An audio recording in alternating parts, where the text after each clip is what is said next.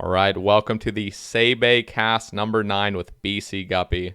Bcguppy, tell the audience who you are because I'm assuming most people don't know who you are.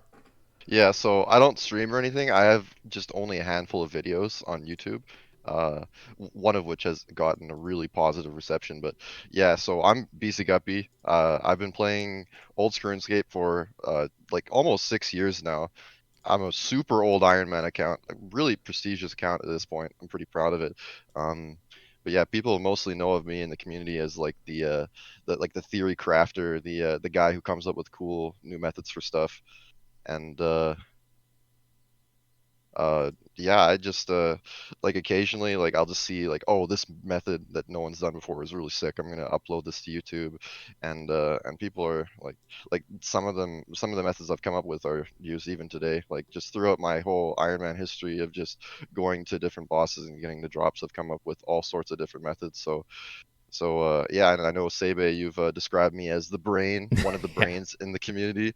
So I'm a big calcer. I do all kinds of calculations, like doing DPS comparisons. Uh, I Yeah, I mean, I don't know what else to say about me other than Yeah, that. Sorry, if I was to classify myself like between like a PVM or a skiller or a PvPer, like I'm definitely not a PvPer because like imagine PvPing on Iron Man, Omega lol. But yeah, I'm mostly a PVMer. Definitely not a skiller. I don't think 200 mils are good at all for my account. I actually think getting 200 mil in a skill is detrimental because after you get 200 mil in a skill, like you get those gross like canceled out XP drops. yep. Dude, those are so cringe. Like just hitting nightmare pillars or like trying to fight back on an Iron Man. Like I hate seeing those XP drops. So whenever possible, I try to avoid 200 mil XP. Yeah, you Although you sometimes you like you definitely can't have to like avoid it. not be into ranks to play your account in such a way because like people get obsessed with ranks. It's the same thing Vaddy told me where he's like he went for 200 mil thieving just because of the ranks almost, and then it just kind of made his account like I don't know. It put his account in a weird position where he can't do certain methods now and stuff because he does go for 200 mils, so it's like All those skills where you train multiple things at yeah, once. like swimming became like not a thing even though it was like EHP because he had just taken out thieving. Like I can understand going for ranks because it would be cool, but like at the same time, it's always gonna be better for your account to just not go for specific 200 mils initially. We all know the leaderboard that truly matters on an iron is elite clues done anyway, right? Oh yeah, So 100%. We all know that that. that's the true leaderboard that shows how much of a gamer you are. But yeah, like leaderboards, like I don't really see like going for leaderboards as like that prestigious because what it boils down to is like whoever just plays the most, right? Like Yep.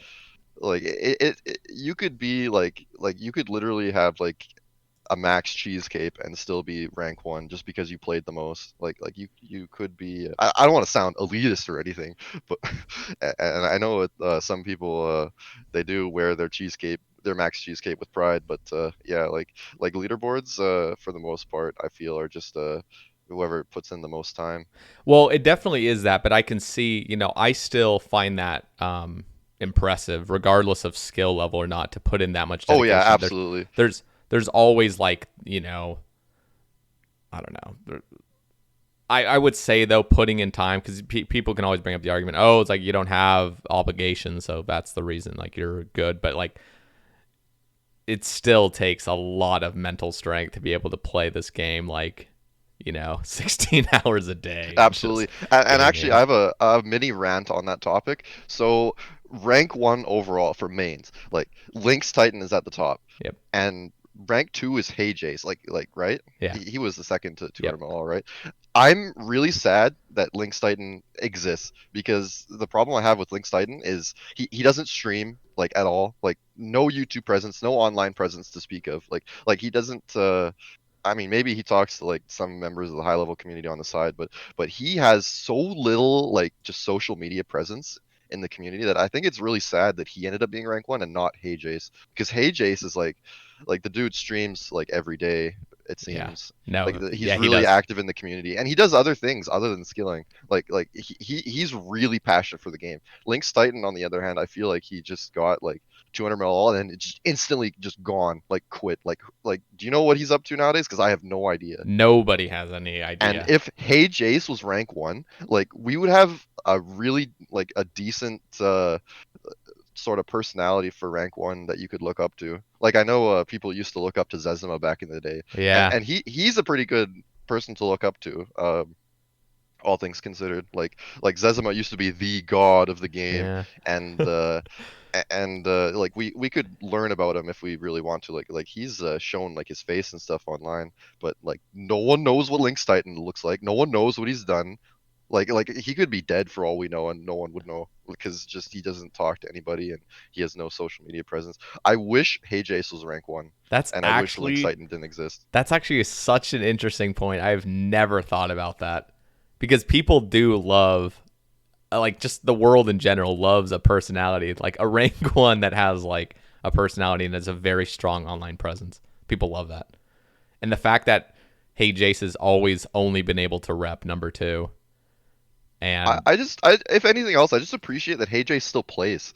Like, oh, and he games like hard, like he games hard as hell still. Dude, the man, like he does okay, he's a main, so get like he's got like he's definitely got like the easiest methods to get this, but the man does different content every single day, and every single Sunday somehow he miraculously comes out with like 370 hard clues to open, like every single week. Like I had no idea. That's really cool. he I don't watch his stream at all, but that's really cool. dude, he games so hard. Imagine getting 200 mil all and then like gaming Not just as hard burning. right after. Like You've heard of post max syndrome? Jesus Christ, dude. I don't. Post 200 mil syndrome has to be so much worse.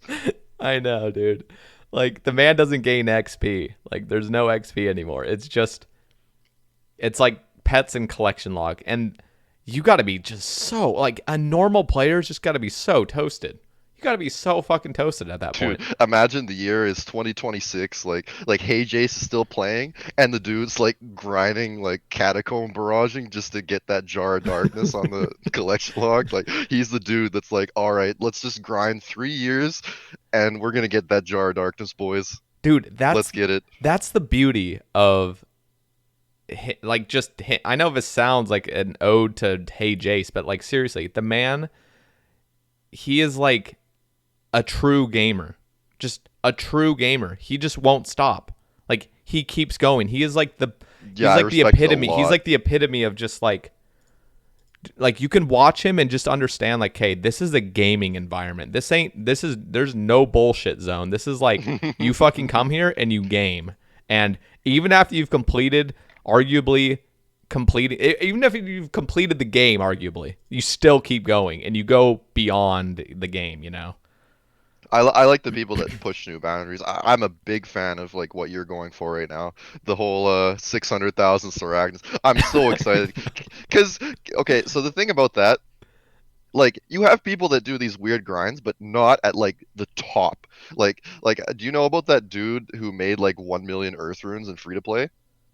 Is that the ultimate Iron Man that's No, doing that? he was just free to play. He didn't even use alts or anything to like run him essence. Like the dude just like I don't know why. I think he did I think he did astrals in members, and then like finished that, and then he moved on to Earth runes. Just In free to play, just as a free to play account, or yeah, or as a yeah. member. Are you talking about as a member or just On a different account. Like he has a free to play account, and okay? he just crafts Earth runes all day. And the dude's crafted over a mil Earth runes, and by the way, this dude he used rune essence instead of pure essence. He lost so many mils from using rune essence instead of pure essence, and there's literally no downside to using pure essence at all. Can But you? But you anyway, can't use pure essence in free to play. Aren't they you can members? you can You can use pure essence. I believe so. Now I'm curious. Imagine me like advertising myself as the brain of the community, and then like getting like the first like tidbit of info Wait, let me see. wrong. Let me see. Let me see. Like I, dude, please fact check me on that. I'm fact checking right now because now I'm curious. I thought I always. Oh yeah, no, it's definitely free to play as well. I was wrong. All right, yeah. So the dude, the dude used rune essence for like his whole grind. But yeah, the dude like he spent like 10 hours a day just crafting earth runes. And anyway, my point being is that he crafted all these earth runes. It took him so many hundreds of hours. Imagine if those hours went to like a really like sick like Ironman, like end Yeah. game sort of thing. Like just think of the hours that he could have spent killing Saractus, like just like doing some crazy grind that no one's done before, but it's actually interesting and people don't question his mental health for doing it. Like something Yeah, that takes no. like actual skill rather than just like brain dead like Unga Bunga me run to Earth altar, Unga Bunga me click altar, me That teleport back. like to like add a different like perspective to it. That is what makes that so crazy impressive. It's the same thing with Kepi 42. You know of him, right? Oh my god, I Dude, haven't heard of that. He isn't he like the Ultimate Iron Man agility guy? yeah, he was rank 1 agility for irons. And he was an ultimate. So we got 200 mil. And then he did 138, I think 136, 138 mil crafting with Oh the my god. Entrana method. Oh my god, I haven't heard the username Kepi42 in so long. Cuz Like he I fell off the just face heard of the it and earth. I instantly remember like oh my god. Yeah. Holy shit, it's been so that takes me way back. Oh yeah, Holy no. shit. He was a legend in my eyes, literally. So I made a hardcore, and my first ever hardcore, I made it on release, like the second of release. I stayed up 4 a.m. and I was just everybody was playing hardcore. I started playing it, and over the next few months, I decided I basically got really into skilling because I was never really into bossing, didn't understand it, and I really got into skilling. I started kind of being a little bit more intrigued by the high scores, and Kepi 42 was one of those people where I see him and I'm like, what the fuck? Like, because you see his account and you're like, okay, you got 200 mil agility. Like, okay, that's feasible. Like, cool. But then you see the 138 mil crafting and he's just rank 1. Like, I'm pretty sure at the time, rank 2 was like 20 mil crafting. And this man's at 138 mil. Just like, what the fuck? And then you realize he does, like, dude, he can't like he can't hop charters like that. It's not possible because he doesn't have lunar diplomacy done. You can look at his account. He was like a 42. The reason he's called Kepi 42, I'm pretty sure his combat level is 42 or like Oh some really? or like his. You know what? I'm gonna look him up right now because it was I actually something. already looked him up because I was curious. Okay, so in the main high scores, like I can't find his combat level because he's not ranked. Let me check ultimate high scores. Yeah, go to that. Okay, yeah, so his combat level was 42. Yeah, like dude, just Yeah, fresh that's out the of reason. Waterfall I Island, think that's the or reason. sorry, completing Waterfall Quest. Like, all right, time to go grind out 130 mil crafting. Like, it is really crazy, but I don't know. I want people to do more like admiral goals. Like I'm not personally I'm not a big fan of like the super snowflake accounts that Oh, I'm not either. just do really strange grinds that don't really have like a big payoff or don't take much skill to do. But Like that's that's where it really gets to the point where it's like it is impressive. And I'm not saying I would ever do that or I ever advise anyone to do it. yeah. But the fact that like think about like, somebody that does something for like 5,000 hours. You got to go 100 hours into it and be like, "What the fuck am I doing?" Like a normal person would be like, "This is not worth it because like this is going to get devalued extremely. Nobody cares about this." Or just like you're going to get to the point where like a sane person is thinking, why am I doing this? Just Yeah, you got absolutely. to question why, because I've done the same thing where I'll do like a goal where it's just inefficient. I'll do something. I'll start out doing something where it's just inefficient. I'm like, okay, I go like 10, 20 hours into it. I'm like, I need to switch things up because this is just not good to do. Like this. I'm gonna get more onto my own personal account later, but I have done weird grinds in the past, like actually recently I grinded out full granite. Holy shit, dude! Like, like I saw, so we all love champions, right? Love them.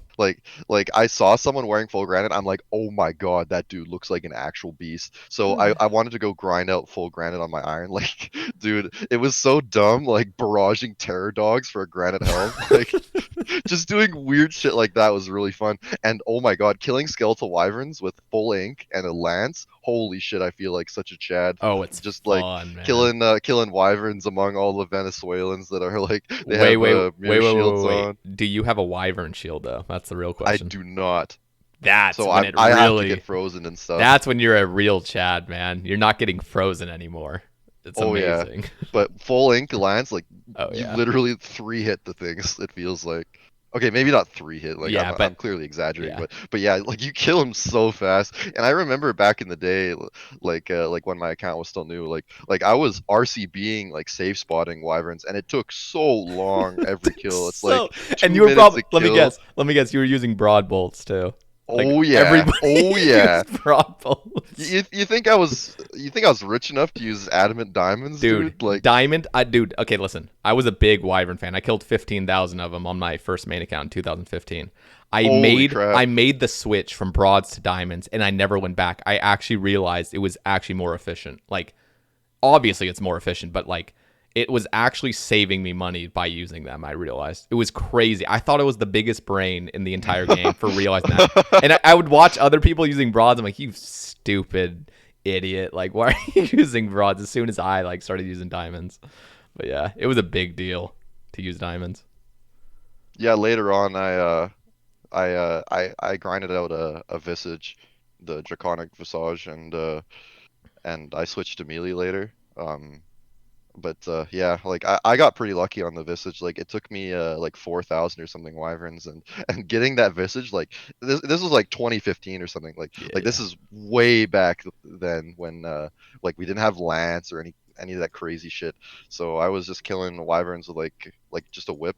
Yep. And the drops were good at the time. Like wyverns, like they were, there was no rune dragons or anything, so the drops from wyverns were really good back then. Oh And yeah. yeah, I grinded out a Visage and got pretty lucky on it. And yeah, it just feels great. Or it felt great at the time getting the Visage, obviously. But yeah, what I did wanted to get into another weird grind, like on the topic of weird grinds. I did 1,000 shade cremations. Uh, Interesting. For what? so I think my iron was like at the time there wasn't raids or anything. There wasn't like a whole lot of like end game content. So I needed prayer XP, and I was like, you know what gives prayer XP? Shade cremations. So I went and did that because I was really intrigued with the Amulet of the Damned as well. Like it just Yeah. seemed like one of those like out there items, like not really talked about ever, but it Mm-hmm. had interesting effects. Like it gave every barrow set like a unique effect, and that intrigued me. So I wanted to do 1,000 shade cremations just to see like how many amulets of the damned I could get. I got 45 by the way. Damn. Is that rate? Is it like 1 in 20? I think so. Yeah, they're pretty common. Yeah, I But remember getting 3. I think I got 3 in like 50. I want to say. I think I've done like 50 yeah, cremations. it was pretty interesting optimizing it too, because I found that the best way to get the actual like the shade remains that you need, the highest level. I don't remember what the highest level's called, but the fastest way to get them at the time was going into temple trekking and barraging them. You take, what was it? I think you take the hard route, and then when you get you go from Bergdorot Yeah, yeah, yeah. And you get to the temple, and the and then the first first one's encounter is usually always 3 shades, right? or not always, but it's usually the shade one. You just go in, you barrage five, pick up that the remains, and then you bank. Oh, there's They 5 of them. there's five, yeah. You just barrage them and like Oh, you maybe pick it's up because the I was stuff. doing the easy route. I think there's only 3 on the easy or something like that. That might be the case. They they broke the barraging. Like a friend of mine was trying to get a amulet of damned on his iron. So I said, "Oh, hey, you can go. You don't even have to get any of the shade keys. Like you can just go into temple trekking and kill the highest level shade right away." And like you skip that whole like progression of getting like up to the silver key by just barraging the highest level shade. But they broke it in an update where it's multi-combat, but you can only hit one shade at a time. Like it was completely bugged. What? They fixed it super recently though. They fixed Okay. it like in like the last 2 weeks or something. But yeah, it was broken. I don't know what update broke it, but yeah, like it was it was pretty cringe. Like I'm telling my friend to barrage these shades, and he's only hitting one. I'm like, what the heck is going on? And it turns out that it was Jesus. literally bugged because they fixed it later. Did you ever do the 2-tick building? No, no, I did You see saw that that though, video. right? Yeah. That's pretty awesome.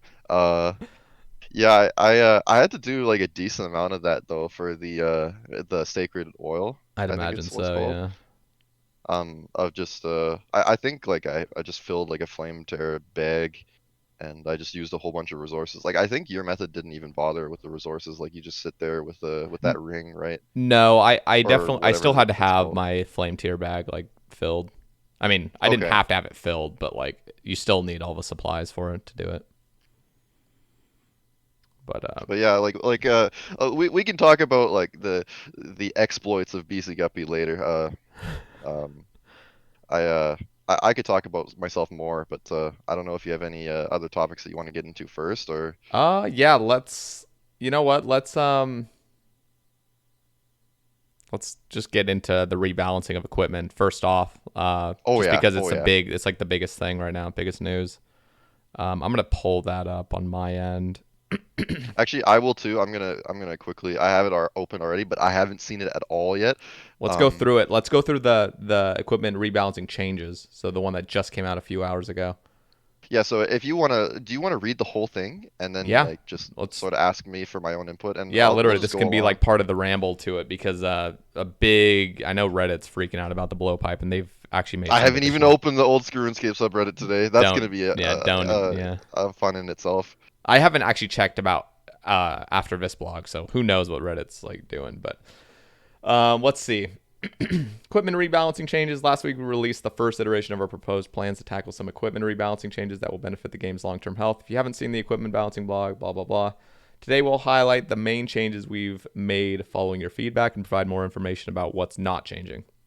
If you're wondering why some changes aren't mentioned here, it's because we really wanted to focus on the biggest issues presented by the community. We'll list any further changes in a later all-encompassing equipment rebalancing blog. With tomorrow's game update, we'll be opening 2 beta worlds. Okay, so they're going to give us testing, Toxic Blowpipe, Crystal Armor, and Black D'hide. You'll be able to play any content in the game. Yeah, Inferno's open. You get Slayer points. Okay, blah, blah. Okay, Toxic Blowpipe. Feedback to the Toxic Blowpipe changes has been the most prominent, which is to be expected given it's one of the most widely used weapons in the game. The most widely used, by the way, as I'm close. Oh, it definitely has to be the most widely used. What else would even top it? Like honestly, Like I don't know, like pre-blowpipe whip. yeah, I don't know. It was clear But that a yeah, num- it was clear that a number of players felt the proposed changes to the toxic blowpipe were too harsh. Many of you said that it would make content or current content too difficult, or that we've been designing content around the expectation of players using the existing blowpipe. Before we go through the newly revised blowpipe changes, we'd like to take a moment to step back and reiterate why we feel the change is necessary. It's no secret that the toxic blowpipe is strong. It's one of the reasons why it gets used by almost every player in any situation where range damage is preferable, and even at times when it's not, and it still outperforms some of the most expensive items. Having a single item be that strong for a number of activities is generally fine, but the blowpipe is simply too powerful. There's little reason to use any other weapon if ranged attacks are an option. Adding to this lack of variety, it's also difficult for us to effectively balance around its strength. Its high attack speed means it benefits hugely from additional range, strength, and accuracy, both of which are already high due to the blowpipe's strong base stats. This leaves us little room for adding new ranged items with strength and accuracy. We've tried and failed on multiple occasions. In its current form, the blowpipe's also far too cheap to purchase and maintain to justify how powerful it is. Using bronze darts output a higher DPS than some of the most expensive gear setups available. That is a problem we need to solve. Okay, taking all of that into account and listening to your feedback, we've made some changes that we feel leave the toxic blowpipe in a much healthier position. Our intention remains for the blowpipe to remain a very powerful weapon against low defense creatures, but to limit its power against higher defense creatures. Okay. These are the changes. We add 100% accuracy to the special attack. Is that saying it's 100% guaranteed like hit? double accuracy. Is that yeah? That's what I'm wondering. Is it double accuracy or is it a guaranteed hit? Maybe that's just a testing thing, but I mean, it makes sense to make the blowpipe spec more accurate because it's pretty like there's memes on it, how it never hits, and it would be cool for the spec to get some love. I almost feel like they should just remove the spec, but I guess if they're nerfing it already, it's like keep it. I guess. What does that mean? Does that just mean double? That is weird. I don't know what it's pretty ambiguous the way they Yeah, phrase and it. and especially because they're saying that it won't even be available to test, so we really won't know. Okay. Adamant dart range strength is increased from 8 to 10. So this is increased from the proposed changes. 14 to 20 and 20 to 28 for dragon darts.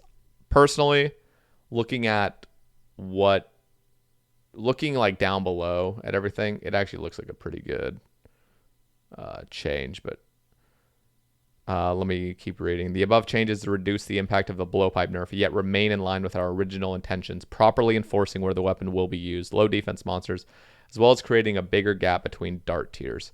As such, will also increase the range level required to equip it in line with the other tier rebalancing we've done. So it's moving from 75 ranged to 78 ranged as the requirement. Can Personally, I yeah, sorry, can go I ahead. just actually you can okay, I'll go first. So I'll just quickly chime in and say so I have my own proposal for what should be done to the blowpipe, and like I just opened my my proposal and what Jagex has done is really close to what I had proposed, and I've already been doing DPS calcs with my my vision for the blowpipe. Jagex's blowpipe change is like almost like completely identical to mine, except dragon and rune darts have one range strength more. So that's the equivalent of it losing two max hits to what it currently has. So dragon darts, they get nerfed two max hits. Rune darts lose two max hits, which is like what I wanted. Yeah. But it is a little bit higher than what I wanted. But and then adamant darts, like there's a huge difference going from Addy to Rune. Like going from Addy to Rune, you can see it goes from 10 to 20. That's two or more max hits going from Addy to Rune. So I like that the going up from Addy to Rune like is a big deal, I and then think going up from Rune to Dragon is like also a big deal, but not as big of a deal. I think what they've done here, these changes are actually really great. What do you think I of the accuracy? Just the original, it hasn't been changed, but what do you think of blowpipe's accuracy changing from 40, just the blowpipe itself, reducing, or wait, let me see, reducing it to it's 60 to 30. 30. Yeah, 60 to 30 now I'm seeing it. I mean the blowpipe needed an accuracy nerf bad Oh, because yeah. the blowpipe with full armor was crazy accurate on stuff like General Grador, like people were blowpiping like Arma even. Like that makes no sense. Just sitting there like in the Yep. corner at Arma just blowpiping Kree and that Yeah. being like really strong DPS. It's so silly, dude.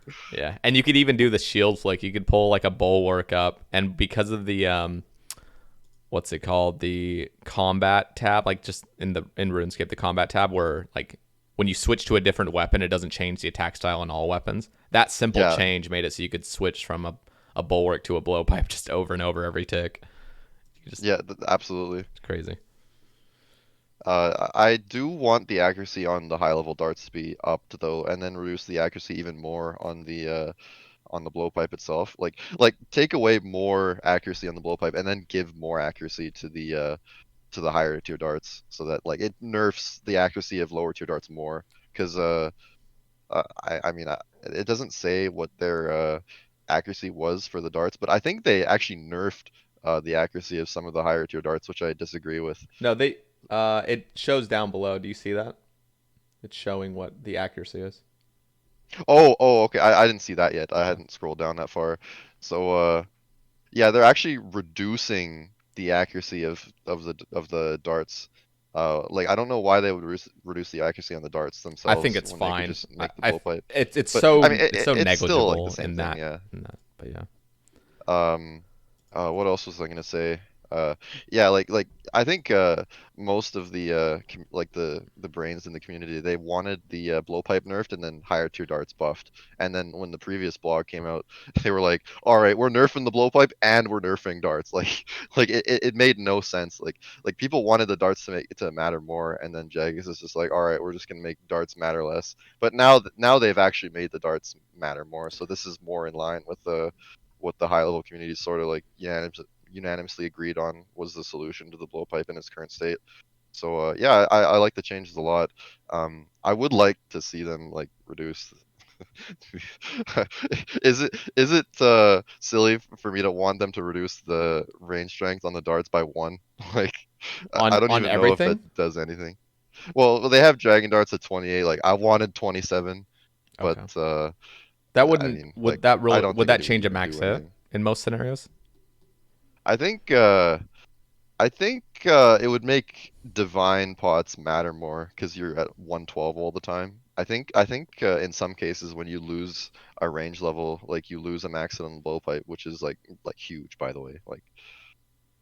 But I mean, yeah, I like the changes. Like overall, I don't really have any qualms other than me being petty and saying, "Oh, it's one range strength too high. Yeah. Please nerf."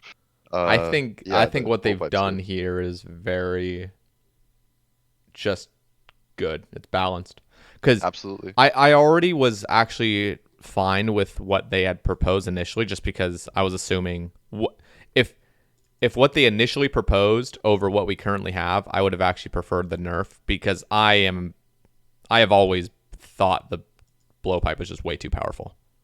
And Absolutely. but this what they've done here is they've added an additional 2 max hits basically to what they originally proposed to dragon darts and stuff. And they've made dart tiers definitely a lot more like noticeable. Rune to Addy's a big decrease. Oh yeah, and Addy darts were the most used, so Yep. we'll see more people possibly switching to rune darts, which is good for the economy. Yeah. The more people using rune darts, the better, I What do think. you think of well, I don't know. It's I'm curious that you say to lower the dragon darts by 1. Don't you feel like the rune to dragon dart should be kind of um a bigger jump than Addy to rune, or do you feel like what they've done is good? I think I think rune darts are kind of like underpowered from a main perspective because like adamant darts would be like the cheap Yeah, alternative, and then dragon is like what you use for the best DPS. And it's not like you spend that much more going from Addy to dragon because you're already spending a lot on scales. So I felt like rune darts weren't really used a whole lot. Just because the price was like at that really weird stage where it's like if you're gonna spend the money to go to rune, like why not just go dragon? that's true. Yeah. And from an Ironman perspective, like making rune darts is expensive because that's GP that you could have had on your account Yep. for various things.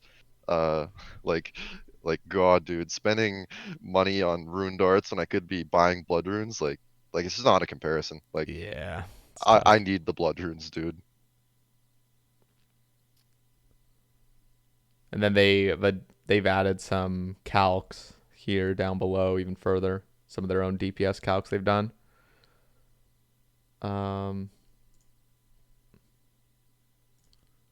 it's a lot to like look at, but A lot of Inferno stuff. yeah. I think I don't Uh, know. I don't want to go into every single situation where this is good, but I think what they've done is really just agreeable. I feel like it's Absolutely. perfect. I was Actually, let me look at this. So proposed dragon blowpipe versus ruby dragons on Armadillo crossbow. So it seems like if you're using dragon darts, you can still blowpipe like the Jad and the Inferno. But you know what? I really like that people can like crossbow Jads now. Like I like that a lot. yeah. It just sucked that like blow. I mean, it was always the kind of the issue. The blowpipe was just so much better than every other ranged weapon, just drastically.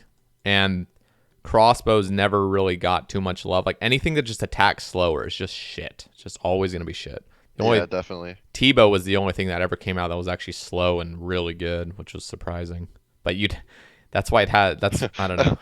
It's kind of hard to go wrong on a weapon that has a max hit of over 70. Like Yeah. Tebow's wild. Like I know you were talking about like the Dragon Hunter crossbow being crazy strong for what it is. Yeah.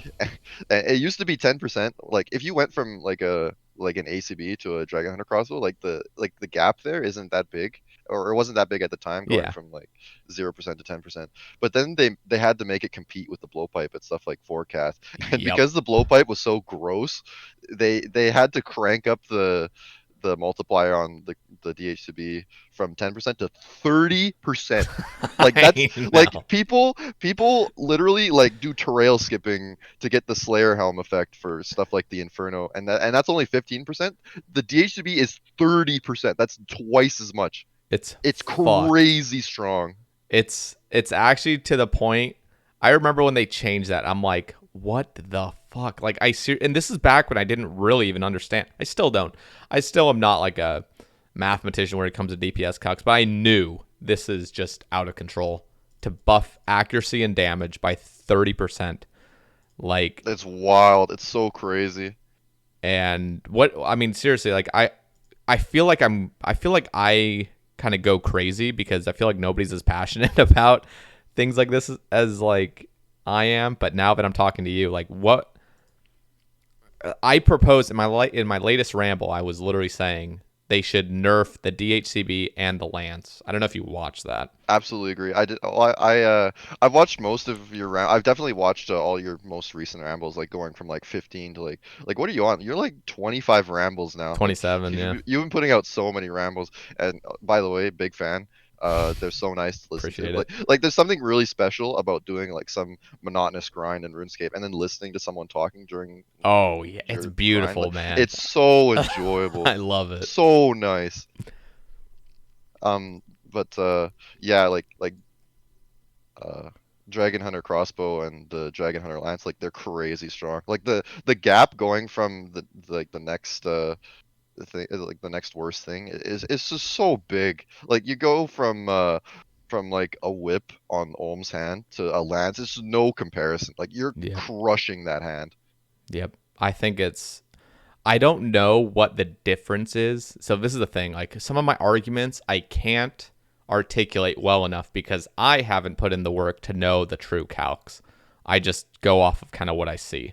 Where if I were to put some time into it, get some actual discussion with like, and like actually do the calcs, I could actually make a better argument. But what is really the difference between, let's say, max strength rapier against Olm's hand and max strength lance? Like let's just So like so is it the that real big? defining factor is the accuracy. The accuracy on the lance is so much higher than rapier. The lance it's you add the dragon what is it, the Hydra Claw to the Zamorakian Hasta to make the lance. And the weird thing about that is that you lose 5 strength bonus, which is like cool because like you don't want the lance to be strictly like better Yeah. in every way, but you don't lose any accuracy when you go from the Hasta to the lance. And that lance has 85 accuracy. Like the Zamorakian Hasta was like really accurate on its own. Yeah. And I remember that. back when we didn't have like rapier, we didn't have like blade of Saeldor or anything like that for Olm Claw. Like it was basically like what you used on Olm for melee was either tent whip if you had the whips, or like a regular whip worked too. But a Hasta was fine as well because like you were bringing Hasta into the raid anyway. Because it's funny, the Zamorakian Hasta is a stab weapon, but you brought it for like stuff like Tecton because like the crush Yeah. bonus on it was pretty good, and it was literally best in slot crush at the time. And it was good for Vasa crystals because you could stab as well. It's just like it was just a Yeah, good you balanced brought it weapon. anyway. Yeah. So if you didn't want to use whips for your tent whip, like you could just use a Hasta, and that's what I did for like solo raids close after the release of Chambers of Xeric. Is I was just using Hasta on Olm's Claw, and it was like it worked.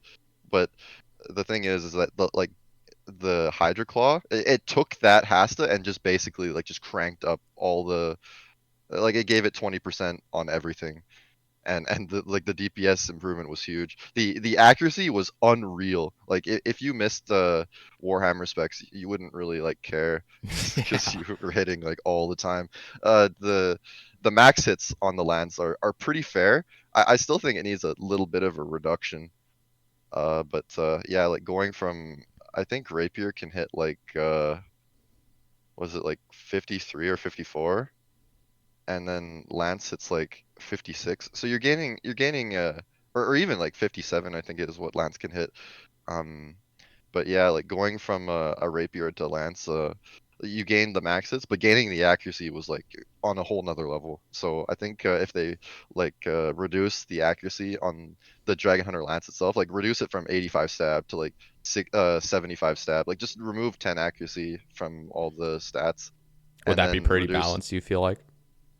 well, reduce that, and then also reduce the Dragonbane effect from it from 20% to 15, and then I think I it's very Yeah. balanced. That's where I was thinking. And then what do you um I just didn't know the calcs, and so I couldn't say a number, but what do you think of the DHCB being reduced from a 30% to 20? Personally, I I would literally had, or yeah. sorry, you go on, No, go no, on. no, like I was just saying like personally I'd almost even want to go lower, but I still want it to be comparable to the Lance, like at Vorkath and So stuff. in my I haven't even talked about on the cast about my proposed changes. Like if you go in that notepad, it's packed with changes that I'd like to implement to make the game like more balanced. But in that notepad, I literally have DHCB going from 30% to 20%. Like that is the solution for it. Wow. Um, and the thing about the blowpipe nerf is there's a snowball effect because if you nerf the blowpipe, then the gap between blowpipe and DHCB at something like Vorkath is like huge. Like if you nerf the blowpipe, you should also probably nerf the DHCB, just because like you got to give mid levels some love. Like the gap between going from like a crossbow, like a RC being Vorkath to DHC being Vorkath shouldn't be that It's gigantic. crazy huge. It's absolutely absurd. Um, but yeah, like if you nerf the blowpipe, what like you should probably also nerf all like everything in the game basically that was balanced around the blowpipe. I know. And they're not So going yeah, to you got to nerf DHCB, and then as soon as you nerf DHCB, like then there's a disparity between Lance and DHCB at Vorkath. Like currently it's super balanced where Lance is like it's like the same as a DHCB yeah. basically. Like the DPS calcs work out to be almost like exactly the same for melee and range. I know range currently is like slightly faster, and it's also pretty chill because you pray range and you don't take nearly as much damage as meleeing. Uh, but yeah, like if you nerf blowpipe, you got to nerf DHCB. You got to nerf T-bow a little bit. I know Jagex like they love the T-bow, like one bill weapon hits like a truck, but like T-bow, like it was balanced around blowpipe at the time, so it only makes sense to reduce that gap a little bit and nerf the bow as well. And then you got to nerf Lance because the HCB is nerfed, and then because both the best in slot weapons at Vorkath are nerfed, you could actually go a step further and then reduce Vorkath's HP so that the kill times for max gear are about the same, but the gap between mid-level gear and max gear is lower. So like, you give those mid-levels some love, like give them a method to make money that doesn't involve like these 100 mil weapons. So you reduce the HP on Vorkath and then you make it fair for everyone. Like you nerf blowpipe, you got to nerf DHB, you got to nerf T-bow, you got to nerf Lance, and then also go and like start making adjustments on content so that the balance is fair. Reduce the So, Vorkath HP and whatnot. Yeah, go on. do you think that's do you think that would even be an issue? Because my proposal was do everything you said. I wasn't sure about Tebow because Tebow's always been something where like I personally I'm totally fine with a nerf, like seriously, but I never saw a place where it was like. I mean, honestly, I'd actually be totally. I'd almost be an advocate of nerfing the Tebow as well at this point, but I don't have that big of a reason to do it, but I still would totally be cool with it. The thing about the T-bow that really irks me, sorry to interrupt what No, you were you're about to good. say, but the thing about the T-bow that really irks me is the accuracy is actually just disgusting. if you're killing something with high magic level, like yeah, it's cool that your bow is hitting 70s, but the accuracy at 250 mage level on your target, you're getting 40% accuracy. That's huge. 40%. Like have you I don't know if you've done the solos challenge mode raids or anything like that, but I've like done like 3 challenge modes, but it's I know it's it crazy. is impossible to do without a T-bow. Like if you've gotten to Vasa without a T-bow and you're blowpiping Vasa, you just never hit. But with a Jeez. T-bow, like keep in mind, like in the chambers of Xeric, T-bow is even more gross Yeah, because because it the, has no the cap, right? cap is higher. So you're hitting 90s on Vasa, like you're chilling, like accuracy, like practically doesn't matter because you hit every time. So if they nerfed a Tebow, they'd have to make adjustments to challenge mode, or Yeah, absolutely. would you keep the all the same calcs within chambers, or would you just So so I think even in Chambers Tebow is a bit too strong, but like the Vasa suggestion that I had, so if you nerf the Tebow, then all of a sudden Vasa becomes like way harder. So my proposal to fix Vasa, just make it undead. Just salve? consider it as undead so that you have salve, yeah, and then you can actually get past Vasa with the blowpipe, True. even in its nerf state. Like and you could even go so far as like bring like crystal armor and stuff, crystal bow it because it has high accuracy, and that also stacks with the salve, and you have a crazy accurate crystal bow, and that's how you can kill it if you're like in budget gear, and you don't have a T-bow or anything. But just like make challenge mode raids like possible without a T-bow, because currently you go in like Vass is a brick wall. Like to get past Vasa, you literally have to brew to like 121 every time it teleports you Yeah. and venge it. Like you have Yeah. to No, it's burn through brews to get past Vasa in its current state if you don't have a T-bow. But yeah, like you nerf T-bow, you gotta start nerfing some bosses, or even like the Vasa thing. Like it's basically a skeleton. Like it looks undead. So the solution, rather than like reducing its stats and stuff, you could just make it undead, and you're already bringing a salve into raids anyway for skeletal mystics. So yeah, like if you nerf Debo accuracy, then you could start doing stuff like that, and you're making the game better overall because the like Jagex really wants to cut down on the power creep. Nerfing the items that are causing the power creep is the solution. Like the T-bow is way too strong for what it is. so. Speaking, just going back a little bit to the Vorkath thing, where you're saying to nerf Vorkath's HP, I would say don't touch Vorkath's HP. I think Vorkath gives too much It's GP. already good enough as it Yeah, is. and I Just think I think not even touching the loot table, but just nerfing the weapons, lowering the kill or raising the kill times, I guess, would be a good that would thing. be very balanced. Yeah, absolutely. You could go that route too. My suggestion for Vorkath in the patch notes, it was just a small HP nerf. It was from 750 to 720. So it's only 30 HP that you're like reducing Okay, yeah, its that's not HP bad. by. It's just really small. It's not like you're going from 750 to 500. Like kill Yeah, time's yeah, literally like crazy fast. It's just like a small reduction to sort of keep the status quo. Like okay, Vorkath is 32 kills per hour in max gear. Like let's keep it that way. Like okay. let's not devalue like or revalue like irons that have already killed like thousands of Vorkath. Like just maintaining the status quo, but still changing stuff that needs to be changed. So here's the other thing. Personally, I really wish the Dragon Hunter Lance had never come into the game. Like that's just me. I just feel like the item is dumb. I feel like it's too good at too many places. Even with a nerf, I would almost just say if there was any item in the game where we could just get rid of it, I think it would honestly be the Dragon Hunter Lance, because then they could just nerf the Dragon Hunter crossbow to oblivion and it wouldn't matter that much.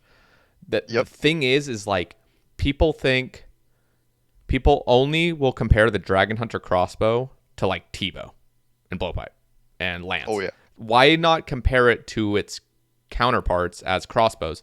Every other crossbow is dog shit compared to it against dragons. Like it's Oh actually yeah. just dog shit. So it's like when you make the comparison to other crossbows, that's when you understand how absurd the buff, just how absurd like the accuracy and the damage to Dragonbane creatures is just stupid.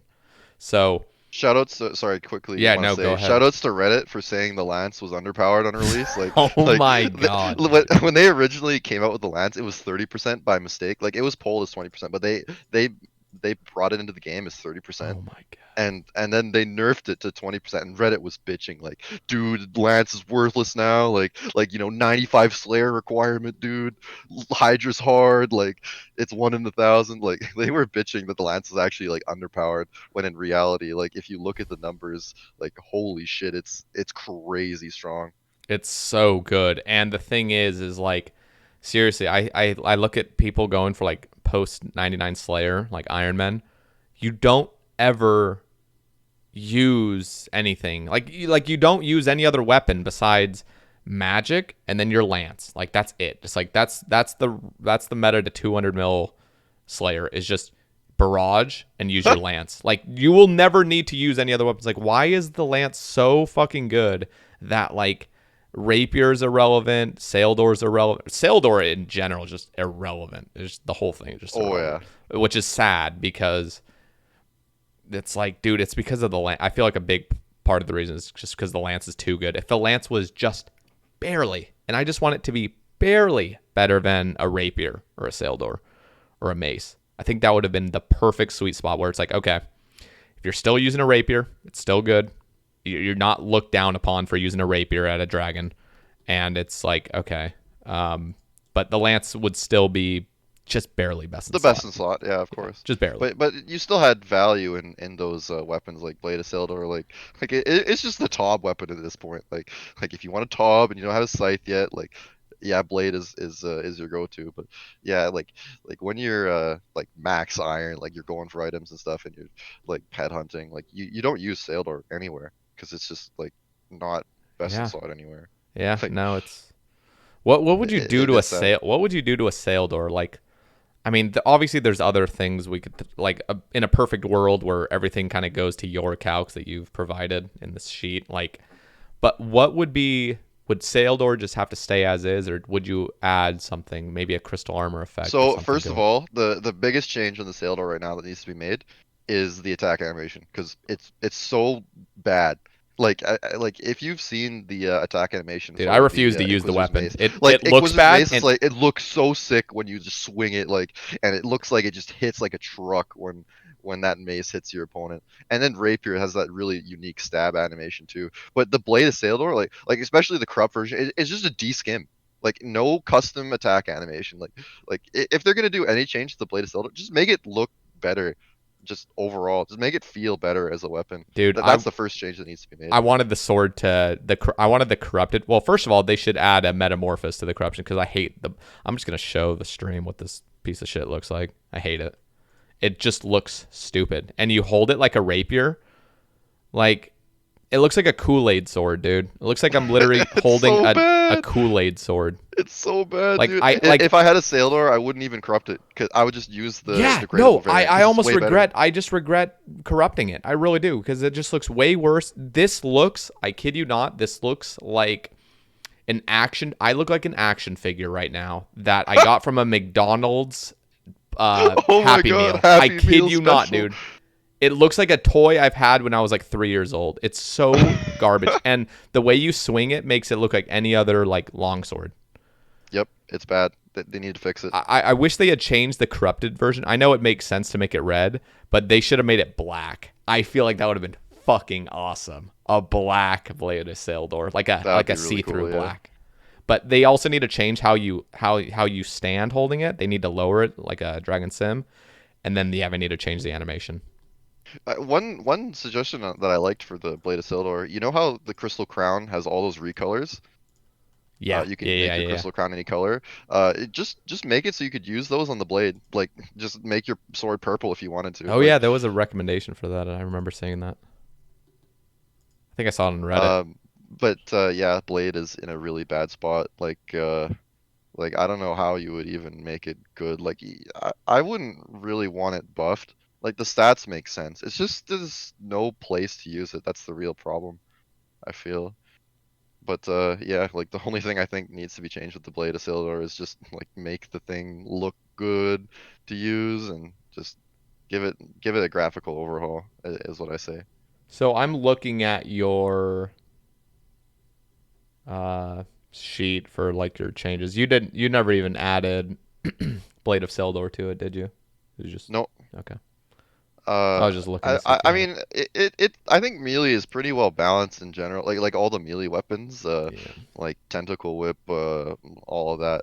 I think they're pretty balanced. It's just, What are your thoughts on the I don't know. Arclight? Because the same thing with the Lance is that like the Lance is too powerful, it needs to be nerfed. What do you think of the Arclight being? Arclight, Yeah. crazy strong for what it is. It's way too strong. Oh yeah. It needs a nerf big time. Um, like when Arclight came out, like I was killing Zami at the time. Holy shit, going from a tent whip to Arclight, like the accuracy is out of control bonkers. You hit over 50% of the time, which is absurd on a God of War's boss, by the way. Yep. The accuracy is crazy high. They need to reduce it, especially because they're trying to make Serb a demon. And on paper currently Arclight is just better than just everything at Serb. Like it's better than Tebow. It's better than like even Inquisitor's Mace. It's better than Mace. Yeah. I Unless think you have Scythe is a the only thing that's better than it. And you yeah, use and you Scythe use is Scythe is a lot better. imagine just stabbing, because that's what you're gonna use it on. You're gonna use Arclight on stab. You're just gonna be Yep. stabbing Serb. Like the animation looks like you're using a fucking bronze dagger. Like It's so silly. I Like we know. were talking about how the Blade of Saeldor animation is so silly, and then the Arclight is Yeah. just kerchunk. Like I'm gonna be it's so silly. I'm gonna be honest. Okay, so I know how you like the mace animation. I actually don't like the mace animation, the Inquisitor's mace animation. I think the little side swoop it does at the end, it bothers me. It bothers me so much that it does that little swoop at the end. I understand it looks kind of cool initially, and I agree, but that little swoop, man, I can't even show it now because I don't have a mace. God damn it! But like, You hate to see it. I hate the swoop. And to be fair, I actually really like old school animations. I like the Arclight. I kind of like the Arclight, how it's just very old school. The Blade of Saeldor, I feel like just because the other two different equivalents, like the Rapier and the Mace, have their own little things, I feel like the Saeldor should add that. But just overall, the Saeldor it needs to change how it looks slightly and change how you hold it when standing. I feel like those are the main two issues, but I would still be totally cool with them adding a separate animation. Arclight, though, honestly, how chunky it looks, it just looks like a typical old school, like, kind of sword. I kind of like it. Yeah, Just me, it though. is cool that it's got that old school vibe going for it. Um, yeah, Arclight crazy strong for what it is. My proposal, nerf the Demon Bane effect from currently it's 70%, wild number, but it does make sense when you consider the Arclight stats of it basically has like no stats. But Yeah. my proposal, nerf the effect from 70% to 60%, and then also increase the sword's strength bonus a little bit, like 7 strength bonus, so that it is losing like a little tiny bit of strength bonus, but the way like I did the calcs last night actually, like I'm working on this new balancing patch that I'm coming out with. But the way that I balanced it, if you nerf the Demon Bane effect and then increase the strength, it makes the Serb situation a lot better because currently, if you have Arclight and max strength, like max gear, you have a max hit of 62 on Serb, on aggressive, but on controlled, it's the same.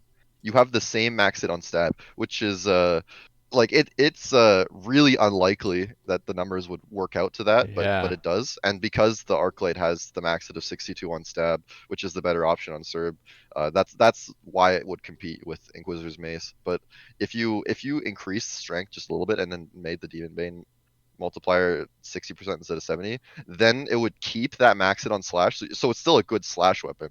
You don't really change it much for slash, but on stab it would actually lose 2 max hits going from aggressive to stab, and then you'd have that trade off where you could use Arclight on stuff that's actually weak to stab, Yeah. um, like Okay. Abyssal Sire, and Um, it would still be worth it. so a little bit of a nerf to Arclight would still.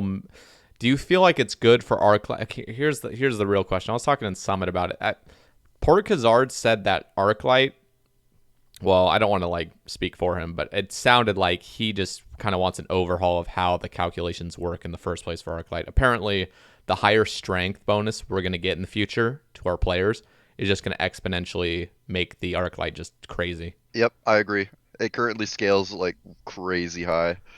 So do you think that would have to be just they would have to kind of like overhaul how the Arclight works in general instead of making a simple nerf such as 70 to 60? Do you think they would need to? The nerf to 70 to 60 still like does reduce the sort of the exponential nature of adding strength bonus a little bit. That's true. It would reduce it. It is multiplying your strength bonus a little bit less, but like it would make sense to like crank up the stats on the Arclight itself and then reduce the effect to like 20%, so that Yeah. the So it wouldn't be max so gear doesn't crazy later scale on. so crazy. Yeah, like that does make sense. That would be something I would totally consider doing. If I was to like look at the Arclight again and try to like calculate like okay, I want this to scale like a lot better so that one strength bonus isn't like 50 max hits, and then Arclight would keep in line as we get strength bonus gear down the line perhaps. So yeah, I do agree with Port Kazard for sure. Like that would be a lot better of an implementation. I want to talk about the Inquisitors set just a little bit because I Did you never peek at my my proposal for Inquisitor? I was glancing at it. I want to talk to you about it because I never ended up talking about it. It was something I meant to talk about in my last ramble, but I didn't. I have talked about it on different Yeah, I've things. heard you mention that you wanted Inquisitor buffed a little bit. Yeah. So you were saying point 0.8 accuracy and damage, so that if you're wearing two pieces, it actually would have a slight effect toward really high strength weapons, That's which you're correct. saying is an Elder Maul and like a God Sword Yep. on Crush. So it would actually make a difference wearing two Inquisitor pieces for the lesser used crush weapons. Like give Elder Maul some love. Like on task, like having like Hauberk and the skirt doesn't really like do a whole lot unless you need the accuracy, because you don't Yeah, get the it set does effect nothing. bonus where you're getting a max hit. But yeah, this change is meant to just complement like slower weapons really nicely. Um, gives more use to the Elder Maul. We know the Elder Maul needs some love. I don't think I go on the OSRS subreddit without seeing at least one Elder Maul buff I'm suggestion. making a video of it. It'll come out soon about my little proposal. Talk to I am someone about it. interested to see what your proposal is to the Elder Maul. Yeah. I know we're talking about Inquisitor right now, but my proposal for Elder Maul was just to give it a minimum hit of 10%, and like that would be solved. Like if you had a max hit of like 62 or 64 with the Elder Maul, you would have a minimum hit of 6. So if you missed a hit with the Elder Maul, like you got the inaccurate roll, you would still hit a 0. But if you roll successfully, you'll hit between 6 and 64 instead of 0 and 64. I And think that 10% DPS is actually huge. Like the 10% would put it in line with like it would be in that sweet spot between mace and bludgeon everywhere in the game, except for it would be really nice at like Tecton, or like where where you actually need the accuracy. Um, are you in and you could even use it on stuff like Bandos. But anyway, you want to talk, so Yeah, go on. no. Like the reason I want to talk is because that actually is exactly what I've decided on doing. Because I was talking to GE Challenge about it, and he mentioned your idea, and I had heard your idea earlier about giving the weapon a max or a minimum hit when a successful hit's rolled, giving it like a 10% minimum. I was talking to Port Kazard and GE Challenge, and they actually had said that. Well, I don't want to like spoil the whole video I'm coming out with, but they had said that a 20%. And again, this would be using onyxes. So this is a Degradable weapon. it's not just a simple buff to an Elder Maul. It just makes it in line, but it would be a chargeable weapon at this point. I'll get more. The video will explain it a lot more when it comes out, hopefully in the next few days, up to a week. But basically, it would be a 20%, which would put it. It would never make it better than a mace, but it would be a significant improvement over a Abyssal bludgeon. But it would only the thing I'm doing to make it kind of a little bit more niche is to make it only against 2x2 or larger monsters. I don't know if that makes things a little bit too complicated. I don't want to make it just super arbitrary, but I want it to be like a chargeable thing where it's not going to affect any PvP metas because it's a 2x2. It's not, and like it's just the bludgeon will still be better against like 1x1s over the Elder Maul. And like, anyway, I'll go more into it once the video comes out and stuff, and Yeah, people can hear. I'm looking forward to see what your suggestion is. But yeah, I definitely talked to GE Challenge, and a lot of the ideas had to come from your initial idea about the minimum hit, and I think it's actually really. I've been posting on Reddit about it. Like looking at the DPS calcs, I'm like astonished at how nice it works. People would actually like kill Nightmare with Elder Maul unironically. Yeah. And it would be good. The thing about the Blood Fury at Nightmare is that you use a charge every time you hit, but with an Elder Maul you hit every 6 ticks Yep. instead It of would 4, last so so much it would longer. last so much longer. So you would really have that incentive to use a Blood Fury I with the Maul know. combo. There's It'd be so. really nice. I know. I think just overall, this would be a very healthy and great addition to the game. Just the whole idea that obviously it's culminated, like your ideas have mixed in with it, because my initial idea was to give it a chance of a double hit, but it just had too many side effects where like it could almost just become the new weapon for any speed running. Simply just it would be like Ruby Spec. Oh yeah, the It's ramble almost just like where effect you would just be go off in and the just chains. keep hoping that you just get like a good nice proc, just like back to back to back procs or something. But yeah, we'll go more into that on the video. But speaking about Inquisitors, you are saying a point 0.8, which would, and you're also saying that with the full set, it would be just enough. The 3.4 would be just enough to give the ham joint an additional max hit, which is beautiful. Yep, shout outs to the ham joint. And by the way, I love that clip of you killing Tecton with a ham joint. That's got to be one of my favorite clips. Just seeing that ham joint just hitting constant, just 20, 25s. And your reaction was priceless. I love that clip. Oh god, that was so But long ago. yeah, like right now, it's really sad. Like the speedrunners, they use full Inquisitor for like Tob speedruns, right? Yeah. And they do use ham joint. And it, By the way, how cool is it? Ham joint plus full Inquisitor. Just that's such a mouthful of a phrase to say, but how cool is that? Like, but right now it's really sad because the ham joint does not get a max hit with a full Inquisitor yep, set. So ever. if It will if never you get it. want to min max with the ham joint, it's literally better to use like a face guard over the Inquisitor helm Yep. because So you sad. gain No, more I strength bonus. as soon as I got full Inquisitors, I literally went to Minotaurs on stream to go Oh get my god, that and is and sick. I was just running around with this Inquisitors, and then I realized before knowing the actual calcs on it that it will never get a max hit from the Inquisitors, and it's actually useless to use it. It was made That's me really so sad. sad. Yeah, this change to Inquisitor, like it doesn't. Well, I mean, I guess I am increasing the accuracy a little bit because I want the damage bonus to be the same as the accuracy bonus. But yeah, like this buff to Inquisitor that I'm proposing, it just basically makes it scale better with weapons that aren't a mace or like aren't a bludgeon. Just give love to more underused weapons is what my thought on it is. I think your idea is actually really good, because my idea was just give it a 1%.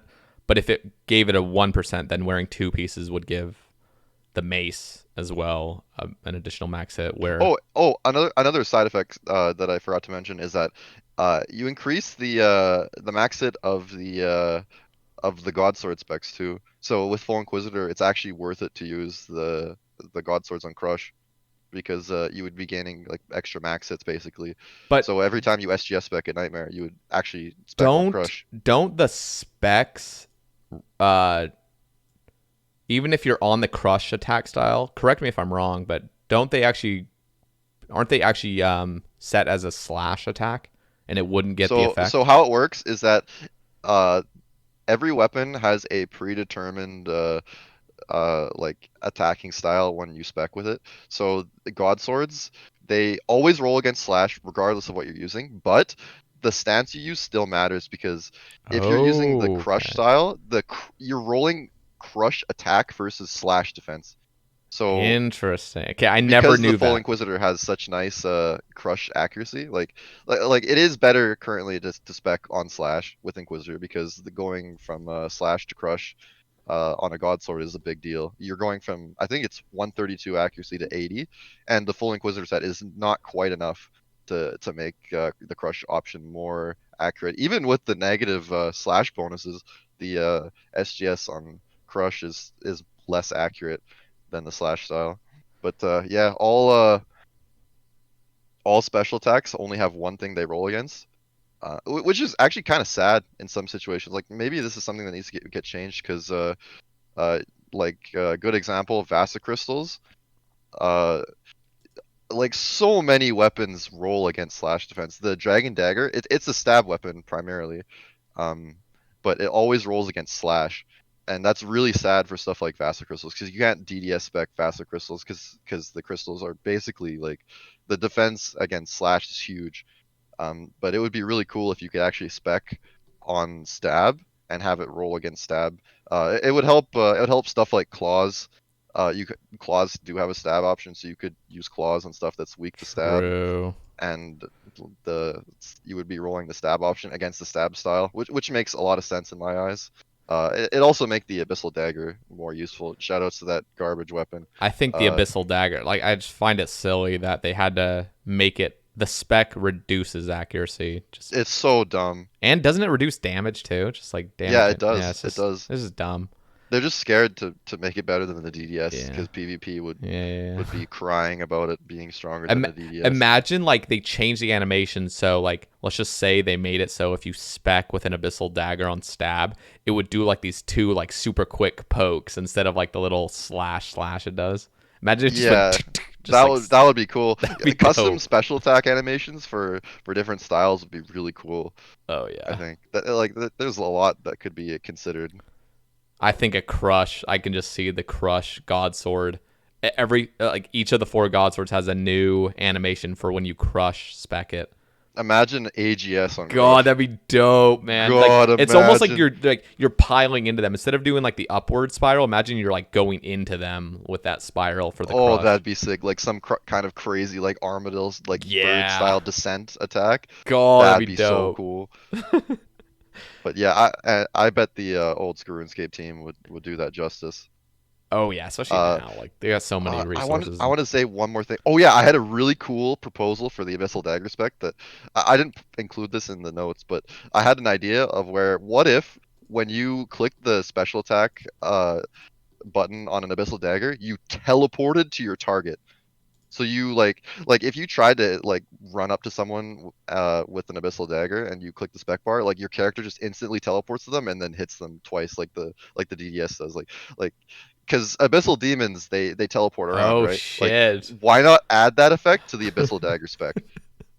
So like say you're like this would have like a lot of really cool uses in PVM. Like say you're killing again like we're using Vasa as an example for everything it feels like, but like you're shooting Vasa with your whatever weapon it is you're using, and then once it gets to the crystal, you just instantly like you spec to the crystal using an Abyssal Dagger spec. Like you just like you hit Vasa with like a blowpipe, and then like you insta switch to max strength, and then you Abyssal Dagger spec the crystal, and you just go from like halfway across the room, just you instantly teleport to the crystal and hit it, and you waste no ticks. That'd be Like fucking imagine how sick that insane. would be. That would make the weapon so badass. I would love that so much. Like you're frozen in PvP and your opponent's like sitting back, like they're ranging you, and then all of a sudden you just like literally teleports behind you. Nothing personal, kid. Like you spec them even though you're frozen. You just teleport up to them. You hit them with your Abyssal Dagger spec. Even if it's not as good as like a DDS, you Yeah. still hit pretty good with it. Fucking And you dope, really put man. people on their toes. Like I think even if it's not that good, like it's still unique, right? Like it's still sick. Like Yeah.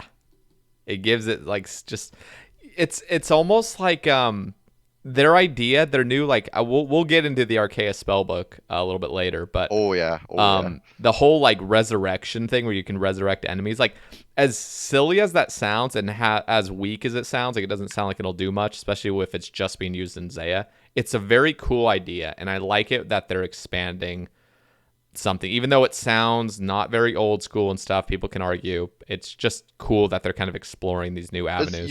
unique options, right? Yep. Like adds more depth to the game.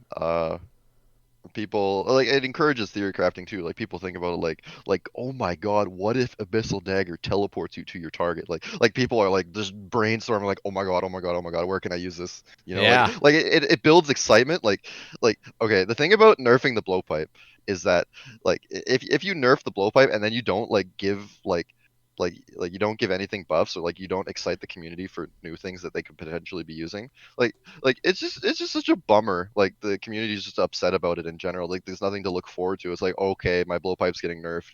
God, Yeah, that's it's true. finally happening. Like and it's just like depressing. Whereas if you're gonna like nerf something as ubiquitous in its use like the blowpipe, like why not give some weapons some love and like excite people like oh my god, like like there's all these new changes that like oh my god, I can use an Elder Wall now. Like Yeah, just no, that's a give good people point. something to look forward to if you're gonna take away things. Like if you're gonna take away people's tools, like at least give them Replace them more or tools, something. right? Yeah. Like yeah, Um, Speaking of that, let's finish this. the blog. Let's We've finish been the blog. halfway Yeah, in the blog. we've been.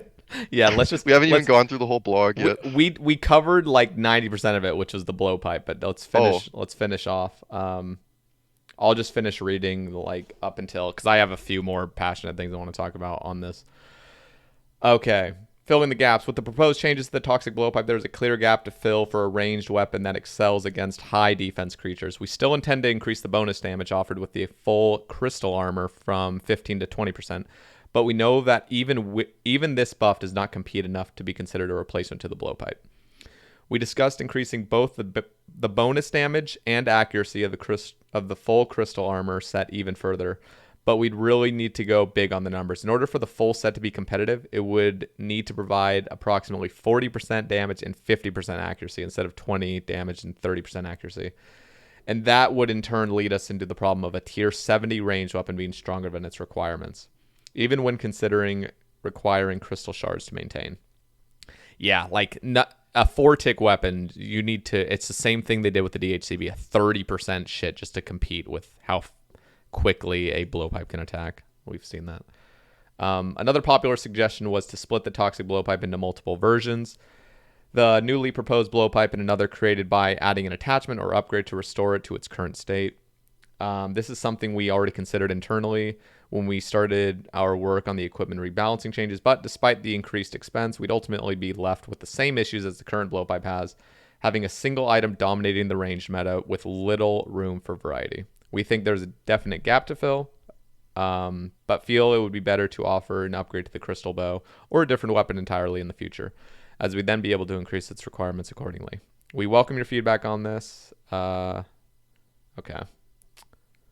Personal bests. Well, what do you think? I mean, there's not really much to talk about there, but I have a couple things to say.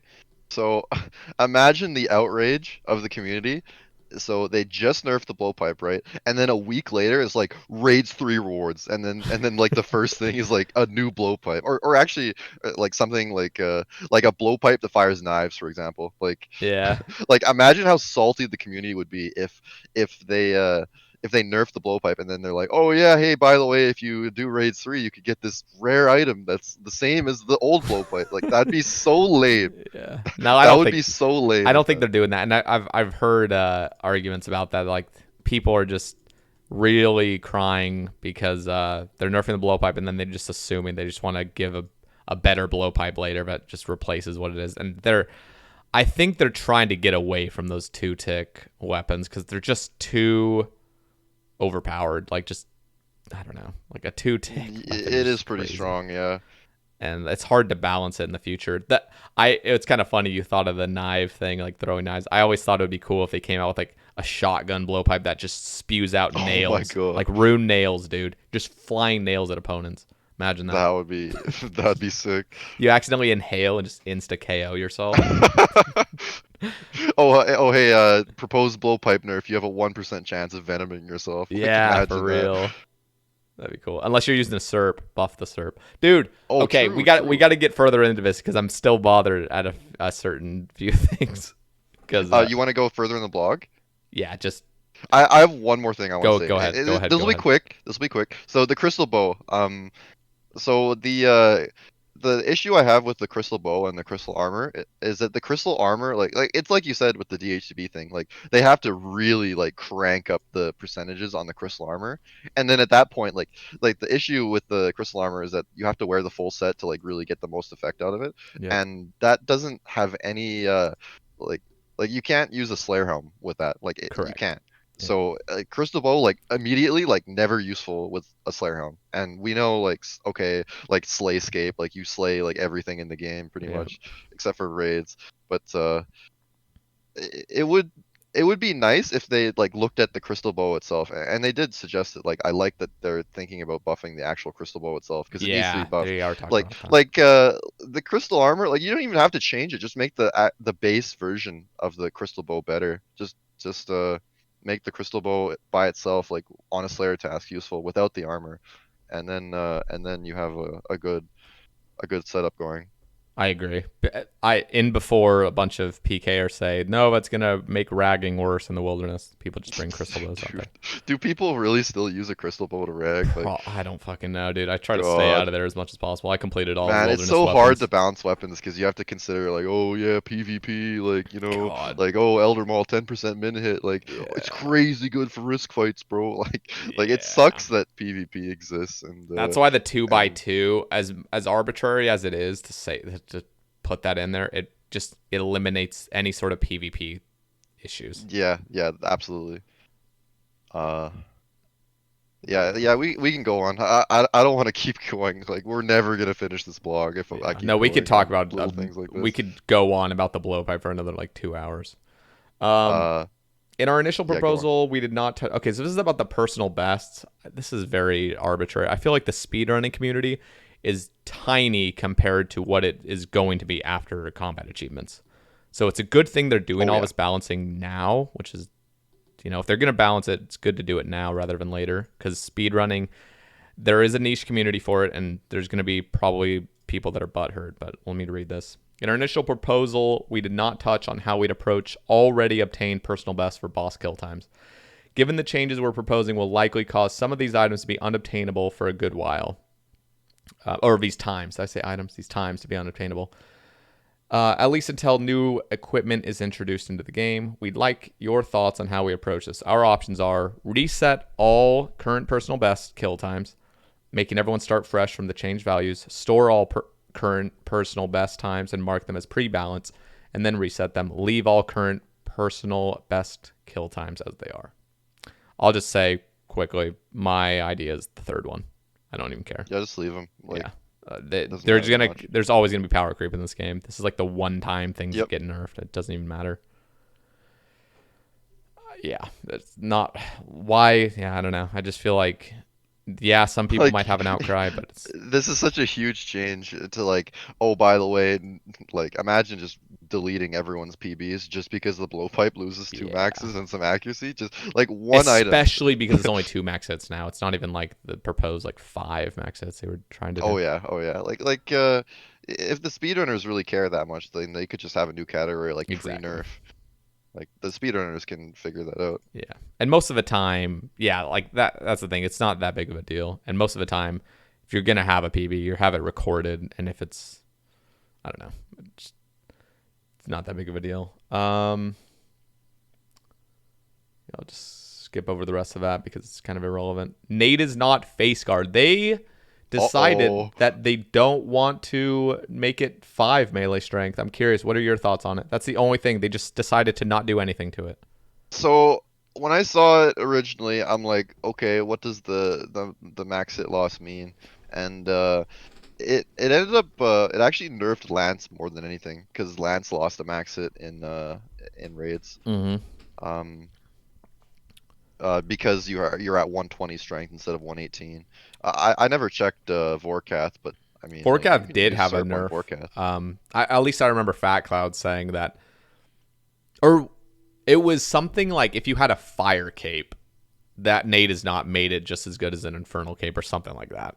I can't remember. This is like, Oh, that's interesting. Yeah, it was something where like the fire cape, the infernal cape was basically irrelevant because of his helmet now, or something like that. I can't There's remember. some goofy scenarios where like a berserker ring imbued would have the same max hit as a brimstone ring for stuff Yeah, like Vorkath. Like it's it just works interesting. out. The math works out really strange. But yeah, I checked the face guard nerf, and it didn't really change like a whole lot. Like I didn't mind it being at +5 because it didn't really like matter for the most part when you're in max gear. Like I know it will probably matter for like people who aren't max gear, max stats, right? Like that's the thing is that I'm always talking from a max gear, max stats perspective because I feel like that's the most relevant perspective to look at. But yeah, like the face guard nerf would reduce some max hits at lower levels. Um, Also, I think sometimes like currently you can use especially with divine pots, like you can currently use like a just TCR plate skirt when you're slaying with a or not when you're slaying, sorry, if you're killing like something off task and you're using a face guard, you can sometimes use a justy legs because you don't gain a max hit from going from justy legs to like Yeah, tacets. get that And extra then the face guard defense. nerf would sometimes like change that. But yeah, like the going from +6 to +5 really wasn't like that big of a deal. And besides, like the face guard has its own perks. Like first of all, it has 3 prior bonus, which is And like no really nice. negatives whatsoever. No negatives at all. That is understated in itself. I Like the know. SERP has -5 on both range and Oh, mage, yeah. and if you do Inferno or sorry, not Inferno, like solo CM speed runs and you're taking a SERP, you have to do takeoffs for mage, and it's like God, Dude, it's so what cringe. people were literally saying that this change was making the helmet obsolete. Who the fuck thinks Not that? at all. Not even close. Like Like the only it's thing that would non-degradable. the only Like I know think about that. it's like the whole thing is like it costs nothing to use, no negatives, 3 prayer bonus, good defense. Like this what? Like who was arguing it would be obsolete? I think it even says here, let me see. Oh yeah. Many of you felt our proposed change would render the Native face card obsolete. First thing it says. Who the fuck thought that? It would literally still be best in slot. It just would probably lose a max hit in a lot of scenarios. But it's like the SERP is the only helmet that compares, and it would just be tied with it, and it costs a lot to use, and it has negatives. And like, what? How is it obsolete? Like, here's the thing with my goals, killing Sarachnis, the Nate is not face guard gives me a max hit. In like certain scenarios, I almost wish it had gotten nerfed to +5 because it would have allowed for different. It would have allowed me to wear my Inquisitor's Ink helmet. helm. Yep, Oh yeah. yep, and that would have been kind of cool. So I was almost excited for it. But the fact that I'm gonna get faster kills without this being nerfed is like fine, I guess. But it's like, dude, when this was getting proposed before this face guard ever came out, I was seriously on Reddit like, dude, you need to add something. You need to. This is too OP, and it needs to have some sort of negative. I almost said, or I had even. I have a post. You can literally look it up on my Reddit history somewhere. It says, I proposed that instead of a +3 prayer, it gives a -3 prayer, as in it would be like a corrupted jaw almost. That would fit the like the Exiles theme. I know it was, and it, dude, people fucking flamed me for it. They're like, no, like, dude, because Reddit was complaining it was too OP and that the SERP was being devalued.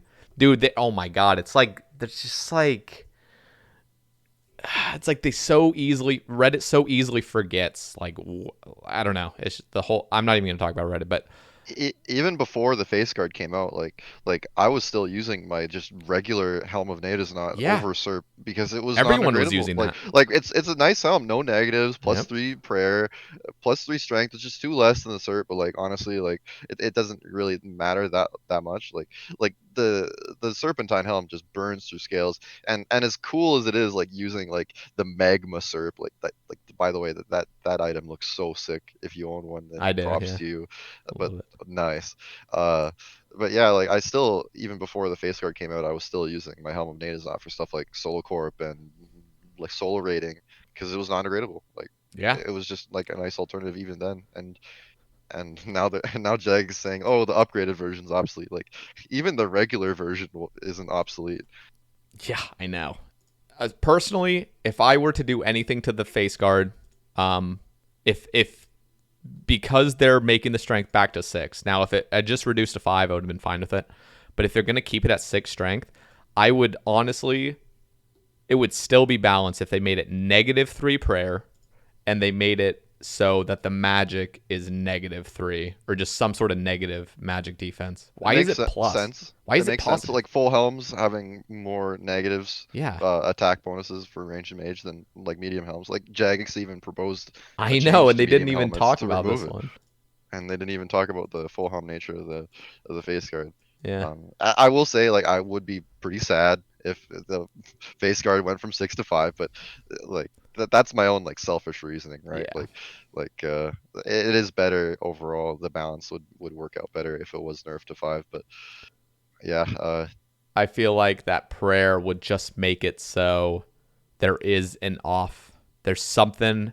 There's a downside to it, you know. People would makes fucking sense. hate Yeah. it. People would hate it, and I agree. But there's got to be downsides to things. Like things cannot just be overall just the best, you know. Like just dumb. Especially now that they're trying to talk about the combat triangle so much, and they don't touch this. God, that bulwark change, dude. We're I gonna want to talk talk about about that. that later, but Yeah, no, let's it's finish this blog yeah. before we get into the 4 hour mark. Okay. Okay, dragon hide armor. They've decided to stick with it, and all of the god d hide as well is going to get this. We only really talk about the black d hide, but it looks like most.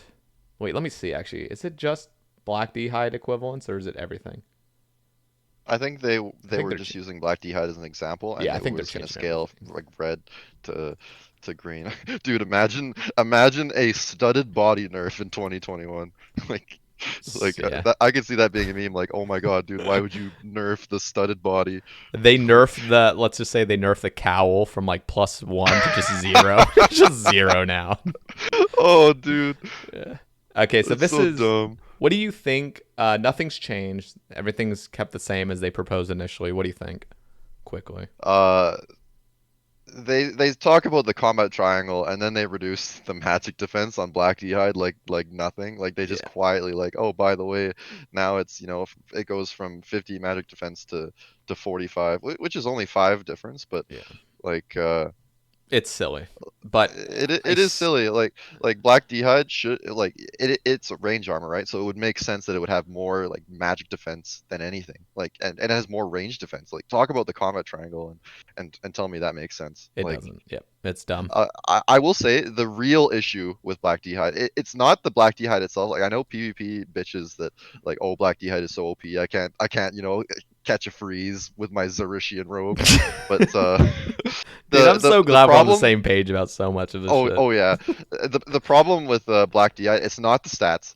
The problem is magic. Magic needs a big overhaul. So the example that I've been using to really push for a change in how magic works. Um, so magic weapons, they currently give very little magic accuracy compared to like other parts of like a full mage set. So like the most egregious example is the harmonized nightmare staff, right? Like it's Yep. over a bill. Do you know the magic attack bonus on that thing Is it like by chance? 15 or 18 or It's something? 16. Jesus 16. Christ. You want to know what a water staff is? 10. Going from a water staff to a harmonized nightmare staff, or even like the Kodai is only 28, but going from a water staff to a harmonized nightmare staff is 6 mage accuracy. Like they really need to look.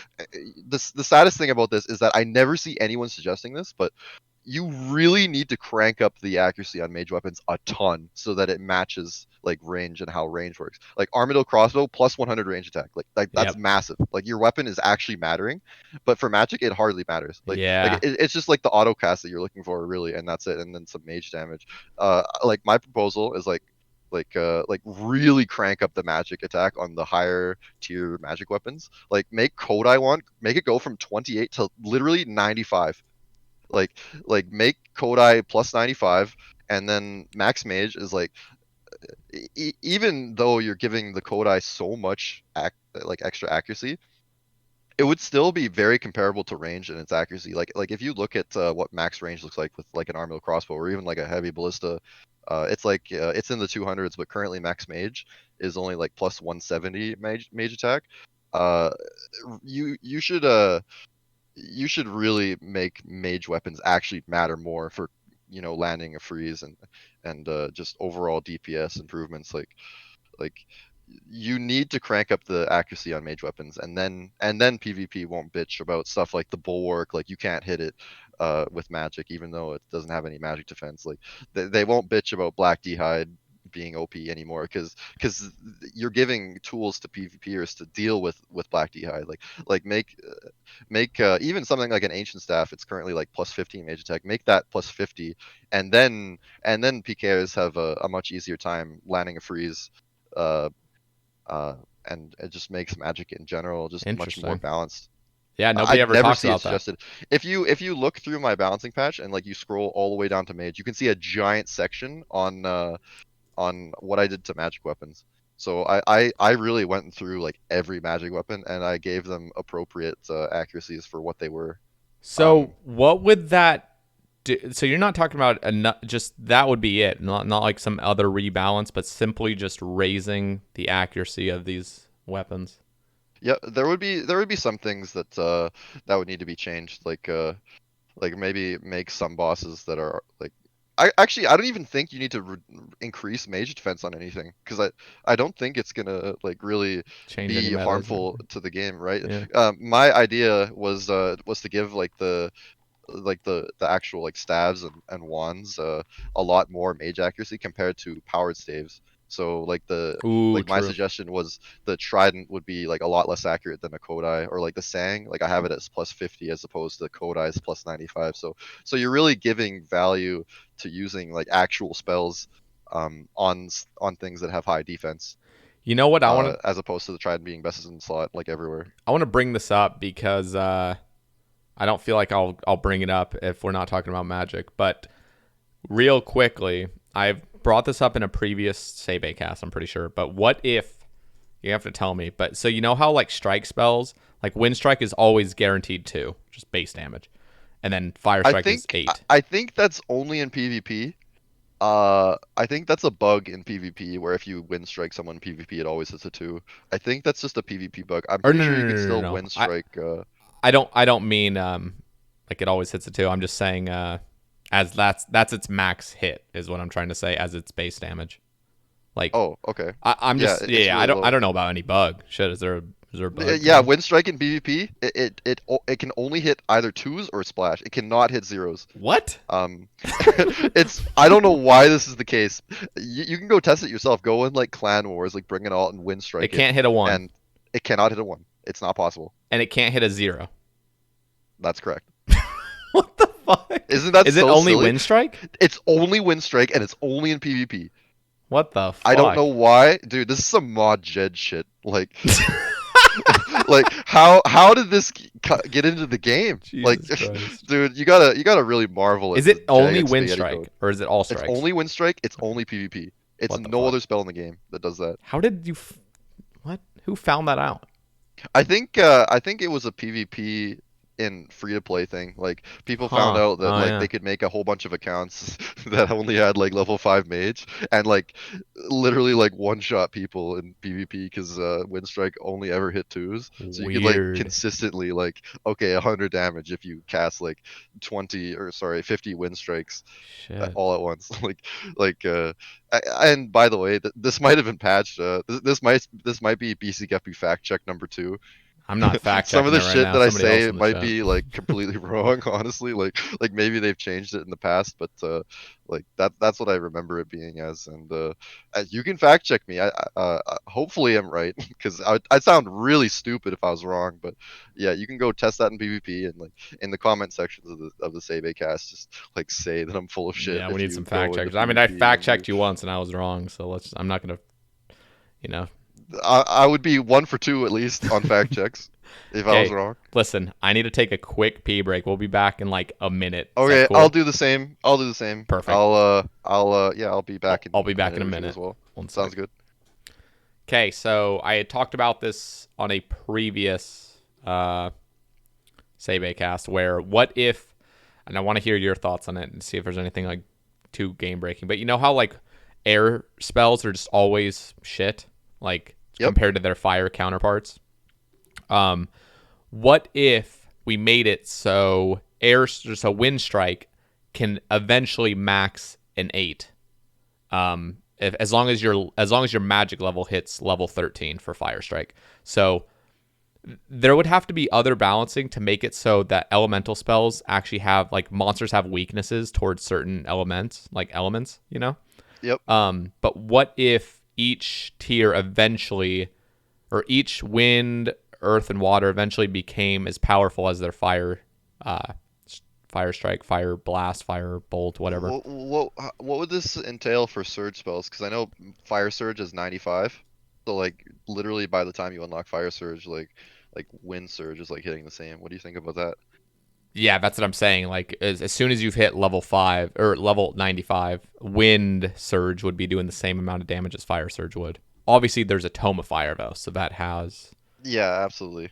I just feel like it's kind of weird that fire spells are always just way more dominant in every situation. Like, why is that the case? You know, like, I do agree. Elemental spells should like have, weaknesses. Like it should be super effective against certain targets. Like it's really dumb that you fire strike fire giants, for example. yep. Like why not water strike?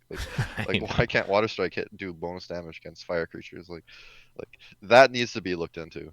That's a no-brainer. Like I think everyone would appreciate that, especially with like more tomes coming into the game, like water tome, tome of water. Yep. Like eventually there'll be like some sort of wind tome or like earth tome, Yep. and yeah, but I think by then like they should definitely add weaknesses to monsters. Doesn't even have to be that significant. Just like like oh hey, you can now use water spells and fire things, and then also like make it so that fire spells like they don't hit at all, or they even heal fire giants. Like make it so that you can't Shit. use spells on stuff like fire Yeah. giants, because really like it doesn't make any sense. You're Yeah. hurting No, it's really stuff dumb. like fire giants or pyre fiends with fire spells, and it's like not just even hitting, but the best. Like that's definitely something that would be Yeah. That would have to be really a. positive. That would definitely have to be a huge rework. But do you think that each spell being able to give every spell of its category, so tier or so bolt, strike, all that should do the same amount of minimal damage, even though it's. Uh, I almost feel like because fire strike costs more, just runes. That's the only imbalance of it, but like it just simply costs more runes than a wind strike does. But it does give more XP, which I is. don't mind Windstrike always having a max hit of 2, because like now you're arguing to buff stuff that like you unlock like air or wind bolt, for example, like really quickly. So I think tweaking stuff like the strike spells, like it's not really needed because you outgrow it so quickly. Like it practically doesn't even matter. It's like saying it's like buffing like iron weapons to be like better in some cases than bronze. Like Well, it would. It's not simply just to make fire or to make strike spells. It would just be to make everything streamlined, where surges all do the same amount of base damage, and then they would just have to it go for makes it everything. makes a lot more sense for the higher tier spells for sure. That I agree with. What would Like be a downside of just doing it for everything, including strike? What would be the downside of? Oh, I know some downsides. You couldn't go airstrike your rats to go help you manipulate fishing spots, but true. what Like like I don't see any downsides to it. it would just be Like simply to streamline, in my opinion. But like, I mean, you'd still have to get to that level. So if you were level 1 magic, you would still only be able to hit a 2. But as soon as you level up to like, you know, fire strike, you can now hit 8s with. But that would be the cap. You could only hit an 8 with fire strike. But that's after you hit level 13 to unlock fire the strike. first instance I can think of is like low level irons. They use fire strike like everywhere at the beginning, and it would be kind of sad to see like airstrike instead, because it's just because it's cheaper, right? Like you But said, that would be there should like be. also that would also be assuming that monsters get weaknesses too, because I know That that's is like that is true. That is true. Yeah, yeah. You can't have one without the other. They both have yeah, to they be would have implemented to for sure. coincide. Um, I don't know. That's just something that I've always just found just dumb. That fire strike is always the best. Fire is always the best, no matter what. So I do have a proposal on fixing how the normal spellbook scales. because right now, like okay, so my current problem is that the Tome of Fire is 50% because of the okay, we need to name like the DHCB effect, like the effect of like making it such a ridiculous percentage just because just to make something else like equivalent to it, right? Yeah. Like the Tome of Fire, 50% extra damage with fire, which is like crazy. Like 50% is insane.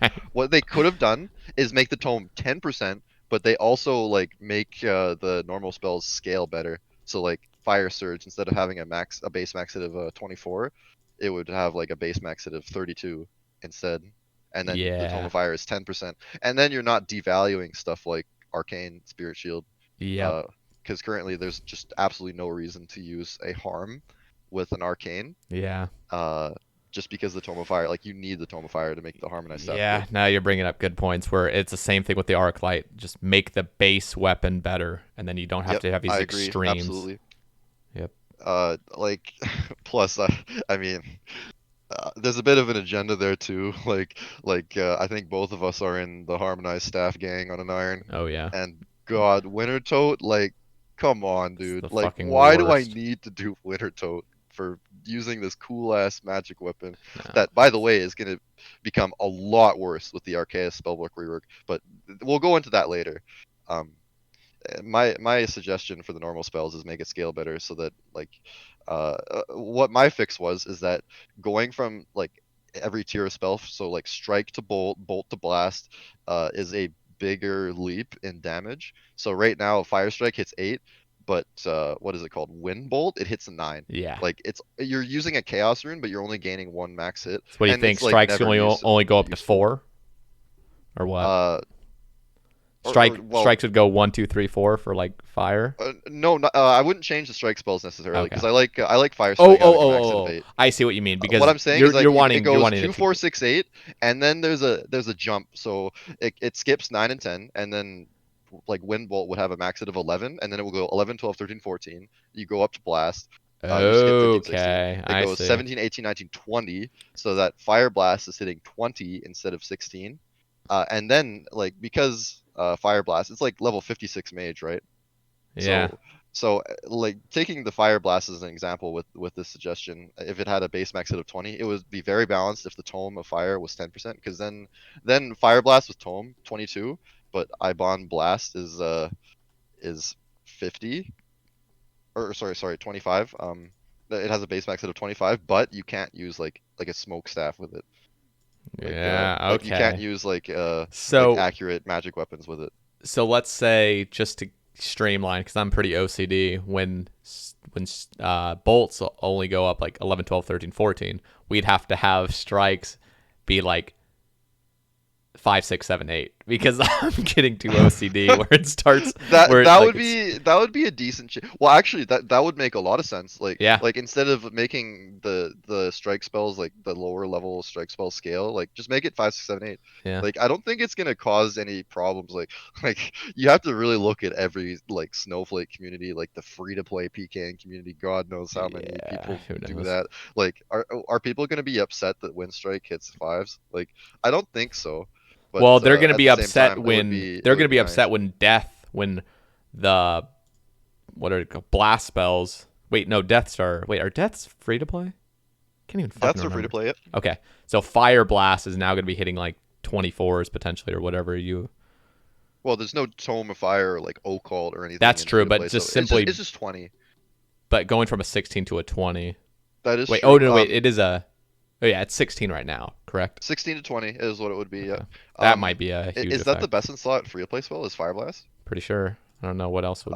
Yeah, it makes sense that Bloods would be members, but like I don't know, like if you really want to say like, oh my God, blast spells are hitting so much more, just like look at what free Yeah, to play range can do. Like I'm sure that's you can true. hit pretty high with a maple bow and like addy arrows. Like I think you can hit over 20s with that, surely. Maybe So with and it's Eagle Eye. 3 Yeah. tick. Like it's 3 tick versus 5 tick on the blast. So Yep. I think it would be pretty balanced. No, it would. It would just change free to play metas, and they don't like that. So anything's gonna change free to play meta. Like, dude, Yeah, yeah, I don't know. That's just free they're to play meta. bitching about the Rune Warhammer. Like Like, Oh gosh. oh my god, dude, Rune Warhammer, like you can have 50 or what is it? It's like 30 combat and free to play and hit like a 30. I don't understand the community at all, Yeah. Like but I understand disrupting metas because one thing I do agree with is free to play players wanting free to play to just stay pure. Just stay as old school as possible. And I agree with that. Like I value their, well, I don't know if I agree with it, but I value their want, like their desire to keep it as pure as possible. But it's just not going to happen all the time, unfortunately.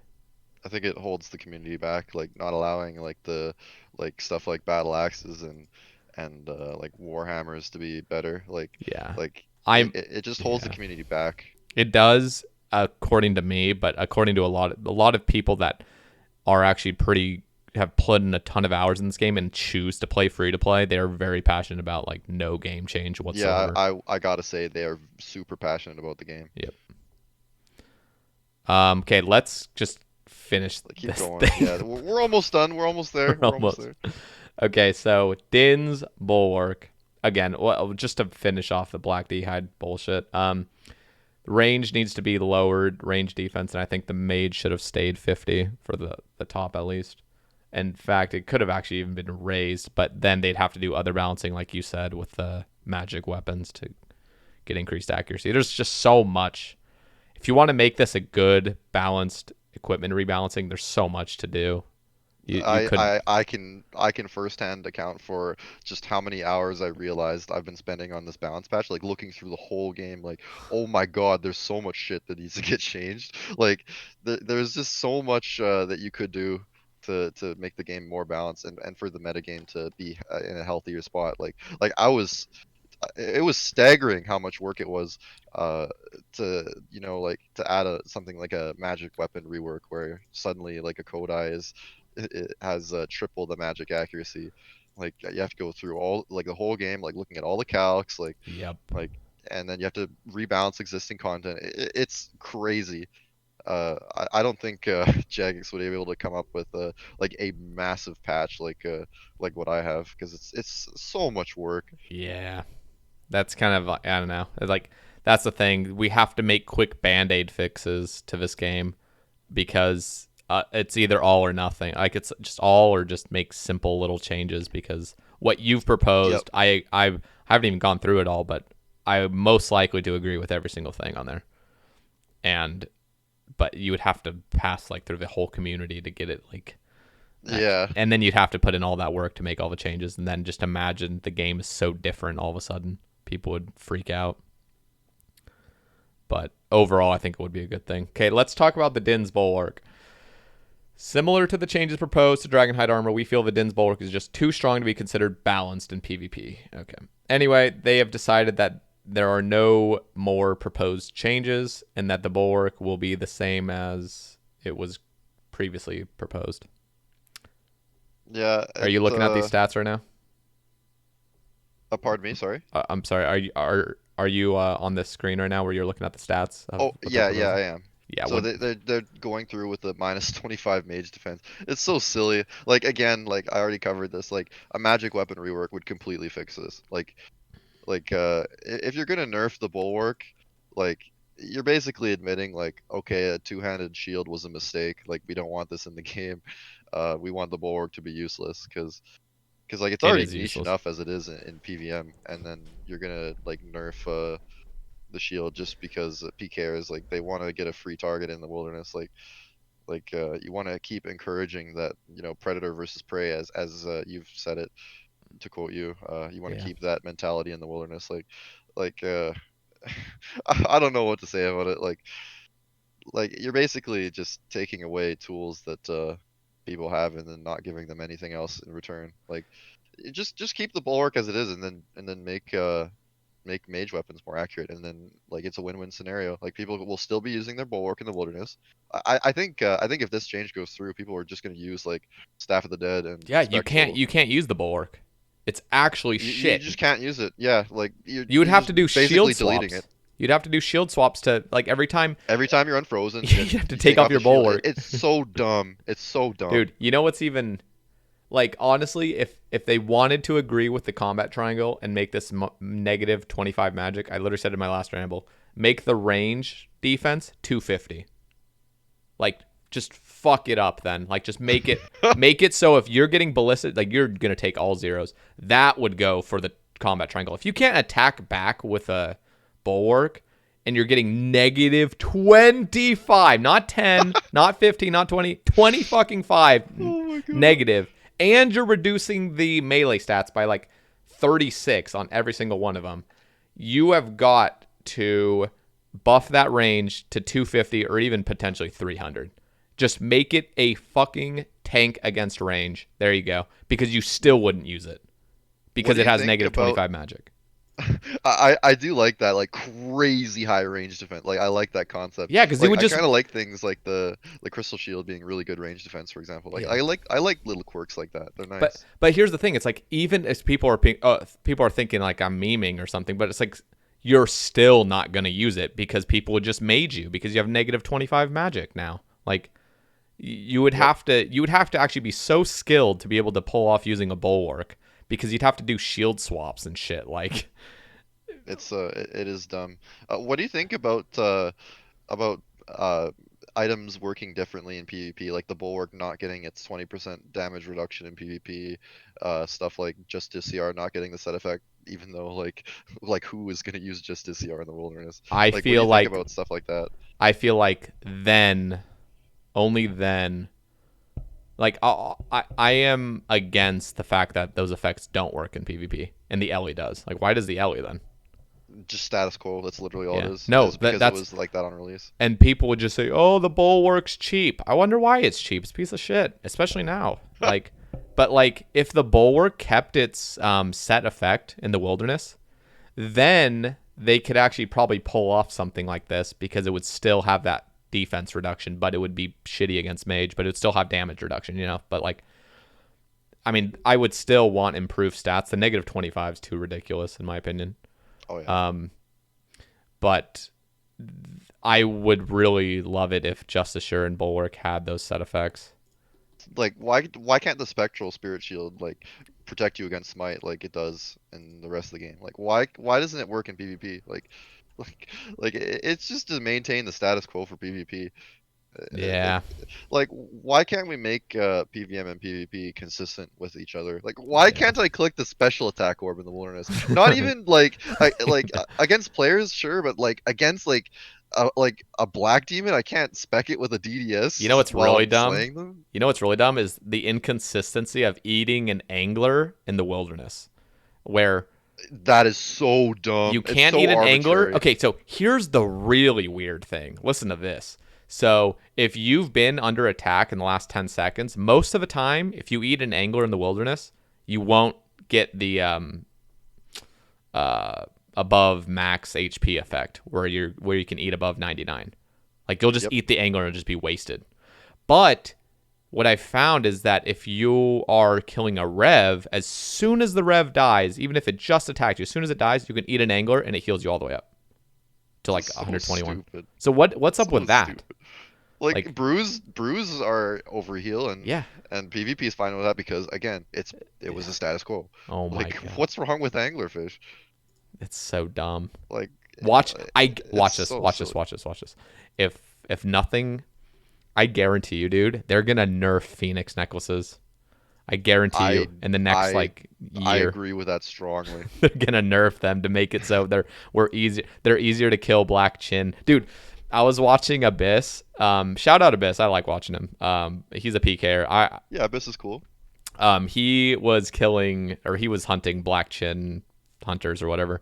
And dude, the amount of times he just fucking raged when somebody had a Phoenix necklace equipped. He's like trying to claw them and just fucking outraging. I guarantee you, dude, Framed or some other person's gonna make a huge video on how Phoenix necklaces need to be nerfed.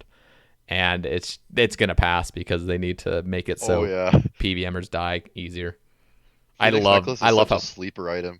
I love how good it is. Like it has the potential to seriously get abused. Oh Now yeah. that we know what it does and how it literally deletes the damage queue as soon as it goes off. Like that's so insane. You see that clip of who did it? They did a lap around Zuck. Like they did a lap around the whole room of Pink Inferno at clay. Zuck with Yeah. Phoenix necklace. Ran Yeah, around the pink clay. perimeter. He used an inventory of Phoenix necklaces like divine, just chugging divine pots and like watching those Zuck hits just poof, just gone. Yep. It's so funny, and the item has like some serious room, it's already really good now, but it has the potential to seriously be super strong in certain scenarios. Like who knows if there's something in raids 3 that like it's supposed to one hit you if you mess up, but you can like Phoenix necklace tick eat it, and then it doesn't matter. Yep. Like there's seriously like such an exploitable item that it would make sense if it would get nerfed in the future. Speaking of obscure items in PvP, Mithril Seeds. Dude, okay, so for those of you that don't know, like I made a method at KQ where you can like basically safe spot it using Mithril Seeds, and like the week after I released a video on it, Jagex like just deleted Myth Seed, or like didn't delete Myth Seeds, but they removed it so that you could not even use Myth Seeds at KQ anymore. Like So just in the lair, you dumb. cannot use seeds at So all. Like just arbitrary. arbitrary, like oh by the way, no Yeah. flowers. Okay, you know Can't use why it here. that's really dumb? So PvP, they like encourage you to use myth seeds. Like they like that. Like, oh yeah, Yeah. if you want to use myth seeds, like move while you're frozen, that's totally okay. They've even gone so far. They give you myth seeds in Last Man Standing. Like Yep. they give it to you. Like, oh hey, by the way, if you want to like move while you're frozen here, use this. But PVM, like, oh you can't do that. You can't, Yep. save spot KQ with myth seeds. That's not okay. Like it's such a backward ass item. Like it Dude, has no place in the game at all. Like Mithril Seeds are so dumb. Like at least replace Mithril Seeds with something else because it's so arbitrary and dumb. dude, you know what's really dumb is like the mithril seed thing is just really dumb when they take away shit. It's the same thing when Sarachnis came out and they took away the mind shield's ability to like null the sticking of web. Yeah, They exactly. just get rid of it. It's like this takes skill, and it's been in the game forever. Like, why are you removing?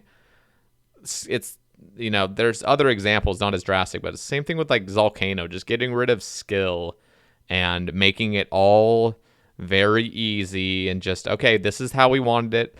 Same thing with like shamans.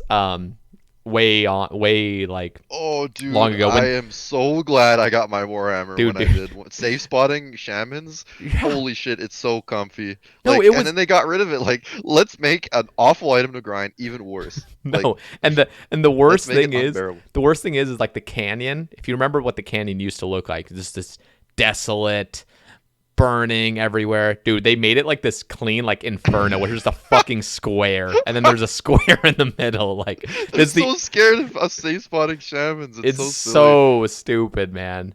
And you know what's funny is I've seen it happen more and more now, where they are increasing the range of like every monster to 10 plus because they don't want any form of any possible safe spotting.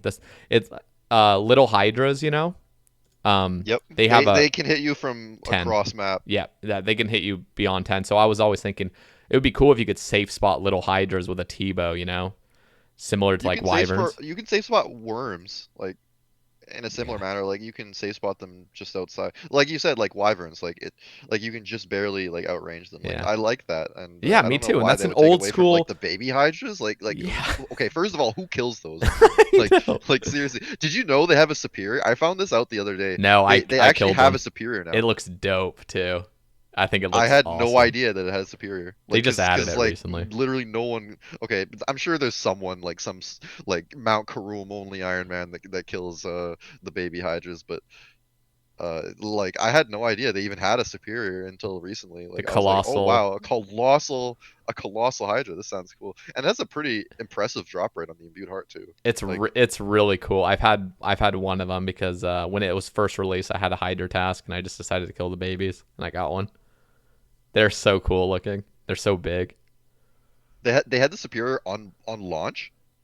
No, it was just a recent thing. It was the same with Oh, okay, okay, it okay. was the same with the Oh, the release of I thought you meant like the release of like the whole dungeon. And I didn't think of No, the no, no, release no, of the no. superior. What No, that's was cool. what was also given us superior? I know worms were as well, but what were those other things? Drakes. Probably Drakes Yeah, it too. was Yeah. drakes. I know they've been adding superiors to like various things that have a Slayer requirement that didn't, like Taroth I think have a superior now, but I want uh skeletal wyvern oh, that would be superiors. so sick, dude. Giant ass like Like you're just slaying wyverns, and then all of a sudden, like, budget Vorkath pops up, and oh you gotta dude. kill it. Imagine the superiors called it like a um Oh, that is so Jurassic sick. I love wyvern, that. and it's like this zombified. It's like his skin is still falling off, so you can see bones kind of, but it's like Oh, that is that'd be fund it, fund it, dope. please, Jagex. Jurassic wyvern as the skeletal wyvern. I Like, love that name too, Jurassic. That just really has a nice ring to it. yeah, that'd be dope. Yeah, I don't know. There's like, it would be cool if they had every single Slayer monster. The brutal black is kind of this weird thing because they just arbitrarily added it to a Slayer monster, so to get Venezuelans Yeah, out of there. But like, brutal black superior. it's just brutal KVD.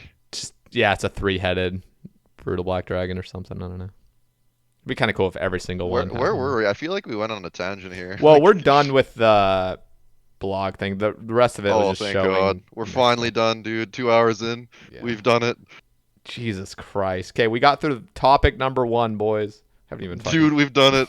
Yeah, we haven't even gotten to any of the like the viewer suggestions because there's some really good topics in there. Yeah, let's what do you wanna talk about next? We have Uh so much. This is gonna have to be like a part 4, man. Like the Bcguppy Sae Bae Cast trilogy. literally. Could you imagine that? Um I want to get through like at least one like Twitter suggestion. Yeah, Oh, let's okay. do it. You know what? Actually, so I know you're the host, but I'm literally gonna be the host here and Be the say the host. next topic. So Do it. Spider-Man 7 says, "Can you talk about if Jagex will ever try again to release a new skill, and if so, how will that affect the game?" So, uh, who's going first here? So I have a big spiel. Unless you want to say something first. Let me say something first, because if you have a big spiel, let me just. Okay. Will they ever try to release a new skill again? Yes. Uh, will it pass? I think the next time they propose a new skill, it'll pass, no matter what it is.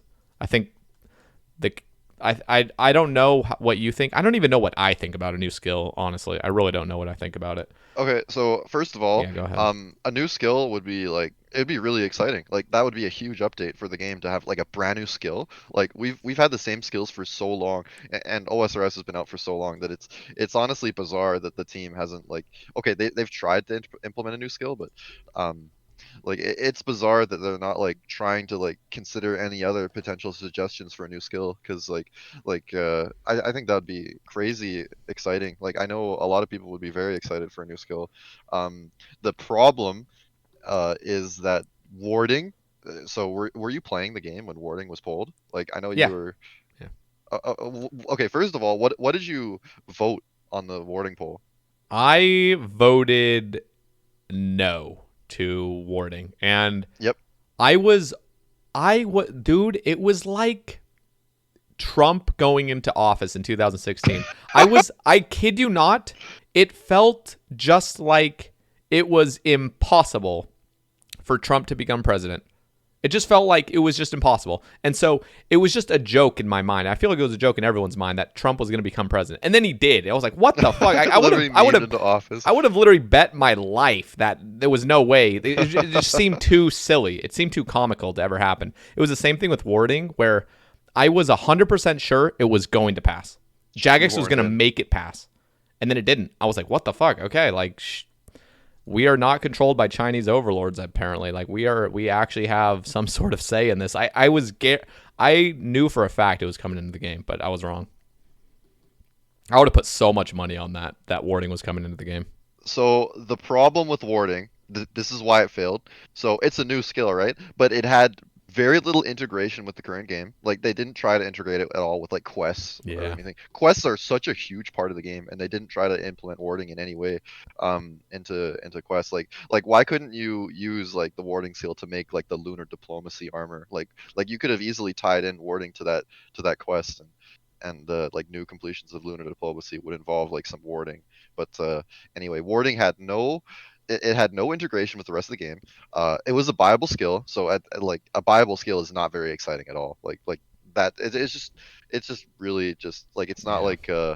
it's not like you're going out and doing new content. It's just a buyable basically, and it was not fun to train. Like training warding was not engaging. It was not fun in any way. It was just a buyable that had no integration with the rest of the game, and it didn't integrate with any other existing skills either. Like warding, it it just felt like almost like a mini game. Like like dungeoneering was like sort of in a similar concept. I'm not really familiar with dungeoneering, but from what I can tell, it was like its own thing. Yeah. Warding would have been its own thing, and it would have had its own like unique rewards. But ultimately, like the rewards like didn't really like matter that much. Like the rewards they pitched were really bad. Yeah. And they could Like have, Dragon Hunter robes. and it didn't take a skill either. Yeah. And everything felt so weird.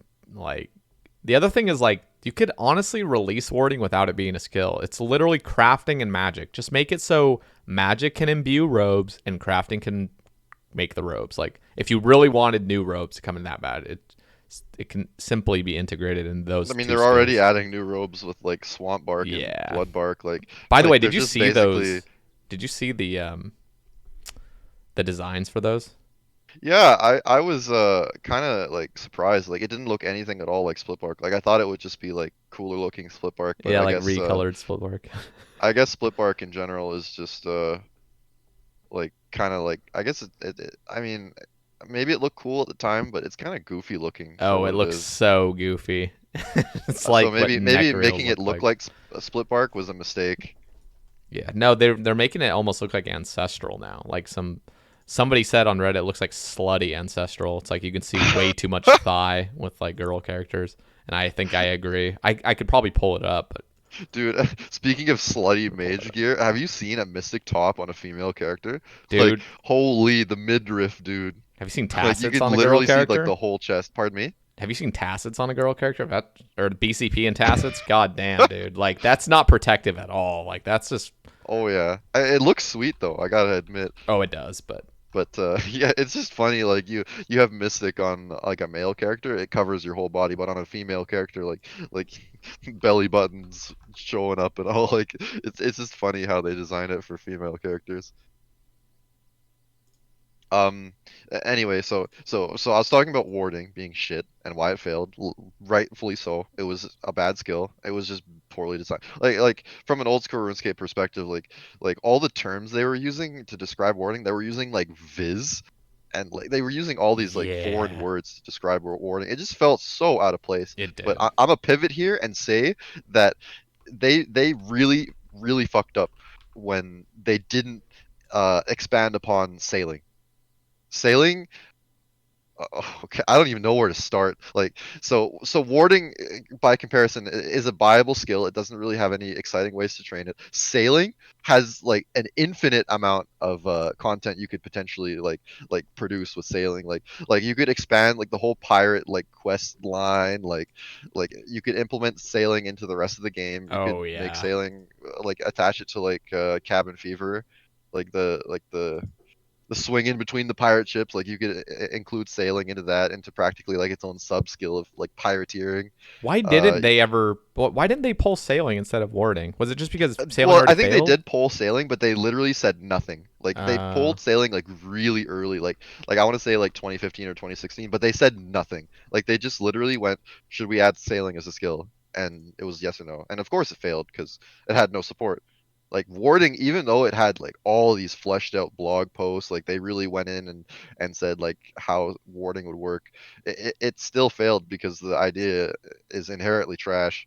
But sailing has so much room just to be expanded upon. Okay, imagine like there's a wilderness section of like the ocean where you can go sail out to there, and like you can do PvP like with like against other people's boats. Like you can like board someone's boat and then like plunder their hull and like kill the guy that's on board. Like you could implement sailing so many different ways. People don't even realize how strong of Oh a yeah, no. sailing It could could be, be like how exciting it could be. it could be amazing. It Like could truly be amazing.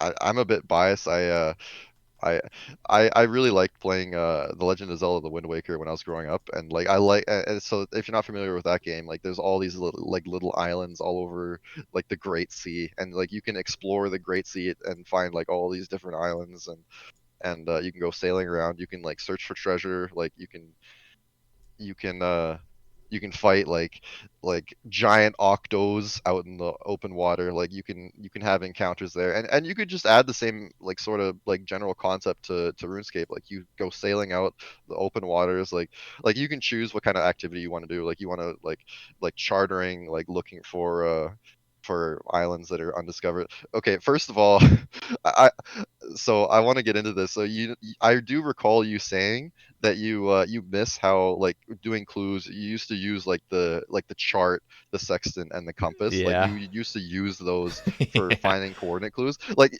add that to sailing. Like seriously, like imagine that was like a component of sailing where you're like sailing out, like you can change your direction and then you use like a sextant, a chart, and a compass to like sort of chart your path, and if you chart it correctly then you can find like islands and God. Okay, I like want sailing, man. Dude, think I'm about glad that I've sold you on it think because there's just really like an infinite amount of possibilities of sailing, and there's so much room for improvement. Whereas warding, like it has like a ceiling where okay, you can only add so much magic Yep. armor to the game, right? Like, and then warding is just like done Dude, forever. imagine like sailing and like I'm just thinking of the clues, man. The clue bottles and shit. Like, I don't Oh know. my god, dude! Like, imagine like letting like this huge net off of your boat or some shit, and you're just collecting a fuck ton of stuff and just a bunch of clue bottles and stuff. I don't know. Just I'm just thinking of like just there is endless potential, honestly, especially I now even when the community or when the JMod team is so much larger, so many more oh yeah, resources. they can work on so much stuff. Oh yeah. I already had a suggestion for a boss that you would unlock with high level sailing, Oh the yeah. Leviathan. Think about that. Like you sail out to like the deepest part of the ocean and you Shit. go and like you fight the Leviathan, and it's like some like super hard group boss where like you have to tackle this thing, like you have to subdue it. Like it's crazy big and crazy fast, so you have to like it's like sort of immobilize it and then you can start fighting it.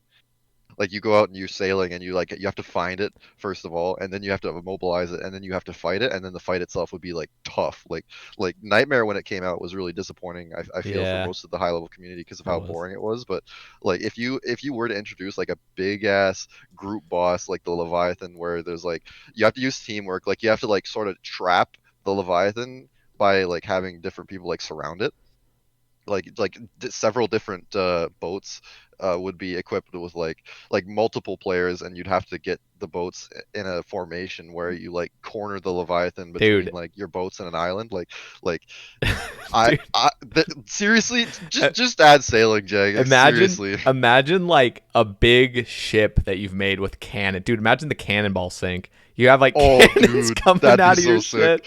You have to buy multiple cannons and just You can like upgrade your cannon. Like you can God. pimp out your ship, like using the construction skill to like make like mahogany ships, like gold trimmed ships. Jesus You could even go Christ. so far as like adding masts. Like the masts could be like rare drops from sailing. So like True. there would be that RNG aspect where like if you loot an island, you can find like some abandoned mast that's like super high stats and like this like speed stat for your boat.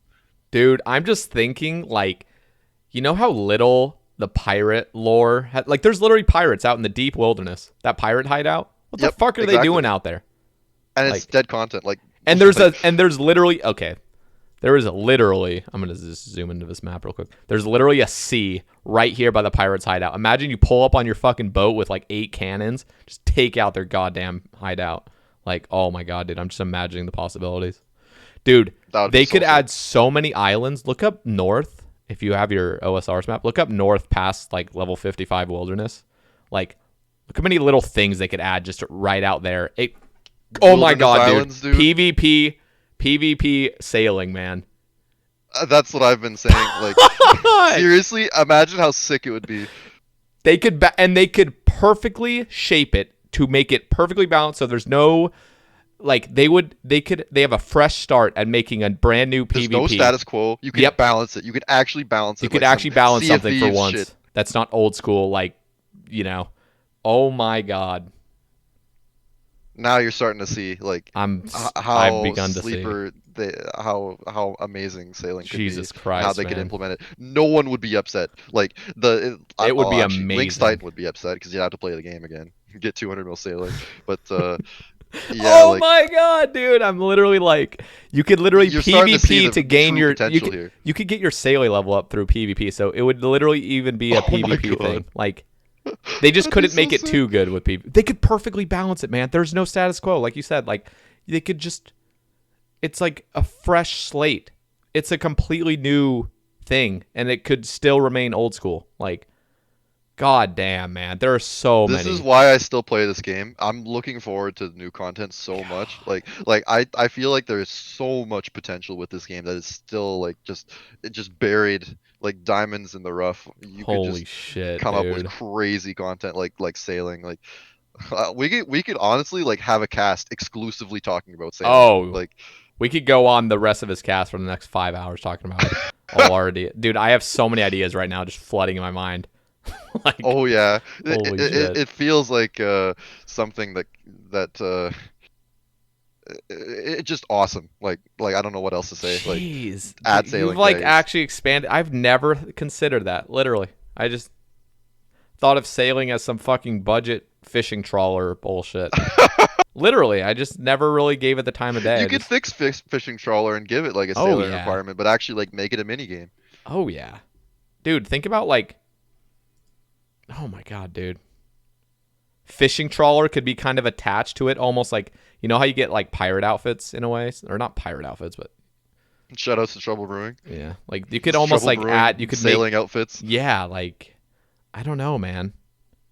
Holy shit. Like what the fuck, dude? This is like so crazy. It's a completely different aspect to old school, and yet it could remain old school and be completely new, fully balanced. It can be a new PvP. It can be a new super fun treasure hunting, skilling, PVM, everything in one. It's like, it's literally like a brand new type of old. Oh my god. New frontier. Literally. Holy shit.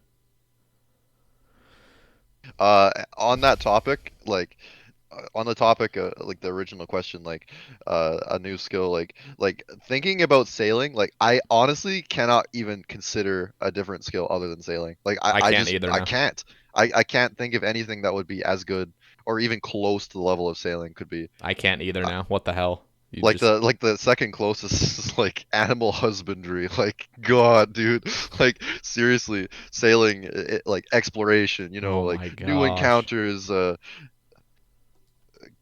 Crazy new skilling methods. I can't see anything getting added into the game other than sailing. Like just the word, just the brand name is good. Like sailing. Like my god, dude. I'm just thinking even like exploring new. Dude, like I'm literally thinking they could come out with almost. I know this is like this is way too intense for old schools like engine and stuff, but like imagine they like.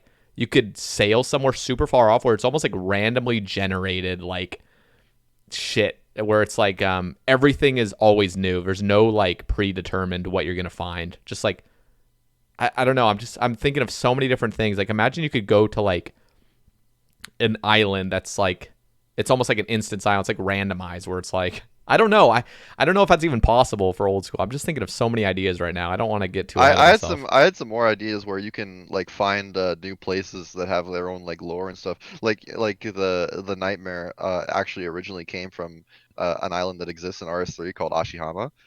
Oh really? Like imagine if sailing, like you were able to like find Ashihama, like just if your sailing level was high enough, you could actually find like new cities. Oh my gosh! And imagine it was like RNG almost, where it's not, it's like everyone Yeah, just finds exactly. it. It's like a super rare chance to find it, so it's like They talk super about the exciting. eastern lands, like you could just add like a Oh mini like my Japan god, styled dude! island that would be really What was cool to that thing? explore. What was that new place that they always talk about on Reddit? They always come out with this map. It just shows this new RS place. Or Like for Zaya, like the yeah. Council What's Zaya. that place called? Varlamore. Varlamore. That's it. Um, dude, imagine it was like only accessible through, like, imagine it was closed off, but it was only accessible through like trading and boats and shit. So you had to get your sailing up just to be able to travel there. And then the only time you're able to access it is if you've like traded them enough stuff from like across other lands that they have finally like accept you, and then you can like go into Oh, their like a place. favor system. Yeah, I Yeah. like that.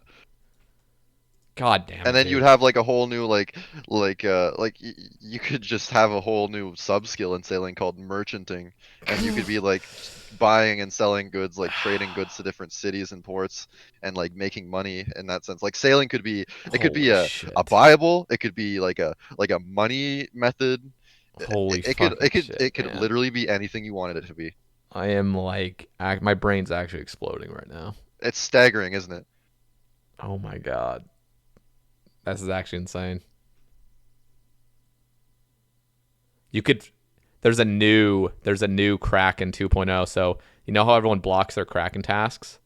Now when you're sailing Oh sign up, yeah, there's Kraken 2.0, and it's dude, terrifying. imagine.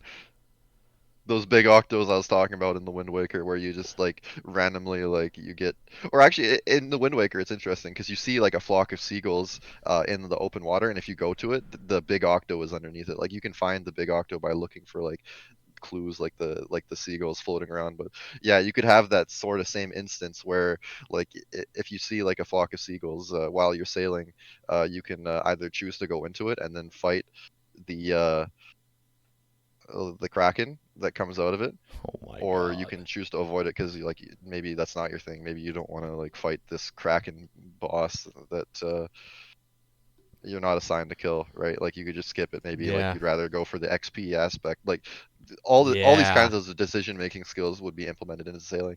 Oh, and another thing about sailing is that our like Reddit's holy savior, Gentle Tractor, he Oh, I pitched love him. sailing. And it got no traction. Okay, it got traction on Reddit, but like the J mods just ignored it. Like Gentle Tractor made like a huge fleshed out pitch for sailing, and just there was just no response from Jagex at all on a sailing skill, and it blows me away that they're not interested in exploring it further. Oh my gosh, dude, there is so much potential. Holy shit. Absolutely, and that's why I still play this game because I feel like there is crazy good potential. Oh my god, man. Like, I am just daydreaming right now. Kid you not, I'm just sitting here daydreaming. It's really exciting. Yeah. Jagex sailing done, please. Literally, God, there's like no other like alternative now. okay, raids 3 first, but please Jagex, but sailing after that, immediately after that, Yeah. like 2022, like Dude, there is first thing so January. much. Oh my god. Like, it's a good thing sailing didn't pass early on. It would have just been this horrible shit show with like Oh yeah, 4J mods oh controlling it. yeah, Like, I'm so glad that it failed back then. reskinned like boats and stuff. Like, they can do so much now. It's unbelievable. And it can complement so many other skills too. Like, Did you even consider sailing before I sort of dude, shilled it I out to always you? thought of sailing again. Like, it's like what I said. I think of sailing, I think of fishing trawler. Like, I just never, Awful, I yeah. never thought about it deeply. I always thought, like I remember considering artisan. I absolutely do not consider that anymore because of just it. It's just bad It's making lazy. making other skills tied to it. Yeah, I Doesn't just add anything new to the game. yep, it That's doesn't. the thing. That's the important thing is that your skill needs to add like a lot to the game I because it's a was whole skill. I was definitely in favor of making something similar to artisan, but it not being a skill, just similar to like farming contracts. By the way, farming contracts should have never been skippable. Hate that. I don't feel like farming I know contract. the efficient irons that are going for like 200 mil alls and stuff. Like contracts are crazy strong for They're them because so busted, they and just shit out Irrit seeds dude, and they would have been perfectly balanced if they were not skippable. If you got a tree, you yep, had to do it. Boom, no yep. exceptions. That would have been perfectly balanced. Instead, they have this like stupid unlimited skip. Well, not unlimited, but like technically unlimited. mean, you can only skip to easy, but you can do it every time. Like, what the fuck? If they would have gotten rid of that, it would have been this perfectly balancing. I feel like Artisan could be a thing, and I've talked about this, probably not in a Sae Bae Cast, but I know I've talked about it in a ramble where you know how like kingdoms and castles are like useless. Like you go into a castle, it's like this is just here. Yeah, it's Like pretty sad. yeah. Imagine there was like it's almost like you can skill in certain regions, and like the castle is paying you rewards to go gather this amount of material, and you're gonna have a slight boost. So it would never be like efficient, but it could be this new. It's almost like Mahogany Homes in a way. It would be like Yeah, a yeah. contract system with other skilling, and you'd get rewarded from the kingdom that you're skilling in. I don't know, something like that, where it's like it actually takes you around the world. It's like same thing they did with Slayer a while back, where they've made new caves. It's not just everything's in the Slayer stronghold. It's like you can actually explore the world a little bit more and skill and get rewarded for it with like higher XP rates for certain tasks. Obviously, it would never be the meta for anything, but Just variety is mm-hmm. really appreciated. But don't make it a skill. Just make it an optional thing. Same with Mahogany Homes, like just optional. But yeah, there's so much potential with sailing. Holy shit. So I kind of feel like me bringing up the next topic is unsuitable because I'm the guest here, right? I want you to go to the next Let's topic. do it. So let's just continue on this Twitter topics. I want to go to QHP's topic. Shoutouts to QHP, by the way. He asks, or he says, or he asks. Let me read it. What should differentiate the acceptable unpatched emergent boss mechanics? Example, red X kiting, corpse spec tabbing, iron alt tanking, from the unacceptable patched methods such as KQ, Myth Seed, Seracnus, stall, web skip, Serb blocking. This is where it really comes down to just what Jagex decides in the moment, and there's no real rhyme or reason. But if that didn't make sense, what I just said to people listening, basically, why are certain things patched and other things not patched when it comes to PVM? For example, a lot of people now really like basically the Zami 5-0 method with Tebow is very well known, and it uses the red X thing. Shoutouts to G Challenge as well, by the way. Yeah. He Big shout out. that. Fucking gamer. Why is that method still in the game, but something like the the KQ Mithril Seed patched and the Seracnus Mind Shield / Elemental Shield web stall skip patched? Like, and I'll just ask you, what are your So first of all, I don't think there is an objective way of saying like what should get patched and what shouldn't. I think it is 100% subjective. Like I thought about this. I thought about like what methods should or should not get patched, and my first thought was like, okay, if it's using like some dumb item and it doesn't make any sense, then it should get patched. But then I thought like, okay, like I mean, you know, Mithril Seeds are in the game, stuff like that. But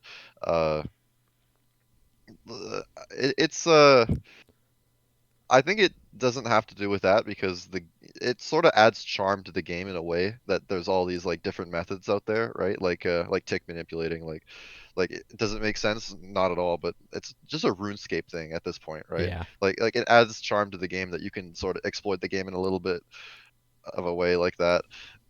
Like the red Xing, it does it make sense to go back and forth between a manta ray, two manta rays to kill bandos? No, but is it unhealthy for the game that that's the case? I don't think so. I feel like methods like these, they're sort of accidentally introduced into the game. But once a method like that comes out, I think the JMod should sort of evaluate it and see if it's adding anything to the game or not, or if it's like straight up bad. Like the red Xing, like the diagonally cutting method at Bandos that I produced that got really positive reception, by the way. Like I was blown away at the day that I uploaded that.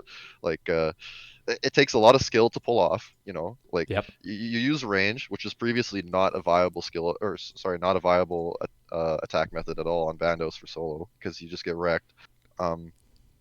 it added skill to bandos in the sense that like you can't make a mistake. You can't make a single mistake at bandos with the diagonally cutting method because like you just ruin everything, and then you gotta like get your bearings back. You're gonna take a lot of damage in the meantime because range armor is not very tanky to range. Grotto's gonna clang the crap out of you. Uh, so that method shouldn't really get patched because it's adding a new dynamic to a boss that previously didn't have such a thing. It's adding skill to the game, Yep. and it's like a trade-off, like more effort, more reward, right? Yep. It was the same thing with the KQ safe spot with Mithril Seeds. Like it wasn't like inherently like you were like one hitting KQ or anything. Like you're not Yeah. drastically It was a increasing your lot kills of per hour. effort. It was click intensive because currently Perfect you timing. kill KQ and you basically just like you sit there just eating. Yep. Like okay, I'm low health, time to walk under, eat, and just keep hitting. There's nothing to look at. Like you just pray the right thing and you're good. You just You don't even have to wait until pray the boss right thing. dies, You just basically. sit there and just like literally you just pray Yeah, either magic or range. Doesn't even matter. but this Mithril Seed thing, um, you did get the benefit. It was really good for getting the KQ head, which is what I did on my ult. I did the full 256 kills on my ult, by the way. I got pretty unlucky on the head, but it was cool anyway because I got to make a video on the method Yeah. anyway. Um, so that method, it was super click intensive. It was tough to perform, and if you made a mistake, by the way, like if you kept your flower planted, for example, you couldn't plant a flower again, and the flower would take like a year to despawn. So it would like sort of just ruin it if you made such an error like that.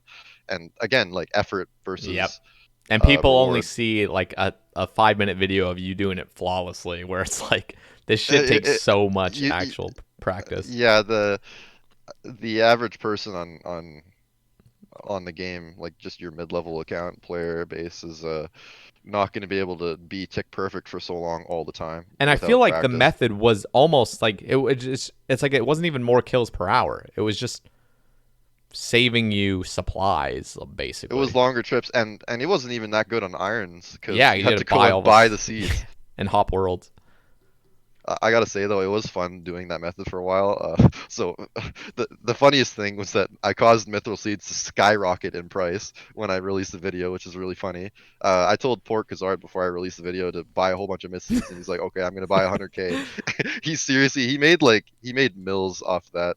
Oh And then damn. they patched it the next week, but he had already sold his Myth Seeds, so feels good, man, for him.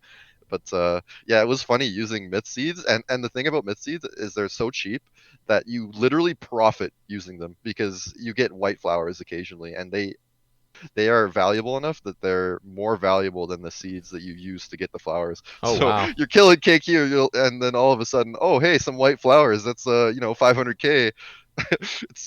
It's like it was better money per hour because you were getting passive white flowers. Yeah. It's just funny how that worked out from a main perspective of getting the flowers and then selling them.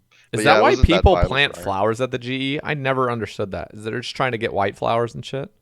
I guess so. Like I White flowers are pretty rare, by the way. They're like 1 in 1,000 from a mithril seed. I don't know anything about mithril seeds really besides just moving. But I didn't know they actually gave. Well, I knew from your video that they gave rare flowers because I recently just watched that. But I guess that's the reason now that I'm thinking about it why there's just randomly some worlds at the GE where there's like a billion flowers everywhere. It's people are like trying to get those rare ones. I I guess. feel like a lot of it is also people griefing fire makers at the GE Yeah, because you can't maybe. light a fire on flower. Like I don't think it's people like actually trying to make money. Okay. Yeah, I think it's a lot of trolling. Um, that must be it. I don't know. This is but yeah, weird. you can. I don't know what the prices are now. I don't know who the heck buys white flowers, but Yeah, that's what they are I'm popular, I wondering. suppose. Interesting. Yeah. So what do you think But yeah, of? anyway, to summarize the question, just like evaluate what it means, like what this method is entailing, like is it OP?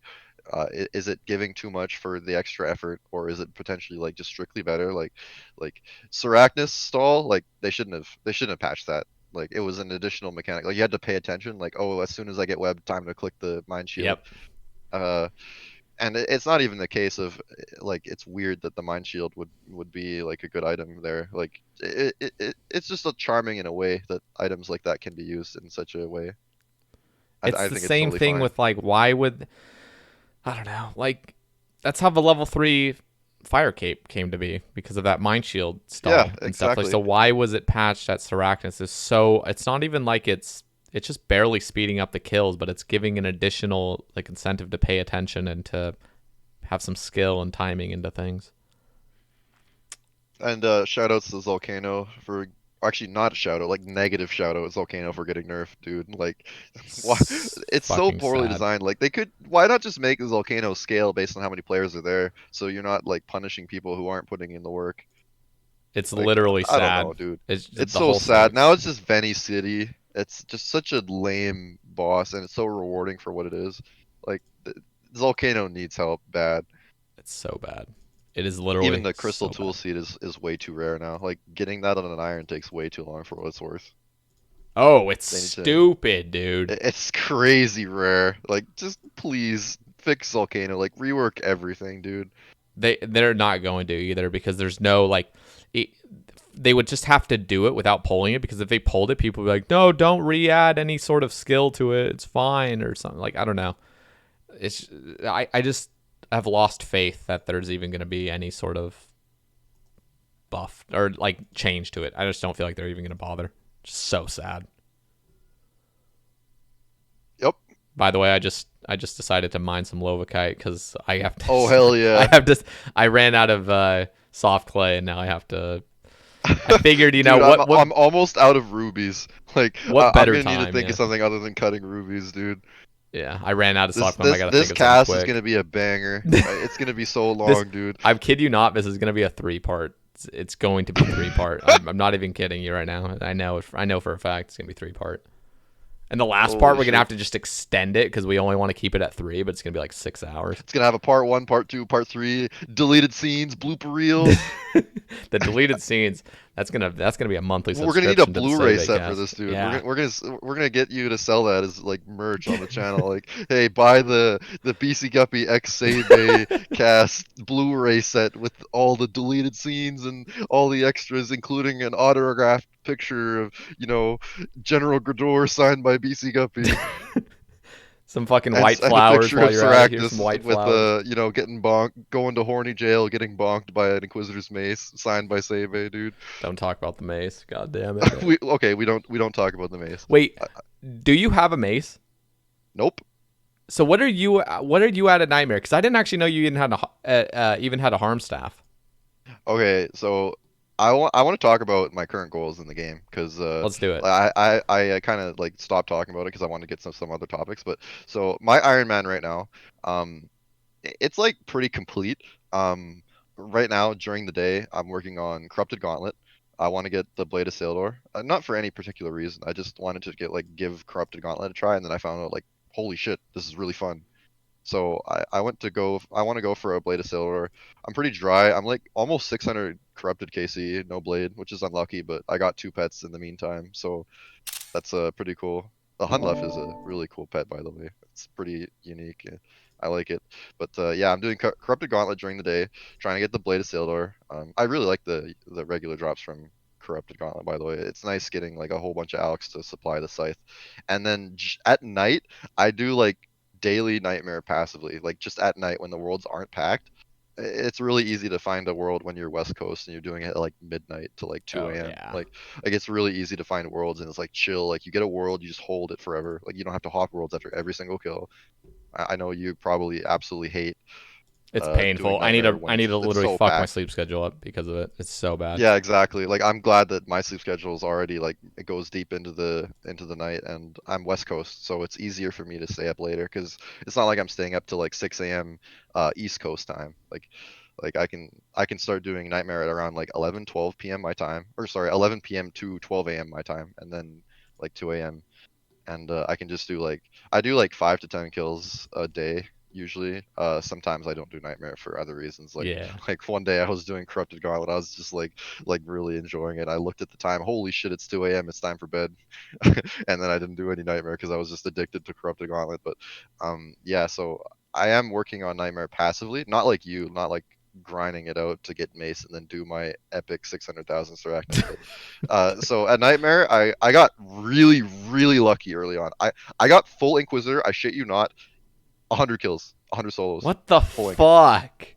I had it stupid early. I did not know that.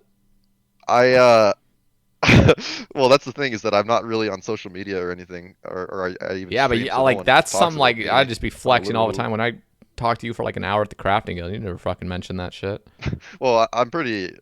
I want to say humble about You're my account, very because I've humble been and playing for so so long. not hypocritical. Yeah, no, literally Uh, like that. yeah, I I don't would want have to be been fucking hypocritical bragging and about say that I'm all humble, day. but yeah, I got full ink super early, and then so I got full Inquisitor. So the first 50 KC I did at Nightmare was on release with like 5 mans, like with like Fat Clouds and the crew. Shadows, Fat Clouds. We did 50 kills and then we stopped because like we saw nothing. It was like, wow, this boss is shit. It's Wait, got were you 8 there uniques and with us on the first day? Because I was with Fat I Clouds the first. wasn't with you because I was with Fat Clouds like after you went, like you stopped Oh, because you okay. play early morning, right? Yeah. I play afternoon, evening. So Okay. I played in like Fat Clouds' time slot. So Okay. we were doing 5 mans, just saw nothing. So we're like, okay, wow, this is shit. Like we're not gonna do this because the drops are so rare. And then I just benched Nightmare at that point, and I never went back. But then the Blood Fury got a buff proposal, and I'm like, oh my god, this could be so good for Solo Nightmare. So I was thinking to myself like wow, I really want to try Solo Nightmare now that like Blood Fury is getting buffed and like you could heal like a shit ton per kill Oh, and it's you basically disgusting. supplyless. So what I did was I pickpocketed a whole bunch of Vyres like when or actually before the buff came out, and I ended up getting like I did a lot of thieving. I ended up getting like 10 blood shards, which is like really nice by the way. And I as soon as the Blood Fury buff went through, like I tried it at Nightmare. I'm like, oh my god, this is like crazy easy. Like maybe this is something I could actually grind. And like as I'm like doing Blood Fury kills, I just see boom Inquisitor's Great Helm, and I'm like, oh, I have an item now. Like it was my first unique on the account, and it was really exciting, and it made me want to get more. Right, so I kept going. Like I didn't even want to kill Nightmare. I didn't even think it was worth it at the time, Oh, and it's not. I just did it. Yeah. It's totally not still, but I wanted to try it the Blood Fury buff at the time because I knew it was going to be really strong and I wanted to see like how it felt at Nightmare. And then I got the helm, and then like 20 kills later or something, I get a volatile orb. I'm like, oh, this is pretty rare. Maybe I want to go for like a staff now. And then like fast forward like another like 20 kills, I get a skirt. Oh my And god, now dude. it's like, oh shit, well, I could either get a staff and finish my volatile, or I could get like a hauberk and finish full Inquisitor, and that would be sick. Meanwhile, it's only Because been now, like 2 fucking days. You already have yeah, this. it's literally like I could probably look and see uh like what days I got the God Inquisitor damn it. pieces because it was pretty insane. But yeah, I'm just doing solos with like bludgeon still at the time because Yeah. I didn't have full ink then. And then 6 kills, I shit you not, 6 solos after the skirt, hauberk. And Oh now I have my full ink. god. But I need a staff. So now I've got this like uh like this mentality where I've already put in so much time into it. Now it's like, oh wow, now I really want to get a staff and finish my volatile, right? And then it was like 60 kills after I finished full Inquisitor, Harmonized Orb. That's and so bear in mind, I stupid, have dude. no staff. I have no staff still. So now I'm like But you're trapped. only like Like now I have to you're do only like Nightmare. 150 kc, so it's like, So it oh was my 180 god. KC that Oh, I got 180, my my bad. harm orb. Jesus Because keep in Christ. mind I did the 55 mans at the beginning that were worth nothing, Yeah, yeah, but it still counts for KC, I suppose. yeah. But now it's like now I'm trapped. Like I was just a Nightmare testing the Blood Fury, and now I'm just trapped. Like now I need a staff to finish, harmonized staff because it's a pretty sick item. Oh yeah. Maybe it's not like the most useful item in the world. Like For it's irons at definitely no least, yeah. T-bow, but um yeah, like I needed to go for a staff, and then I went dry on the staff. Like I went crazy dry on the staff. Well, not crazy dry, but um I went the harmonized orb was 180 KC, and then it took me until 599 to get the staff. So Damn. I did a lot of nightmare with Scythe and Sang. Shoutouts to Blood Runes, by the way. So you're I gonna used tell me a because lot of we Blood were Runes. talking about it a little bit before we started recording about the Blood Fury with Scythe. I want to hear about that after you tell me the rest of your Okay, lore. so when I was going for the staff, I wasn't using a Blood Fury at all. Like I stopped using Blood Fury.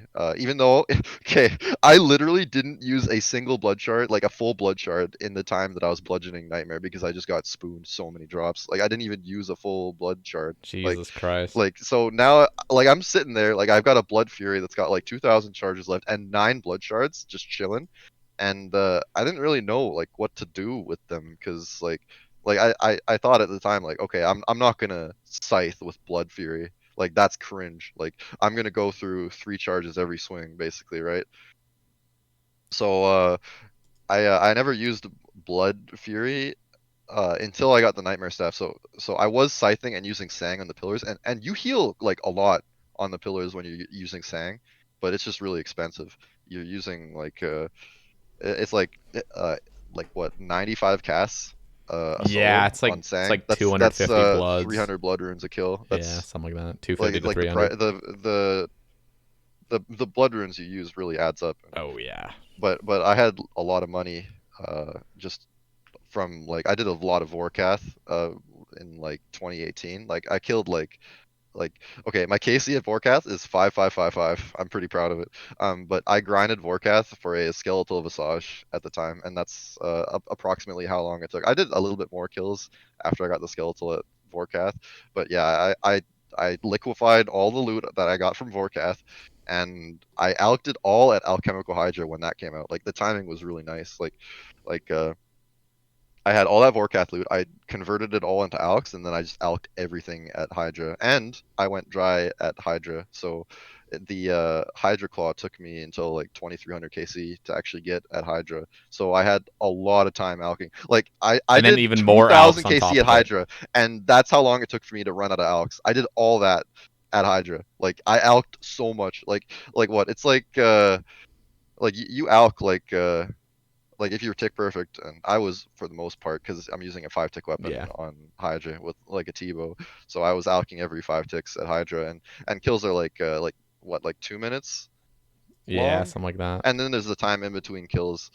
So I was alking like 40 to 50 items a kill, and multiply that by 2,000, and you can see like how much shit I alked at Hydra. Like it was unreal. So I had a cash stack of like 500 mil, and I spent a shit ton on blood runes. Like I would passively buy blood runes. I would like there was like a meta to it. Like I wanted to buy bloods at the Mages Guild on off hours so I wouldn't be competing with like a whole bunch of people.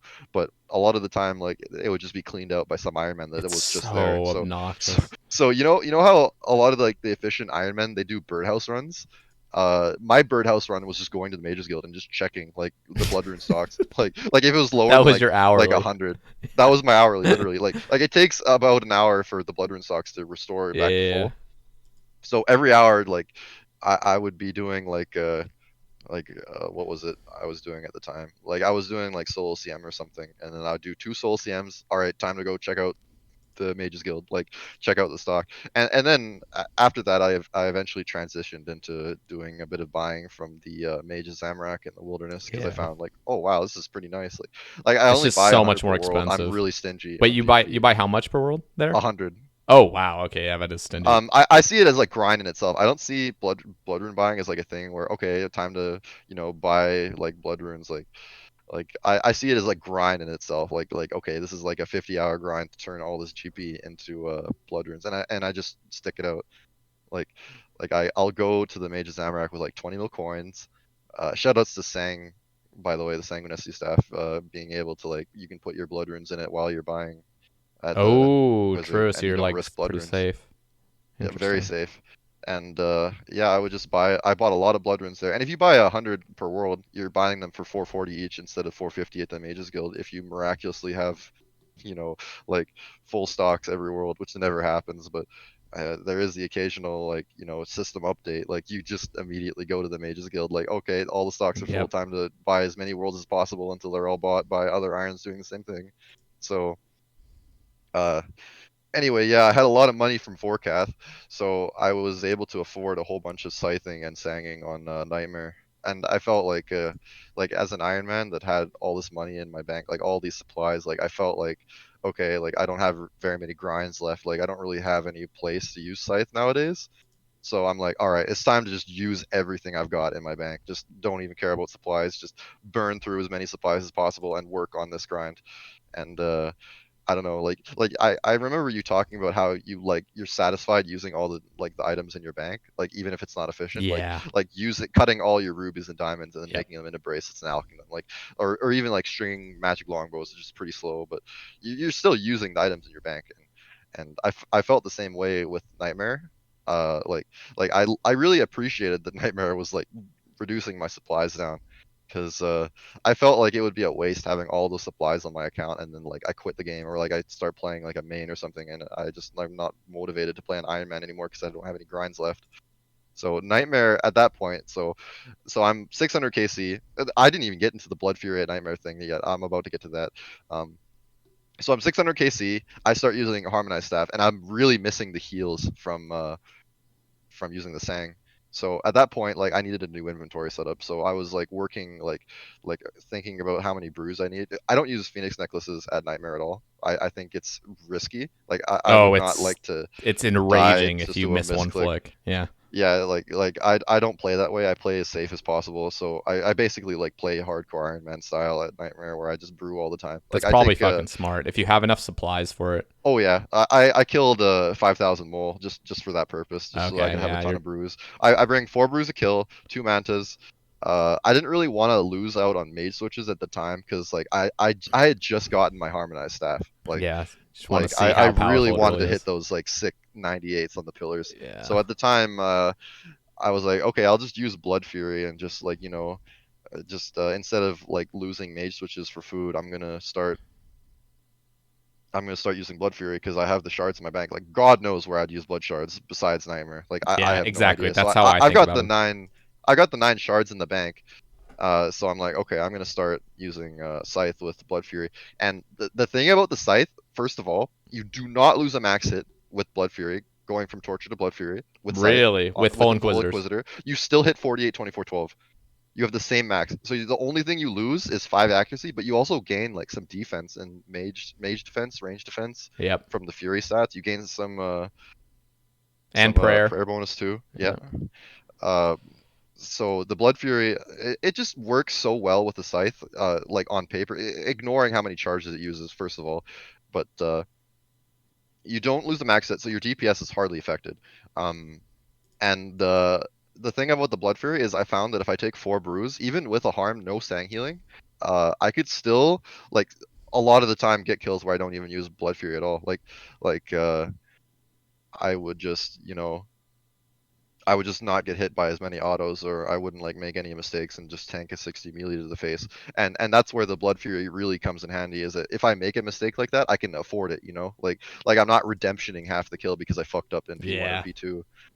Like accidentally like not sand viewing or bombing a parasite and then having to fight the Omega Super Parasite, and you just take a shit ton of damage, and then it's like you run out of brews at the end of P2 and you're like, shit, like I How got a redemption. like how I feel about it is I would be totally cool with using more supplies. Well, first of all, I don't want to even grind out any more Blood Furies simply because one, the Arceuus spellbook hasn't been Yeah, you in the have that game yet. mentality where And it's inefficient and at the like moment. also I have so many elves to thieve, and so if I'm not using a Blood Fury, then that means I'm gonna have to brew more, which means I'm gonna have to use more restores. And then Torstals is the big thing where it's like I am grinding out Nightmare until I get a mace, and like running out of Torstals is pretty terrifying. That's the thing I would be lowest on. Like after Yep. if I go dry another 2,000 kills, like that's the part I'm gonna be God, fucking imagine struggling at. using divine super attacks and super strength. Holy fuck, that'd be so cringe. I actually, well, I wouldn't be able to use it. Well, I guess I could. I just have to do some more thieving, but I Shout just out to need the that. Crown of the I Gauntlet, by need the the way. Arceuus spellbook to come out. Like, when's that coming out? Well, it's supposed to come out with the quest, right? So, well, like, who knows when that's gonna come out? Like, we Yeah, have Temporos, the fishing boss, coming out soon. I think that comes first, and then we yeah, got like the whole combat achievements thing, which is, I think it's really close. Like, it might be the next update, or maybe Temporos is first. I don't know, but I think it's probably like 2 or 3 months from now that that yeah. comes out. Okay. Anyway, keep going. Um, so anyway, the Blood Fury, it was just a nice crutch, just in case I like fucked up a lot and I needed the healing, right? Like I could just just put the Blood Fury on and then never have to worry about redemption anymore because the heals on the Scythe with Blood Fury are insane. Like they're super consistent. With a bludgeon, you only have a 20% chance of healing every time you hit, but with a Scythe, you can heal off of each hit splat that hits. So your chance of healing is essentially like tripled. Yeah, So no, it's true. But and or actually, you what do you want to say? I was just gonna say like how many more charges does it use? Let's just say you used it for the entire kill. Like how many charges do you go through if you use the Scythe the entire kill, like on average? Because I Okay, know it's so always successful hits. yep, that's right. Yeah. Your accuracy on Nightmare is 2 and 3 with Scythe. You have a 1 in 3 chance of missing. So Okay. at that point, the Scythe is hitting 3 times, right? On average, you hit twice out of those 3 hits. So you're only using 2 charges a swing. Um, I calculated or actually I didn't calculate. I just checked to see like exactly how many Scythe charges and like all these supplies that I was using per kill on average. Scythe is 220 to 225 swings a kill. So that would equate to 440 to 450 Okay. blood fury charges a kill, which is like that's the whole kill. Like if you literally Yeah, camp yeah. blood fury the whole kill, like But you with no wouldn't ever supplies, do that in any situation. you You'd would always never do switch. that. Yeah. That's way too much thieving. Yeah, yeah. Unless you want to do 200 mil thieving on Vires, that is not viable. Um, so yeah, if you used it the whole kill, you would use that much. But consider this. Consider that you only use it like for P2, like for the parasites, where you don't have to heal. Uh, like if you use the Blood Fury mid P2, you're saving time because you're not like eating any food. You're not. I mean, I know Phoenix necklaces like you use them and they don't cost any ticks to use, but uh, with the Blood Fury, you can like heal and make the parasite phase faster. So using the Blood Fury and then not having to like brew or anything, it makes the parasite phase faster. So you get less parasites on average, and your kill Yeah. speed goes up like quite a bit. So that's my original proposal to myself. Like, okay, if I use Blood Fury only P2, I'm saving like all these supplies. Still, I'm making good use of my blood shards, and it's making it a lot faster. But I started doing that. I'm realizing like, oh wait, I'm actually like I don't even need to use Blood Fury like the whole time on P2 because like the heals are actually like way above my expectations. So I ended up only using it like half of P2. So now it's like we're dividing it the amount of shard or Blood Fury charges per kill down to like a lot lower. And then I was curious, so I started doing like Scythe with Blood Fury and seeing how many charges I was using a kill. Can you guess how many charges I was using a kill With on average? Scythe, Scythe, just yeah. just on like phase 2 basically. Uh-huh. I'm gonna guess like 50. 45. God damn. Yeah, no, you can really fucking reduce that. And the And only the only phase oh, that's go on. really actually aids is again phase 2. It's just like things. Absolutely. Yeah. So, shit. 45 charges on average. So you get 222 solos every blood shard. Like that's insane. Like think about that. Yeah. Like how long it takes to do 220 solos versus getting one blood shard. Like one blood shard's like 4 hours, but soloing that much nightmare is like 75. Yeah. No, it's like it's still not worth it, but the comfort you would get from it is like it's basically worth it. And if you have any other macro goals, like such as getting 200 mil thieving eventually, like because it's not technically that inefficient to go grind out blood shards in like a skilling aspect. Yeah.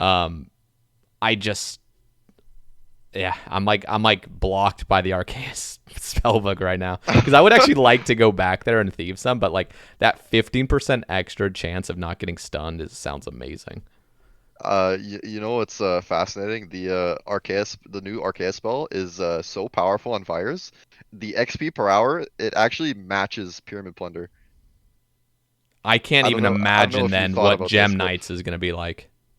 uh, well, Gem Knights. Okay, considering that Oh, you don't technically fail it's much on Gem less Knights. it's less XP per pickpocket as well, so it'd be like less exponential, I guess. Right? Uh, Or well, you something get like the that. same XP per pickpocket. The thing is only like Oh, do reducing you your chance of failing. at Gem Knights than you would at Vires? At Gem Knights, like if you're 99 thieving, like you have all the perks like Thieving Cape and the RD Diary. Like you hardly ever fail there. So the Okay. XP rate there would be like very small That's increase. But true. That's true. At Vires you fail a fuck ton. Like you're literally like failing, like you're burning through food too, like you're failing so much, and then this new spell makes you fail so much less. You get like a lot of XP per pickpocket, and it Dude, really adds elves up. are insane. Have you ever pickpocketed elves? Oh yeah, Oh I yeah. did that for my crystal That would even the get more teleportation. of a buff then if it's even. Yep, big time. That's gonna Y- be y- so fucking Uh, nice. like I think more so than virus. Oh So yeah, it will. they're It'll have to be. It'll be a well bigger the increase, fire but it'll. fire XP is gonna be higher still Yeah, yeah, because yeah, definitely a lot higher. uh the fail rate's a little lower, but yeah, thieving elves is gonna be like even competitive, like, and it's good money too. Like it's kind of impressive how much money thieving is per hour. Like I know Yeah, when blood shards first became good again, they were like 10 mil each, and you were making 3 mil an hour just pickpocketing virus. Like yeah, it's it's crazy crazy. how like something like mining rune is like, even if you're like sweating like tick manipulating, it's like 1.5 mil per hour, and then you just take thieving and double the XP, or sorry, the GP. So it's 3 mil an hour instead And of 1.5. there's no like uh player. Competition. Yeah, there's no competition. There's just you can always get it. It's crazy, and think of how long it takes to get 99 mining versus thieving. Like like everyone in their nan has 99 thieving at this point. It Yep. feels like. It's a good thing that is really well balanced with just how fucking AIDS it is to thieve stuff. It is so AIDS. Like if you're just looking at your screen failing, you're just wanting to throw a brick at your computer. Just elves, dude. I kid you not, I have failed 20 times in a row. Kid you fucking not. I just couldn't thieve. I'm like, Yeah, what did I frustrating. brew down? Like what is happening? Like Brewing down your thieving level yeah. poggers. Oh my god. Yeah, no, I as much as I love that update where it's like if you're gonna be aware of your screen every minute and you keep recasting that new Arceuus spell, I love that they're increasing like the success rate, but I feel like they could even add more to thieving where it's like even more engaging. I had mentioned Yeah, about that prayer thing where you can like it like attacks in a certain style, and if you put up the prayer within a tick, you can like I got a suggestion for that actually. Okay, so Menopause. It's been talked about forever. Like it's still can't access it. People are wanting like Menopause with like raids 3 and yep. potentially even like Desert Treasure 2. That's a whole nother topic entirely. But my pitch for adding something to Menopause, like add Pyramid Plunder, literally add Pyramid Plunder to Menopause, but like make it like Hallowed Sepulchre for thieving.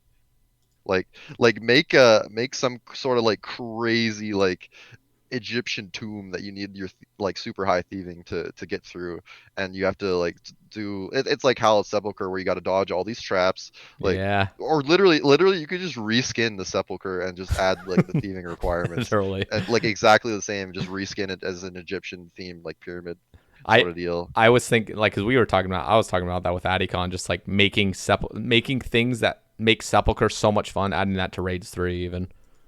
Like I don't know about just I reskinning and making it agree. into thieving, because thing about thieving, what sucks is it's such a fast skill. Like when I really think about it, with how much thieving I'll need to do with like getting crystal shards, it's such a fast skill. I'm eventually gonna run out of it. Like I think isn't it like one blood shard every 1 mil XP on average, or like 900k That I XP? don't know because I don't even think about the XP. I think it's I do like note that, oh my god, this is like really good XP for what it is, but yeah. I think it's yeah, like I one don't know blood what it shard every is.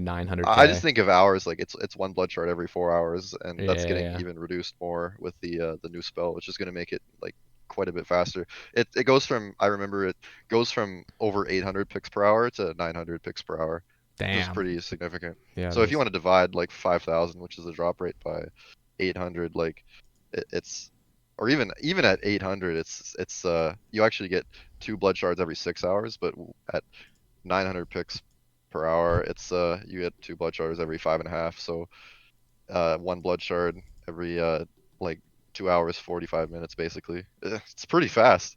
Yeah, Um, that is.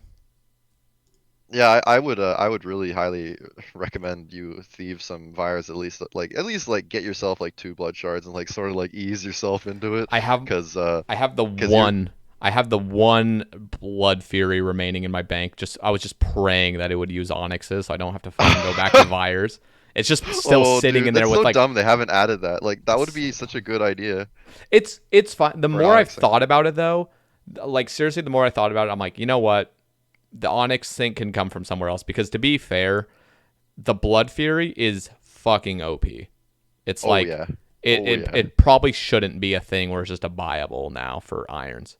Just sell chaos runes, get I unlimited blood know furies. I heard a cold one like bitching about like how easy solo top became with Blood It Fury, and it it kind of became like is. a whole separate category of like, were you a pre Blood Fury in Yep. solo tobber, or were you a post Blood Fury solo Yep. tobber? No, I'm it's surprised I didn't hear him like bitching about that on the cast. I guess you guys just didn't get a chance to mention the Blood Fury and top, but yeah, it's it's pretty really busted. crazy. It's like Soul Split like in a It's like way. a raids 3. Like this could seriously, that amulet of blood fury, if it wasn't like a chargeable thing, if it was just like unlimited. Like imagine there was a new necklace that came out. There was no such thing as a blood fury, and then there came out this like unlimited blood fury. That thing would be worth like billions with just how fucking powerful it is. Like seriously, it's on par with like being a raids 3 item with how actually powerful it is. The only reason Absolutely. it's not used so much is because it costs money all the time to use it. But like it makes everything so easy. Like you can see so many Venezuelans now soloing Nightmare using a Blood Fury. I kid you It's, not, they're everywhere. it's insane, dude. It's so easy. But I do kind of like the idea that's like there's a skilling method like that like you get something worthwhile out of it. Yeah, and that's the reason why like I'm okay with it, but that's the reason why I'm kind of okay with them not making the Onyx thing a rechargeable thing for the Blood Fury because Yeah. it does become just a buyable for irons. Just go buy Chaos Runes, go sell them. At the same time, like pretty expensive too. Like I don't know, like it It's gives only you that 3 mil. trade-off I of mean, are you gonna really spend that much for like an hour or 2 hours worth of Blood Fury when you could be like charging your scythe and using like yeah. Sanguinisty? No, Like that's a good point, but I guess that's the it one is thing I a thought of. trade-off. But yeah, like I don't even know if that's something I would do. Like I think because like I like money and or like I like getting like GP alchables still. I think I would even continue to spend the time just thieving still because like I'm passively saving like X amount of GP per hour, and GP isn't really something you can like actively grind out. Like like uh what honestly like Vorkath is like the fastest at like 1.7 mil per hour. Uh, and then Is there's that stuff it? like air orb charging. Yeah, there's well 1.7 mil an hour. Revs used to be really good, but not Yeah, anymore. revs used to be crazy stupid. If you got like off hours and you got like full protection, you were making Yeah, like 7 mil, 8 mil, up to 10 mil an hour. bonkers GP. Yeah. Absolutely insane. But yeah, I don't even think it's something I would use, but it would be a cool Onyx sync. From a main perspective, like. But yeah, I do agree there should be Onyx sync, and maybe blood shards aren't the way to go. Maybe there is something, or just like I don't know, like grades 3 pitches, like maybe something uses onyxes or your Elder Maul proposal, like that'd be really fitting because Tecton literally already drops onyxes. Like it makes sense thematically, so it's Yeah. something they No, could easily add I'm to the excited Elder to Maul. get that video out. Just it needs to be just edited very well so it can appeal to like Reddit, you know? Like that's the main Yeah, thing. I need to make like Swampletix yellow quality. text, dude, Like black background. no, yeah, like, but I need like explosions and shit. Like, have you seen Limpword's new like series? He's like this one chunk extreme Ironman that killed 500,000 men and women 500,000 men. I like and that. women. No, it's True. yeah, it's like, We don't discriminate based on gender here on the Sae Bae Cast. yeah, no, it's just like as long he has explosions in his video. So if I can add some explosions, I think we're Some good. Michael Bay sort of stuff. Yeah. Just Elder Maul. Make Elder Maul great again. No, but like I'm excited because there is some other ways to get that Onyx sync as well as helping the Elder Maul. Um, I want to move on to Box Terrier's tweet. He says, and this is a kind of a big one. Thoughts on new content often being less abusable than old content, tick manipulation, drift net, aerial fishing, can't red click and nightmare fight, etc. It's the Yeah, same the thing way with like they Volcano that came out. It's like the, they just yeah, the way they come out with content is it's like airtight. Like you can't manipulate it at all. You had a pretty good rant on dense essence block mining yeah, where it's like bad. you get punished for trying to take manipulate at all. Like you're like how restricted it is. Your character literally has to be there like the whole time, and if you Yep. miss like if something happens, like you just don't get the block at all. Like crazy sort of it's it's just skill it's checks this on it. like it's this like obsession with making XP rates that they pull exact. It's like this weird obsession they have now where it's like if things aren't pulled exactly the XP rate they say, it's like flawed. And so they need to make every possible it's just like any possible abuse that it needs to be checked at. So instead of like making it so like in Wintertodt, for example, like Wintertodt, they've made it so every single action has like a 2 to 3 tick delay just to make it positive that you cannot be tick manipulated and to make it positive that rates cannot be any higher, which is so stupid. Like I understand what they're trying to do, but it makes the game so dull and it makes the game feel laggy and unresponsive. You got a good point on how just Yeah. gross feeling it is fletching at Wintertodt, and then you get interrupted, and It's awful. it just feels gross. Yeah, it just doesn't feel good. It's I don't know awful. what The else to whole say. thing is just this gross lag. It just feels like RuneScape already has that lag where it's like you're based on ticks, but then you add on top adding an additional like 2 to 3 just to fletch something. Like god damn it, dude. Like I don't know, I don't get why, like why not give us the opportunity to tick manipulate dense essence blocks? Like if you're gonna do that, like consider that, like if you craft blood runes, for example, like, and you're wearing full graceful, like you just barely get your run energy back, Yep. like by mining the dense essence. And think about how that goes away if you're going to mine it faster. Like you're gonna be doing walking if you don't bring like sweets. God forbid, imagine bringing sweets for blood rune crafting. Or just Uh, the ring of endurance would definitely like get a lot more use, and then Oh bringing yeah, oh stands. yeah. Shoutouts Ring of Endurance, best in slot for crafting bloods. Really nice item. Um, but yeah, like why can't we tick manipulate dense Because essence they've block? It would be pulled a OP. certain XP rate and they can't like touch and like, and of course it would need balancing. If you could just straight up 1.5 tick the dense, that would be absolutely extreme XP rates. Probably get over 100. 1.5 ticking would be crazy. I don't even think it would be that like strong compared to something like Lavas. Like Nah, it still wouldn't be that I strong. don't know, And man. I know you Isn't you dense do essence hate 9 ticks? If you were getting 2 every 3 ticks, like Yeah, it'd be crazy that'd be faster. But I think a lot of the time you do spend is running to the altar and like, the dark altar and stuff. I know you actually hate ZARC, like what it fucking did to hate the it. game. Uh, I hate the Chaos Altar more though. That's like occupied my mind way more recently. oh, the Chaos Altar is absolutely broken. Like that needs to get toned down big time. Like Yep. 50% bone save, like drop that 20% bone save. Drop it to Because you're still 10. getting like 25% of like more XP Yeah. from your bones. I would drop it to Like think 10. about that, 25% more XP, like that's a lot more fair than doubling your XP per bone. That's Yeah. crazy. And you don't even need like Marintils or anything. Like you just Yep. go there, you Yep. 3 item. Like it's not like you're risking anything. That's it. You just run to the altar, suicide, repeat. It doesn't add anything to the game. It just makes the skill frustrating because you get PK'd for like your 25 bones, and yeah, it's awful, absolutely awful. Like I'm stunned that something like that isn't even like being looked at or addressed. Yep. And How it won't strong be it is. because like it's just that's the sad part. I want to get onto the Arceuus spellbook eventually because they talk about this new prayer method, but it's like prayer methods would be so beautiful to release into the game if the Chaos Altar wasn't a thing.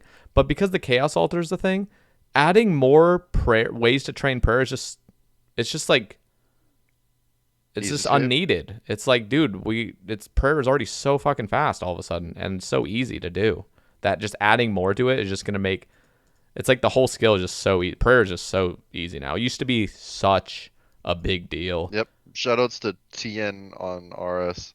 I think is his name. He was the first to 9 prayer, and he killed a lot of green dragons. Oh He had my to god. really work for it.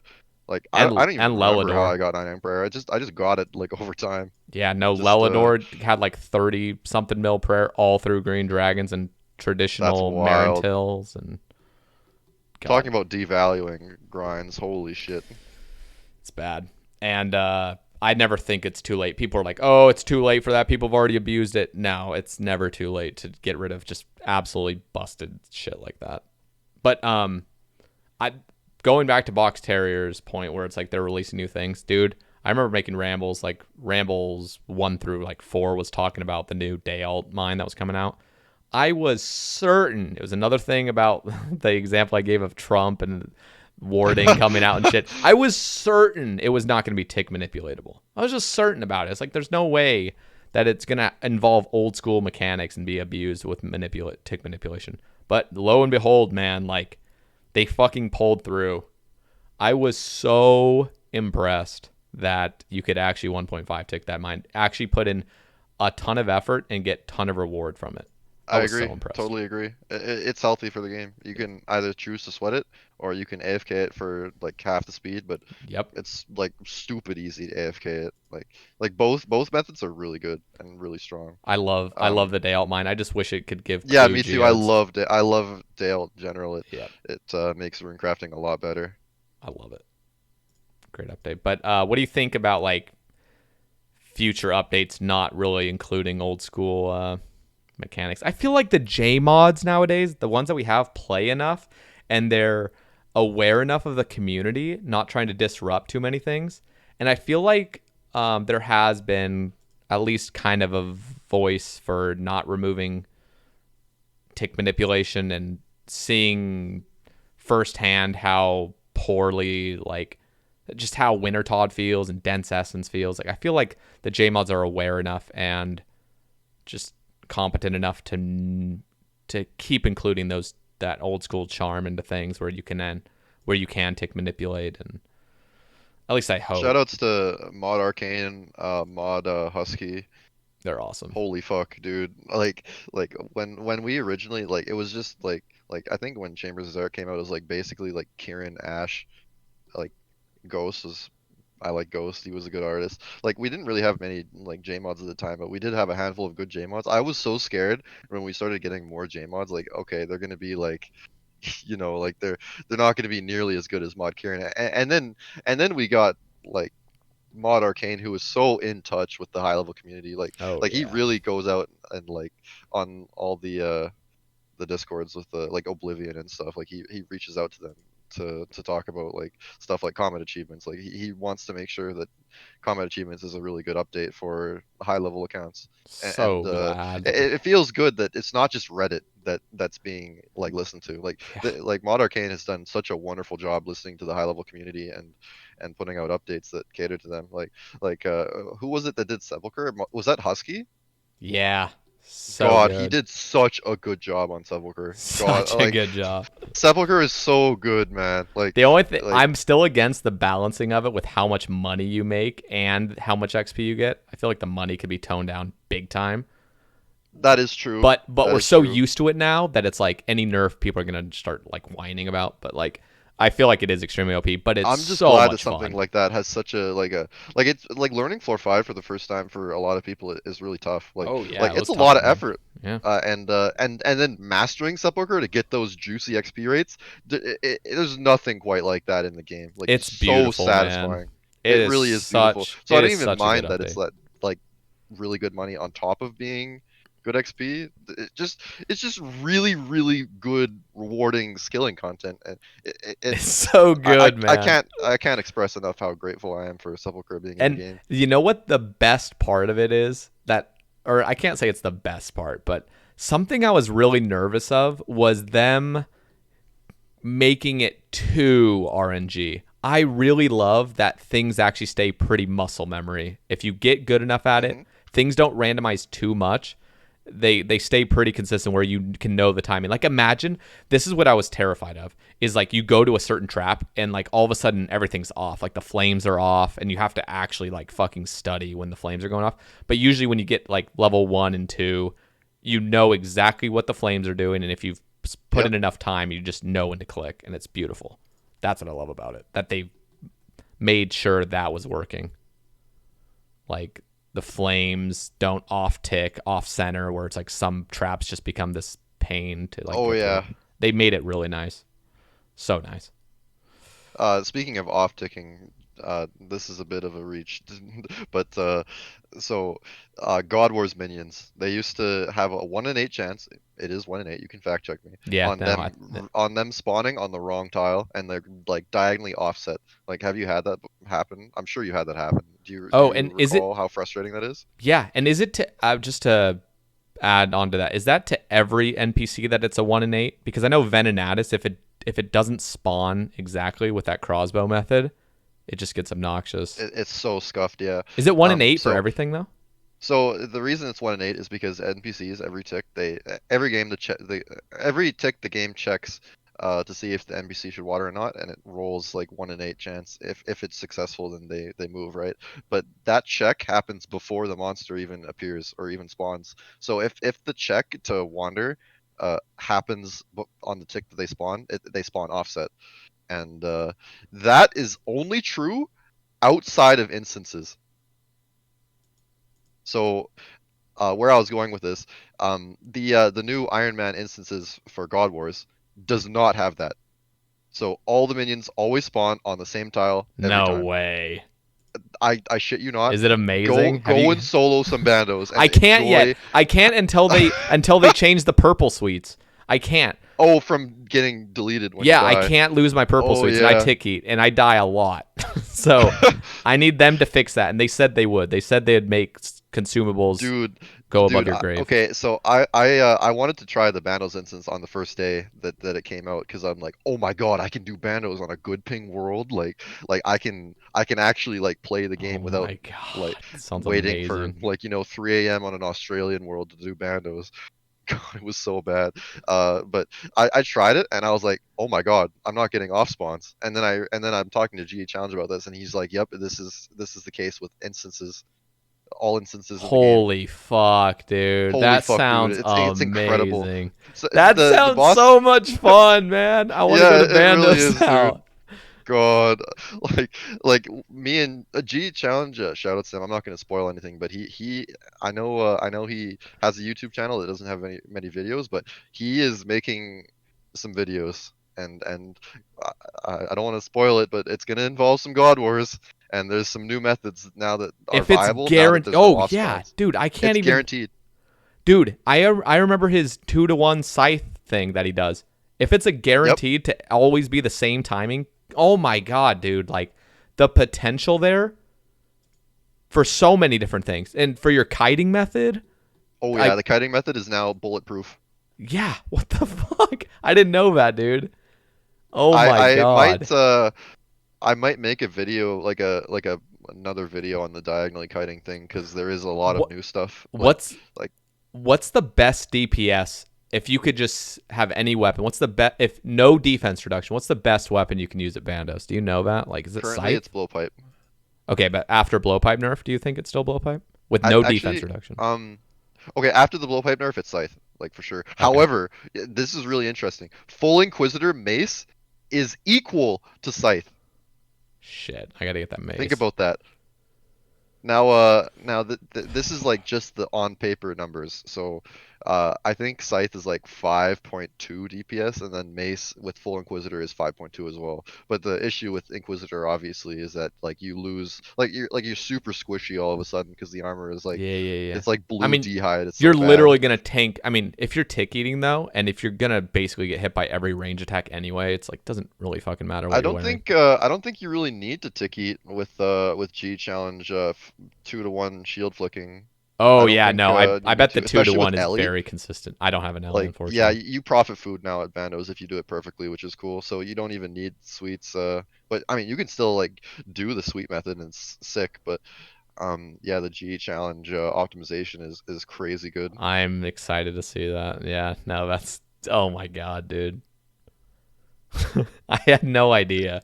Yeah, it's so nice. It just leaves all this room for like optimization. Like the first kill of the trip at Bandos is pretty AIDS, but like once you get into that's the cycle, always been the it's case. just the same thing every time. Like if you're good at the game, like you don't, like you're not gonna have to deal with any off spawns anymore. And I don't know if it's even a good thing, because it feels just so incredibly nice. Like the minions always spawn. You get a good ping. You get a good ping world. No mains crashing. Like, oh my god, dude! Like that's crazy. It's actually gonna be fun to go for a Bandos pet. It's not gonna be this torturous. Oh yeah. Bullshit where you're just hopping worlds over and over. Yeah, if I didn't already have a Bandos pet, I feel like it would be a disservice to not go for it Oh, at this I'm point because a lot of people identify me as just the Bandos guy at this point. Oh my god, man, that sounds amazing. I wonder what they're gonna do, dude. Even Zammy's gonna be amazing because I don't do 5-0. In fact, I'm not. I think I've said it before. I'm not a big fan of running around and shooting monsters. It's just not. There's something about it. It's just not appealing to me. Just running around and avoiding all damage and shooting stuff. I hate Sarah. Like Yeah, Tebow ruined Sarah for me. I just don't like it. It's uninteractive at this point. Like you Yeah, just kill it. Like it just and dies. Like there's no skill at all and involved. Zammy 5-0. I will admit I've never tried it, but it feels very much like Sarah. It's a little bit more. I guess you can add more elements to it, I guess, to make it a little bit more engaging. But it's like, It's crazy easy. yeah, Like no, it's it's I've seen so so much many easier people. than melee flicking. Yeah, but I love melee flicking, and I feel like if spawns are always guaranteed, I'm going to love Zammy because Zammy can get really obnoxious when the ranger spawns off and you have to like spend some time off taking it again. Yep. Other than that, dude, Zammy's so much fun to melee. It's actually incredibly fun. It's so much Like, fun. dude, I used to bring a single Guthix rest to Zammy, just in case my health fell between 45 and 50. Or sorry, it would be like 45 and 49. Like Krill's spec can hit up to 49, right? So I would bring that Zamorak brute, or sorry, the Guthix rest, just in case my health was 45, so I wouldn't risk getting spec.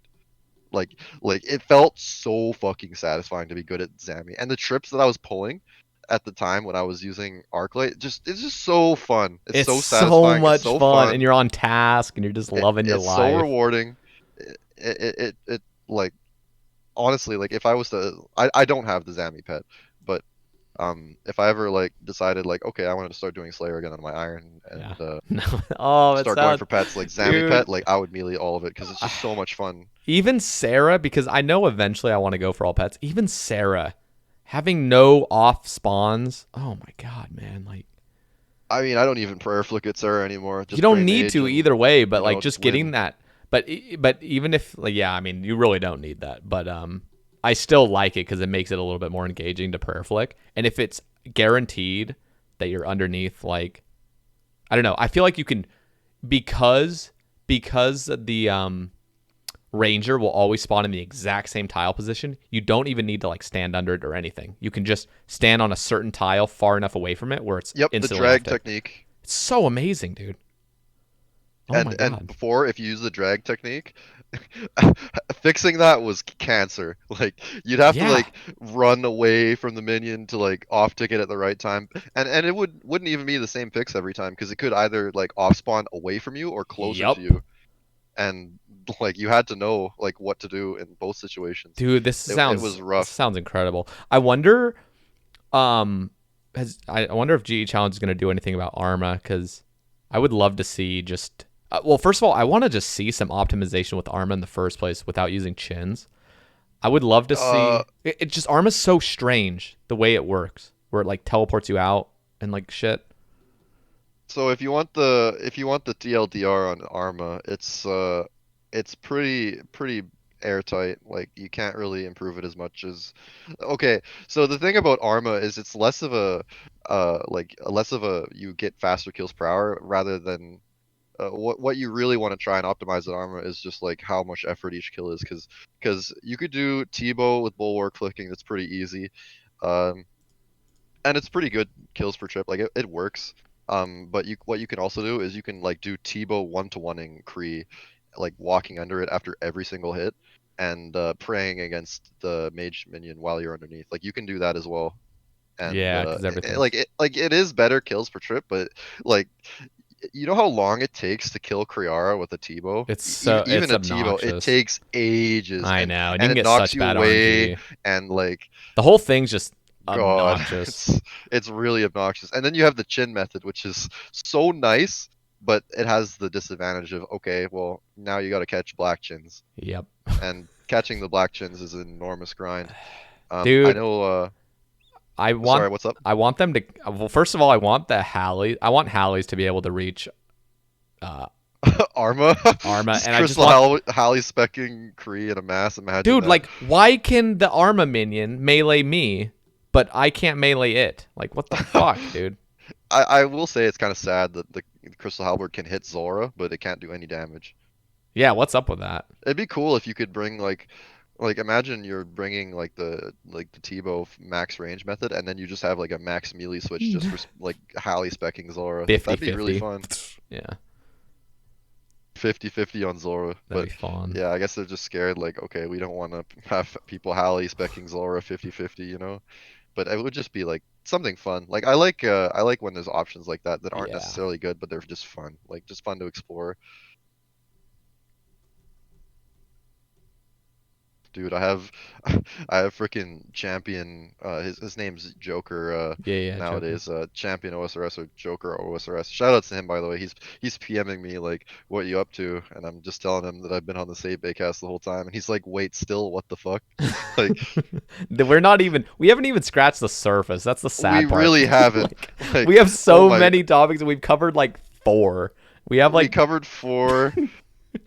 you know what? Oh Speaking my of Joker, god. he actually had those 2 questions that I'm looking at Yeah, right now. let's get to them. Go to it. Let's just get to them really quick. I don't think they're gonna be that long. Um, thoughts on Divine Spirit Shield and thoughts on a new hard group boss like pre-EOC next. I don't even know about next, but I'll talk about the Divine first. I was really sad to see the Divine fail, to be completely honest. And yeah, I kind of wanted to see it. I'll be honest, like I'm not exactly sure what it would affect in the game, and I never played RS3 to know. I also don't know what Nex is. I've like seen it, I think like twice on some Next random. is just Zeros themed God Wars. Yeah, that's what a cold one was talking That's pretty about. cool. Like the frozen door in the God Wars dungeon has been left alone for so long. I think we probably will need to have the frozen door opened at some point in this game. And I don't know, like they don't even it doesn't even have to be like Zero theme. Like they could add Gothic's God Wars if they really wanted to. I don't know what kind of like content that would include, but yeah, like they could add a group boss to, behind the frozen door where you got to kill all the God Wars bosses, get parts of a key, and then you open the door and then you have access to a new group boss that's really hard and has like cool new drops. But I don't know about a group boss. Okay, other than the Leviathan, which we talked about earlier. God. Shout out sailing. Uh, that is a sick idea for a group boss that I really want to have implemented. But yeah, like we got Nightmare pretty recently. Like I don't know if a group boss would be a like another group boss would be a good idea. Like raids 3 first, of course. Um, so yeah, like with raids 3 like being rumored, like it's probably going to be raids 3 that we get next for high level PVM content. So I don't see a group boss like having much hype right now, but maybe ask that question like later down the line, 2022 when we do the Sae Bae Cast with Bcguppy round 2 1 year later edition, and Round 2 we'll see how we trilogy feel. because we're Oh yeah. we're on episode 1 of a trilogy right now, at We least. really are, dude. Um, but yeah, like right now, I don't see much hype in a group boss. Like the group boss that we're gonna get next is just gonna be the final boss of raids 3. Yeah. Like for real. Like that's that. And as far as the divine thing is concerned, like it already was pulled and failed, Yeah. and like it coming from Corp doesn't really make a whole lot of sense. I mean, It well, was it, it it was does pretty because that's selfish where it of came me from to want. originally. It was pretty selfish of me to want it in the game because I've only done like a 1100 corp, and I have 2 spectrals, and like being able to have that additional, Double drop rate to get either because yeah, they're it basically just the same thing, really. sounds really nice. I think if anything, it would be nice to have a like an ornament kit to the Ellie that's like ridiculously rare from Master Clues or something that just makes the Ellie look like a divine, and then just make it aesthetically different, but it's the same set effect, so it has the Ellie effect still. Um, do you know what the divine did, by the way? It was like a guaranteed damage reduction, but it takes your prayer away or something. Yeah, yeah, So what was exactly. what was the exact calcs? It was like 30% or 25% damage reduction or So I think Ellie is 75 or sorry, 70% chance to reduce damage by 25. yeah, I think Divine was like 100. guaranteed 30% reduction or something like that. And it Maybe 25 or something. I And think then it 30 sounds drained right, your but prayer yeah. based on half of what damage got reduced. So if you got hit 100, like Darrocking, like you get hit by someone Darrocking in PvP, they like miraculously hit 100 on you, and you have a divine on, so that gets reduced by 30%. So you get hit a 70, and the damage that gets reduced is 30. So you divide that by two, and the divine would reduce your 15. prayer by 15. Interesting. So The what? prayer drain effect is the thing that kills it though, because right now the places that the LE gets used the most is Arma and Inferno, and in both those places, prayer is just critical, Yeah. so valuable. There isn't really a scenario I don't think where Divine would even be better than LE, but I still want the Tanking shield. Well, I in the mean, like wilderness. PvP, like PKers would absolutely seethe if Divine got added, which is probably why it failed the poll, to be honest. Yeah. Even with Sparkmax army, like shilling the shield, like he was literally paying people to vote yes to the Divine poll because he wanted it so bad. Oh yeah. I remember So that. funny, like all of Sparkmax kitties just getting paid to vote on the polls, dude. That's fucking funny. Classic voter manipulation 101. But yeah, like I like the green shield. Like I think it deserves to be in the game, just even as an aesthetic override to the Ellie in some fashion. Like maybe like a divine ornament kit from Corp that's untradeable, but just makes your Ellie into a divine, and it's just aesthetic, doesn't do anything new. Interesting. I'd like divine in that case. That would be nice. That'd be a nice addition. Look cool with the green shield. I have no opinion on that. I wouldn't really care either way. I don't have that nostalgia that's like, ooh, that shield looks cool. I just thought it would be cool to have a new item that's just makes Corp a little bit less depressing. That's literally Yeah, it. That's my selfish absolutely. reason. Corp sucks to do, dude. It needs to be reworked. Like it's actually cancer. The whole like alt specking Iron I Man like hate meta. that I can't do Holy I shit. can't do Corp because I don't have two alts. I can't do it. Yep. I refuse to waste 700 hours doing it myself.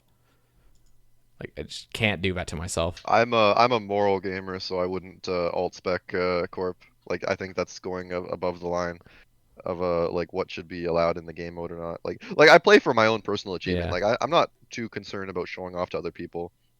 Because at this point, like my account is pretty prestigious as it is. Like having an Ellie on it wouldn't really make that much of a difference in the grand scheme of things. So like I don't need like it's not something you need. Like Yeah, it's no, it's not something you need, but the Ellie's always been that I mean it's iconic. sick. It's absolutely sick. But Yeah. yeah, like okay. So But that's the thing. I'm gonna I'm go on not a I'm or literally sorry, not go going on. to do Corp for like years as is. So it's like I don't know. And it's not like it's a competition to get sigils or anything. It's just the fact that like everyone else can do Corp if they have two alts in 300 hours, and it would take me 1,000. Like, what's the point of wasting all those hours? Because it's like, yeah, I play Yep. for personal achievement, but it's like, yeah, Like from a streamer perspective, like if you want to get to the epic Saracnus grind, like you could alt Nightmare, or you could even like because you're a streamer, you could have like simps I basically know. like one Trust plus me, one I've been do talking. Nightmare. I'm talking them out of it. I know Disperse, one of my It's mods, is so like, dumb. he's like, let It's me so come dumb. alt for you. I'm like, just, I don't want to even just think about how nice this is gonna be, because then I'm gonna start getting addicted to it, and then I'm gonna start demanding that people fucking help me, and just the whole thing becomes this mess. Just let me just do this the slow way because it's not efficient. You need alt to be efficient, and just let me get my mace and just let me move on from here. I just hate it when things can be alted and drastically lower the amount of hours. Like literally, It if sucks. if a new Ironman, like a 0 KC Nightmare Ironman can do 12-minute kills at Nightmare with a bludgeon, Yep. like even faster No if blood their alt runes. is like loaded. Regular trident. Yep, Just and that's and you could just so have just sad. some dude, some account like full Inquisitor or not Inquisitor, Justiciar like Mace Ellie, just like AFKing basically, just improving your kill speed by that much. Like it's wild, but yeah, like personally, like it doesn't bother me too bad because like I don't really I don't really play to compete against other people. That's the thing is like I feel really bad for the people who like try to make like the sickest Iron Man they can, or even like the 200 millers where they have to alt. Yep. Like they have to alt to remain competitive on the high scores. Like you're not gonna get rank one Iron Man playing self sufficiently, even Yep. though it's a self sufficient game mode. So You can't. sad, by the way. I hate that. I That's why I hate. like to play for my own like achievement. I am a competitive person. The one thing, the beauty about how I play now is because I'm obsessed with clues. That clues are not really ultable. Like jellies are the only like truly ultable thing that would really speed up like hard clues, for example. But the fact that Sarachnis gives 0 time hards and Sarachnis is really unultable in a way, it's Yep, just so beautiful. I just really pray to God that they don't ever fuck up clues to the point where it's just something ultable and just I don't know. I hate it dude. when things are ultable. One day, people are gonna get elites from Dragon Imps. Imagine that, like just having a simp army collecting Here's easy imps, and that's how you get clues. here's the crazy thing though about Dragon Imps is it would take 50 Dragon Imps to be on rate for an elite clue. And if it takes a minute to get to each spot, let's just say a minute and then to open it, like, well, open it obviously instantaneous, but like just unless every single spot takes less than a minute to get to, it still take about 50 minutes of like actual time to like get an elite clue. And Sarachnis is 1 in 70 minutes and you're getting a hard clue. So it's like, That is true. even if That is you very had true. unlimited scouts at all times, it's pretty, it's really not that crazy. I used to think, oh, Dragon Imps are literally 0 time, but they're not really 0 time. It still takes time out of your, you know, gaming to Absolutely, go yeah. and get it. Fair point. Especially when they're like fucking cock blocked by River Lum. Dude, there was a lucky imp. There was a lucky imp that was scouted by one of my viewers. And I was seriously, it was trapped in the river for like 20 minutes. I just kept looking. I was trying to get it out, but it was just, I finally it got out. But it was about to despawn, dude. It was terrifying. You looking forward to a Dark Lure? What's that? Oh, wait. Do Oh, you wait, remember wait, what wait. Dark Lure is? Is that the Arceuus thing? It's another Arceuus spell. I need to see We've been this. talking about it like the whole cast, and we haven't even gotten to it yet. Like for We're real. so here's the thing, man. Like we're pushing 4 hours right now. We need to like we're actually gonna make a part two. For those Yeah, listening, I think this is gonna be a part two kind of. it Well, and has it is it like, has to. oh yeah, Like I don't like even know if because Arceuus, dude, I want to get into this like deep, but like yeah, I I'm agree. scared to even touch it right now because we're gonna go on for another 2 hours. And it's gonna be the 6 hour thing. Like, here's the thing: I'm genuinely considering making a part two this week, like before. I would be down for that. Like, would you even be down for like tomorrow? I'm thinking like Oh yeah, I would be down. because we can like wrap this up here at like a 4 hour mark and make another 4 hour one tomorrow. I mean, if anything else, it gives me shit to do on my iron because I literally cut every ruby, every diamond, and I have no raw sharks. Like Beautiful. I'm like I just ran out of sharks. I don't know what to do with my life now. Like Yeah. No, dude, it's kind of there's only nice. so much Lovakite you could mine, you know. Dude, I don't even know how many I've mined so far. I've actually it's been hidden in my bank. Let me see how much I've mined. You I guess you went offline, huh? I 500 thought you were online and 500. then you Oh, went offline I or turned my something. private off because I got somebody messaging me. But I see. now I have 530 Lovakite already. I've just been AFKing it. Oh my god. Um, Uh, yeah, if we have any like final remarks before we get to the part two tomorrow, let's then do that. There's so much in the Arceuus I want to talk about, and yeah, there's just so much, and I feel like we could really hit it hard. But let's finish off part two then. Do you have anything you wanted to say? I mean, we can have closing remarks at the end of part two slash part closing three. remarks. But I guess we could summarize like what we've covered in the cast. Like okay, the big one, sailing. God, please in heaven, please, give us sailing. but Like make it good. We need our seriously, ideas in it. I don't want some bullshit. I want. Oh my god, dude! PvP sailing. Can you imagine? we're gonna need some gentle tractor, level video from Sae Bae when he gets, world famous, surpasses Bodhi. One day. And he's gonna put out a banger of a video saying, "Hey, sailing is kind of like a good skill. Would be absolutely hyped to all hell. It would probably, it would make the game like it would double the player base because of how good it is, dude. Like honestly, It would it be would. amazing. Sailing would be unreal. Jagex God, please. Um, yeah, I don't know, a frog prince. Um, yeah, we're gonna end the cast pretty soon here, but yeah, we're gonna have a part two, so stay tuned. If you like hearing us talk about, like all kinds of things in the game, I have like unlimited We ideas haven't even touched on the new content. spreadsheet. We only touched We one haven't touched the spreadsheet spreadsheets. too. Saebae's God damn it. gonna have false advertising if there's no part two Yeah. tomorrow There's gonna be a on part three probably the next day too. the spreadsheet, the part three on literally Thursday, dude. It'd be cool if like imagine like tomorrow is like Temperos Day. Like imagine just all of a sudden Temperos comes out and then we can start talking about Oh, Temperos I and wonder, yeah. yeah, there's gonna be a part two and a part three. Don't forget to, buy the Blu-ray the Blu-ray set with Autograph the blooper Blu-ray. reel. Autograph Blu-ray, dude. Yeah, to summarize, sailing epic skill, raids 3 hype, you know, God Wars the instances are amazing, apparently. God Wars I had instances no are idea. amazing. The equipment changes don't actually nerf Bulwark or Black D'hide, just make magic weapons more accurate. Oh That yeah. that's the blanket fix. Magic needs to get reworked.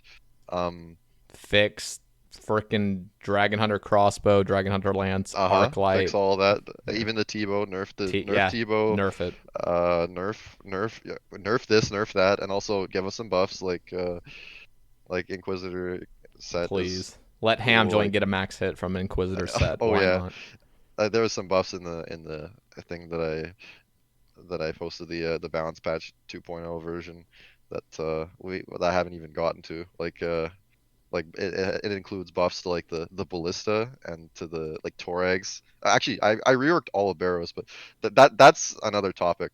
But yeah, like Jagex, if you're gonna give us nerfs, you better give us buffs on top of it. Like give us things to look forward to, so that the community doesn't like actively despise what is essentially like the evolution of combat in OSRS. Well, it's not gonna be that bad, but Yeah. it's still gonna be pretty upsetting. Um, There's just yeah. so much. Yeah, like we are going to talk about so dude, this is going to be a 12-hour fucking ordeal by the end. Like it's literally going to be 12 hours of this.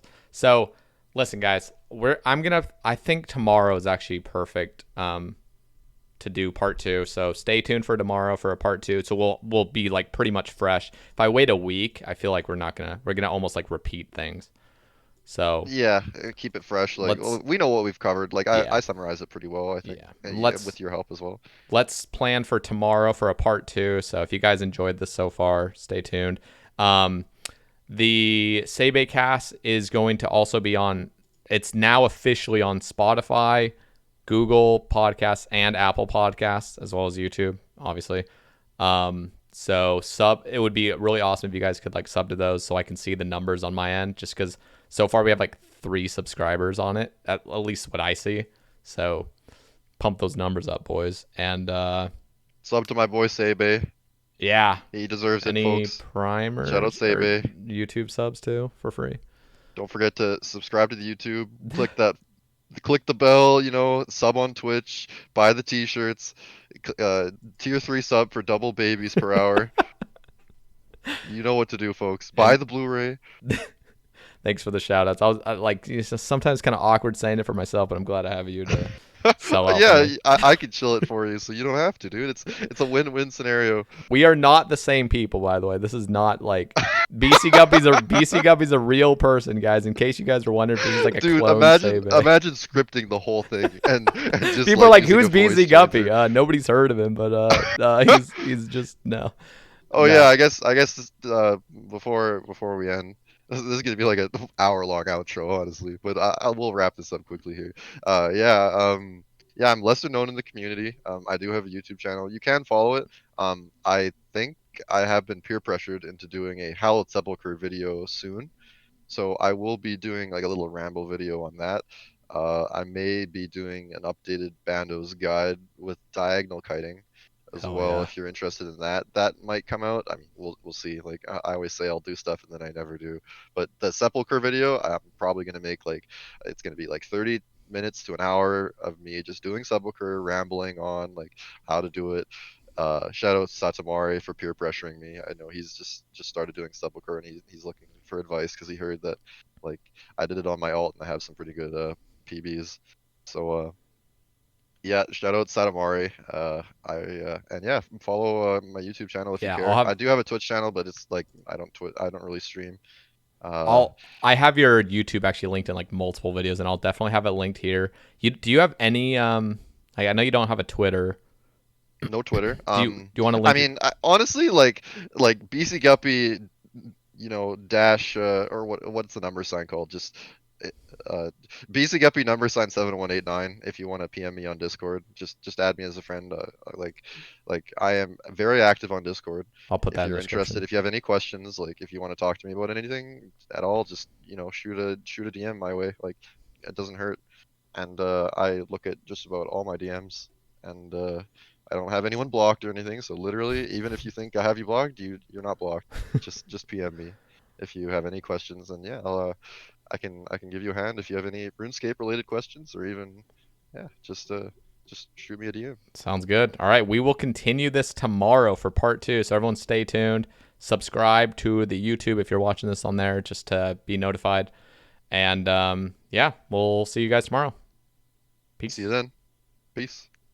All right, welcome back to the Sae Bae Cast. Oh shit, is it number 9 or number 10 now? I'm just gonna call it number 10. You know why? Because it's gonna be a long one anyway, and we'll call it Bcguppy Part 2. Sae Bae Cast number 10, Bcguppy Part 2. I think that you taking up 2 rambles, I think that's pretty cool. Like first guest. I think that's awesome. Yeah. What a treat that would be. Even if I wasn't on the cast and I saw there was 2 Sae Bae casts in a week, I'd be like, oh damn, it's time to like get that nightmare grinded because I got something to listen to. Yeah. So I think it's worth just going straight to 10. The 9.5 will just confuse people, I feel like. Well, so will the 10, but Yeah, who it cares? really will. It's gonna confuse somebody regardless. But Sae Bae cast number 10, yep. round 2 electric boogaloo featuring Bcguppy. Anyway, if you guys didn't notice, I am wearing this new prayer outfit. This is the Zealot's outfit. So Zealot's helm, Zealot's robe top, Zealot's robe bottom, and Zealot's boots.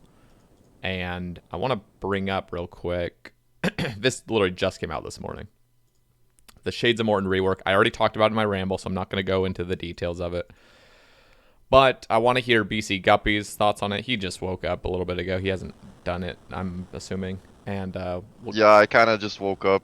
I just saw like the first thing I see when I wake up is like people are getting the new prayer robes. Like there's a new update for the Shades of Mort'ton, which is cool, by the way. Like that content really needed to be addressed. It was I don't want to say it was dead content. Like I mean, Ironman were still going out there to get their Amulet of the Damned or whatever for their clue steps, and yeah, I just woke up, basically saw that the update was today, and I don't really know much about it. I know like Swamp Bark's been like pulled like ages ago, and it feels like it's only just now like finally being added to the game.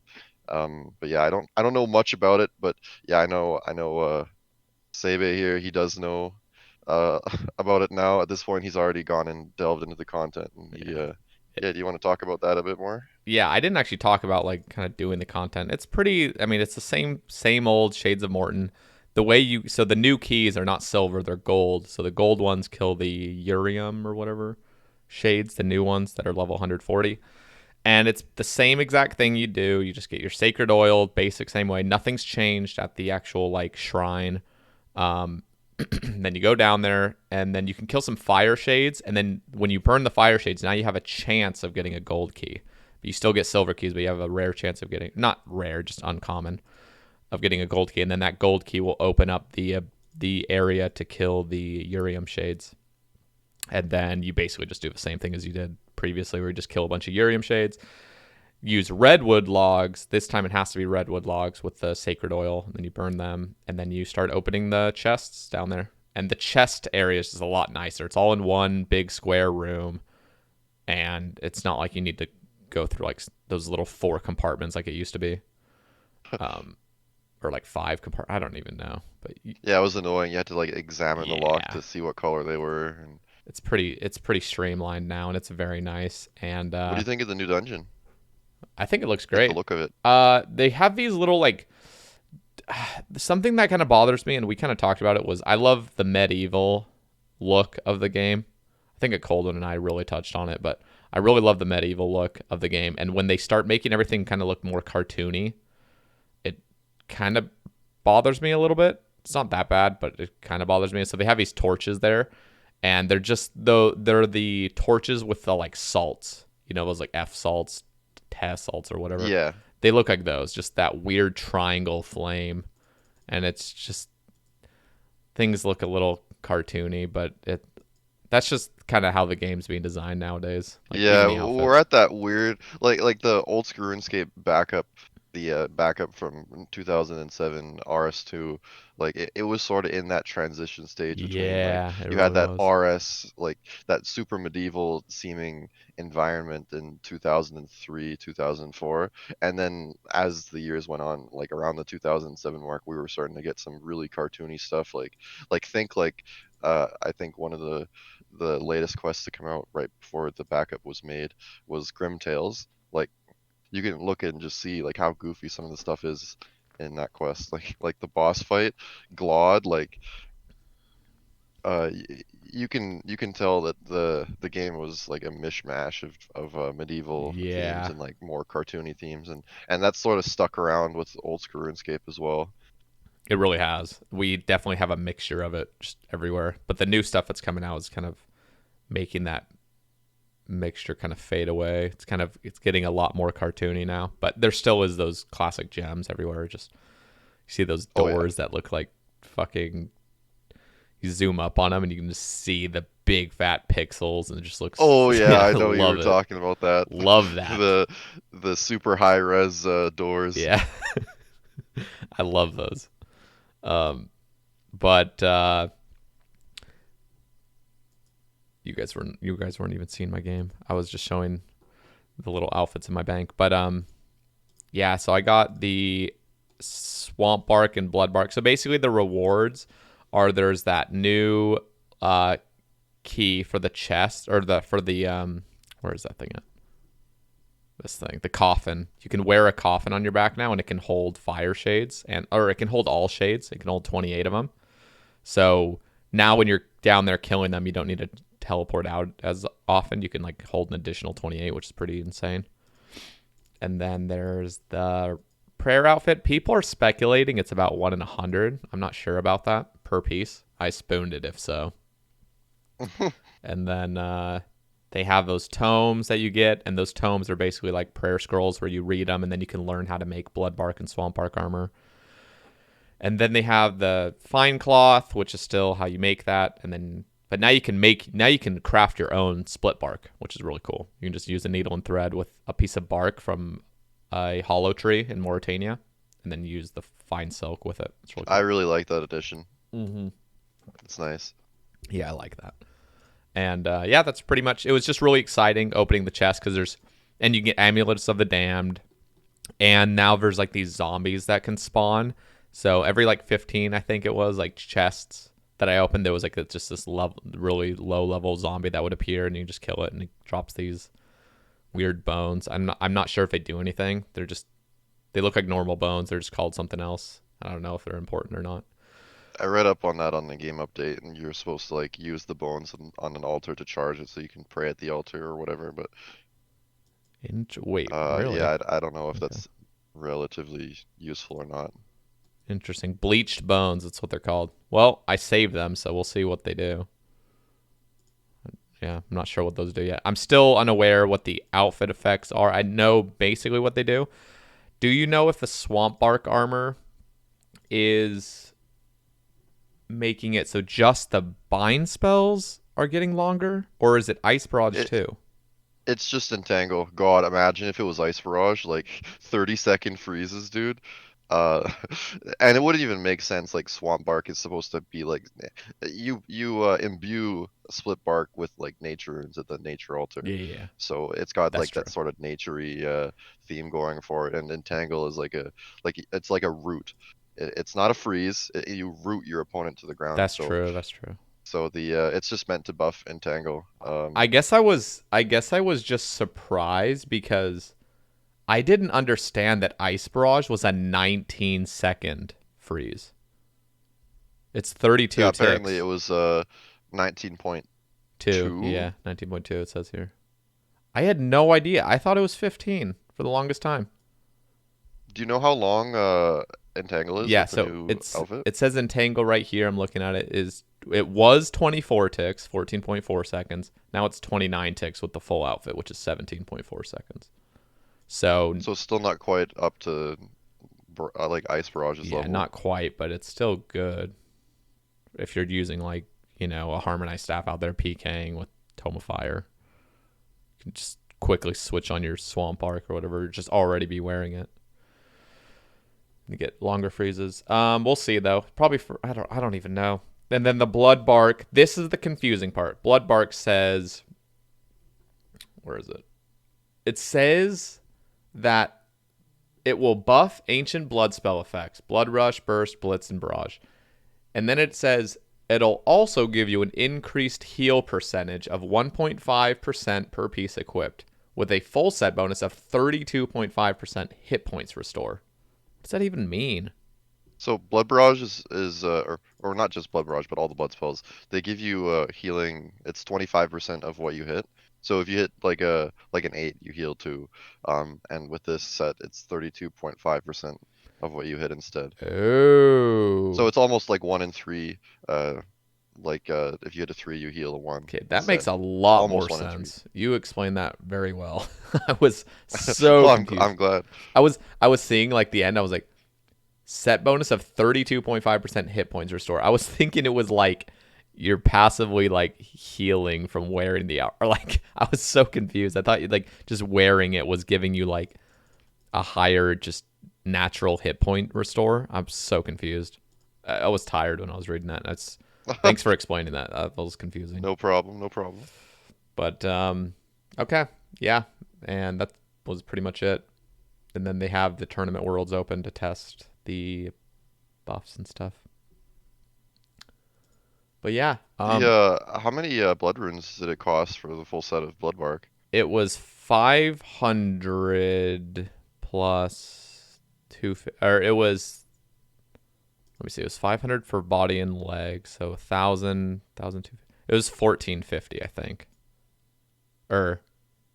Yeah, I think it was 1,450 total for the whole. 1,450? Yeah, Holy like shit, dude. 1,450. Blood runes are already precious enough. Like, I do not want to make that outfit. I do not think I could ever make any use of it. Yeah, I mean, I made it because it looks. I mean, it's don't. I mean, 1,450 just in case you. Yeah, it's not that bad. It does look cool. Yeah. I do like the look of it. I'll But never yeah, use it, but like, it's just cool to have, I guess. I think just from a PVMer's perspective, like the problem with it is that for the full set you need like the helm and the gloves, which is like a big deal breaker because you can't use the Slayer helm and you can't use a Torn bracelet with Yeah, this. I mean, Well, I mean you could still use like 1 or 2 pieces, yeah, but I yeah, don't think it's ever going to be worth it. yeah. It's just strange. They're very niche, but both of them are very niche. And like, where in any PVM situation do you ever use bind spells? It would be really cool if you could bind Exactly. the parasite in Nightmare, so it can't Like heal. you had actual magic accuracy. I'm, That would be nice. or yeah, I mean that, but I just wish you could freeze the parasite with a bind spell, because if you're gonna be on the standard spell book anyway, it'd just be really cool to be able to bind the parasite, so you could strategically run to the other side of the room where Nightmare isn't, and then bind the parasite when it pops out of you, and then you can just like focus on the pillars kind of, and it can't do anything.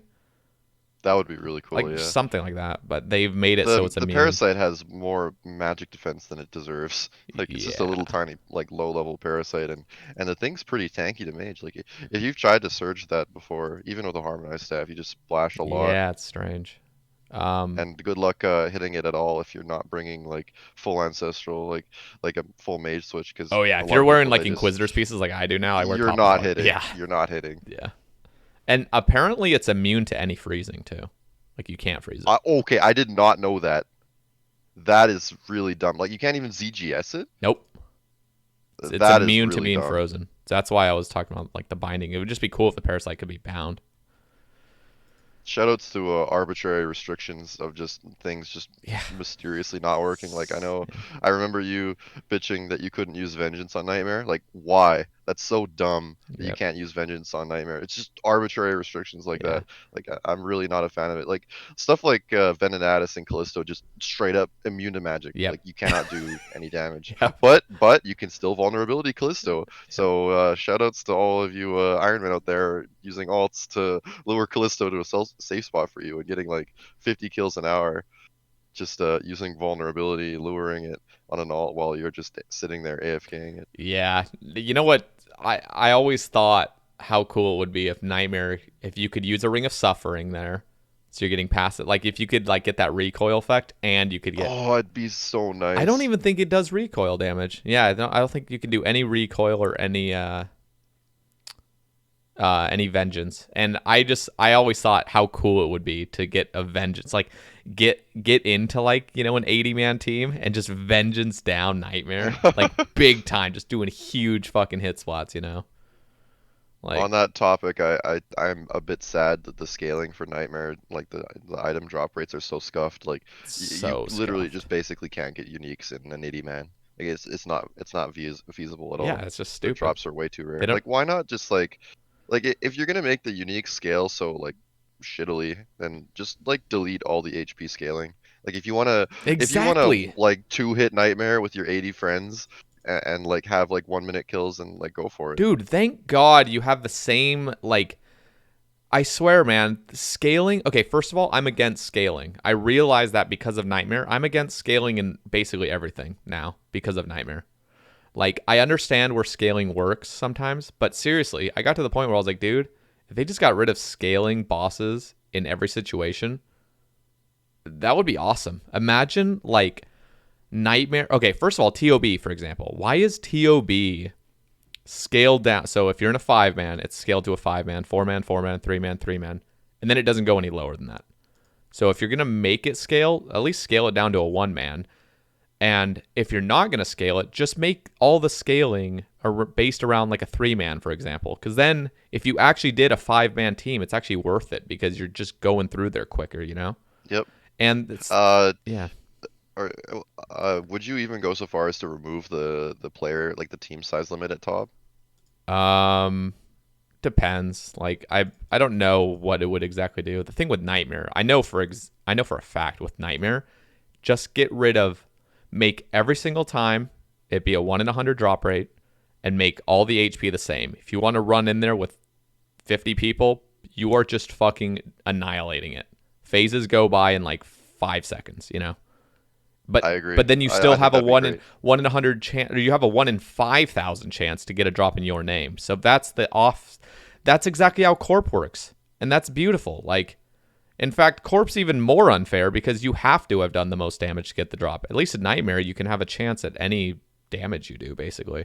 So like, old school bosses have always been that way, where there is no scaling. You can go into God Wars with 20 people and just fuck the boss up, never take any damage, but you're gonna the natural drop rate is going to, like, you know, and the respawn time is gonna hurt you the most. I don't I know. wish there was more bosses in the game that were mass friendly, because I think masses are really cool. Like, Yeah. have you seen? Okay, so wilderness bosses again. Like, I'm just using them as an example because they're so shitty. Um, Wilderness bosses, well, they were meant to be like group bosses on release, but have you seen like what happens in like a Venenatis mass where you have to have like your whole team luring Venenatis to singles? Like, you can't just like surround Venenatis' spawn and just hit it immediately as soon as it spawns, because you'll do no damage because of the weird ass single combat Oh damage yeah, what's up reduction. with that? Like it's just so mass unfriendly because you just have to have your whole team basically literally death dotted in multi. Like and then what happens when a PKR just comes in and ice barrages the whole mass? Yeah. Like what okay. Why is there a damage reduction at Venenatis in singles? Like why? What it Nobody would be so fucking much better knows. if you could literally just attack it on a spawn. Like, you know, It's you bad. have anything to say on that? I All I know is that I have a clip of me raging because I didn't understand at the time because I was so angry.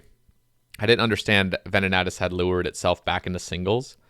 And so I am hitting zeros, ones, twos, and threes. That's all I could hit. It's like this That's huge frustrating. reduction. And so I was sitting there and I was taking 50s to the face nonstop over and over and over. And I was just trying to finish the kill. Venenatis had like 5% health. I'm just like, okay, just finish the goddamn kill. I hit like 30 zeros in a row. Just couldn't do anything. I was fully potted, cannon, everything. Could not kill it. And then I eventually just died again. Like that was like the second death. I just fucking left. I just like ran out of my room. So I was dumb, just so dude. fucking pissed. And like I don't understand it. Why is that even a thing? If somebody, because I understood that that's how Venenatis worked, but imagine like you're a normal player. Where is that ever said? Like, where in the game would you ever just assume, oh yeah, if it crosses this arbitrary tile, now it can't be damaged? Basically, like some You know what's average wild? player goes out there.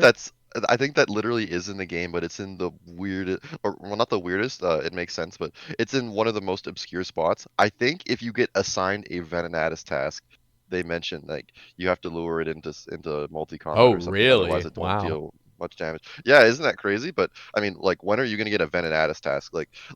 If you were gonna kill Venenatis on task, like you're gonna do it from like a spider task, and you're not gonna get that info anywhere. Like, like they uh they really hide the info from you. Yeah, So if you're a new Jesus player, Christ. Yeah. like imagine like the 2007 mentality where you don't look at the wikis, or you just Yep. go in and like you learn stuff for yourself. Like people have to figure out that weird ass arbitrary shit at Venenatis. It's just I don't like stuff like that. Me Like, neither. just if Jags really wants to make Veni multi by like making you lure into multi, like just extend the multi line a Yeah. little bit so that Just like let it Venenatis' spawn in spawn is multi. halfway in multi and halfway in singles, so you can still kill it in singles if you want. Yeah. Well, why would you ever kill it in singles though? That's the question. You can't. Well, Like, what is the reason why there even is a singles? Do people actually go into singles? I mean, besides that weird crossbow method where you can have it in multi and you in singles, but like, does anybody ever actually kill it in singles? well, not while there's the damage Yeah. reduction effect being applied. So what was the point of ever having it in singles in the first place? Like, why? Why is Venenatis spawn in singles? It's so Did they strange. just fuck It's it so up and then strange. made that arbitrary restriction and just didn't change the root problem of it, like that it spawns in singles? Like, I don't I feel understand it. like Jagex, like they just had no tools at the time when those Yeah. wildy bosses were made. They just were like, oh, by the way, moving a multi-line is engine work. Like I could just picture them on the Q&A like back in like 2014. Like, all right, sorry guys, this is Yeah. how it is. It's like You're gonna have to deal with it. it's not even that. It's just move Venenatis over to the multi line. Like why? Like what is? Even that would be like, it would be a simple solution. It wouldn't even require engine work or I anything don't like know. that. Like, there's no conceivable reason It's that so that couldn't have been strange. done. And then Callisto bothers me that you can't. It's immune to any magic. Yep. Except for vulnerability, but that's another thing. I really wish the Thamarin Scepter had a use, and it was. I almost kind of wish it was a charge staff, and that it was good against Callisto or something. But Uh, I don't know. yeah, like just anything to make that stupid staff like useful in some way would be cool. Yeah, it's really bad. Like I have no idea what you would even do to fix it though. Like uh like I did some DPS calcs on Chaos Ellie, and you can't use the scepter because it's really accurate. But you need like max mage to do it, and good luck bringing max mage into the wilderness. yeah, no, it's the same thing with lava dragons. Technically, the best DPS against lava dragons is max mage with uh actually I think a harmonize out damages it now.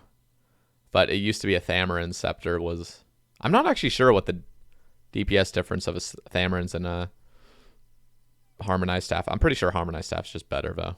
Just because it has Yeah, that tick speed yeah. increase is crazy busted. Yeah, but I uh I don't know how you would fix the Marin Scepter. Like, you'd have to make it really good to the point where it's worth bringing those, like that Revenant Ether into the wilderness. Like, you have to make it like crazy good compared to like a Trident or a Sang, which is completely risk free. yeah, nah, they You have to really make it worth it. I almost feel like they would just have to make it a charged staff and it just shoots out ether. Like Ether's That'd the be thing. cool. You wouldn't even use runes, but that would be the only way. But then people would complain that it's no risk besides just the ether. But that's the other two weapons. The only risk is just the ether. Why not make it just a charge thing where you just shoot these ether balls out of it, and it's good It's against a fair lava amount of dragons. ether that you have to risk too. Like the minimum amount you can put in Yeah, a weapon at the start is 1,000. yeah.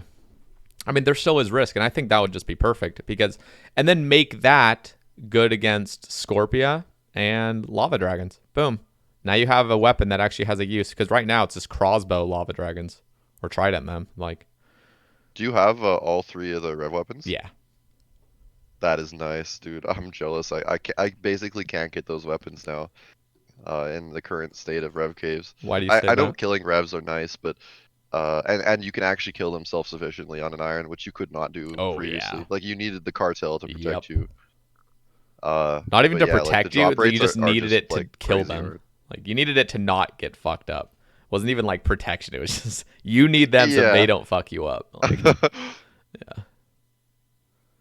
You gotta pay the mafia Yeah, that's pretty fucked up. protection money. I'm very glad that grind's over. I'll never get it in my collection log. Like my collection log will always just be empty because there's no way I'm going back to like get those. Yeah, you know how I feel with like 80% of the bosses in the game that I've already finished. Yep. Like Fuck because the my collection account log. is so old. Like I've long since finished stuff like Cerberus. Like just maybe I'll go back for like a pet hunt in the future, but yeah, like the collection log, that in itself is a whole nother topic we could discuss, is how the collection log doesn't retroactively apply Mod Rock certain stuff. randomly said somebody asked, and Mod Rock's answer was there were items that were illegally obtained at one point for Ironman, and that would ruin the collection log. What the fuck did that even mean? Like he literally said that there was like items that Iron Man got, like basically through bug abuse. It sounded like, and that if you could just use those items, then it would ruin. Like I was so confused, and that was his answer. He just moved on. Like the real answers, I think it just comes down to competition with mains. That mains would just freak the fuck out if Iron Men were able to have all these free items in their collection log, and mains had to work for them because there's no way for mains to be able to use an item on it. Retroactively Yeah. apply stuff, yeah. So I think that was the only reason is that it's unfair for mains, even though Iron Man That's arguably such a have it funny way thing to harder. say, like how the tables have turned. Yeah, It's unfair for mains now. I know. It's so silly when they're like the game caters to Iron Man. It's like, dude, the game fucking caters to everyone, okay? Like the game caters toward mains way more than it ever caters towards like irons. Like I know the game gets easier, but it gets easier for everybody. And so like when people like freak out and say Iron Man update or something, it's like, dude, there are so many. There are, like, Actually, okay, you know what? On that topic, I have a topic from a friend that I want to get to like right now, like go while for it. we're on the Iron Man thing. So Layden asks, "Stop catering to irons. You decided to be wheelchairs." So so we're already talking about this basically, where like there are people that complain like, "Oh, Iron Man is a challenge game mode. We shouldn't be cater. You know, you chose to limit yourself." Uh, but like at the beginning, Iron Man was definitely like a challenge game mode. Like it was fresh at the time. Yep. Like rewind all the way back to 2014 where the game mode's just out and you have like these big these big RuneScape streamers like Bodhi, Wooks, uh going on Iron Man, like, or I don't know if Bodhi was on Iron because I know he did his one man army series. I don't know if he ever like did Iron Man on release, but I know Wooks did because Wooks kind of like got me into the game. I think a few days before I even made my old RuneScape account, I was watching Wooks soloing Bandos on his Iron Man, and Wow. like I just looked at that. I'm like, wow, this game actually takes skill. Like maybe this is something I want to get into, so that I could also be as good at the game as him. Um, that is another topic entirely, but yeah, like the Iron Man used to be a challenge game mode. I don't really think people consider it as a challenge game mode anymore. I think people more see it as a play style than anything else. Uh, maybe Ultimate Iron Man is now the challenge game mode. But Ironman is more of a playstyle these days, and it is a very sizable chunk of the player base. Like you can't add updates and then just say like, oh, whoops, we forgot Ironman exists. Yeah. Sorry, this doesn't cater to you. Like, It's just hard, like, going on that topic, like, it's hard to even, I can't even have a real proper argument because I've never really tried to, like, word it properly. But I do, address it. yeah, like, I have never had to address it. So it's just kind of this thing where people say, oh, Iron Man, get updates that are catered toward them. But it's like, dude, there are updates that come out specifically for mains that fuck up Iron Man mode. For example, Chaos Altar. In theory, Oh it's yeah. just a nice way to save money on bones and go out in the wilderness and risk saving money. But Iron Man fucked the game mode up like big time. Because now it's you don't do prayer anywhere else, you do it in the wilderness and it's double. It's double time, basically. It's like you're literally it is just so busted. It's the same thing with like bounty hunter stuff that comes out. What are you going to do if you're just going to ignore? If the argument is just ignore Iron Man and make the game revolved around mains and then let Iron Man just do whatever is in the game, like bounty hunter and shit comes out, and then there's like Iron Man abusing that, where it's just like, where do you draw the line? So I'm like, these are obviously there's updates that come out. For example, like Sandstone Grinder, the game is catered toward Iron Man in certain ways, and that's because a lot of the community's Iron Man now. But like, there's so many things. Like when the game first came out, if you really didn't want to cater toward Iron Man mode would have been so busted because you have to cater toward Iron Man in a way that nerfs Iron Man. Because the same way you would buff Iron Man, you have to cater toward Iron Man to nerf it. It's like those, when everyone used to hop charters for crafting, it used to be like you could just sell shit on your main over to it.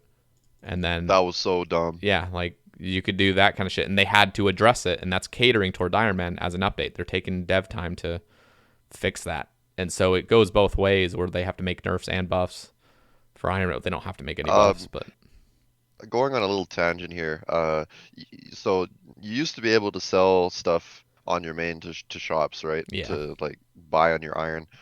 Did you know that actually still exists in some places in the game? Yeah, in fact, I checked out one. There's the Arceuus General Store, I think, sells 50 blood runes. They're fucking expensive as hell, but that is a shared shop. That's like I think the last shop that you can actually sell and buy bloods over to from a main.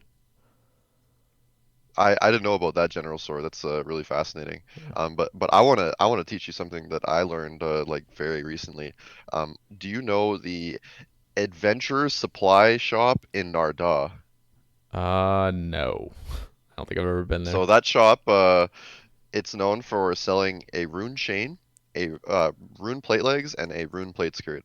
And the interesting thing about that shop is that it buys those items for over high elk price, like the old Karamja store did. Really? But the problem is that first of all, this shop is not instance for like irons and mains, so they all share the same stock, and like there's so many bots that sell to that store, uh, and every time someone sells a rune chain to like the to this store, they do get over high elk for it, but that rune chain basically stays in the shop for like 2 hours. So Jesus Christ. what you can do, and I don't know if this is worth it to some people, but you can unethically like you can buy those rune chains out Yeah, yeah, on yeah. on a main and then sell them to your iron. So you buy all three of the rune items on your main until they're all one in stock, and then you sell one of each on your iron if you have like rune chains on you, like rune plate skirts, and then you just repeat, like you just buy those items you just sold on your iron on your main, How much more and is it then though? Is it only like 5 or 10%, or is it like significantly more? it's so I think high elk is 60% of an item's value, and I believe this shop is 65%. Okay. So if you were to like unethically sell your rune chains and do this like without, you don't even have to hop worlds or anything. You just buy Yeah, all the you would just stuff click against or just shift onto your click main. Yeah, basically. you're making like pretty good GP per hour. Like I think this is something that maybe low level irons would do if they had a lot of like rune chains somehow. or like some weird route where they rush, mining and smithing, and then Yeah. they have like 99 mining super early, and they have a bunch of rune ore from Otherworld mine. They can just make like a whole bunch of rune skirts and rune legs, an equal amount, and then sell them to the store. Granted, it Interesting. costs a fortune for your main, because your Oh main yeah, no, it's is buying all those items for like extortionate prices. yeah, no, it was the same thing where like I think the Rogue's Den, I think if you have 99 thieving, I think it's shared between mains and irons. That's true. Um That's correct. and so what I wanted to do is I just wanted to sell 5 air battle staves or whatever I have a huge chunk of, sell 5 buy 5, sell 5 buy 5 on my main and on my Ironman, and just do it super fucking quick. Like just spam back and forth, sell 5 buy That'd be 5. an insanely fast way to liquidize Oh items. I yeah, had no but it's idea that you could do that there. it's extremely expensive because that goes for high alc price for anything you sell there. Obviously, if you sell 5, it's about 93%, but it's like if you can liquidize an 5 entire XP. thing, but you would have to have a bank that's or a main that's filthy rich though, because you're buying air battle saves for like nearly 20k, I think, once they're sold there for like only 9k.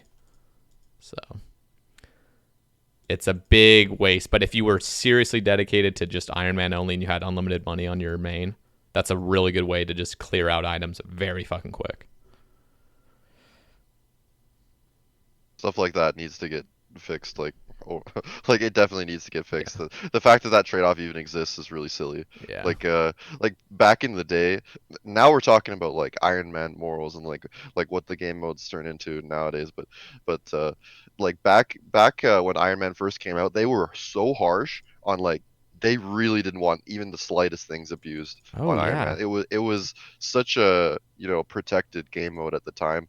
Like people were getting de-ironed for like buying gems. Yeah.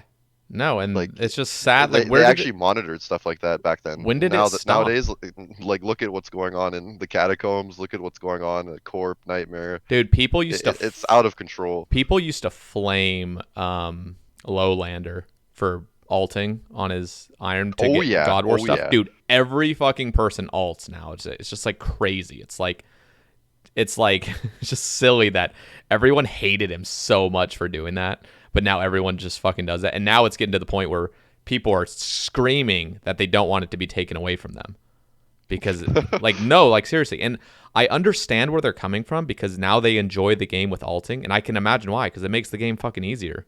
People say, "Oh, it's more challenging to have an alt." It's only challenging to get an alt to that level, but as soon as you have it, it makes the whole game way fucking easier and better XP rates, like in almost every situation.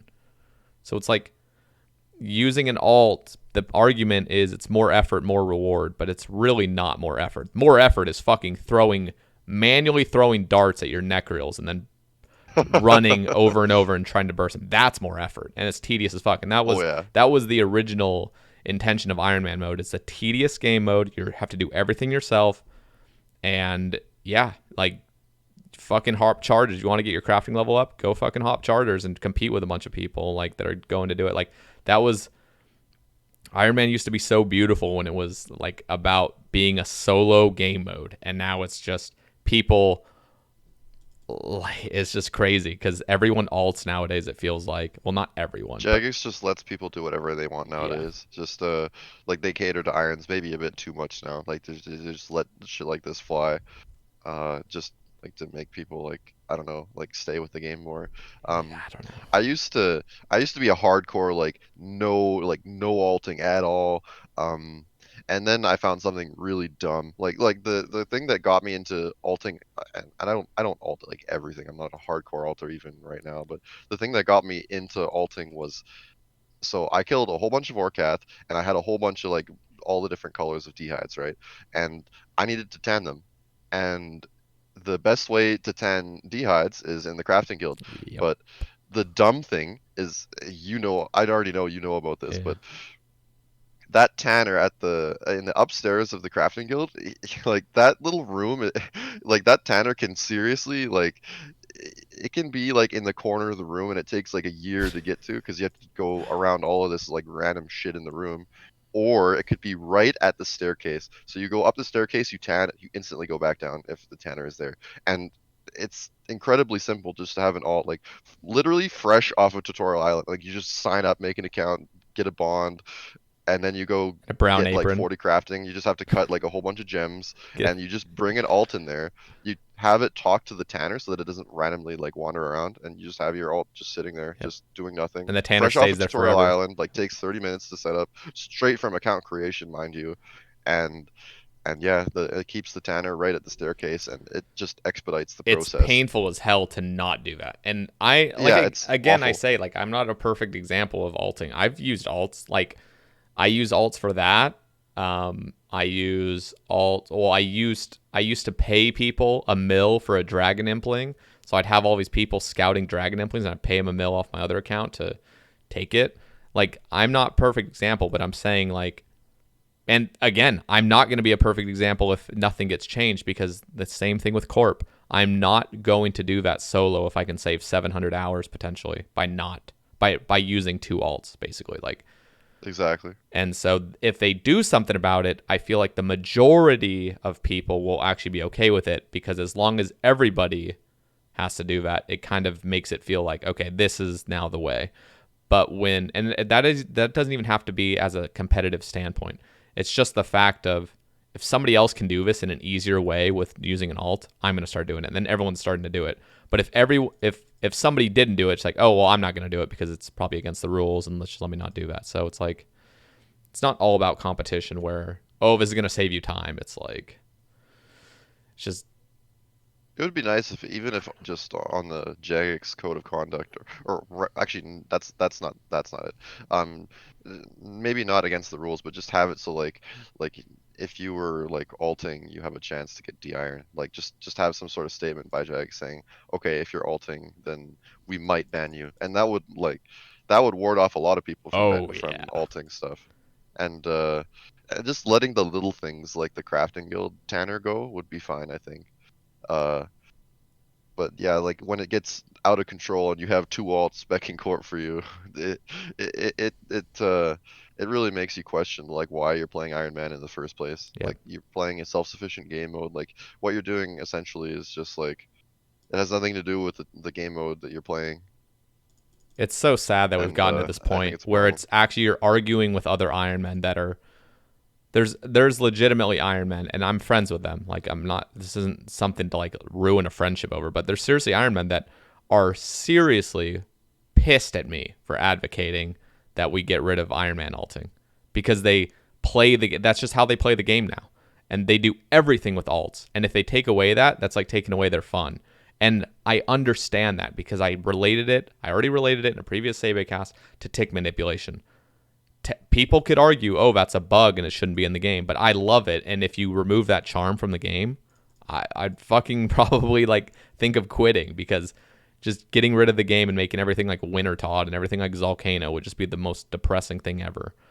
And getting rid of alts is something I kind of can relate it to that, where I don't want to take away people's fun, but at the same time, an Iron Man is supposed to be a self-sufficient game mode. Like, Jesus Christ, why are we like arguing over this? We literally signed up for Iron Man to play a self-sufficient game mode. Just sad. It's become a lot more casual these days, And then there's people and like using services on their account, no punishments that's a whatsoever. whole nother topic entirely. Like I really don't get that mentality at all. Like why do people like pay to have grinds done for them? Like why not just I don't know, not play the game? That's what they're Like doing, not playing the game, getting shit done. true, that is true. Uh but yeah, like you don't play or how do I want to phrase this? Like, the grind is the game in RuneScape, I feel. And if you remove that grind, then like you remove the game. Like you have nothing to really like I don't know, look forward to. Like you're not doing something like imagine you're just getting into the game for the first time and you're just like training fishing and you're looking on the wiki while you're just AFK fishing like oh wow, look at all these bosses, dude. Like look at his Kalzak, holy crap, he's got a combat level of 1400. He's such a badass. Like I wonder if I'll ever someday kill it. Like, like you don't have those things to look forward to if you can just like, all right, I'm just gonna buy a max main account. Like and then you just go and do it. Like there's no build up to it, right? Yep. Like there's no progression at all, and that progression is what validates the rest of the game. It what's puts everything relative to each other. Yeah, it's kind of sad that account sharing was always technically against the rules. I mean, they would say we do not suggest you account share. I can't quote the like terms of service or whatever, but it's basically like don't account share. And if you do, like you're risking your fucking account 'cause it might get stolen and other shit like that. But now it's just, oh, you can account share as long as you're not competing. And now it's getting to the point where you can basically compete and account share. Like there's people that are going for post 99 XP using services. But as long as they're not in like, you know, the top 200 or something, the 200 mil all, they're not technically competing because there's, you know, who cares? So what's the definition of competing? What's the definition of account sharing? What's the definition of buying an Infernal Cape? If Infernal Cape The Infernal buying, Cape argument so stupid. is probably the strongest. I feel I really agree with you there. Where like, why do they have such a special stance on Infernal Capes? Like, and then just like the rest of the game, like completely like okay, like you can have your friend do stuff for you, but if it's the Infernal, oh no, that's our, you know, that's our that was like a more That's the recent line, update that yeah. we want to like police and make sure people aren't having their friends get Infernal Capes because we want an Infernal Cape to show that you're a gamer. Like, what are they gonna do with combat achievements, dude? Like, Yep. Everything has to be are on they that gonna level. do any sort of banning on account sharing in that case? Because like you like services are gonna pop off having people doing grandmaster Oh challenges yeah. for each No, other. and that's the thing. Where are you going to draw the line this time? Like you have to either make it all legal or all illegal. So what are you going to decide? Because you can't keep deciding what like certain things cuz yeah, combat achievements, grandmaster, all those things are going to be services. Like they're going to be very tough and they literally say in the blog, if you thought Inferno was the hardest thing, you're mistaken, you know? Now it's like I don't even care if it's you ban everything or you don't ban everything. Like I don't even care if everything's allowed as long as they have a consistent yeah, stance that's on what it, you I know. feel like. Just make everything legal, make everything serviceable. There, boom. Like, but I would be happier with that, yeah, honestly. and it would make it so it's not like I don't know because like fire capes have always been legal to buy. Why was it such a big deal for an infernal cape? Like, I understand what they mean, but like you can literally share a friend's account that has a max infernal cape and be completely fine. But as soon as it's on Yeah, that's your even account, sillier. yeah, so And dumb. for okay on your account, like, and someone else got it for you, that's not okay. But if you're playing someone else's account that has an Infernal All Cape, the that's time okay. and Like, they quit the that's game. so Yeah. dumb. And they play That's their so account dumb. all the time. Like there's streamers that play a maxed Infernal Cape. They have never maxed in their life. They've probably never even gotten like 50 RC ever. And they're playing a maxed account with an Infernal Cape and they've never done any PVM. They just PK all the time. Not naming Again, it just names, takes but away that progression from the game. and it's And not even about taking away their own individual progression, but like why are you going to ban people that do it in a different sense, but it's still the same thing, you know? Like they still have an Infernal Cape they're playing all the time. Like what would be the it makes serious no difference? sense at I don't all. know. Yeah. Account sharing, like, in my opinion, all of it should be bannable. Like, I agree. actually, there is the argument that it's like, you know, little Timmy wants to play on his brother's account for a little bit just to help his brother like level his fishing to 50 or something. Like really like low profile account sharing examples like that I don't really think should be bannable. Like I think there might still need to be some sort of a casual uh No, I think it should be bannable. permit I on I think it account should be sharing. bannable. But here's the thing: is like you can't know if somebody's account sharing, especially when you're just actually on their own computer. Like, Shoutouts to Parsec. yeah, no, that's what I'm saying. Like, so you can ban this shit, but it can't be perfectly enforced, regardless, in any situation. So, but you can still make it bannable. It's the same thing like with the Ironman alting. They can ban you if you're Ironman alting. Same with Windows or same with auto hotkeys. It's like you can use it and you probably won't get banned, but if we do catch you, you're risking getting banned because we've made it a rule. So make it a rule to not account share. You can probably still account share all the time and not get banned because you won't get caught, but still make it bannable so people won't do it. Yeah, exactly. Like, I don't know. It's just really sad. The alting thing would be really cool if they made that a rule. I know people would fucking hate me, but if you are caught alting and it's clear evidence that you were alting with your Iron Man, using any sort of other account to help progress you. Even that tanning situation is kind of interesting because there are so many different scenarios in which you can be helped. So many little Yeah, teeny just the scenarios. smallest stuff. Yeah. Like the holding the crafting guild tanner is the perfect Yeah. example of just like it really makes you wonder if it's still self-sufficient if you make a second account fresh off a tutorial island and like you could even play that account like an Ironman and then get that to the crafting guild and then you're still self-sufficient in a way because you still did everything yourself. But But that's uh arguing the same thing with Iron Man alting with Corp. Oh, I did everything myself. It's my own Iron Man account. I have to respect the people who like make a second Iron Man and then they go do bandos and they go get themselves a second Dragon Warhammer. Like that grind is awful, by the way. They go and get all these things and then they just for the sole purpose of speeding up Corp on their main. Like I gotta respect people who do that though. Like that's a lot of effort to get like an Iron Man Corp alt from scratch. I mean, And yeah, I mean, I'll respect it because it's a lot of effort to put in, but at the same time, it shouldn't be allowed because you're. it is pretty silly. Yeah. Yeah. Because then you could just use that argument for every single thing. You could use it for Slayer alting. It's like I have a main account that I worked on a lot, and now it's going to help me with 200 mil Slayer and just blue everything. Like you can have that argument, and that's the That's a people. fair That's point. what people's arguments are, and like I don't know, it's just tough because I don't want to take away people's fun, guys. I don't want to be the bad guy, but I also want the game mode to stay pure. Like, I want it to be a self-sufficient game mode, and any form of alting, even if it's your own alt, it should still not be allowed. That's my opinion, guys. My opinion, and I think my opinion's shared with a lot of others, but I know there are some others that fucking hate me for it. Anyway, let's get into the Arceuus spellbook. Well, actually, here we're gonna go. I want to talk about you now, about your origin, BC Oh yeah, Guppy. I'm really excited to But talk about that. but before that, I need to pee already. So Oh, really? let's t- Okay, let's just well, take a I quick. don't need to pee at all. Okay, I'm just I'll just wait for you. I'll be back in like 45 seconds. One sec. Sounds good. All right, let's get into it. So, tell me what is the origins of BC Guppy?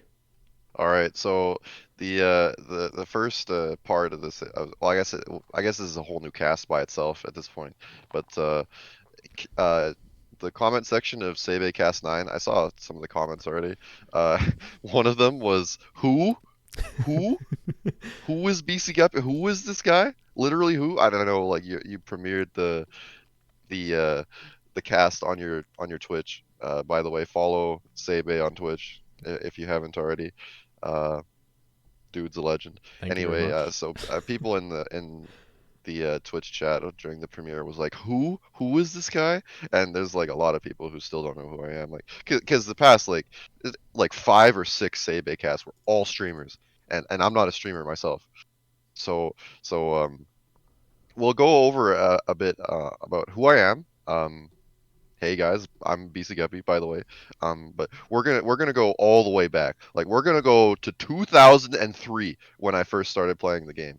Like we're gonna go all the way back, and this is the era. Like like I was like in 3rd grade, dude. I was like 9 years old, and like keep in mind the era. Like Yu-Gi-Oh cards were all the Oh rage on the yeah, playground. Blue Eyes White You Dragon. know, people playing oh yeah, like I got scammed for some Yu-Gi-Oh cards back then, dude. I was such a poor and innocent young boy at the time. Like kids back then, like 8-year-olds, 9-year-olds, so deceitful. Like they're already learning how to Oh scam people out yeah, of their Yu-Gi-Oh cards. just straight blatant liars too.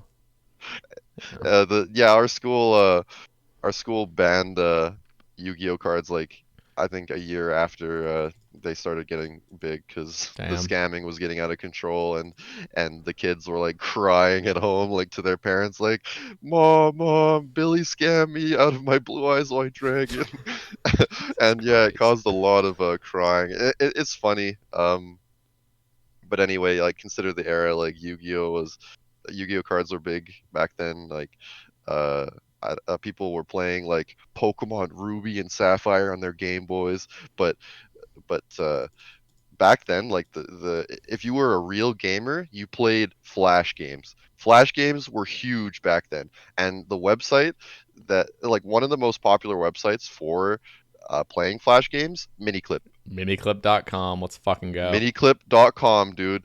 And I was in like grade 3. I think I was 8 or 9 years old at the time, and we had these computer classes. Like they'd get like the 30 kids in my like little grade 3 class to learn about computers, and like we we'd basically like I don't even remember if it was there was anything constructive at all, or if it was literally like 30 minutes of just free time. But yeah, like we were allowed to like browse the internet, and Miniclip was like one of the most popular websites that like my classes sort of like learned like, oh my god, this is really cool. Like there's like Club Penguin, Heli Attack, dude. Do you remember Heli Heli Attack Attack? 2, man. The one where you Oh can like yeah. go under the little ledge or whatever and then just hide under there basically. Oh, dude, Flash games were so quirky. Dude, You did you had ever all play those kind of bugs. Bush Shootout, dude? Bush Oh Shootout. my The one god, with Bush John Shootout. Kerry and shit. The or was it? That takes me I'm back. trying to think how it worked, but yeah, Bush Shootout, man. Jesus Christ. That was like one of the greatest But games. oh yeah, but yeah, you had all these people playing all these different Flash games. Like I think if you were to look at every single person in that computer lab that was playing a game, you would see like half of them were on Miniclip, or like maybe like some of them were on like Newgrounds. Like you always had that edgy kid that was on Newgrounds. But anyway, like Miniclip was huge back then, and what popular MMO was on Miniclip? Can you guess? RuneScape. Trust me, that's Oh where I yeah. was introduced as well. Oh yeah, RuneScape was like the. I think Club Penguin was actually more popular. I think that was first, but at some point, I'm sure RuneScape was the number one game on Miniclip. Oh yeah. So like, there was a couple of us in our class that were playing RuneScape, and like, there were some of the kids in the class that would like they would go around. They wouldn't even be on the computer. They just go around like seeing what people were up to on the computer, and some of them were playing RuneScape, and like people would ask like, "Hey, what's that? This is RuneScape. Like this is like you just go around in this big world." And what really captivated me at the time was that your progress saved. Like the thing about like playing flash games in a computer lab is like you're on 30 different computers. There's no way to like save your progress on a game that you're playing. Yep. But RuneScape was different. Your progress stayed. And even me, like 8 or 9 years old, like I was really curious in that like progression. Like you could level your stats. I didn't realize like it would be like a multi 100 hour grind to get 99s at the time. Like I thought like, oh yeah, like I'll just use a cheat engine and then get all my levels to 99 right away, because that's how flash games work. Yeah. But anyway, like the year is 2003. Like RuneScape is starting to get a lot more popular, like in this computer lab class that I had. And as a result, like I have a whole bunch of IRL friends still that play RuneScape, or that they used to play RuneScape, or they know what RuneScape is. And I'm actually kind of grateful for that, because I talked to other people from like the United States and stuff, like various states, and I asked them like, do you have any IRL friends that play the game? And a lot of them say no. But RuneScape really hit my school hard, like big time. Like everyone in my school basically knew what RuneScape was at the time, and I still talk to some of the people I went to, like even elementary school, mostly like high school nowadays. But yeah, all my IRL friends have at least heard of RuneScape, and a lot of them play. Like some of them are like gamers, dude. Like some of them have 2,000 total, like awesome Ironman accounts. And So yeah, 2003. Uh, RuneScape hit my school hard, but I was never like that big into RuneScape. Like I'd play pretty casually, like off and on. Like I did make an email account like way back then, and I really enjoyed like talking to like my brother and my friends about like how strong like Jad was. Like oh my god, 702 combat. And back then I thought like to fight something you had to have like an equal combat level to it to have a chance. Shit. That's how my kid mind Yeah. thought. So I was like, how do you kill something that's 702 combat? And it really captivated me, like thinking about like what the game could be if I had all these stats, all like what would happen if I had a whip, like oh my god, a whip was like the pinnacle of RuneScape back in the day. Like if you had a whip, you were a gamer. A whip and a boater, dude. It was all about the fucking boater that you Dude, do. Cavaliers Yeah, used to be Cavaliers so with flared expensive back then. trousers. I think it was flared trousers they'd wear with their whip and their little like obby shield or something. Like that was like Oh, dude, Obby Shield, by the peak of my RS2 career, like I was king champion. I had D med on, granite body, D legs, Obi shield, combat bracelet, glory, everything you could think of, Obi cape. king I shit. was king champion. Dragon longsword, by the way. I never got a D skin. I never completed Monkey Madness because I was always scared that I'd lose all my shit. Yeah. And you could. And back then you could, like, if you You died, like all your shit would just drop to the floor, and you had like 2 or 3 minutes to pick it up. And the game was like relentless back then. Like I was always like scared as a kid because there was no there weren't wikis, there weren't quest guides. God, if you look today and look and see what quest guides have evolved into, have you seen the quest helper plugin for RuneLite? I've Holy seen shit, somebody use it. I saw Puggin was using it for Song of the Elves. That was disgusting. it's absolutely crazy. I watched my my friend go through the he was doing Dragon Slayer 2 with the Quest Helper plugin, and he was going through, like, you know, the maze dungeon in Karamja that you have to go through, or sorry, in the Karazi jungle. Yeah, yeah, yeah. Like you go in there with the Quest Helper plugin, it just has like arrows just showing you like throughout the whole maze, like you just go, you follow the line basically, and you get to the end. Like it's that simple. And it's crazy how much quest help has evolved over the years. But anyway, like back then, like there weren't really like any quest guides. I mean, there were, but they were pretty obfuscated by the internet. Like it's hard to find resources like that back then. And everyone was like trash at the game. Like Oh yeah. everyone was way worse at the game than they are today. Like efficiency, we didn't know anything about efficiency back then. Like we just thought like the more you played, like the more your stats would go up, and that was that. Like that was the only correlation. It's not like the more effort you put in, the more XP you're getting. Like I don't understand how the player base had that mentality at the time. Like it felt like the people playing were all like in their teens or like super young. And nowadays, like old school RuneScape has a player base of like people are usually around the ages like between 20 and 25, and we all know like way I'd too say much more about the 20 to game. 30 at this point. There's a lot of people Oh yeah, 25 I plus know a now. couple of my boomer friends that play the Yeah. game too. I wouldn't even say But 20 anymore. I'd say 22 to 30. Like Jesus Christ, dude.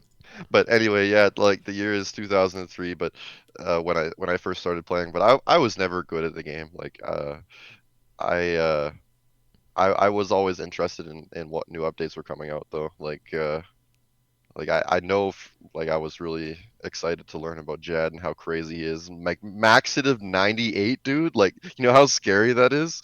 Like being like 9 years old thinking like, "Oh my god, Jad can one shot you even if you're like 99 HP." That's just Uh crazy that you were so into PVM at the time, or not into PVM at the time, but just curious about monsters, dude. Me, I was just like, I just want money, and I would chop yew trees and shit. Like I never thought of, I didn't know what fucking monsters were. I just thought it was like kill men and women in Varrock and get like 3 coins each, and like build up a fucking bank from that. Like I seriously didn't know shit. so Mr. Sae Bae, I heard you were a miner. I know I was a woodcutter, and I didn't understand how people A could mine. Yeah, woodcutter. I was the woodcutter. People would. I remember the miners though. They'd all go to Fowley East Bank and go down the little staircase to the little coal spots and stuff. But I never ever understood the desire to go mine. I thought mining was the stupidest, most depressing thing. Woodcutting gang, man. I was fishing gang. I was a big fisher. I loved fishing lobsters, dude. It was the best. I had Like an IRL if you friend that could would cook fish them, they heal lobsters. so much. He would run. He would teleport to Falador, run to the East Bank, deposit his lobsters, run all the way down to Port Sarim, take the boat to Karumja, and then fish lobsters. Another inventory, and then teleport to Falador. But he thought he was so efficient because he was teleporting to Falador, which honestly, like, probably was efficient for the time. Who the fuck knows? But yeah, I just chopped my humble yew trees. Were you a flax picker? Nope, never picked flax. I was a big flax picker. Dude, I literally picked flax just to like be able to afford dragon legs at some point. Uh, you know what's funny? Back then, I fondly remember dragon plate legs were like 800k, and a dragon plate skirt was 200k. And I thought the skirt was girly, so I didn't want to buy the skirt, even though it was like a quarter of the price. I wanted the legs, dude, to just That's match what my everyone full thought too, champion outfit. probably. That's why it was so much more expensive. That's I was funny. so accomplished when I did like Lost City quest. Like, I don't know how little me could even accomplish something like that to get a dragon longsword. But yeah, I remember entering Xanaris for the first time. I'm like, holy shit, this place looks so cool. I bought my dragon longsword. I don't know if I bought it at Xanaris or if I like bought it on the Grand Exchange or something. Well, actually, there was no Grand Exchange at the time. That's the thing, is that I don't think I traded with any players like before the Grand Exchange came out. So I was Really? like basically like an Iron Man at that point.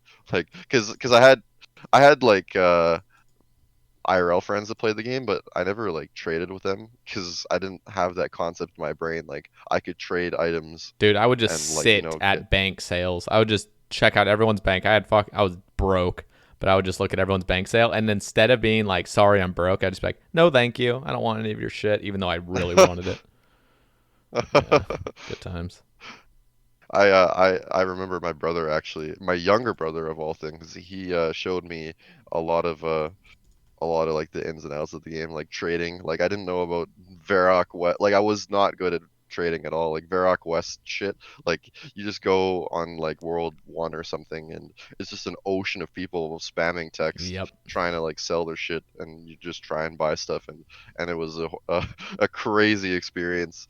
But yeah, I was never good at that. Like I just remember like picking flax and then selling it in like the Sears Bank to the flax buyers, and that was like the my peak of trading with other players before the Grand Exchange came out. And then the Grand Exchange came out, and then the game was like way too easy by comparison. What do you think of the Grand Exchange? That is, you know what's funny is that people who don't play old school RuneScape, like they hate the Grand Exchange. They hate it. Like there's people who like they got into like what is it? 2007 Scape, like the private server 2007 Scape. This is like this is before old school RuneScape came out. There was a private server by some dude called 2007 Scape, and that's where the subreddit gets its name from. Interesting. And there's people who played back then, and then they played the old school RuneScape version when it came out, and like they were all excited, like, oh my god, like it's a fresh server, like you can, like start over in the old RuneScape, the good RuneScape. Uh, and there's still people today that they want to get into the game, or like they see in like some message board like talking about the game. They say how shit it is because, oh, the Grand Exchange, oh, the game's too easy. And you still have people today. I still see people talking on various forums like, oh, I can't get my progress from back in the day, like That my irks old me. RuneScape 2 account, Like, I can't use that. oh my Like, god. dude, just start over. Literally, like You your shitty probably, I account know back you were then is probably not like worth anything. 60 combat. Like, just fucking start over. Takes 2 days to get back where you were. Yeah, I hear that argument all the time. But to be fair, I wish the Grand Exchange, even though it doesn't even affect me in any way, I'm against the Grand Exchange. I don't like it. If there was no Grand Exchange, like imagine gold selling. Like gold selling would be way harder. Like there, you wouldn't have Venezuelan gold farmers because like the game would be so much less accessible for them. Oh yeah, and also the one thing is, so I was never super because I started old school in like 2015, like September ish, and the GE was already out, Zora was already out and stuff. 6 hour Guthans was a fucking thing, and that Imagine, bothered me dude. so much. That literally bothered me so much. I remember walking around and seeing level like 120, 121 accounts. I'm like, holy fuck, like they're gods. Because this is like, keep in mind, like I had played from 2003 to 2007, or from 20. When did I even start? When you say 2003, I feel like I started playing in 2003 because your story is exactly me, but I started in 2004.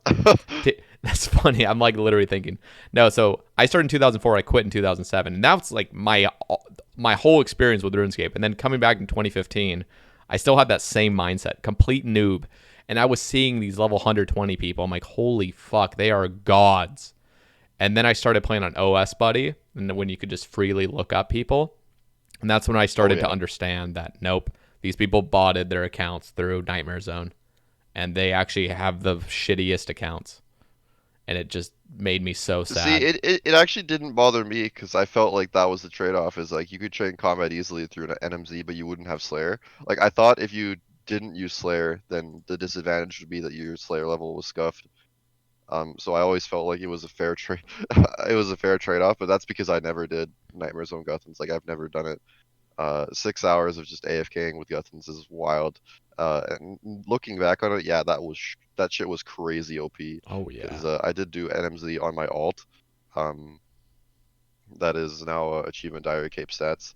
But yeah, I made strong use of NMZ after getting 93 Slayer. Like after I got 93 Slayer on that account, like was still missing a lot of 99, so I just like or I mean 99 combat stats. So I just quickly finished that off. Just AFKing NMZ, just every 5 minutes, just click overload, and that's it. I hate Nightmare It's Zone. still really easy nowadays. Like Nightmare Zone was a mistake, big time. I hate It it just overall, yeah. it removes a lot from the game when there's like one way to train, and that's you go NMZ. And it's not even like it doesn't even feel old school. It's just this Like instance you go into and just it's an hide instance you yourself. go into and you just train. It's the most private servery shit I've ever Oh, seen, yeah. and It's it hasn't been. fucking I horrible. know they fixed 6 hour Guthans, but It's still a it 20 hasn't minute really been AFK where addressed. you don't need to do anything for 20 minutes, basically. Just move your mouse That kind of. mini game entirely, just delete it. Like add the ring and view somewhere else. Like the rewards can go somewhere else. Just delete it. I've always it hated Nightmare Zone. it's fucked. And I It hate needs to that be that's like a reworked big that's like time. efficient. It's almost like that's what you do zero time. It's like, why the fuck can you bot for 20 minutes at a time? Like, why is that even a thing in RuneScape? Like, oh my god. It's so sad. Yeah. There's other things to But worry about anyway, now, but yeah, that used to yeah, I want irk to me. continue going on my like a little origin story. I haven't even gotten to the point where I started playing the like old school RuneScape, but anyway, yeah, back in the day, um, I sucked ass. I was not good at the game by any means. I was like a flax picker and shit. Um, I think the height of my account was like I had like 60 fishing or something, and then or rather, I think I got the fishing level requirement for monkfish, but God, there's no way I would have ever been able to complete Swan Song back then. Like holy shit. But yeah, like I followed the game. I think probably after around like 2008, I kind of like fell off. Like I stopped playing, but I was always paying attention to the progress of the game. Like I remember when like Dungeoneering came out, and it was such a foreign concept to me. Like I had no idea what it was, and I was like listening from my friends what it is, and it sounded really interesting to me at the time. Like I learned about Dungeoneering. I never played like I never tried Dungeoneering myself, but I was always fascinated by the direction that the game was going into. Like Dungeoneering happened. I know free trade was removed, and the wildy was like basically removed, and that made a lot of people quit. And I think I I didn't quit. play Yeah. because a lot of people quit back then because of the free trade shit. Yeah, it was free Um, trade for me. It wasn't. It had nothing to do with the wilderness. It was just free trade. Bothered me to no end. it was bad. It was really bad. They eventually brought it back, and then there were updates like Nex. Like I remember when Nex came out, I was like, wow, this is now like the strongest monster in the game, and it was wild. Like Nex was like it had super high HP. It was in the God Wars dungeon, dude. Like uh, it had multiple phases. Uh, and I think that's also when I got introduced to Wooks. And he was like he had already been soloing Corp at the time, but I was like so fascinated by Wooks' videos, like where he's literally soloing Nex. Like just imagine like how sick that is, soloing Nex, like the hardest boss in the entire game. He was soloing it, and to me like that really idolized Wooks in my eyes.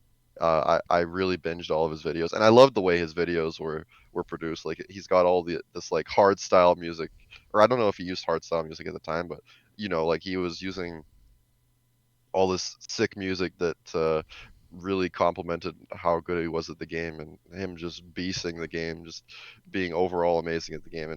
And back then it I guess just made Wooks my hero, dude. Like uh, Shit. Wooks's channel at the time was booming, and I fast forwarding a little bit now.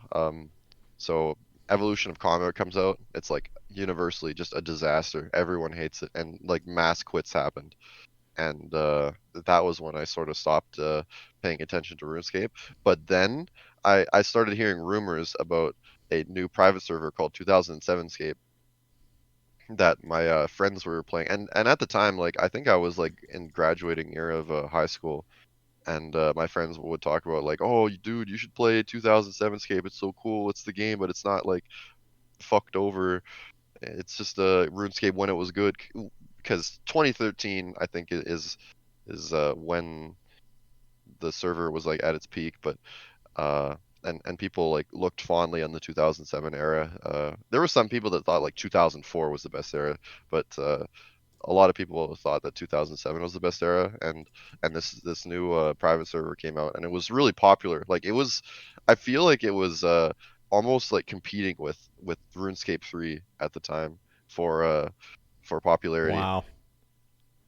So But was yeah, it like like it the wasn't like abuse? Like were the was the creator like abusive with it, where like he could just Oh no, it was a really well done private server. I don't think it damn? was abusive in any case. I don't know what happened to that private server after Old RuneScape came out. I really don't know. Like maybe the dude was like maliciously using account details and stuff. But anyway, um I never played the I never played the private server 2007 Scape. At this point, like 2013, I had the mentality that like I understood what MMOs were and how much of a grind it would be to play RuneScape.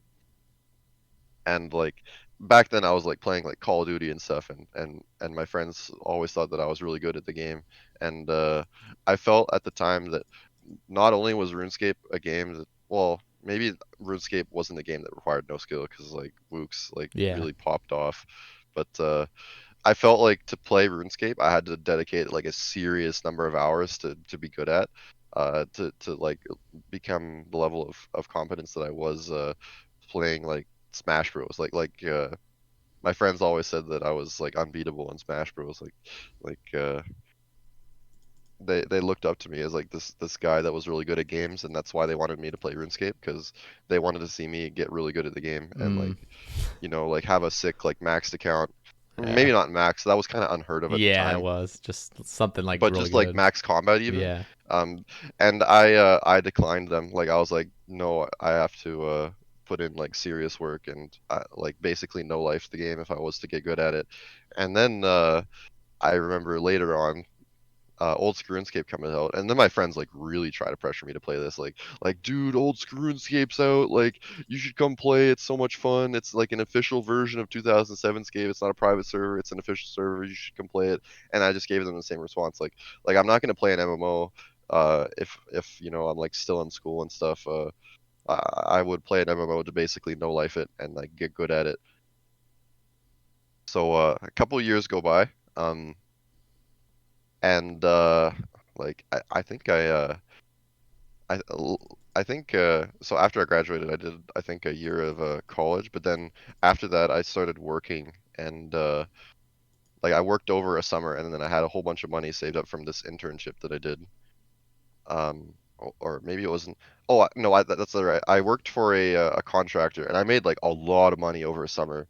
So I like I just came out of college, like I just finished my summer job that made me just a lot of money that I haven't really seen before.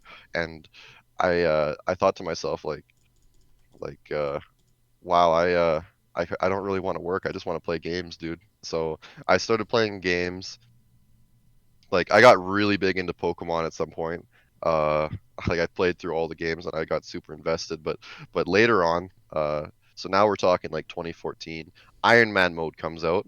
I'm not originally captivated by it instantly, but like I heard of the concept and I'm like, wow, that's such a cool idea. Like if you play this, you have to actually like craft your own runes. By the way, that's totally not true. You don't have to craft your own runes. I know.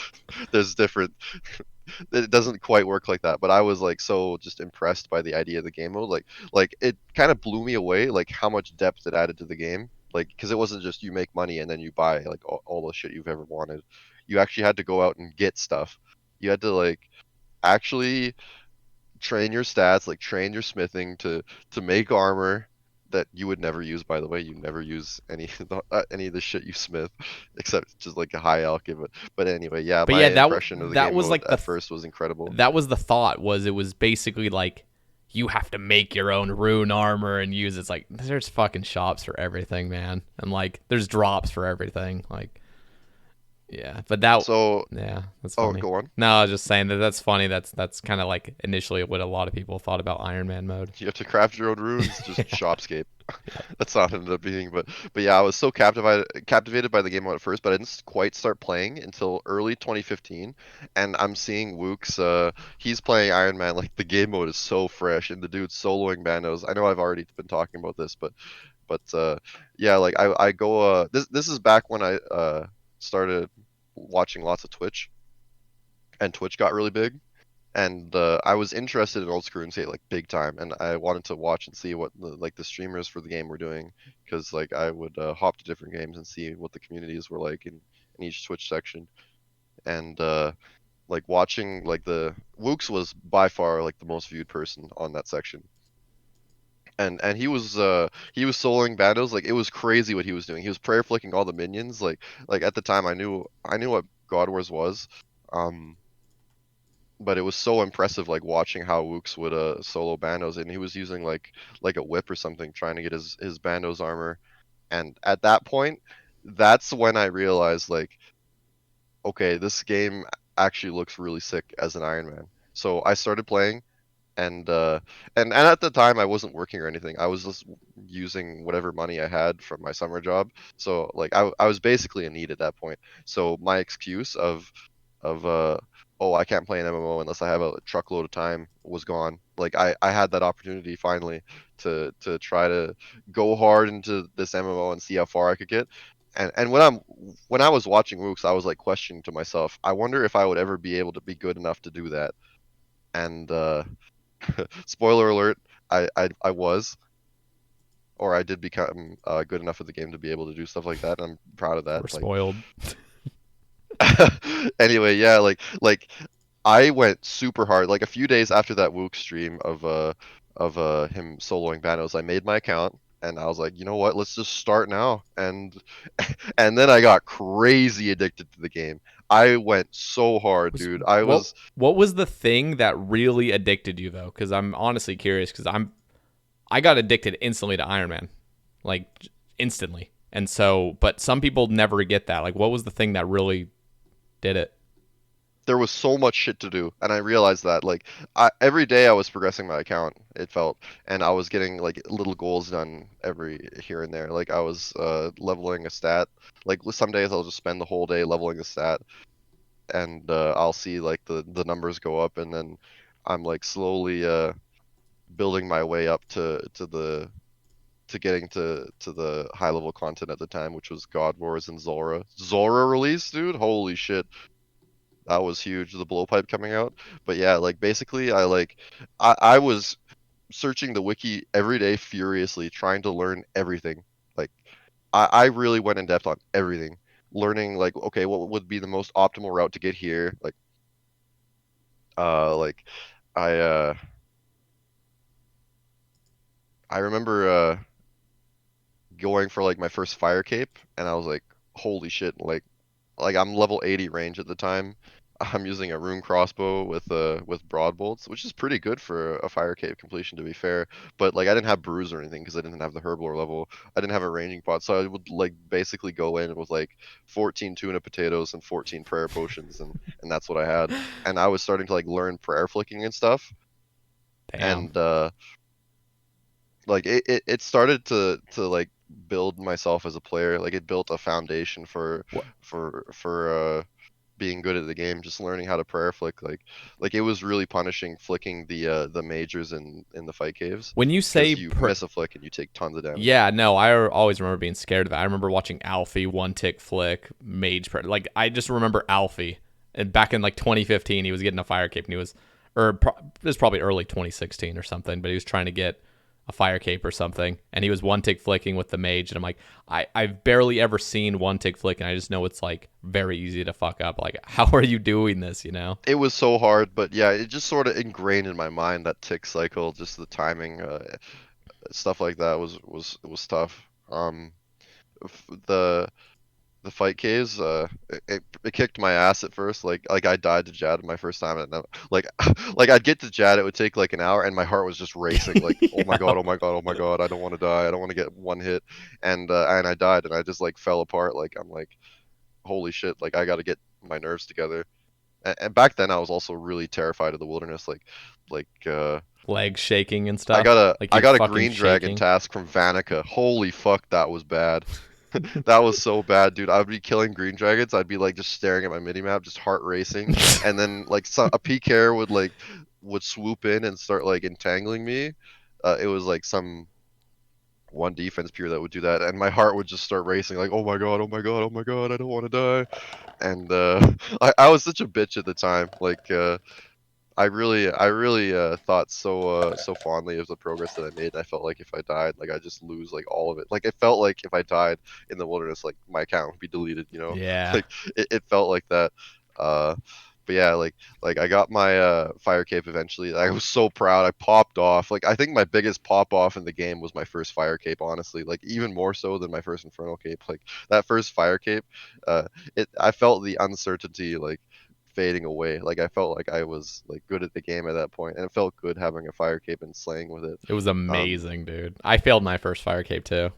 The second attempt I got it, and I was just on cloud nine, man.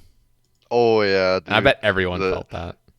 so much ecstasy. Oh yeah, I just remember going to the GE and just instantly pulling the fucking um, what's that Simpsons meme where Principal Skinner's looking down is like pathetic. You just look at every you look at Oh every yeah, you look that at every other fucking obby cave and just like you guys are dude, fucking sad. that's the first thing like that I started looking out for was like Neve's cave was like the Slayer cave at the time. Like everyone was killing all their Slayer tasks in Neve's cave at the time. Yeah. Like and if you had like a task like steel or iron dragons, you had to go really deep in Neve's cave, and every room you'd pass, you just see someone like killing like blood veils or something, and I would like watch and see how many people had fire capes, and and every time I saw an Obi cape, I'm like, oh yeah, I'm better than that guy. That Like guy that's how I sucks. felt. That guy sucks, man.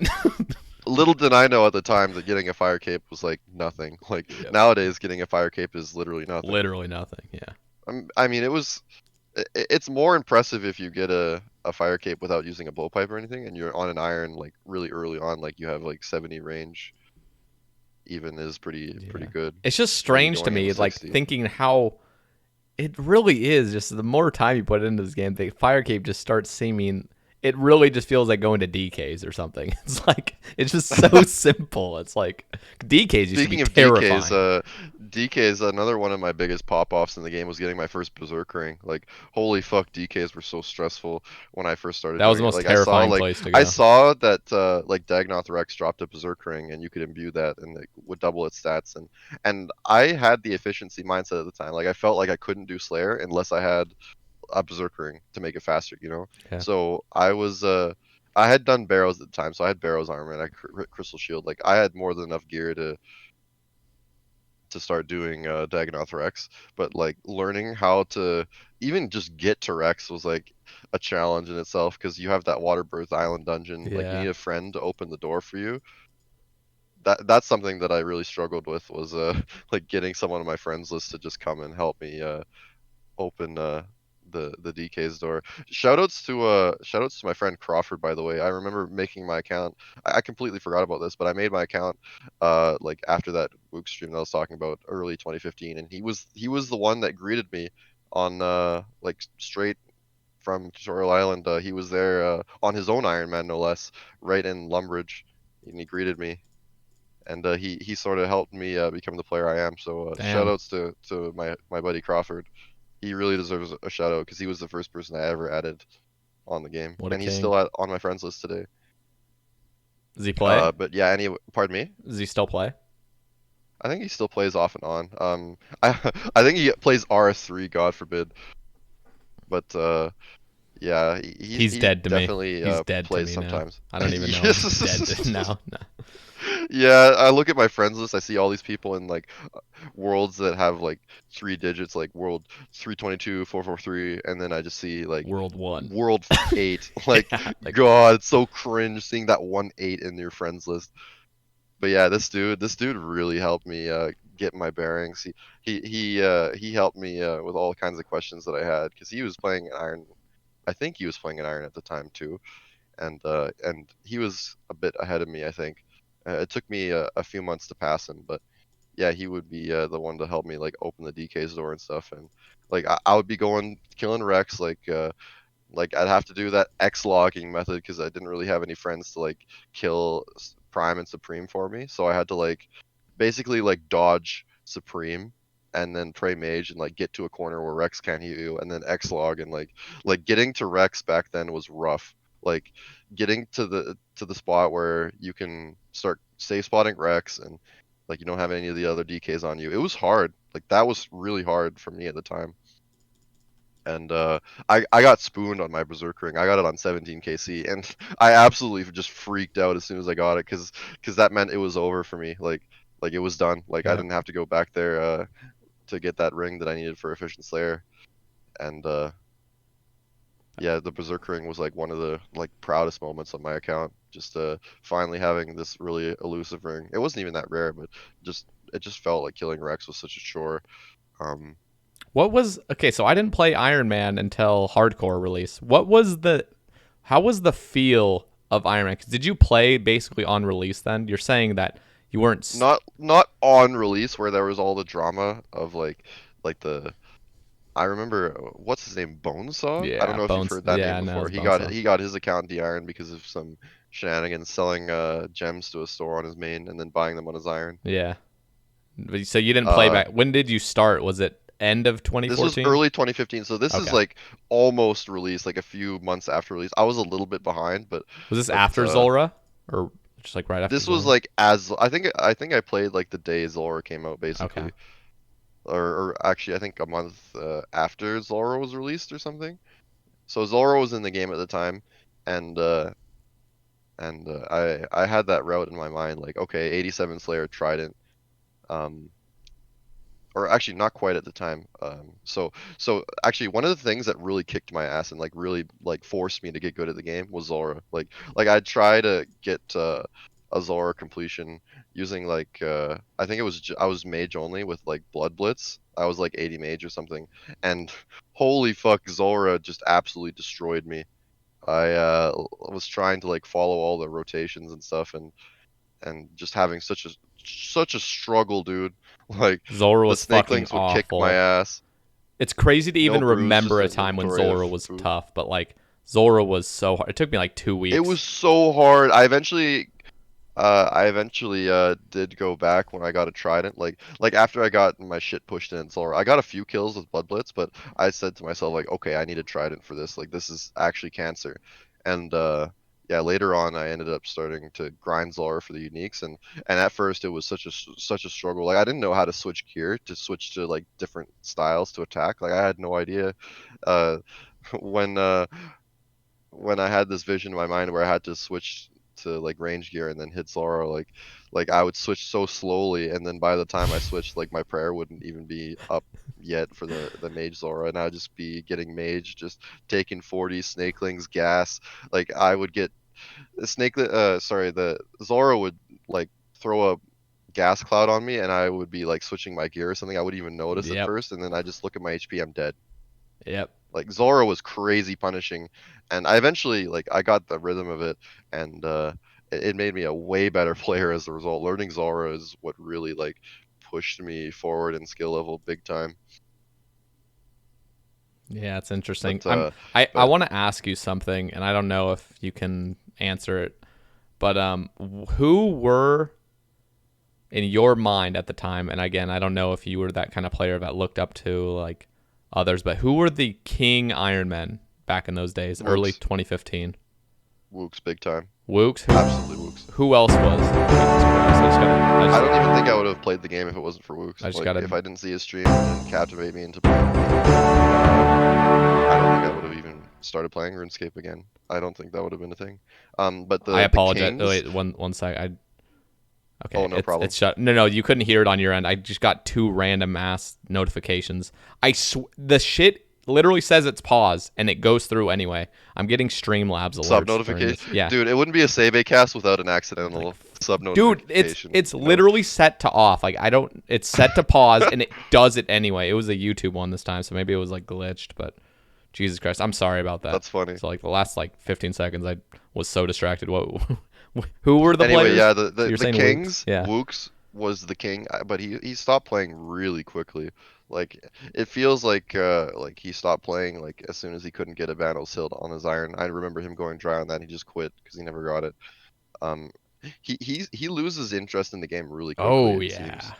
It's wild, but anyway, yeah.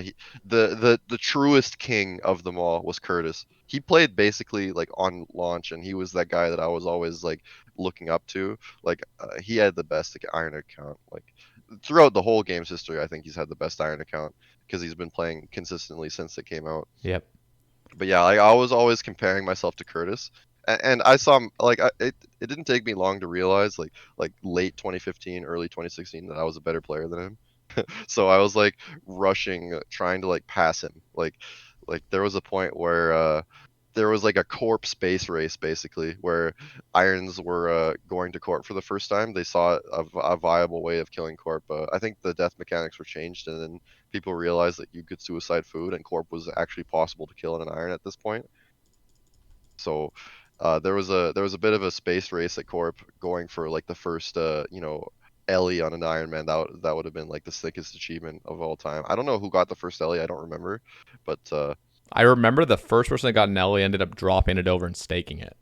Is that true? that is so sad. That is so sad if That's that's true. that's what I remember. Somebody said that. I'm like, Jesus Christ, the addiction, man, to just fucking throw away the first Iron Man Ellie. Just gamble it. I do remember Lake getting an Ellie, and like I was really friends with him at the time. Like we used to like literally be best friends. Um, I don't know exactly what happened with that. We just sort of fell off, but uh, yeah, like I remember he got his Ellie, and then like he was like parading around the Grand Exchange. He got a big following. Like he had a big ass parade of just people following him wearing his Ellie.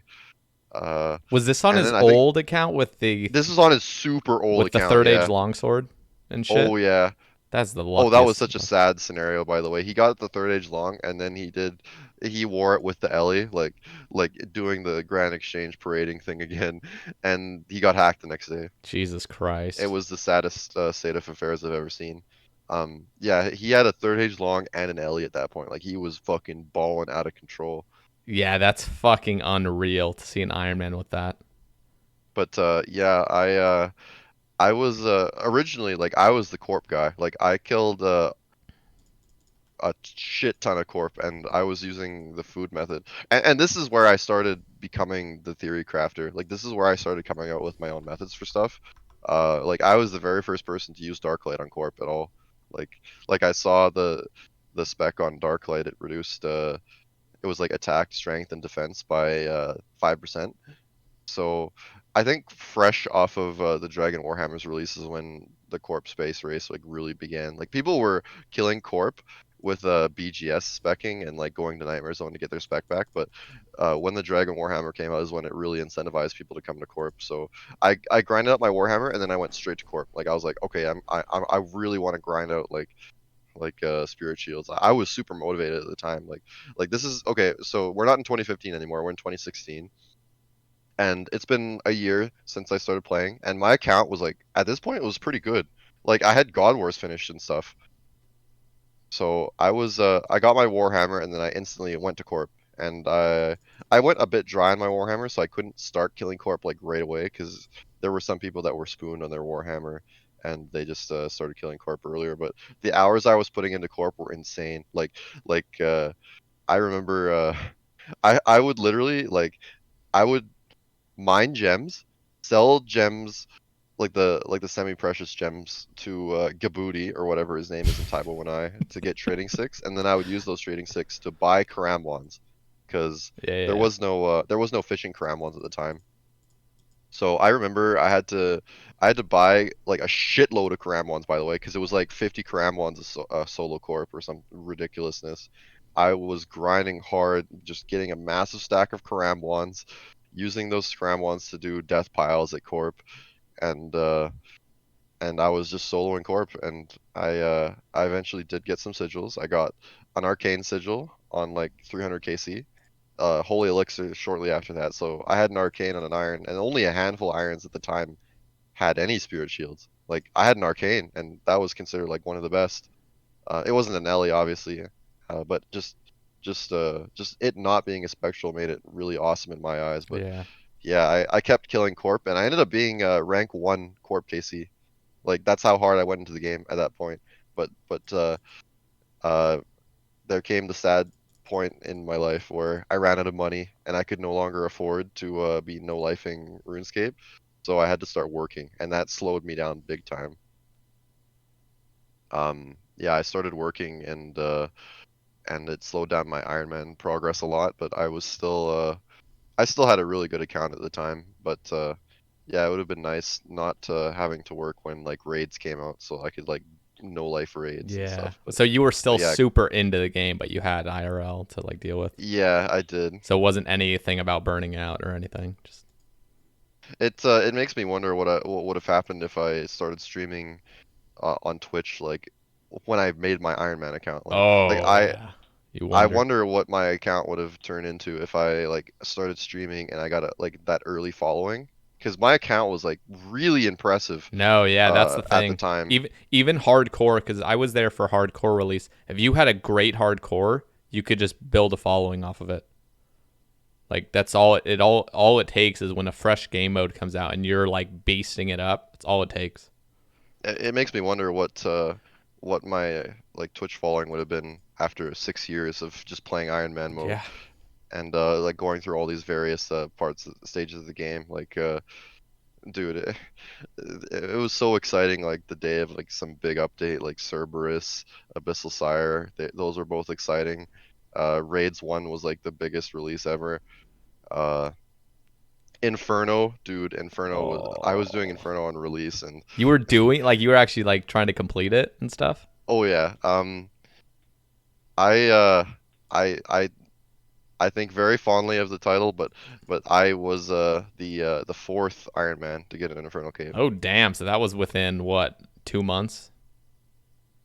Uh, 3 weeks. Oh really? I thought the first Infernal guy, because I know that was James or whatever his name is. The first, like on an Bad iron, ideas. you mean, or No, I'm yeah, bad ideas. bad ideas. He had a T-bow, and that was the thing Yeah, yeah, yeah. I thought he got it a month afterward. Maybe my time is just my time. you're about right. It was well actually I So you think it guys was all like got more it like within 2 weeks, but you guys all got it basically within the next few days of each other. Then I'm assuming. so bad ideas got okay. So what made all of us get our capes at the same time is when we figured out how the set spawning works at Zuck. That was the thing that was kicking our ass because people didn't know how set spawning worked, and they would just get like set spawning during the Jad at Zuck. Yeah. And like as soon as the set spawns, when you have Jad up, it's over basically. Like I fell apart trying to kill Zuck with an ACB, uh, and then like killing the Jad in time for the sets. And like I had numerous Zuck attempts where I would just basically lose because the set spawned during Jad, How did and I it would just die. Like How did it feel to just walk around the fucking game? I bet it was like a surreal feeling, kind of like the fire cape when you're walking around as one of the only Iron Men with an infernal cape. see, I was really humble at the time, so I didn't do that. The very first thing I did was I actually did my Calcite Queen task that I was sitting on because I was waiting for the Infernal Cape to come out. Wow. I have that mentality where I have to get items before I do stuff. That's I had a Calcite Queen task, and I knew the Inferno was coming out, so I was like, okay, I'm gonna get my Infernal Cape before I do this So were task. you the So first Iron Man without a TiVo to get infernal, or who was the? there was 3 irons on the same day that all got their Infernal Cape on the same day. With you? And with me, yeah, and none of them had T-bows. It Okay. was just Bad Ideas who was the Yeah. first, and he got it a few days earlier. Okay. Um, I remember PMing him, or he was PMing me, like he was asking me when he got his cape, do you have an Infernal Cape yet? Because he was worried, like he had a feeling that I would be the first one to get the Infernal Cape Yeah. on an iron, and then I told him, no, I don't have a T-bow, and he was like, oh, that makes sense. because like ACB was a struggle at the Oh time. yeah, it Like, still is. Tebow's oh yeah. crazy good. But yeah, when I got my Infernal Cape, I was like, wow, I'm really impressed with the level of difficulty of the Inferno with an ACB. Like I was really pleased with the level of difficulty of the Inferno. Like it felt like an accomplishment, and I didn't think it took too many attempts. It took I think it took me 20 attempts because I was pretty good with the waves, but it took me 12 Zucks because like at the beginning Yeah, he just didn't Zuck know. Didn't was have guides. struggle. And yeah, like at the time like people were hopping streams like You probably didn't like even have every time tile someone got markers on the shield. You actually yeah, no tile probably markers hid at behind all. it. Yeah. You had to actually follow the shield Yep. back then. It was rough, but yeah, like Twitch was popping off Oh, when dude, I Inferno had came three out. streams open. Like I at all times I would just hop Oh, through everyone streams. did. Yeah. All the stream hopping, just every time someone got on Zuck, just their viewer count, like 50,000 viewers, just boom. I They would I have no followers, 50,000 I viewers. basically failed a final because like I was in finals in like June, like early June. I was like studying for finals. My Oh, my that, classes were a little yeah. weird. But yeah, like literally I was just watching the Inferno and I knew I looked at that and I wasn't a PVMer at the time. I didn't even know how to do Zulrah then. I really didn't. I learned Zulrah like a few months later. I was very behind. But I just remember thinking like this is actually like crazy. Like this is like I will never attempt this.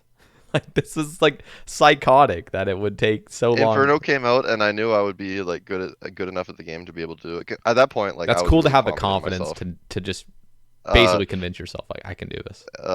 but yeah, like I was still working, so that was what really sucked. Like that depressed the shit out of me that I couldn't no life the Inferno because I was working full time, and I was working full time. I wonder like what would have happened if I wasn't working full time. Like Yeah. could I have potentially like been the first Iron to get an Infernal Cape even before Bad Ideas?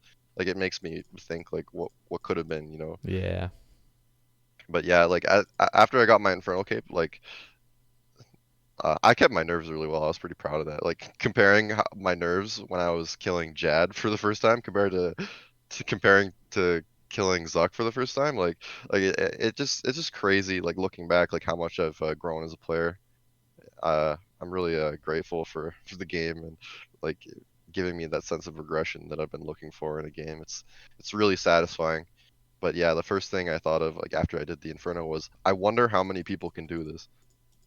Yeah. Not many at the beginning. It took I mean cuz I got my Infernal Cape exactly a year after release. It was like June 3rd or something the next year.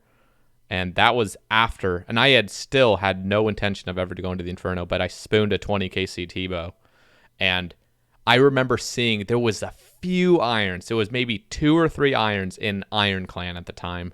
And this is like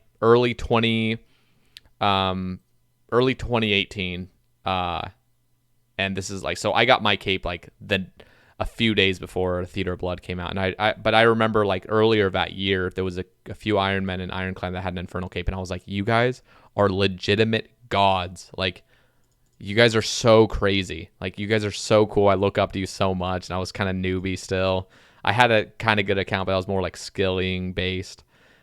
Yeah, And you started a lot later, so you didn't have that progression yeah, at the time but that anyone but I before you had. looked forward. I was like, dude, because I would imagine myself with an Infernal Cape. I'm like, dude, I'd be the biggest fucking badass of all time if I could get an Infernal Cape. Because everyone knew me as this like skiller that died on a hardcore like 1300 total and shit. And I'm just like, everyone just thought I was just some basic noob, and I was like, dude, I need to fucking like prove myself. And so getting that Tebow finally sparked the ignition to like, okay, let's fucking do this. I went to go get an SGS, got it, and then basically, yeah, it was basically like 20 attempts for me. It's over the course of like a week and a half.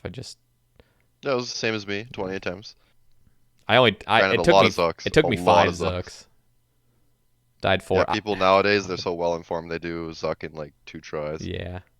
A friend of mine did this in Inferno Cave recently.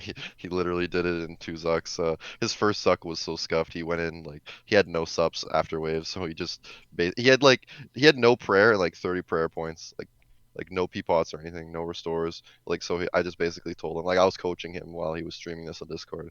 I just told him like, okay, just follow the shield, like just don't pray rigor or anything. Just try to like survive as long as possible. And yeah, he did that. And then his next Zuck attempt was Cape, like incredible. Yeah. Like he did healer's first try and everything. But yeah, back then like the people were way less informed about the Inferno because it had just come out and it was tough. Like Zuck was honestly like Zuck is one of the sickest boss fights ever. It's such a well-designed It's encounter. fun. I really think highly of Zuck when I think And of you like can't high just level do it all content. the time either. You have to get through the waves to have that enjoyment. Because I think Zuck's a Yeah, ton of fun too. big time. Big props to Mod Kieran who did that. Yeah. Mod Kieran was such a god at the time. He did raids 1, Inferno, and Tob. Yeah. Like God, what would we be without him? Like the holy shit. One of my favorite J mods, big time. Oh yeah. No, he's a beast. And like Raids 1, I don't know if solo was designed in mind, but like it works out perfectly. Like I was hearing Puggin in the stream yesterday. He like popped in and was like kind of talking you up, and he said that you were kind of like the big help with 4-1. I don't know if he said you invented 4-1, but I don't remember. 4-0 actually. Or 4-0, was that it? Because I remember I was like 4-1 Okay, doesn't sound right, but maybe he did say 4-0 actually, and I just missed. first of all, shout outs to Puggin. Like the dude's got he talks so positive of me, and I really appreciate it. I told like nobody that I was the first one to do 4-0 because I don't really take credit for it that much, considering I didn't show anybody. Like I have a video and I have like proof that I was the first person to execute 4-0, but it's not like I like invented it in the sense that I made a video on it and I started like teaching people how to do it. Um, it was a year after I started doing 4-0 that Tipper Kitty figured it out on his own, and then he made it public. Okay. Like he made it public knowledge, and he was like That's sharing who it I like remember. solitary and stuff. Yeah. And it was the biggest bruh moment when Tipper Kitty found out that I was doing 4-0 like a year ago. Like he was like trying to take credit for it, and he really should be taking credit for it because he was the one that made it popularized, and he came up with it on his own. But yeah, he was really sad to see that I had done it already a year prior, and this was back when I was like basically like three-way mage switching, like just tried an occult and the arcane that I had, like just three-way mage switching, and I would kill like back then you could kill Olm's left claw with a Zamorak Hasta that was like good at the time, and I was using an Artie cloak because like it had a mage bonus on it and it had a stab Yeah. accuracy bonus That's on it, funny so as it fuck. was like good for 4-0. But yeah, I did figure out how to 4-0, and I was doing it like way before anyone else. But I don't really like tell many people that like I invented 4-0 because like I mean just say Tipper Kitty invented it. It's way easier to just say he did because he did it and he made it popular. I just But remember yeah, Puggin always like shouts me out for being the guy that did 4-0. So yeah. That's shout outs to him for I being just so positive. I just find it crazy the like initial people that were messing around with raids. I remember Hauke, like watching Hauke streams before I ever even did raids or anything, just watching his streams, like seeing that. I'm like seeing people solo raids. I just bring up Hauke because he was one of the streamers I used to watch doing solo raids, and it was just mind boggling. I'm like, how the hell did anyone learn how to do this? Like I remember seeing him do Tecton, walking around it, not taking any damage. I'm like, what the hell am I looking at? Like, how are you doing this? And then like Olm just looked really easy to a bunch of people. And it's crazy to me because like now raids is super simple. Like I can just go in there and bang them out, you know? But like Yep. learning it was probably the hardest thing I'd ever had to learn in the game. Like just learning raids. And Four I one can't is even what imagine caused a lot of having to people to like struggle. I can't even imagine having to like theory craft it where you're the one actually coming up with the methods because I was just following other people and it was still the hardest thing ever. Oh yeah. Oh yeah. And it's so It felt punishing. good being Yeah. being able to like brainstorm ideas for stuff. It felt good. Like if I'm able to do something efficiently before anyone else is able to, like I find that really exciting. So at the time I wasn't making videos on the methods that I was making, and I would sort of like tell streamers to do stuff like do you remember Sig? Sig, yeah. But I used to like really enjoy watching his stream. I never watched He his he's streams. ki- he was kind of a goofy Swedish character, but yeah, he was soloing Zami on his Iron at the time, and I told him to bring Blood Barrage to test it to use it on the minions to improve his trips. And you know what's funny is back then getting to God Wars on Ancients was cancer on an Iron. We didn't have redirection scrolls yet; they were locked from Irons buying it from the NMZ shop. But yeah, the best way to get to God Wars on Ancients at the time was you literally brought climbing boots and you went to Berthorpe and you like hiked up. And I told Sig to try bringing like a one-way mage switch and then Blood Barrage the Amelia and the Ranger.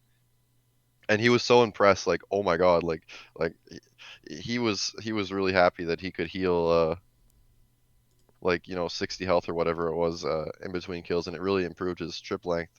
So like when I was coming up with methods like that, I was just basically like telling people to try stuff. Like I wasn't really making videos of it on any videos on it or anything. I was just like telling people to do it. Uh, G challenge, shout out to him. I met him really early. Feel like I met him in like 2016, and like we talk all the time. Like we've been friends forever, and I me and him, we've been theory crafting this basically for 5 years of playing the game, and I think without his help, I couldn't have come up with various things like this. So big shout out to him. I have to give a shout out to him as well. Like honestly, like I was trying to. I think I meant to ask you this last. What are you in Summit? Like, I was invited to Summit, but I never joined. I don't know why I never joined. I think it was because Fraser made it, and I'm like, okay, Fraser's yeah, kind of like, you know, yeah, that's Fraser's probably Fraser. that's So a good I didn't reason. join. And then Fraser, like, he basically like gave up Olympus leadership. Like he started like backing down because a lot of people thought he was cringe. Uh, I don't remember what he's done that You don't was want. so cringe that Yeah, made no, people there was think of him something as being so really cringe. fucked But up that got really popular on Reddit, and he basically got blocked by all J mods and shit. And what he did was like pretty fucked up. So like again, like I think I've said this, like he's never wronged me, but the shit I've seen at least that's been public to me is like there's good reason why he had to I don't know like. much about him. I just remember like people calling him cringe. So I No. was like, all right, I'm not joining Summit because Fraser made it. Yeah, no, And there's then there was just huge. He's very polarizing, but like um again, I like he's never done anything to me personally, so like I were like, but the things I've yeah, I've seen in talked with the him in the past, yeah and he was respectful to me. yeah I was respectful back. I just I've heard the horror story. I don't remember anything about Fraser nowadays. yeah no, it's But kind of yeah, gone and done. he made Summit, and I was like, okay, I don't really want to join this if Fraser's gonna be the leader, because like he has a bad track record for running stuff. But yeah, I recall that he stepped down from Olympus. I think he got banned, didn't he? Yeah, he got banned on his iron. Did he was he like macroing or something? That was the that was the accusation that he bought in 3-tick 4G. I don't fuck Oh yeah. wow. I don't know what happened. I think he. I'm not speaking for him, but I think he claims that he didn't, and like it was something else. And it was. I think at least what I saw was that he already had kind of made kind of enemies with some J mods, and so just kind of talking shit and stuff. And so the J mod that he believes banned him, I think, had a reason to do it other than him botting, but it was because he just didn't like the Oh, I guy. see. But I Some don't know the maybe whole some thing, and it's collusion. really just a bunch of drama. And I really, honestly, don't know much. I've never, even to this day, am I that active in Olympus, and I hadn't even joined Olympus when all that shit went down. Olympus had a really interesting history at first. Were you in Erudite? No, I was in solitary Olympus was first. the direct sequel to Erudite, which was ran by Situation, and I think one other person that I don't remember. But anyway, they both the leaders got banned for macroing. I think Situation, or apparently he was banned wrongly or something, like the same sort of collusion you're talking about with Fraser and J mods. But anyway, like apparently there was some foot pedaling Artie Knights involved, and he got banned. And then Erudite just kind of fell apart because it no longer had any leadership. So I think Fraser came in and he made Olympus, and he told everyone in Erudite to like move over to Olympus. And then like Fraser had his own interesting drama behind him, and he eventually stepped down. And now Olympus seems like the best Ironman clan. Like I was in solitary for like a year, and I did like meet a whole bunch of really cool people, but I eventually left because like the time zone that I was playing at, like I was always playing in the evenings 'cause I would work during the day, and just the clan chat and solitary was just dead when I played. Like I'd play like 11 p.m. my time, and there would be 6 people in the solitary Yeah, I CC. remember you being in solitary with me. We were talking about. I remember I was at Blast Furnace, and we were talking about some like elite clues or some random bullshit. And then I remember looking up your account for the first time because I remember, like at this time when I had first joined Olympus, I still looked up to so many players, and I was like, I wanted to be involved. Solitary seemed like the best place to be involved. And then as I kind of progressed through solitary, I ended up switching to Olympus because of the lack of I think the reason I didn't ever intend to actually leave solitary, but it was a rule of solitary is that you can't multi-clan. So I just wanted to Yeah, that join makes Olympus sense. just to see it and see A like the attitude. lot of people moved from solitary to Olympus, like tons. I don't know how big of a clan solitary is nowadays, but yeah, like say Aloe, I'm Yeah. sure you know of him Oh very yeah, no, he fondly. he was actually the first person I ever subbed to on Twitch. Oh, are you still sub to him? No, he doesn't stream.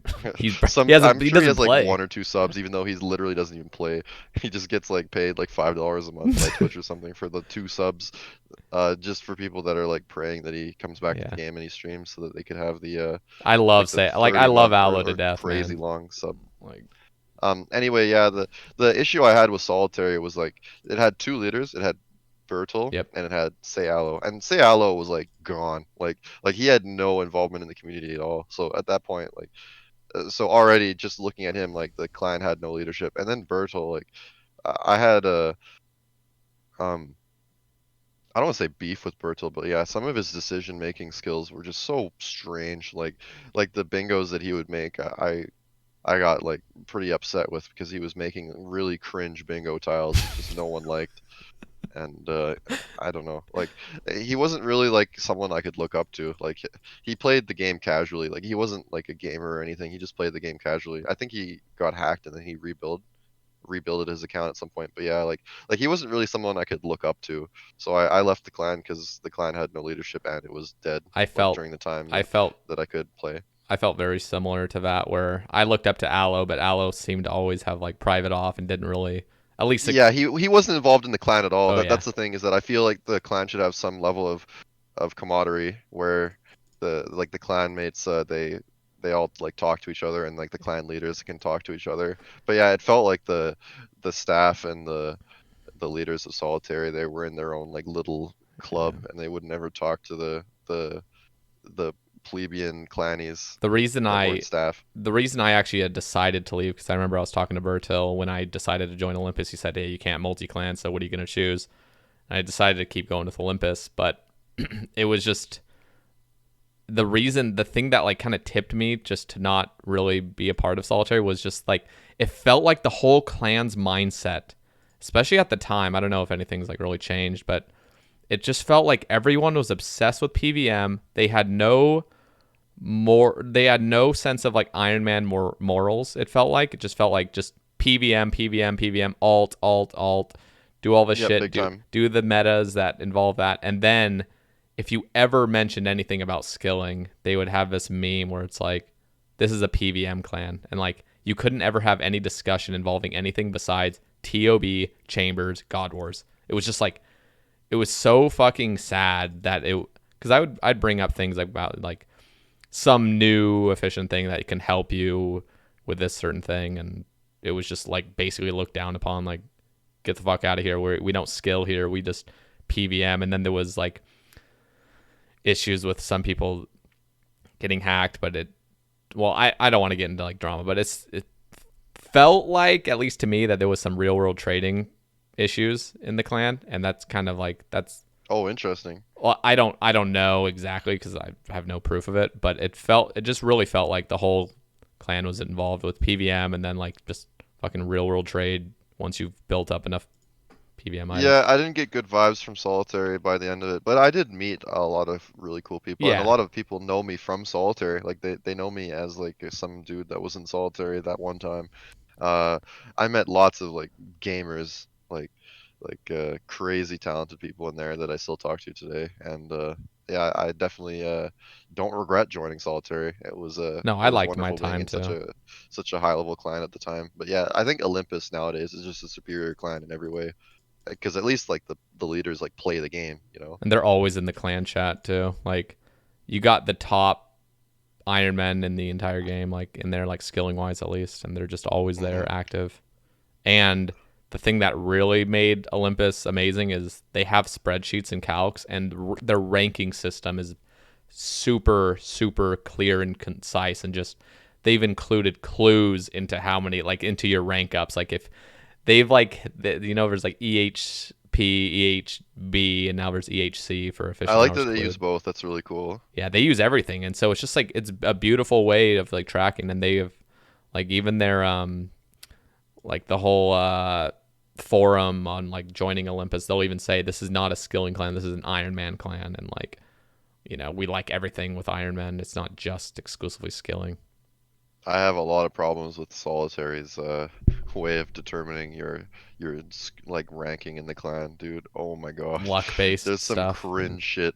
Like uh like they assume that you don't alt. So if you want to like farm points, you can literally like alt Corp, for example, and just yeah. get like a ridiculous amount of EHB.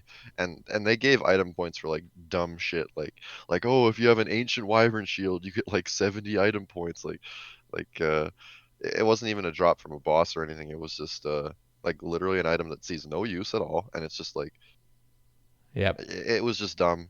Uh, they gave the even the eternal gem like item points and just I don't know. Like Yeah. No, I had a lot of problems with the way it was designed. Olympus's just whole system is just like flawless. Like they've done a very good job. And every single the cool thing is like EHB is also effective EHB. So what they'll count for ranking is so like if somebody's done 40 fucking thousand uh Vorkath, it actually counts as no EHB because that is efficient That for I like a skilling. lot. I love it, dude.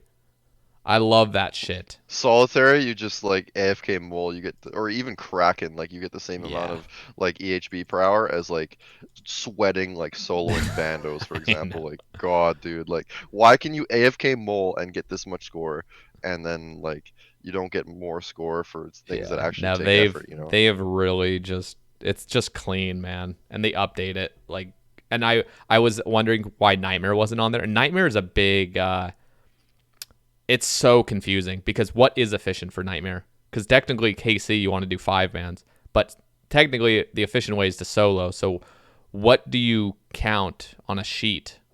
Because if somebody has 9,000 5 man KC and you're counting EHB as one certain number, like you're technically not being efficient unless you I, solo, and you're not technically even being efficient until you 1+1.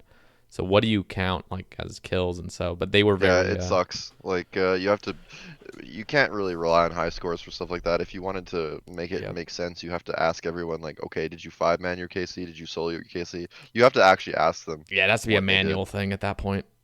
I think it's the same thing with how EHB works with alting versus no alting. Like you have to specify in the spreadsheet like hey, I did 1+1 nightmare, so give me less EHB because I'm killing more per hour. You know, like I wish they did that for the spreadsheets, but I don't know. I'm not involved in Olympus at all. Yeah, I just look up to the clan now that Fraser's gone. I don't really have any beef. It just seems like the best clan. it's Uh, nice. I like it. and Solitary is sort of like falling apart a little bit. I know there's still people in Solitary. They like it still, and I mean no ill intention to them. They can do their own thing. But yeah, Solitary is not for me anymore. What are you in a clan? I'm actually not in a clan, and I kind of like I kind of miss talking to like all sorts of like high level irons all the time. Like I miss that. Just talking to you, it's so refreshing. Just being able to talk to someone who has actually like got an Ironman on the same level as me, Yeah, and it feels good to talk to someone so familiarly about the game because like the people that I usually talk to are like way less informed. Like I just talk to like random people that I was just friends with, like on Discord calls. yeah, I'll just be talking to like just uh just random friends of mine, like IRL friends too, that are nowhere near the level of an account that I have. So they can't really relate to me at all, and I do miss that from solitary. And I get that sense talking to you, and that's why I enjoy talking to you so much, and why we've put so many hours into the Sae Bae Cast already is because like it's just really nice talking to people that are like on equally the as same level passionate. as you, like Yeah. you can relate to. It just feels really good, and I do miss that, but I don't know how I could get my fix of that, being in a clan. I guess I could join Olympus and stuff, but I don't know. Like I'm pretty satisfied with my presence online at the moment. I'm a bit obscure. Like I sort of like because I'm not in any clan. Like a lot of people, they just they don't hear from me ever, and they have to actually like DM me if they want to find out like how my progress has been going because I don't have any social media or anything. I Yeah. don't stream, Would obviously. would you make a Twitter? I think I think I don't know. I do care about the game, but I don't care about the game that much to have a Twitter exclusively RuneScape. for RuneScape. Okay. Like I think I don't really like Twitter to begin with. Like Nobody I does. think it's a bit of Well, I think some it's a bit people of a do. circle jerk, It is. and I don't really like the circle jerk aspect of it And too much. it does look like that, but it is easy to avoid it. Well, it's easier than I assumed because I joined Twitter thinking like I've heard of Twitter, but like you can make it very like non-toxic, and just very like positive community. You can make that yourself by like blocking people you don't want to fucking deal with, and Yeah, like that's the thing is that I don't like blocking people. Like I feel like that's a cop out. That's basically like hiding from people that you don't like. it's not And even hiding from but people I don't. It's just like literally I don't want to fucking hear your shit, so I just ignore it. yeah, there's some people that like I have put some people on my ignore list. Like holy fuck, I Yeah. really don't want to talk to them. Like just there's just no value to be gained from Yeah. talking to No, because people like there's that. people on I Twitter very that'll rarely block people. there's people on Twitter that will just straight up just be an asshole to people, like just for no Yeah, reason. I could see that. So you just block them. Just don't listen to them. And it's not they're not being an asshole to you. It's just somebody else that you're seeing. You're like, what the fuck, dude? So you just block them so you don't have to see it. It's not like I'm trying to. It's not like a cop out to like, oh, you're disagreeing with me and you're being mean about it and directly to me, so I'm just gonna ignore you. It's like, no, I won't do that. I'll talk.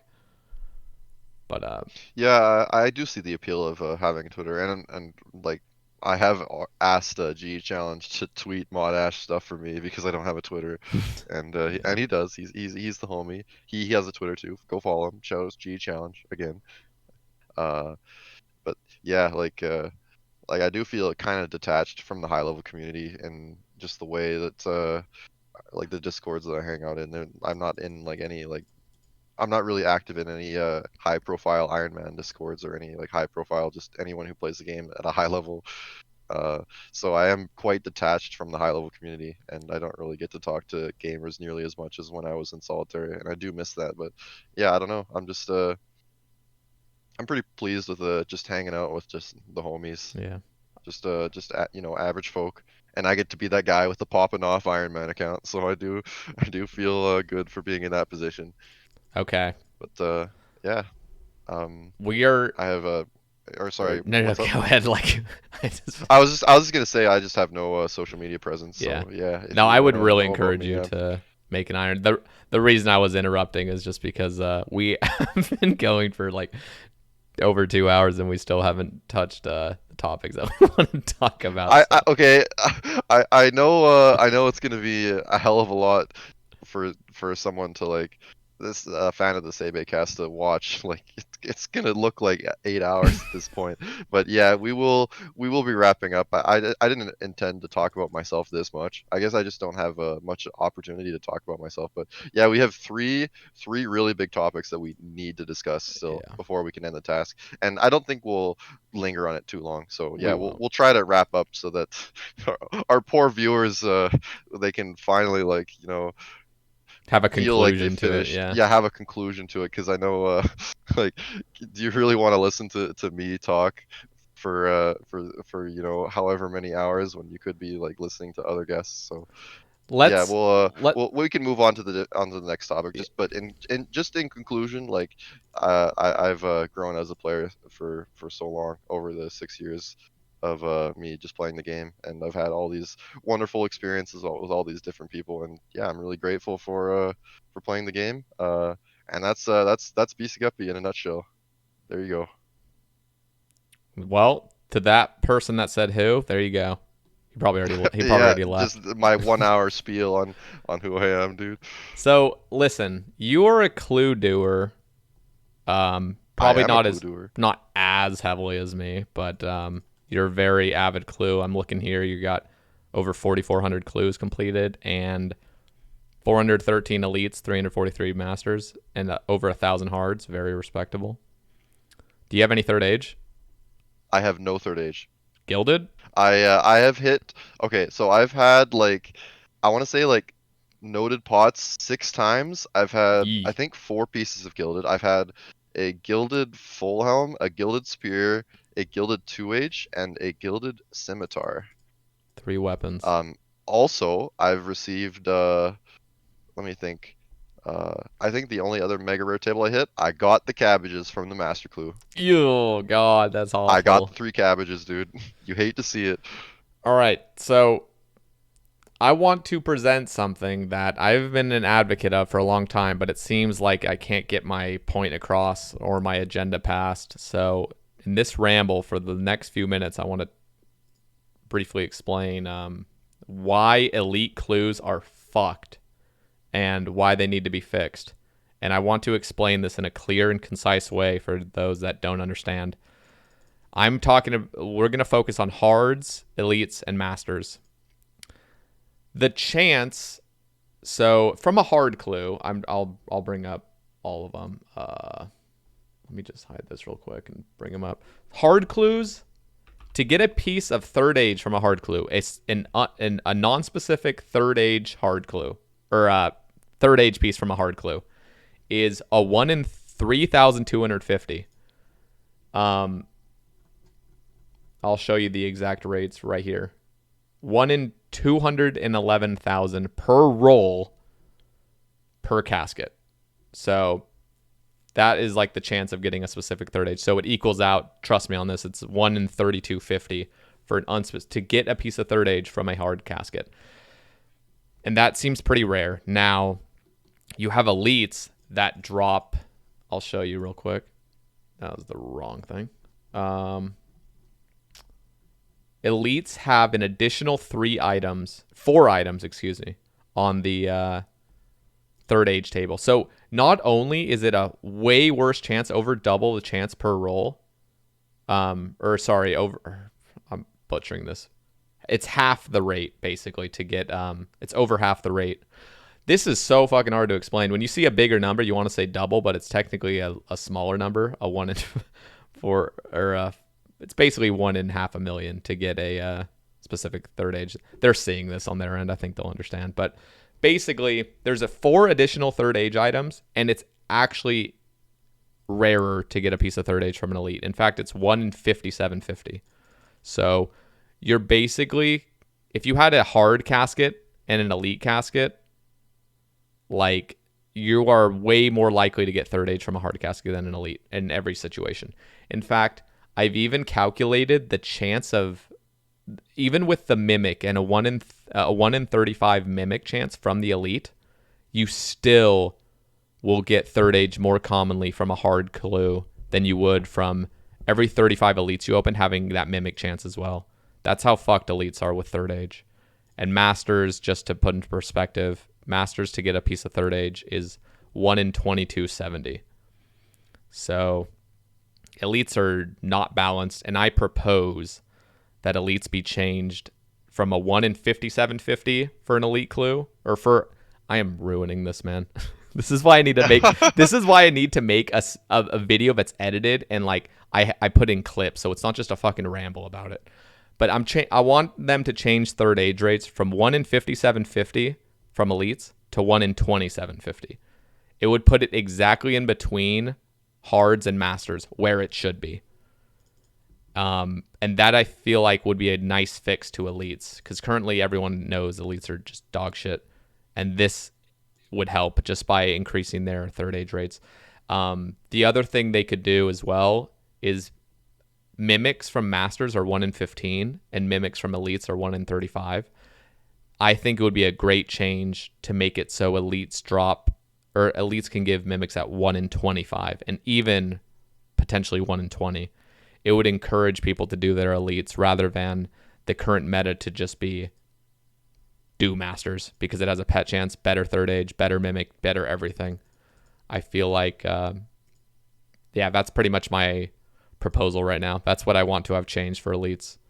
I need to make an actual video on it to like clearly explain this to people, but the people that do understand the math behind that, elites are fucked. What are your thoughts, Bcguppy? I agree wholeheartedly. Elites are very fucked. Um, I want to explain why elite clue rates have been so fucked up, and why it's like sort of gotten out of control with every treasure trail expansion. So in 2014, I think, is when the very first treasure trail expansion came out. This is when they added like a whole bunch of new stuff to every tier of clue basically. Um, so in their very first treasure trail expansion, they actually made the unique chance for uniques from every tier of clue. Uh, they improved them all so that the larger item pool wouldn't like make individual items rare. The argument they were using is they wanted ranger boots to keep the drop rate that they have, right, and not to become rare because the item pool and the unique tables are all bigger. So the chance of getting uniques from every tier of clue, I believe, before the expansion was 1 in 20. So every single tier of clue had a 1 in 20 chance every slot to hit the unique table for that tier, and they changed it to really strange numbers after that expansion. So from hard clues, it's 1 in 13. Easy clues, I believe they're 1 in 11, and or maybe mediums are 1 in 11, and then easies are 1 in 12. Yeah, I think easies are 1 in 12.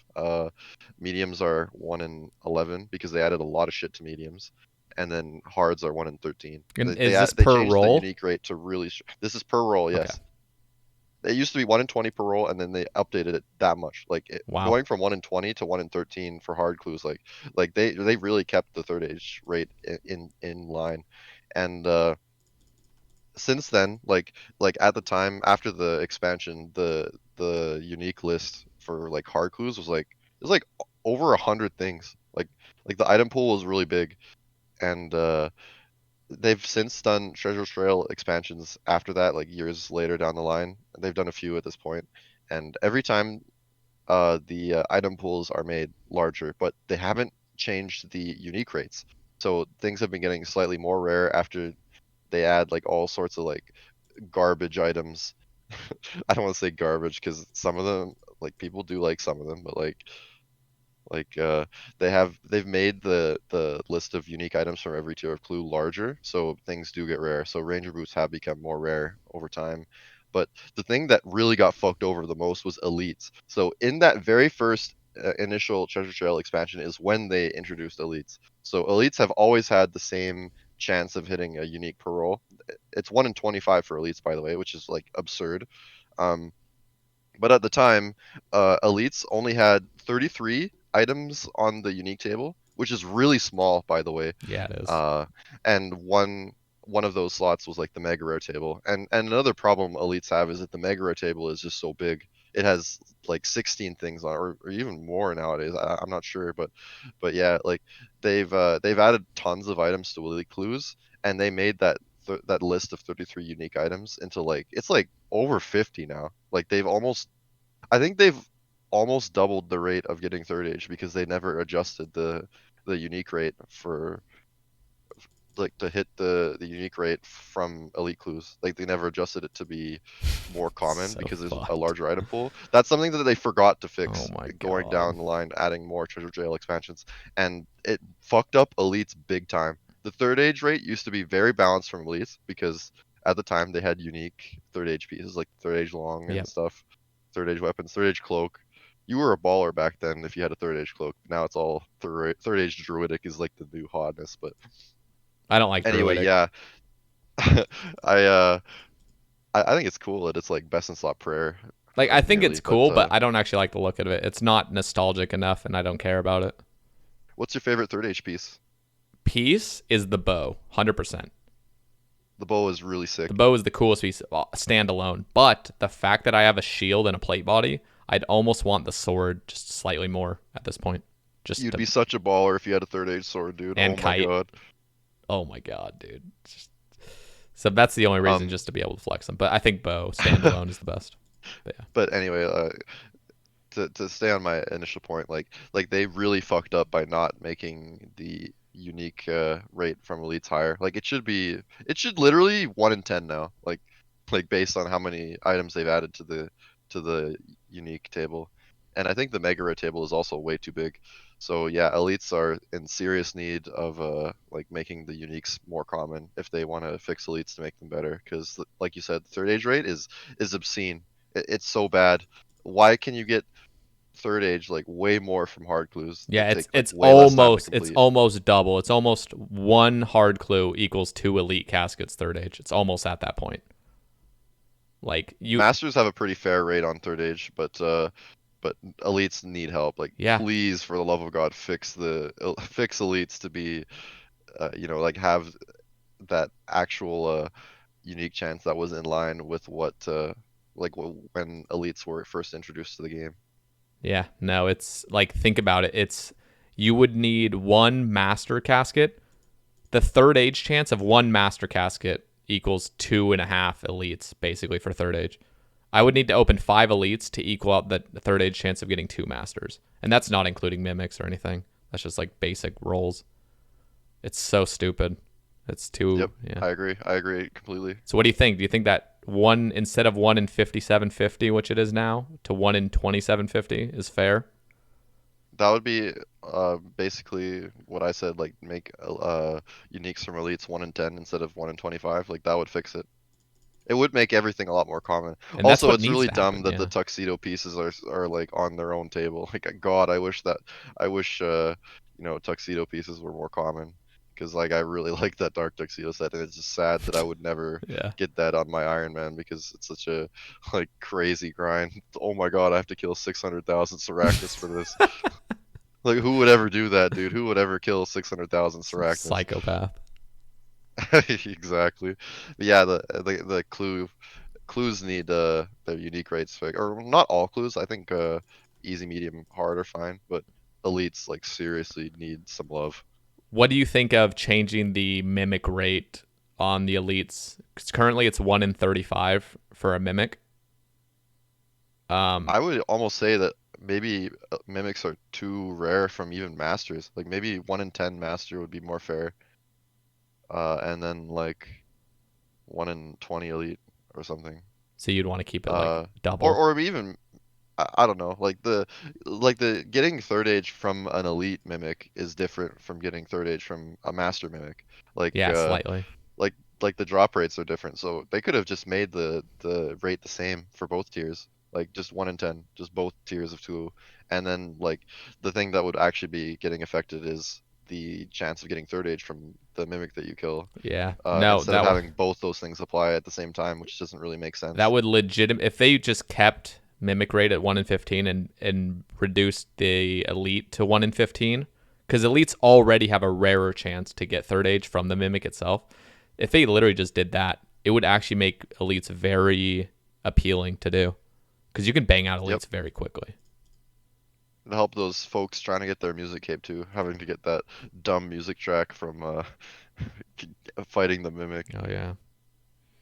Anyway, that's my whole Yeah. spiel on the Elite Clue. They need to be fixed, and I hope JMod reads this and or listens to this and understands that those rates need to be fixed. This is absurd. 1 in 488,750 when Hards is 1 in 211,000. What the fuck? And then Masters is even like better. It's like because there's so many other third age pieces as well with Druidic and stuff. So and Yeah, tools. absolutely. And then Mimic makes it even better. But yeah, it's absurd. So my little spiel on that. Let's get into the Arceuus spellbook now. We don't need to go. We're finally getting into these topics, dude. It feels like we're gonna get to the conclusion soon. It feels good. We don't need to talk about everything, but I want to bring up the good things. You have a few things you want to talk about, and things that we probably haven't even considered. First thing I want to talk about though is the new where is it? Shadow Veil spell. So this spell right here grants a 15% chance to avoid being stunned and damaged while pickpocketing NPCs. It will remain active for 1 game cycle, 0.6 seconds for every magic level the user has. So at 99, it's almost a minute. This stacks with the effects of the Dodgy Necklace, granting a total of 40% chance to avoid being stunned and damaged while pickpocketing NPCs. Requires 47 magic, costs 5 earths, 5 fires, 5 cosmics. 5 cosmics. That's a good sync. Fuck. I like that. Shadows, cosmic and runes. grants 58 magic XP. So you're going to be at 99 magic. You'll be casting that every minute, spending that much. What do you think? I think it's beautiful. I don't think people are expecting this to be as good as it is because you can get some crazy rates at fires with this change. So currently you can do about 800 picks per hour at fires with 99 thieving. And with this Shadow Veil spell, you can get 900.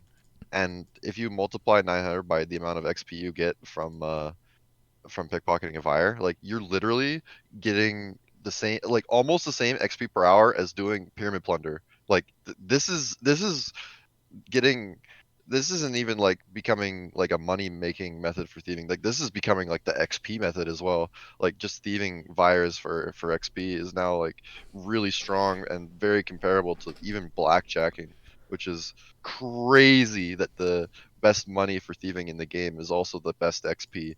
So I feel people in the high level community or the skilling community might bitch that, like, holy shit, thieving virus is 280k thieving XP per hour. This is like a little absurd.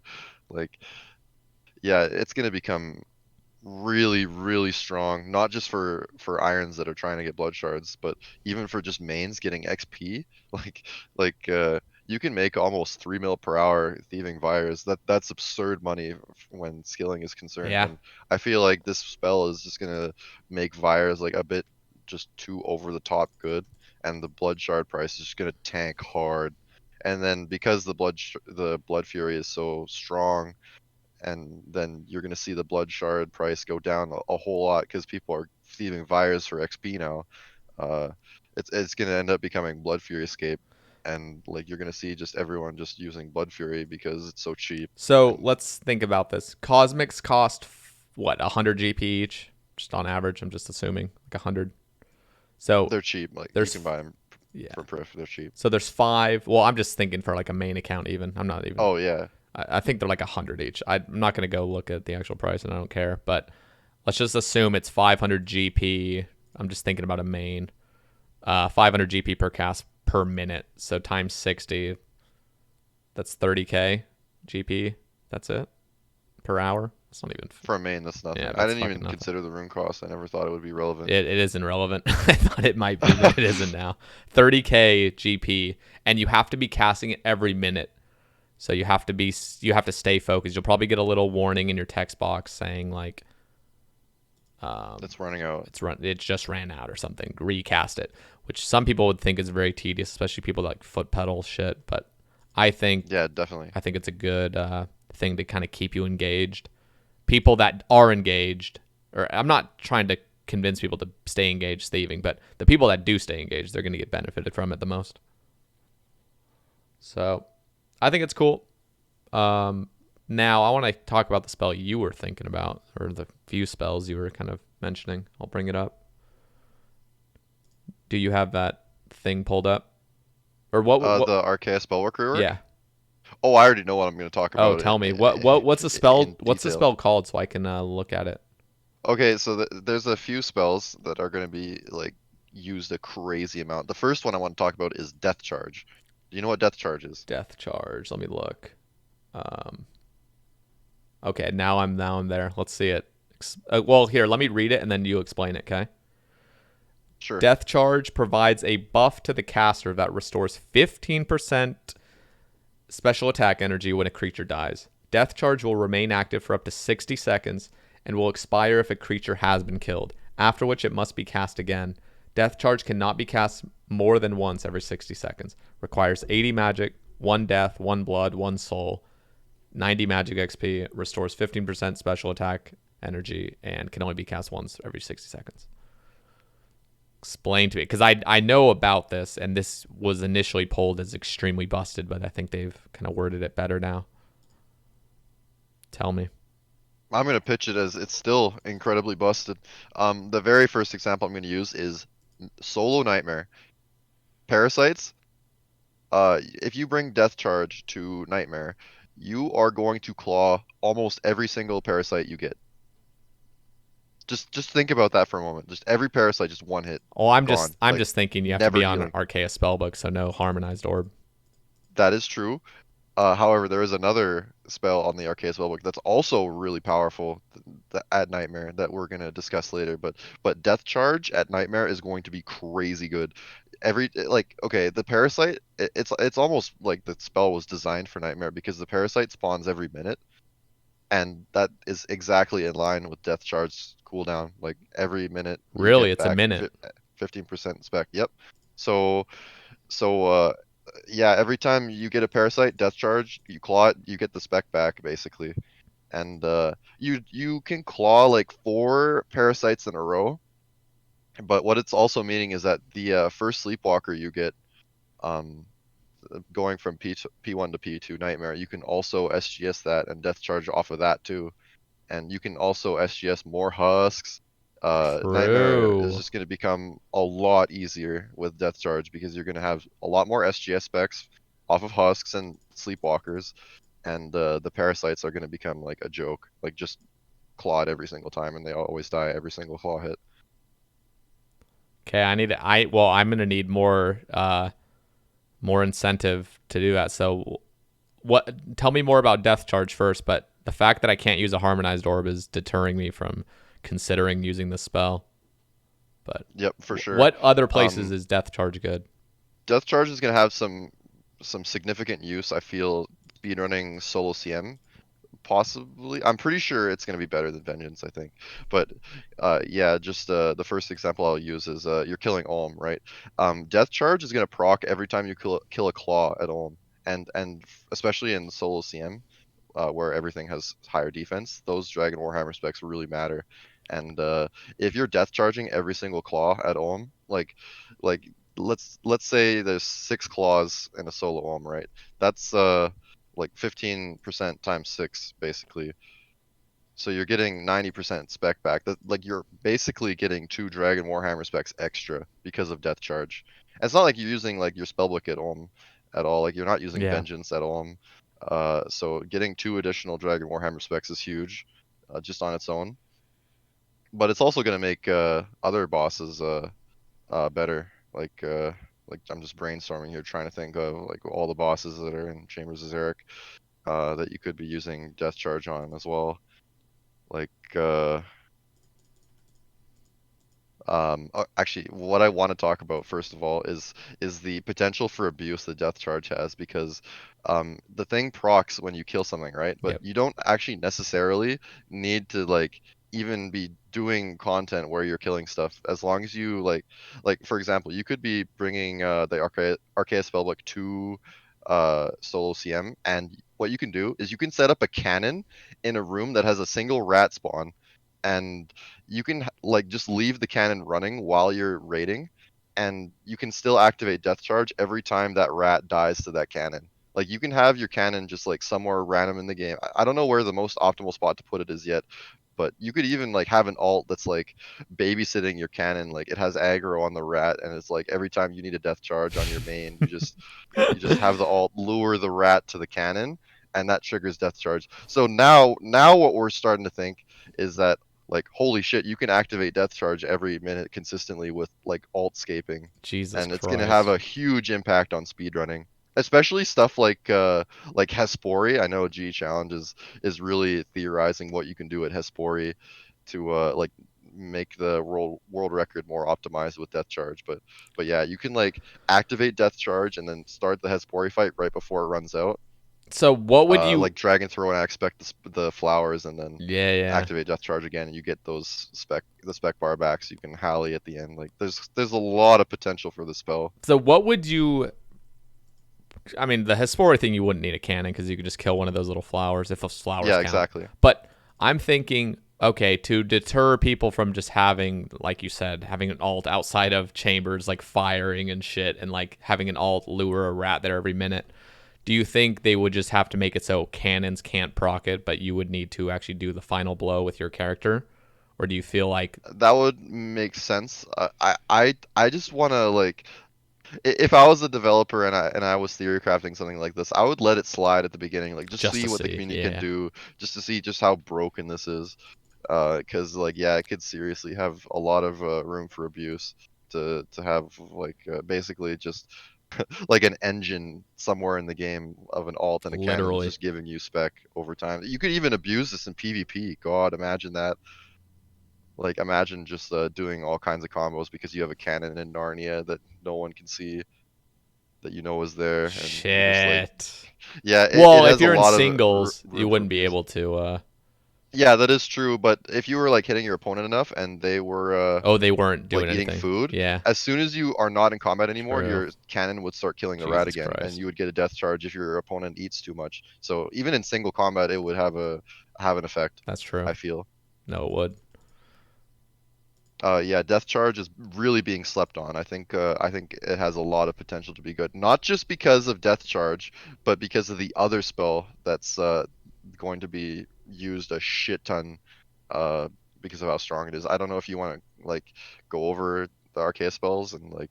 We can go over the ones that are like significant. I mean, Okay, that's literally sure. what So I I'll want to I'll do. just I want you I'll to. just talk about I'll just talk about Necromancy then, if Okay. that's all right. Yeah. No, I want you to talk So about everything that makes any sort of difference. And let me go to necromancy first, though. if you want to just explain to the cast what the Necromancy spells do Yep. Let me. Is it real in a quick. reanimation spell? I Nope, don't know that's what not it's it. called. I think reanimation is for the insult heads, You're right. isn't it? You're right. Yeah. Okay. Resurrection. You ready? To Mm-hmm. perform a resurrection spell, players will need to equip a Book of the Dead. If a spellbook rework passes in this poll, the new which it did, okay. The new magic book would be obtained as a reward from a Kingdom Divided, acting as an upgrade to the completed Carrot's memoirs. The Book of the Dead would provide +6 magic attack and +3 prayer bonus. Completion of a Kingdom Divided is required to equip this book. Drawing upon the power of defeated creatures, resurrection spells bring to life an undead thrall that will aid you in battle. This will require runes and prayer points, and only one thrall can exist at a time. Thralls will remain active for one game cycle, zero point 0.6 seconds for every magic level. So again, if you're 99, it would last a minute. For example, if a thrall is resurrected when you're magic level 60, it will last for 36 seconds before dying. Resurrection Thrall will not act like a typical follower. They will wander the area where they were created and attack anything the player attacks, provided the target is within range. It is possible to resurrect a Thrall throughout most of Gielinor, even if the undead creature being resurrected at the time is not present in that area. Certain exceptions to this will apply where the aid of Thrall will not be possible, much like how setting up dwarf multi-cannons is not possible in specific areas.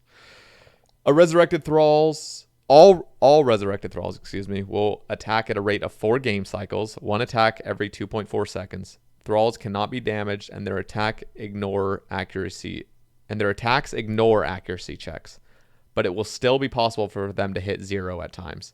Whilst their damage ignores accuracy checks, protection prayers will reduce their damage accordingly. Thralls will not aid you in PvP combat or situations. Whether these mechanics should be available all over the game world in every combat situation is something we're considering. Here are some possibilities if you feel like they should be restricted further.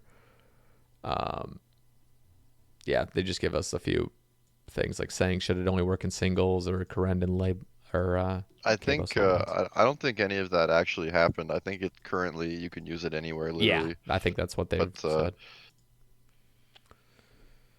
Yeah, so what is that even useful anywhere?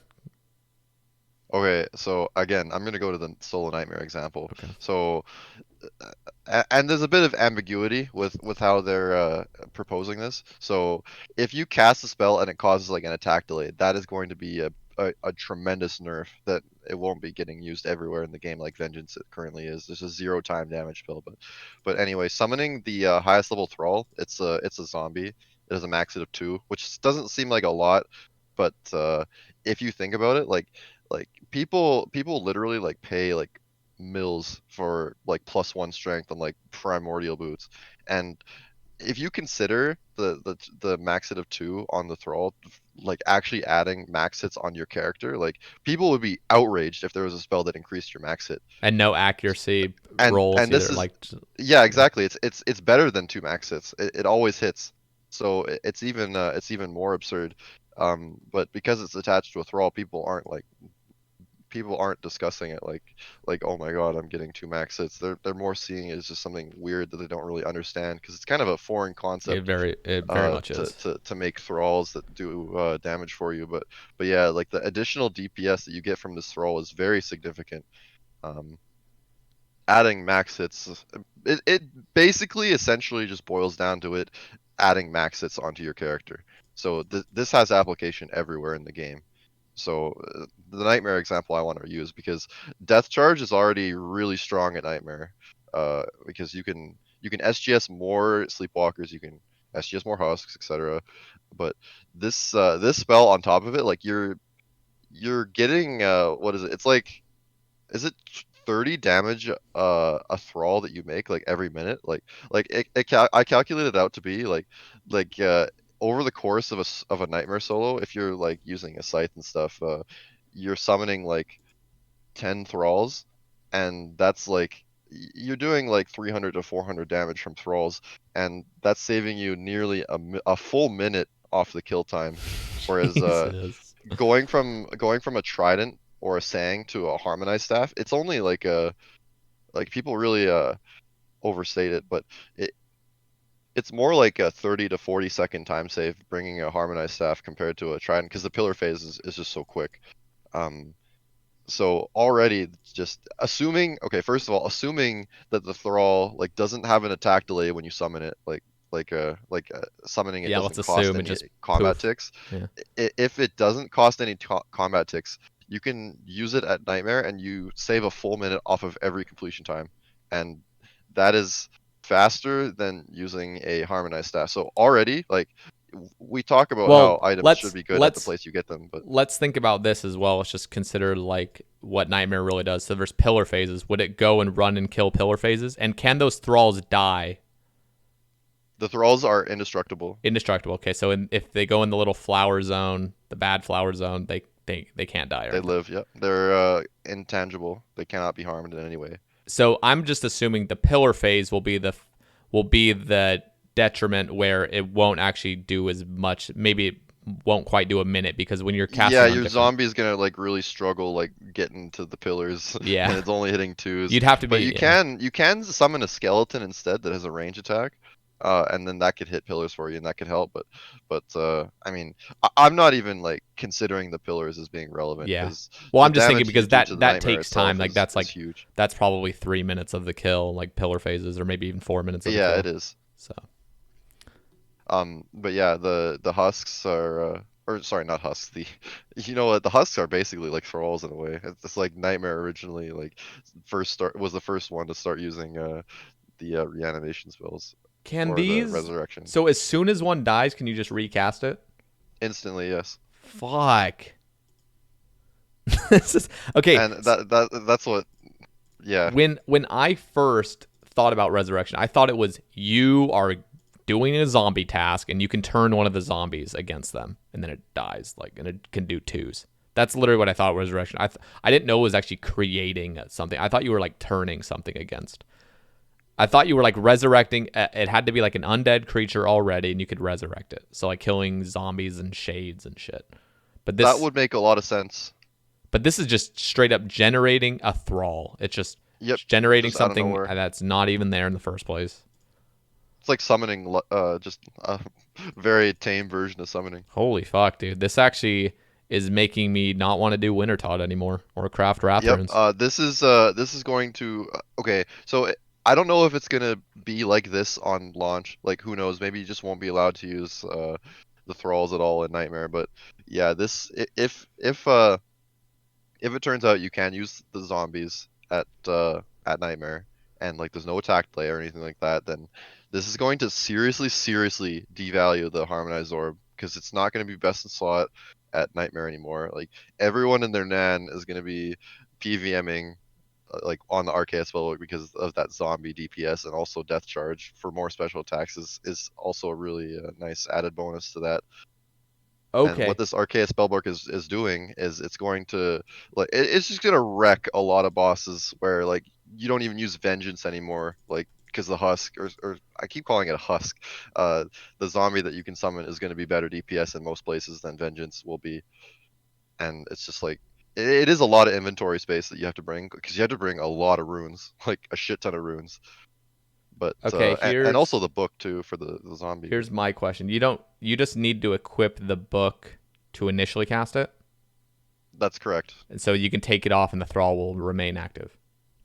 I believe so, but again, that maybe they were ambiguous with it and they didn't mention that. But with the way that they've worded it, that's how it would work. Yes. Okay. So now I was confused because all I saw was the resurrection portion. Now I'm actually looking at the certain things you can resurrect. Ghosts are magic. Skeletons are range, like you said. And then zombie is the melee damage. Wow.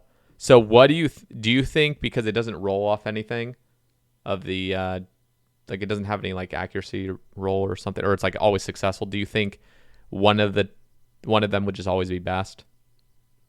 Well, the zombie is usually the best. The ghost, it only Oh. has a max hit of 1. Ooh, Uh, now I'm looking. Okay. Hang on. Does the wait a sec? So I said it was a max hit of 2. I think the Ghost zombies is has a max hit of 3. Ghost is max hit of 1, yeah, and the melee zombie has a max hit of 3. Oh, okay, yeah. Then yeah, that's Fuck. essentially 3 max hits. Like, holy shit. The Holy ghost is crap. never gonna get used anywhere. Even at Nightmare, like it would do double damage on the pillars, right? But Yeah. that would just be equal to a skeleton at that point. Yeah. So it would be just a cheaper variant to a skeleton, I suppose. Uh, Holy shit, yeah, dude. it's just the lower level equivalents basically. Like, you're gonna be using the zombie like most of the time, unless you can't hit something with melee for some reason, in which case you'll use This a skeleton. This is crazy. I initially read this without any real context, and you're providing that. And Jesus Christ, this sounds fun. Like, it actually sounds fun. People are really sleeping on this. It could have the potential to be crazy strong. Yeah. I wonder if I'm not- the Oh, enemy go will on. ever target the thrall, or the thrall is just this thing that's ignored by NPCs. It's like a pet. It's just Okay, ignored. because I was just thinking, like, if you're doing like 4-0 at Ulm and you have your fucking thrall like Just chilling. just not turning Ulm's head for you, like, god damn it. Yeah. Dude, actually, I didn't even think of that. Imagine just a thrall just like camping on the left claw, and like imagine It would be like attacking mage skipping anything in a you are solo. though, so maybe it wouldn't really turn head properly sometimes. It would have an effect of just having This who knows? We'll have to wait and see. There's a lot of this sounds fucking exciting. theory crafting that needs to be confirmed when it comes out. But yeah, it is really exciting. I've only used Nightmare as an example. Yeah. Like it could be used. You could be using it Sarachnis. Sarachnis for Oh, all I all know. day. All day. It would be my Just your little zombie fella just like running around. Yeah, just and he whacking couldn't get trapped by Sarachnis. webs either. And Yep, just full DPS. yeah, and I'm pretty sure if I've attacked Sarachnis and I'm stuck, he can still run over there and start attacking. hmm Holy shit. I want this now. We'll see if it is too OP and it needs nerfing in the future, or even deleted. You know, Who knows? I think it's really cool. I think it's a really just cool idea, and you can't ever be on any other spell book, which kind of just it's just cool, man. Like I know it's probably going to be absolutely busted in some places, but it sounds fun and new. It's gonna be a lot of fun on launch, like Yeah. just messing around with that with that spell book in general. Like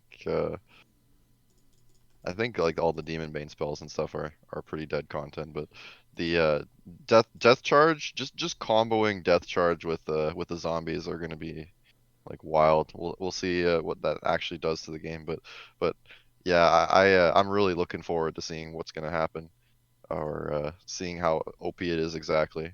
It'd be cool if I could start doing solo CM on the Arceuus spellbook, and Yeah. that was like my thing. Holy shit, man. It's like actually it just sounds so exciting. hmm Yeah, I'm looking forward to stuff like this. I that again, like I said this on the previous cast, but like this is why I still play this game is because I'm looking forward to new updates so Yeah. much, and like I'm always theory crafting what could potentially happen with updates. That's so It's cool. exciting stuff. Was there anything else in the Arceuus spellbook that really caught your attention, or are most things pretty basic? I know you were a fan of the prayer stuff, like the Yeah, so scattering ashes and whatnot. yeah, there's a spell that basically it's called demonic offering, so it converts up to 3 piles, I'm reading it here, of demonic ash into prayer points, granting 3 times the base experience. So basically they have these new ashes coming out, Serb's becoming a demon, and they're giving good ashes that give good prayer XP. And I'm thinking of certain skilling methods where you can basically 0 time these demonic offerings. Um, and yeah, because like for example, one of the examples comes to mind is rune crafting. Now, rune crafting is probably not the most optimal, but there's a rune crafting method I came out with where you blow glass on your way to the lunar altar, um, or the astral altar, I should say, and That's really cool. like this is just a simplified version of it where instead of having to drop the orbs afterward, it just instantly gets consumed. And there's very few spells where you can use something, get XP from it, and then it's just gone. It's like gone from your inventory, you know? So this is something where I don't know. I'm like thinking of certain potential methods where Good. we I'll just give a quick example I can think of. Just yeah. collecting white berries in the wilderness. You don't need to bring anything. You could just bring enough runes for all the spell, like to cast a spell. Um, and, like you POH to get to the portal to Anakarl, and then you run over to Lava Dragons with your looting bag. And by the time you get to the white berries, like you've already used the spell, and you've run out of runes, and you have no more ash in your inventory, and you've used it 0 time on your way to the white berries, Yep. just to collect them. And I'm thinking Hallowed Sepulchre is a great place to load up your inventory before each run Oh with yeah, ash. oh yeah, that's a really good point. I didn't even think of that. There's just a lot of places where you don't really have to have a full inventory of this, or you don't have to have full inventories anyway. And so these ash, you can load it up and just use it every 3 seconds, every 5 ticks, it says. It pretty much just turns prayer into fletching for mains. Like holy shit, Yeah. I didn't even think of that. Yep. It's pretty good. It costs 1 soul and 1 wrath. That's the interesting part. Wraths are going to be, but I think they're coming out with that Temple Guardian or Guardian of Gillinor or whatever the hell it's called. That new rune crafting minigame they've Oh, been that rune speaking of. crafting minigame. I really want to craft bloods of the true Me blood too, altar, dude. dude. We've been talking Holy about shit. that. I really hope it's kind of what we're hoping. Like, it's actually good. It's funny because, so for those that, I don't think I've even told this to people, but Bcguppy and I were talking at the Crafting Guild, and we were both really excited about the new Blood Altar under Mauritania. Bcguppy actually, like, basically marked out a path. Like, the quickest way is with, like, a fairy ring getting to there, which I didn't even know there was a fairy ring that put you Yeah, that's anywhere near wild. Like there. I was looking at the map, like trying to find the most efficient way to get to that altar, and there's a fairy ring in the Tunnels, basically. Mirror Yeah. Yeah. hideout. Like I was shocked that there was a fairy ring in such a weird spot. But Yeah. yeah, that fairy ring's actually like the best way to get to that altar if you were to just run there. and it's decent. It takes a minute and a half to get there, sure, but like if you could just craft if you could craft for example double blood runes um at that altar, then you would, even if you just ran there, like going down that long winding tunnel from a fairy ring, you could still craft like you could make the same money per hour basically as crafting double deaths or double nats in the abyss at 99. That's so cool. So I even without an abyss to get to that blood altar, it would still be like decent if you got double runes per essence. I'm excited to see what they do with it.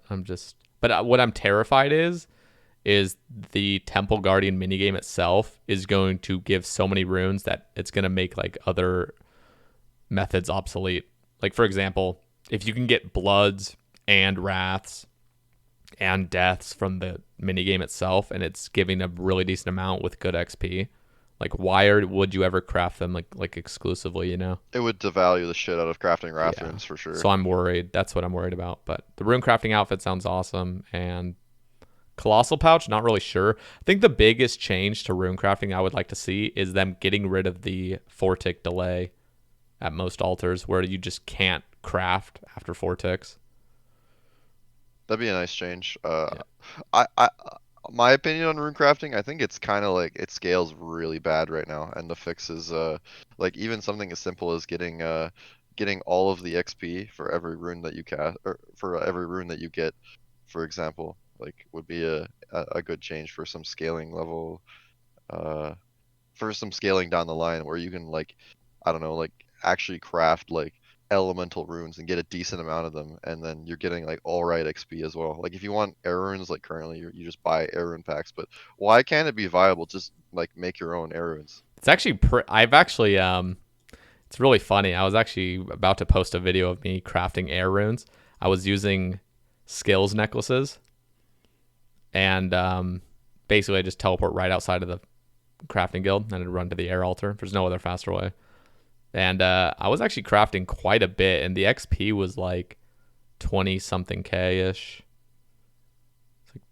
I think it was like 20K ish an hour. And I was like, you craft like 600, 700 airs every single trip, and they're very fast trips. But like, obviously, buying packs is way better, but it's like, it was, It'd be cool if you could craft like 100,000 air runes per hour would be a nice number yeah. at 99. That'd be awesome. And like decent XP, maybe like 25K, 30. Just give value to runes that you actually get from rune crafting. Like if you want to get your own air runes, your 99 rune crafting, you should be able to get a reasonable amount of air runes at 99.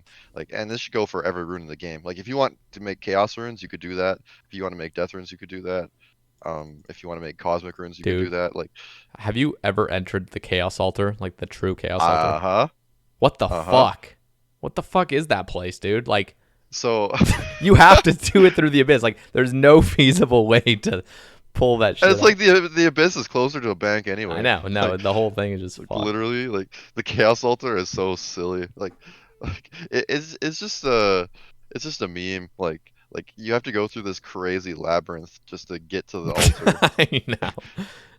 You know what's wild is there's a shortcut to the chaos altar, like through they added a quest Oh in yeah, like 2006 or something that was a shortcut to the chaos altar, but you still had to do that dumb shit in the actual chaos altar itself, I believe, or maybe not. I don't really know because that shit is like ultra dead content. oh my god, You're it's never gonna see unbelievable. anyone crafting chaos runes through that shortcut. Nobody crafts them in general, but yeah, especially with how shit that is.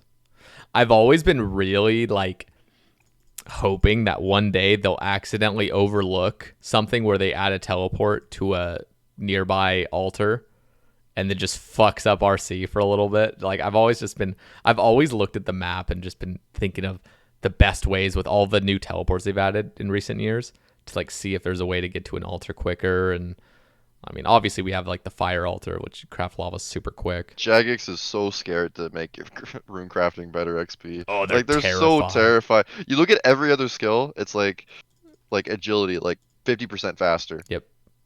And then And then you look at rune crafting, it's hardly changed at all, even since launch. Like lavas have been basically the same the whole time. Yep. That rune crafting has been so carefully kept. The XP rates have been so maintained over the years. I know there's the community has grown up and there's a lot more running nowadays for mains than ever. Like running runes Yeah. to your main crafting lavas or something. But yeah, other than that, like rune crafting has remained the same XP per hour, and rune crafting, in my opinion, is way too slow. Like it needs to be a bit faster to have more of a sense of progression. Or if you're not going to make it faster, at least make it better money. Like why is thieving one of the fastest 99s in the entire game? Why is that like literally the most profitable skill? I know. That was kind of funny.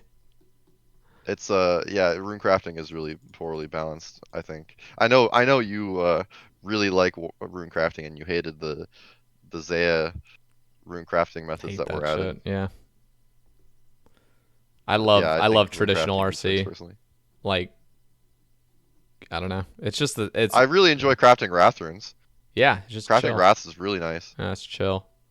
Nice and rewarding, decent XP, just really rewarding. Just I actually get to use you know, the runes that I craft for my harmonized staff. Like the wrath That runes and that was I the actually use them. that was the beauty of cosmic runes and at once upon a time back when there wasn't a cosmic rune shop. Yep, Now I was a cosmic crafter because there was no good way of getting cosmics other than like literally corp and it was was like nice because the it's like only way okay, to get this cosmics. this is actually funding some of my goals. Like I need to eventually, charge air orbs. This is great, and this is the only way I can do it. Like it makes you feel so much better training the skill when it's like, hey, this is the way to do it. Now there's fucking shops. Why the fuck did Jagex add a magic shop that sold 250 cosmics at a cheap price in Priv? It used to be they used to be so careful. Every shop used to sell 20 cosmics in Yep. stock, and then they add prif. It's like Like 250. why? Why did you do Why? that? You were literally against like shops becoming great, and then like just Shopscape. They are against Shopscape. They've like actively said that they don't want Shopscape to be a thing. That's why they're so. That's why they haven't added blood rune packs because they don't want to do it. But like, why did you ruin cosmics? I don't know. It's just What sad. makes me the saltiest is that the same shop that ruined cosmics didn't fix blood runes. I Like, know. why can't you buy blood runes there? Why does the price have to be so gross after you buy 10? It's like I know. Why does bloods are like every 600 each shop now. Like, if why? if why doesn't every shop just be streamlined? I understand the Magic Guild requires a magic level and shit, but Dude, it's like it's so what? It's arbitrary. like 66 I know. mage. It's like, dude, you need to unleash new shops if you're gonna keep Shopscape a meta, which it has always been and always probably will be unless they change something. Like you have to make magic shops have more than one shop where it's the best by far. The price only goes from 400 to 500, buying out 250 in Magic Guild.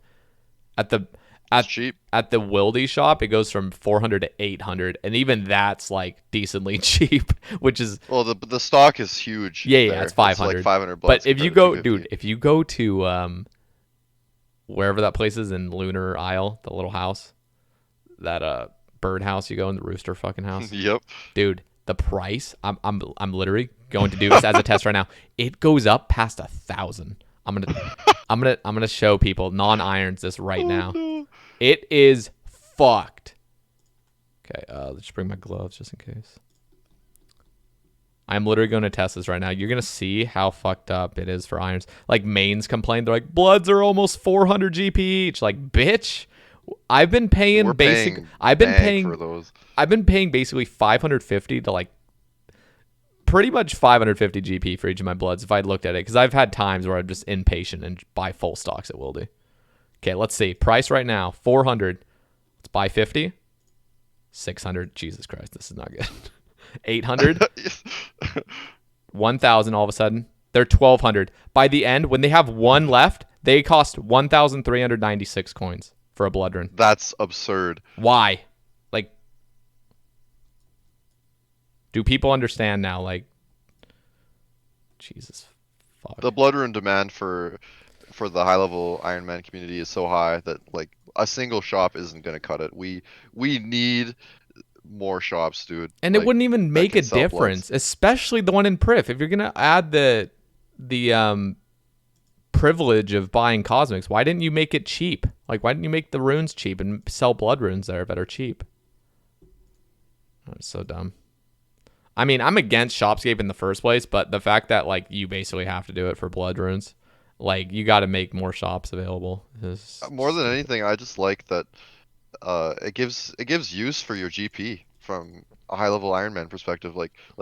Once you're finished your construction, like what do you use GP on? Like realistically, like smithing. if it wasn't Shit, for buying blood runes, like it's nothing. Like I really enjoy that GP has that value still. Like if you get Alks from like killing Vorkath or something, it's not useless on your account. You can go and buy blood runes for your Scythe and for your Sang, which is very relevant. It gives value to GP, and it's just the whole buying from the shops themselves thing is just kind of ass. But yeah, there's issues with this game. As much as we love it, there's still just issues. Like, what the hell? Yeah, I have so many ideas for how to improve the game, dude. Like I feel like if I worked at Jagex or something, I could really do a good job and make the game better for all different kinds of people. Yeah, more balanced and just that's the thing that really helps is like streamlining things. I've never gotten into this in a Sae Bae Cast, but really reworking mini games and not like reworking them like just making them OP or anything, but just balancing dead content that used to be good, but it's never been touched in any update whatsoever, and it's just garbage. Like one of the examples is I want Dorgeshin, that whole place with you picking that what's it called, that wire, Cave Goblin Wire. There it is. Yeah, that you pick that stuff, like you thieve it, you get no XP, takes forever to get it, and then you use it on your orbs to make them light up, and then you go around the city fixing lamps. They could have actually made that they still can. They can make it, and I've actually kind of gone around and done some math on it. I would need like other players to like help me out with it. But we could seriously make a mini game, a crafting / fire making mini game, where not a mini game, but just something you could do on your own, kind of like Mahogany Homes in a way, where it's like you run around the city repairing these lamps, and it would give decent XP, and it would make it so irons with hundreds of thousands of these useless orbs would have a reason to go use them. They could streamline getting wire, getting it faster or something like that. Maybe giving double wire, double XP. Not that sounds fucked. Just saying the word double XP, but just improving the XP rates and thieving. Like all of a sudden, you have this new, like these orbs that you're making that have no use can now have a use, and it's actually fun. You could go run around the place fixing lamps, and you could go and right now the lamps are broken to like player specific people, like, so it's like nobody else is seeing your broken lamps. Like you could, if somebody else fixes it, you wouldn't see it, but it could be like a fun mini game. You could see other people running around the fucking place fixing these lamps and getting like actually competitive XP rates, you know, where instead of just the whole skill of crafting is cast this lunar spell, blow the glass, done. Like you could make it competitive. I just like activity. that. I just like bringing light to areas like this that are dead content.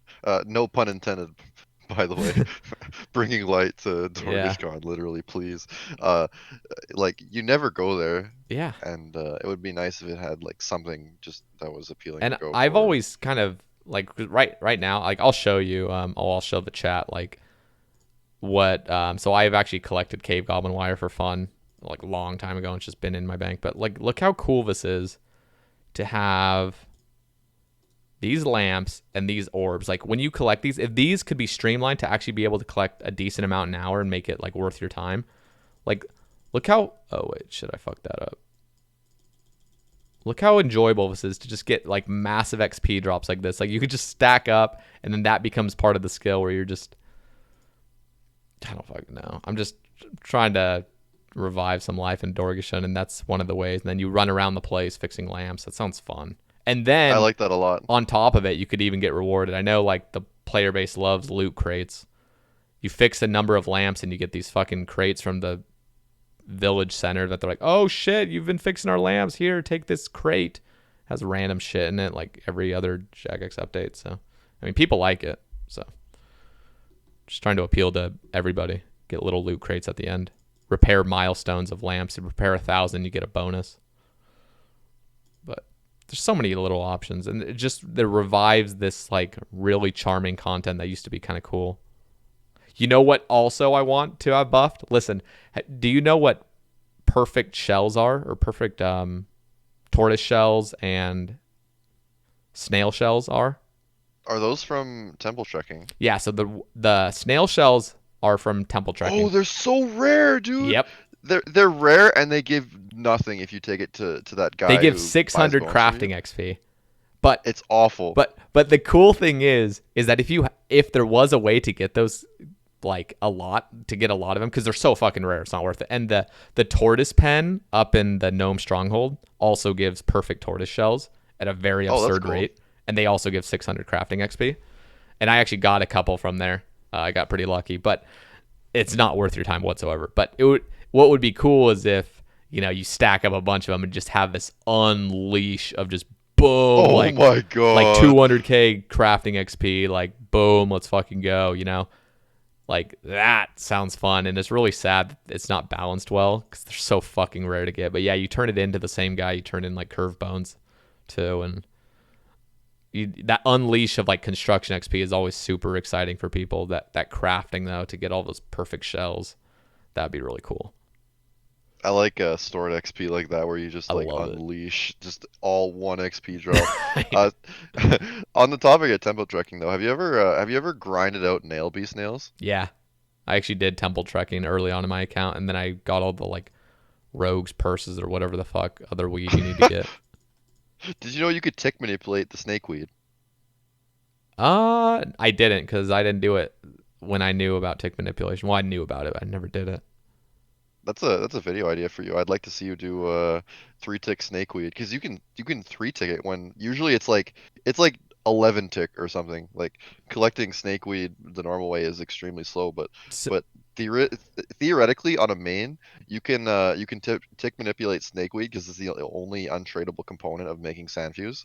Because the nail beast nails are tradable, so in theory, you can make sandfuse as like an XP method for a main. Like a profitable way of training Herblore. It is possible. Wow. But yeah, like it's funny you mentioned that, because it just reminded me of the what are those little jungle bushes where you're doing the Tybo one-eye cleanup? Those little light, medium, and dark bushes or whatever that you hack at to get your favor up. Yep. It was so interesting because there is a way to tick manipulate it, but it's fucking weird. But then I saw a Reddit post that got a shit ton of traction, and it was talking about how the jungle actually works. And it was the weirdest fucking thing, and then it off-put me from trying to do it, because their calculations made the whole minigame seem really fucked, and I couldn't be asked to read into it anymore. And so my whole tick manipulation plan video just went out the window, because I was like, dude, I need to actually study this, sit down and study this and make sure I'm doing this efficiently.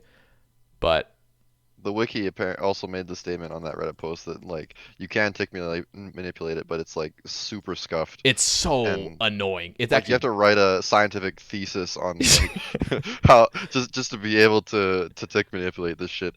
And the post is really dumb, or the post isn't dumb, but the mechanics are really dumb, because you could be level 30 woodcutting and hacking away at the highest tier jungle, the thickest jungle, and that was your best chance of a go-to. It's so backward ass. Just Karamja in general is just spaghetti code city, dude. You know what's really funny? So I spent a couple hours one day trying to.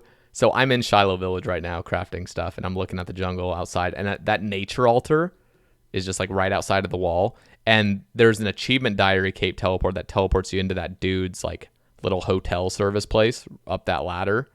And so now that the cape has unlimited teleports, you basically just climb down that ladder, and then you can see the nature altar from there.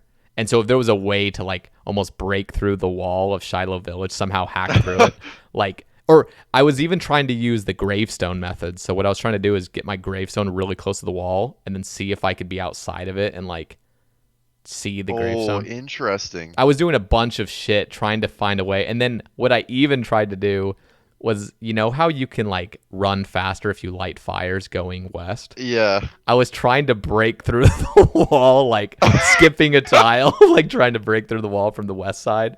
And like I was just trying all these random things to get out of here. This place is indestructible. Like you can't pass through here. There's even a on the walls of Shiloh Village, there's like just diagonals that are making the wall where it's like it's almost like if there was some way to do like a diagonal step, you could make it outside.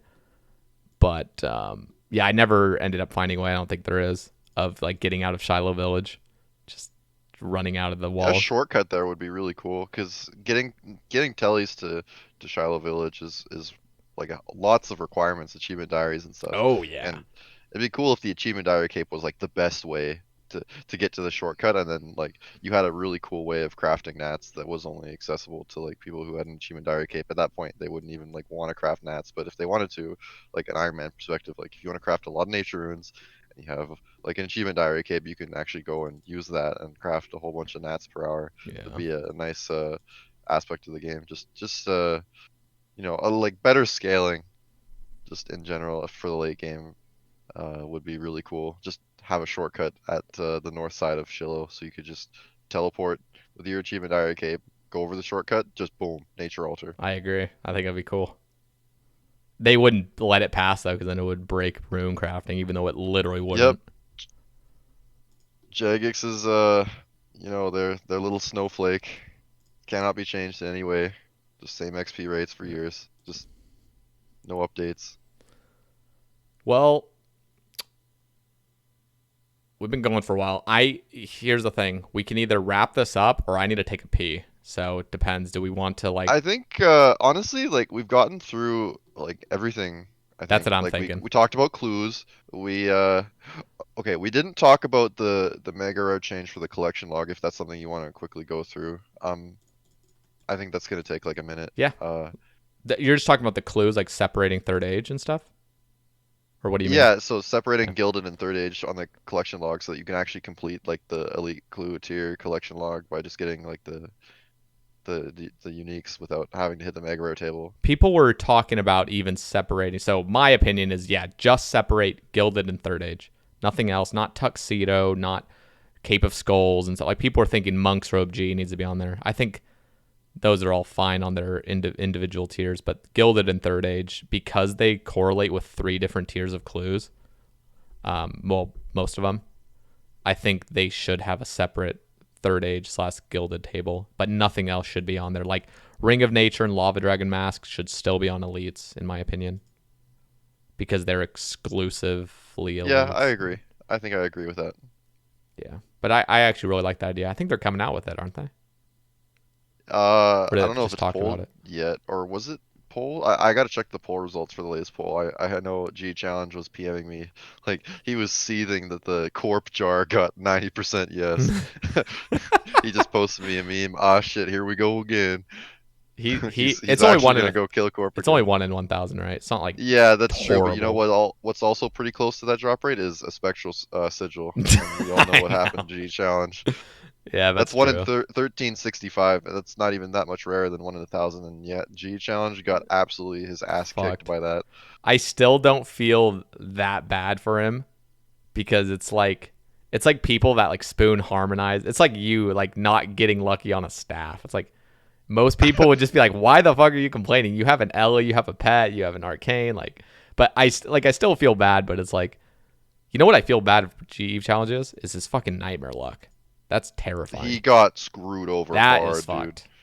That's so unlucky. And then his first unique was a helm, like the worst Inquisitor piece. Yeah, Can't even use it unless he has a full set basically. does he only 'cause still the have face one card piece? is just He went maxed out. 7 times dry. I heard. Yep, he still has just the one piece. Fuck Well, that. and jar. Fuck that, dude. Yeah, his luck was like complete polar opposite to mine. So, like it just felt. I just felt so bad because I talk to him all the time, right, Lynn? And he's always the first person to know about my nightmare uniques. So I'm just like day after day, just like I get like multiple nightmare uniques in back-to-back days, and I'm just PMing him, and he's just like, I just feel so bad because he's so dry at nightmare, Dude, you don't. and I'm just like None of us spamming drops left, understand. right, center. None of us understand what he's actually going through. Like, cause we can imagine it, but like, I've gotten relatively lucky at Nightmare. I don't have the one thing I want, but like, I have a harm. I have full Inquisitors, but like when you seriously experience that, like, it's got to be fucking painful watching your luck. It's like being him and seeing your luck and just not having anything because it's such a big hour I couldn't grind. imagine going like 6x rate on like an individual item like a mace. Like, God, dude, that would Yeah, be so fucking yeah, that's just a bad. nightmare. That's actually fucked. I'm just Like, glad I've gotten a harmonized orb, so I'm like, okay, that's out of the. I don't have to worry about that anymore because that's a pretty big item that if you go dry on, that's horrible. But now it's just mace. Like that can be really bad. yeah. I'll probably get to a point where I'm just like 2000 solo KC at Nightmare, and I'm like, okay, like I'm not gonna get a mace. Like I'll have to get to the point where I just have to give up, or keep going for like hundreds and hundreds of hours for something that's like just so meaningless essentially, because Yeah, it's so niche. It's basically just like a tecton smashing device for me. yeah, Because that's what it is for if I most. really wanted to like make my Sarachnis kills faster, if I was to hunt that pet, I could just use Scythe. Like I'm not looking to kill, you know, like 600,000 Sarachnis. I would only be doing it for the pet perhaps, and maybe like if I had a mace, it would incentivize me to do a third H hunt, so I could finally get that elusive third H piece on my iron.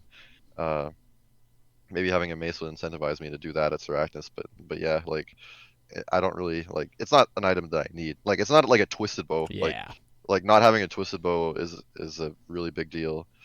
If you're trying to be like trying to have a really good Iron Man account, it's just so essential in early yeah, in the it game. is. It's basically a prereq to doing solo CM. So it's like there's content in the game you can't even do unless you have a twisted bow. Yep, I It's agree.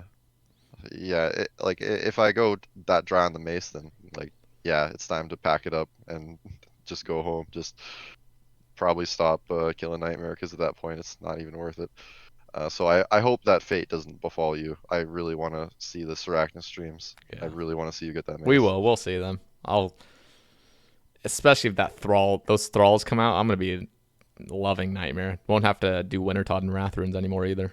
Yeah, that's awesome. Just regular Trident is even faster than Yeah, Harm. Like, imagine. that'd be nice actually. It'd make So Nightmare feel better. yeah, that's quickly covering that last topic, just the mega rare change on the collection log. It's just nice. If people can actually complete their log or try to, but then you see like 10 tuxedo pieces, like good luck completing that. Yeah. But Hey, we're three of yeah, like 10. I mean, 3 of 10's not that bad. I mean, fuck. Then we're gonna be 9 of 10. Like this is bad.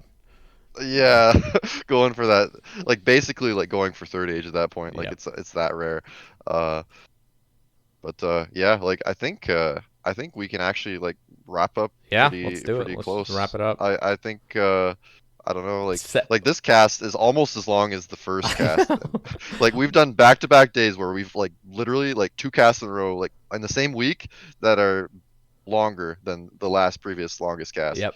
Like it's actually crazy how much I was able to talk with you, and I gotta say it was a pleasure being on the It was cast, like definitely a even pleasure, man. like back-to-back times. Like I really do appreciate talking with you, I really felt like I got that passion out of me, like I got that passion out of you too. Like I feel like we're both really passionate players at the game, and we can sort of do something special like this, like the Sae Bae Cast, where we Yeah. can just talk and just let all that passion just let our souls just gush out of Yep. how passionate we are for the game, and I think that's really special. I'm glad to have been on the cast because of that. And I'm glad that you took your time doing this, especially back-to-back days. I know we were both fucking exhausted yesterday, and we're both gonna be exhausted after this. Like, Oh we just need yeah, to like lay oh down yeah. after talking so hard. But like, Uh, dude, yesterday, so I was there like for the entire like recording of it too, or like the entire stream of it, like premiere. And then somebody asked like, hey, are you going live after this? I'm like, dude, I've been talking and hearing myself talk for like 10 hours today. Like I'm done. Like I'm going to sleep, man. Like I'm it's actually wild, dude. it's exhausting. And so like but I love it. Like I still love the chat interaction. So everyone in the chat right now, like I appreciate you guys, adding your own little chat commentary, and I just love doing these weekly. This was a special week where we did back-to-back days, but Yeah, I apologize to the people that have sat through 7 hours of just me rambling, they're and I know I'm hogging Sae Bae for myself, but dude, Sae is the Bae, and I do really like talking to him, so I felt like, like let's just, if he wants to, I'll literally talk to him forever. Like we'll probably not run out of topics. So listen, we are again. I'm just gonna put the same info in the description. You don't have social media at the moment, but you do have a YouTube and That's your right. Discord name and number. So I'll put that Yeah, in I'll there. just say it again. So Bcguppy, what's the numbers sign called? Is it pound? Yeah, you can just call pound or like hashtag. Bcguppy pound 7189. That's me.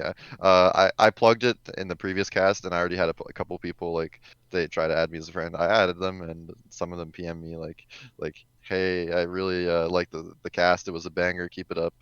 And you know what? Those kind words really mean a lot to me. So I do thank the people that did that. Uh, but yeah, again, like if you have any questions for me, just you can always hit me up on Discord. I'm ridiculously active. Like we're talking like 8+ hours a day, at least.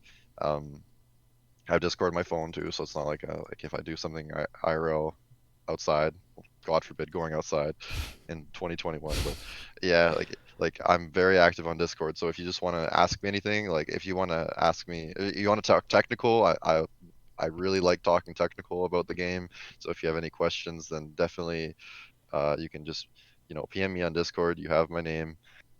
And yeah, I do have a YouTube, which is like basically fossilized at this point because of lack of activity. But I have been peer pressured by someone to make a Hallowed Sepulchre video, so I might be making that relatively soon, maybe like tomorrow or the next day. We'll see. Oh shit! Yeah, we'll see. Subscribe, boys. Oh yeah. We'll see if I have any video. I'm not like doing YouTube as a career or anything. Yeah. Like I'm not trying to harvest subs every day. So you can just subscribe for your own sake. Just if you want to see any of my own content, then yeah, you can just do that on my YouTube. Just subscribe. All right. Bcguppy. We've already said it, but it's been a massive pleasure, and I'm pretty sure a lot of the audience would agree that this was a very nice and informative 2-part cast. And yeah, thank you again, dude.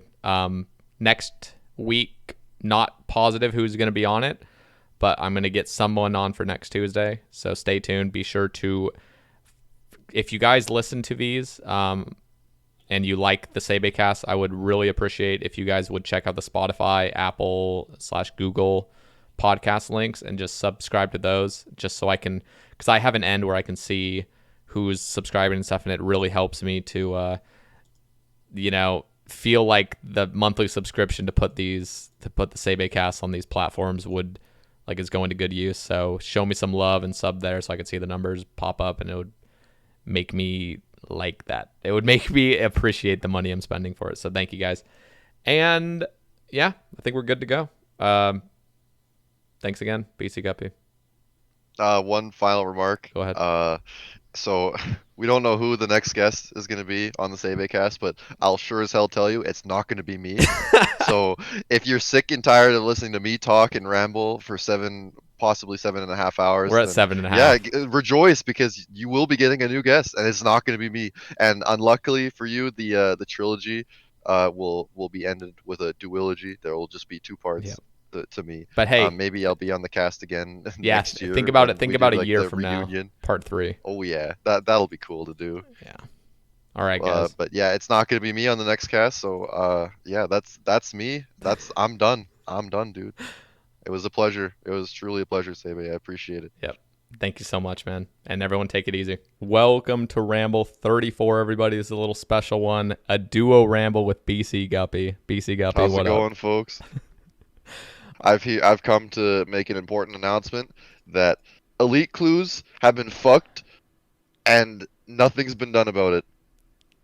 And today we're going to talk about how elite clues got done dirty by the most recent Clue Scroll expansion, and I'm only just now realizing how bad it is. And we're going to talk to you about how bad it truly is and how this has flown under the radar, seemingly because of the stupidest oversight I've ever seen if you want to lead it off, Yeah. Mr. Sae So Bae.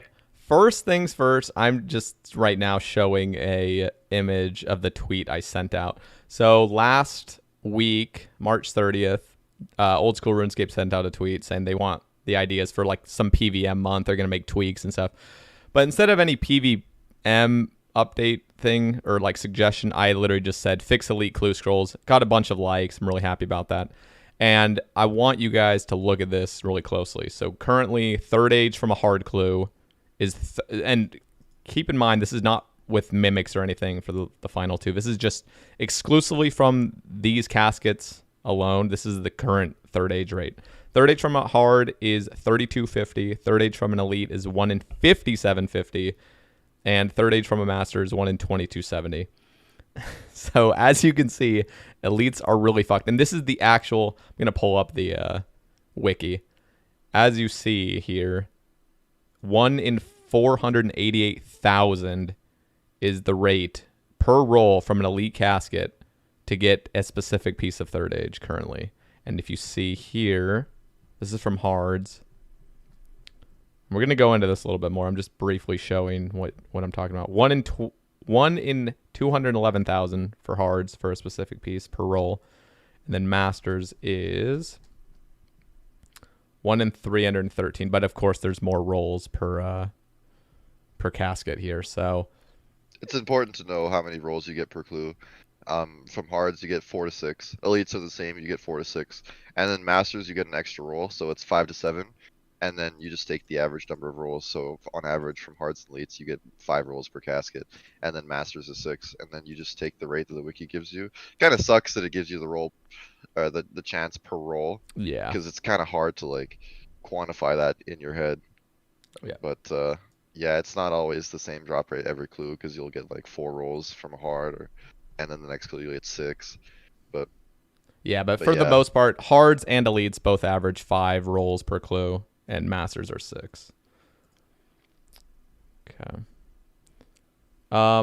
So Bcguppy, will you please explain to the audience what elites used to be? So let's go back to this where it says here third age from an elite is 1 in 5750. Was it always this way? Was it just an oversight from the beginning of old school or what?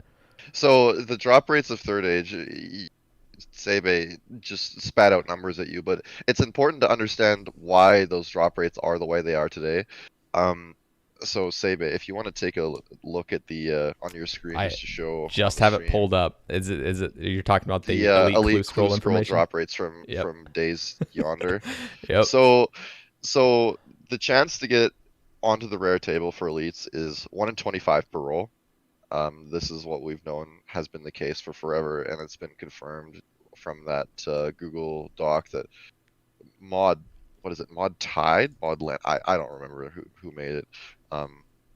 But yeah, the rare table for elites used to be 33 slots, one of those being the mega rare table. The mega rare table is 16 slots, and then obviously there's one slot on there that leads to third age. That's what it was like when elites were initially introduced on launch. And the drop rate on the elite clue scroll information, it's actually fucked. It says 1 in 3,300 at the bottom to hit third age per clue. Like they give the chance per clue. However, this is something that has really fucked up the drop rates that they've given us for so long. But they assumed 4 rolls per clue. So they give on the elite clue scroll information image that it's 4 in 25 to hit the rare table, which we've later learned was verifiably false. And we know it's false because we have archives from the rsbuddy.com website that shows exactly how many third age items have like entered the game from the OSBuddy client versus how many have been actually, like how many elite caskets have actually been opened. So we know that third age is more common than the number they gave us back then, 1 in 3,300. That's the number they gave if there's 4 slots per elite casket, and we know it's 4 to 6. So you actually get 5 rolls on average. So it's 25% more common than the number they gave us. And even the number they gave us, despite being wrong, is still better than the elite clue rate that we have today.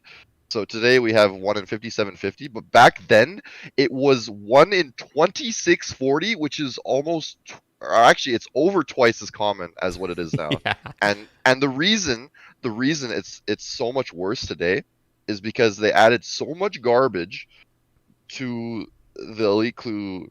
Okay, not all of it's garbage, admittedly. Like Okay, some so of it, like Dark Tuxedo obviously is sick, but the rare table for elites used to be 33 slots.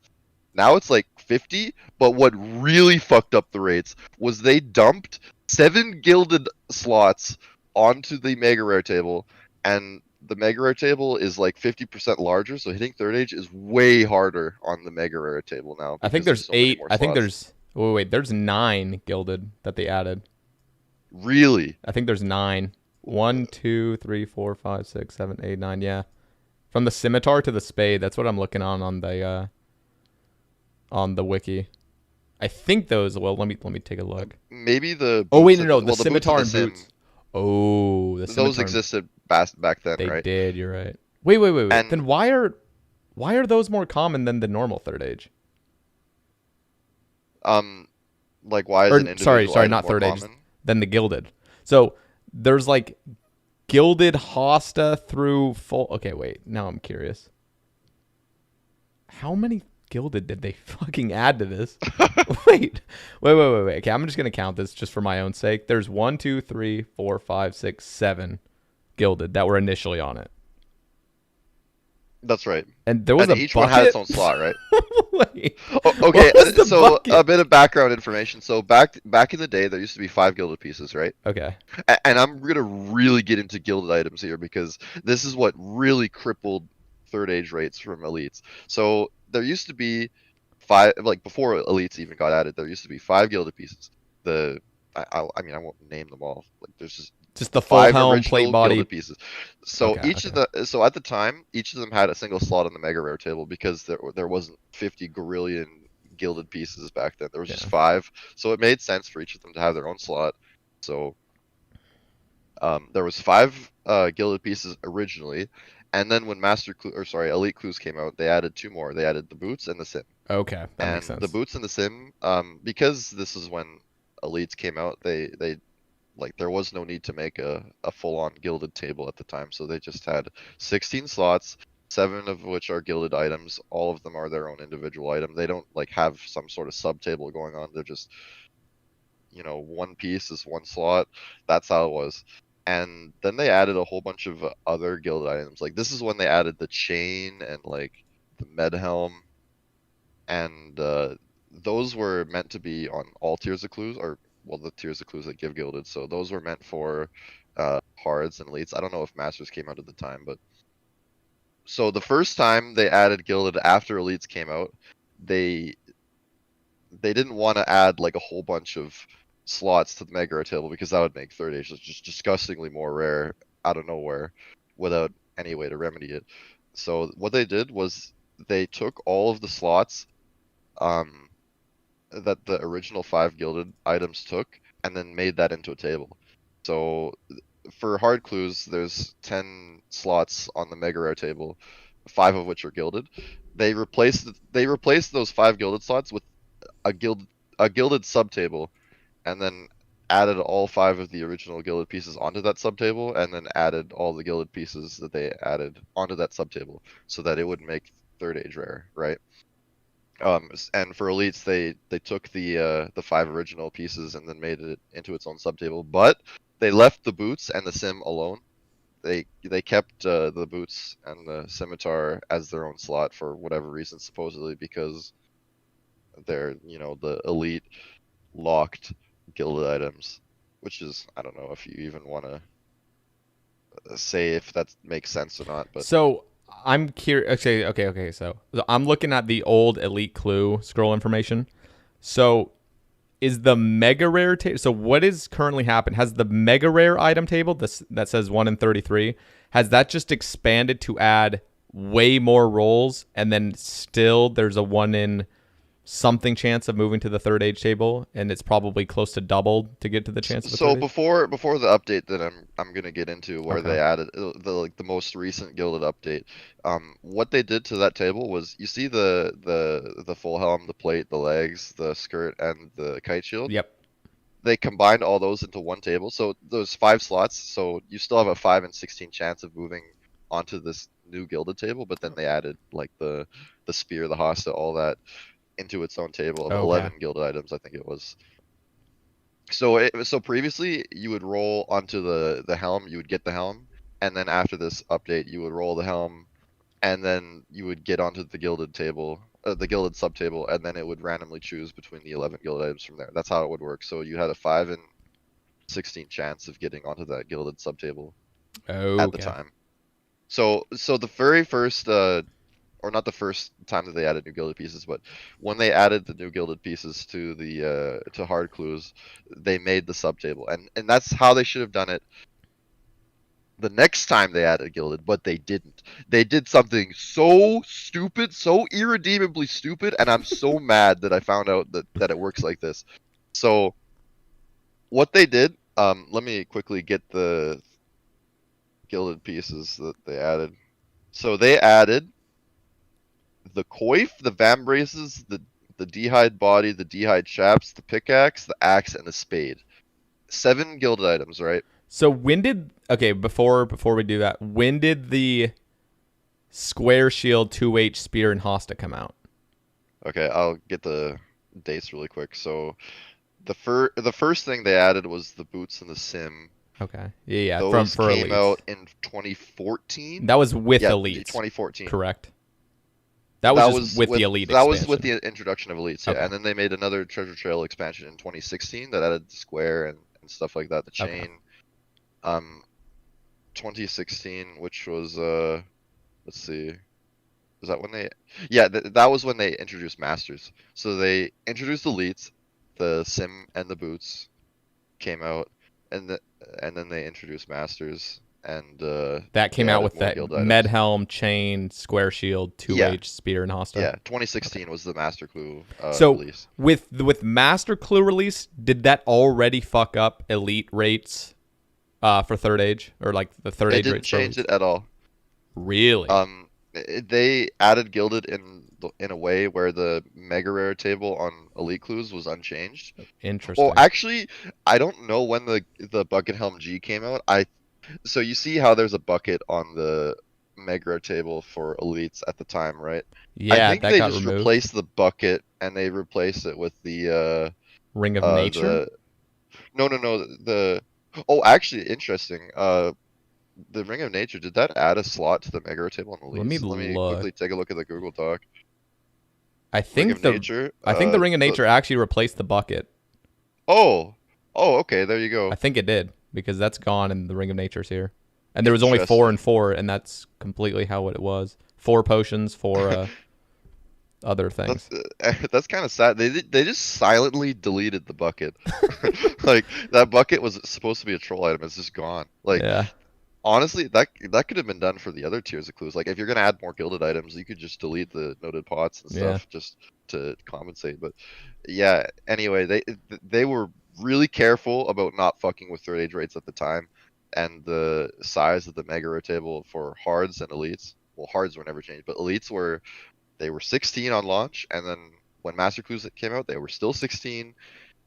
And then I guess now it's time to talk about when they added all that fucking gilded garbage that really fucked with the rates. And that was in 2019 with the Mimic update. 2019, correct. Okay. So Mimics came out. They added 7 new gilded items, but what they did, so fucking stupid, dude. I am so upset. Like, this makes me just like, oh my god, I'm so upset. So they added 7 gilded items, right? Yeah. What they did, what would have made sense was they just added them to the gilded table, right? Like, they made a table for new gilded pieces that they just ignored. What they did was they made all of it so you couldn't get it from hard clues. You can only get it from elites and masters. But what they did, they dumped all of it onto the mega rare table as its own slot. Every item, every individual item, its own slot. So it made it, instead of a 1 in So instead of a 16 roll thing, they added on 7 more, so it became 7 23. more slots.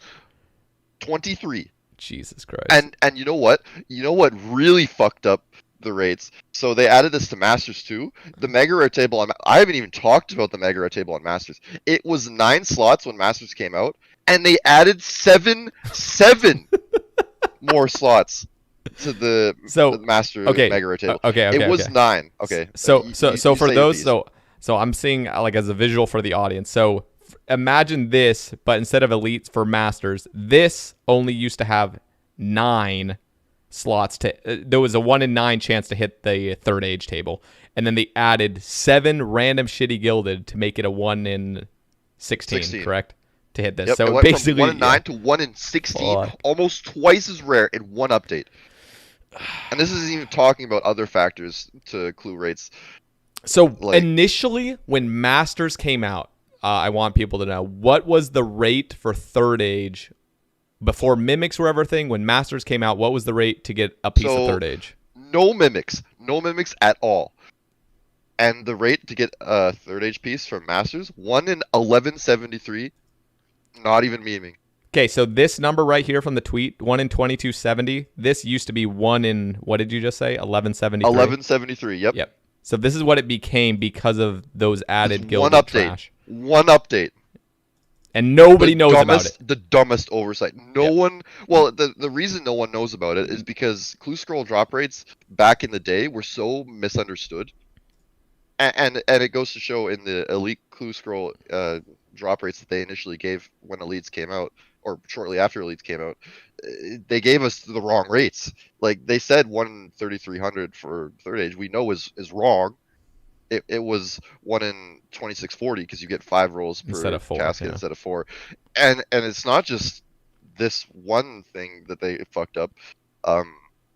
The rate of Ranger boots in particular, they said, like, this was like 2014, 1 in 293 per casket to get Rangers. And we know that was wrong because they gave us the assumption that it was just 3 rolls per medium clue, but we know it's 3 to 5. Like, you can see 3 to 5 items, and all of them have that rare table chance. Like, you can get 5 rares in one clue if you're really lucky. And yeah, you get 4 rolls on average instead of 3, and that made the Ranger boot drop rate that they gave us just completely wrong. Like, it was 1 in 293. That was the number they threw at us, and that's the number that floated around for so long. When people asked, how rare are Rangers, they would just say, 1 in 293. But that was wrong for the longest time, and no one knew, because no one knew that it was actually 4 rolls on average instead of 3. So the drop rate of Rangers at the time was actually 1 in 220. Yeah. And since then, it's become rare, obviously, because they would add. So they say items to medium clues. They say for mediums that they try to keep the boot rate the same. Is that true though? Like, do you know the number? Like, do you know the rate of third age now? Or not? That was true. Rangers? That was true on the very first Treasure Trail expansion they introduced when they added elites, or maybe not when they added elites. When they added masters. When they added elites, yeah. So what I think was the case on OSRS launch, like, we're going all the way back to when OSRS first came out. I think for every tier of clue, there was only 3 tiers of clue at the time, by the way. There was easies, mediums, and hards, and that's how it was. I think for every slot, for all 3 tiers, it was 1 in 15 per roll to hit the rare table back then. And this is something that just really frustrates me, because at the time, when they first did that very first Treasure Trail expansion, they upped the numbers, like the chance to get a rare item, because the rare item table was so much larger because they added more stuff to it. So I think on OSRS launch, I can't verify this. There's no data on this at all. I think per slot it was 1 in 15 for every clue tier. And then when they did the first Treasure Trail expansion, I know they definitely increased that rate. So for easies, it went from 1 in 15, I'm hypothesizing, to what it is today. 1 in 12? Yeah, 1 in 12 for easies, 1 in 11 for mediums, and 1 in 13 for hards. That's what it is today. And that can be verified by taking a look at the modern drop rates. But yeah, my point that I'm making here is that when they first made the rare tables bigger for each tier clue, they made getting onto the rare table more common to not fuck up the rates for stuff like ranger boots. But they never followed up on this when they did treasure trail expansions going forward. They never made that rare table chance more common to justify adding more items to these tables. And then they've just completely screwed the pooch, adding 7 gilded items and then not doing anything about it. Like they fucked up third age rates so bad and they don't even know it because no one really understands the clue scroll drop rates to this level So that I've gone through. let me say what we've been kind of talking about. We were kind of talking about before this is because third age from master is 1 in 2270 when it used to be 1173, they added mimics, which kind of counterbalances it a little bit, but not like the 7 gil that they added just really fucked over things anyway. But with the mimic chance of 1 in 15, masters third age chance is 1 in 1364, as you see here. Yeah, adding the mimic obviously made third age a lot more common, so it did remedy the mistake that they made a little bit. But just imagine a world where they actually added the gilded items correctly, and Yeah. then we had the old master drop rate plus the current mimic rate. Like, God, that'd be so nice, dude. Yep. Here's my thing is because we're all used to this and buffing masters, like doubling third age drop rate from masters might be a little bit, just in my own opinion, might be kind of hazardous a little bit just because people are so used to their current rates. Personally, I think elites from 1 in 5750, which it is right now, that is the number of what it is right now, which is absurd because it's literally almost twice as rare as getting it from a hard. But 5750, we both think that should be reduced just from the without a mimic 1 in 2750, so it falls in line pretty nicely in between hards and masters. And then if you included the mimic, and this is including a mimic if we changed it to, so if you see the tweet I said double the rate of third age from elite clues fit in line, and then change the mimic rate from 1 in 35 to 25, 1 in 25, that would make it so it would become a 1 in 1900 per elite casket with the mimic chance of getting in like a non-specific third age, which Yeah, you want mimics to become 1 in 25 instead of 1 in 35. Yep. Because they're too rare from elites. Like it seriously. makes, so here's the thing with clues right now. It is just always worth it to do masters. Like elites are just shafted horribly. And Oh yeah. and especially when you figure out the actual rates of third age, it makes it even worse. It makes it so elites are just stupid to do. Unless you're going for like the collection log trying to get tuxedo and stuff. So this is kind of like the whole point of this ramble is to bring some attention to this because it doesn't get enough attention and people are unaware of how fucked up elites are. And they really did fuck up with masters as well, but at least masters had a crazy good third age rate. So when they fucked it, it was still better than hards and, everything else. So basically, this is what it would end up being. Hards would continue to be 1 in 3250 because there is no mimic chance.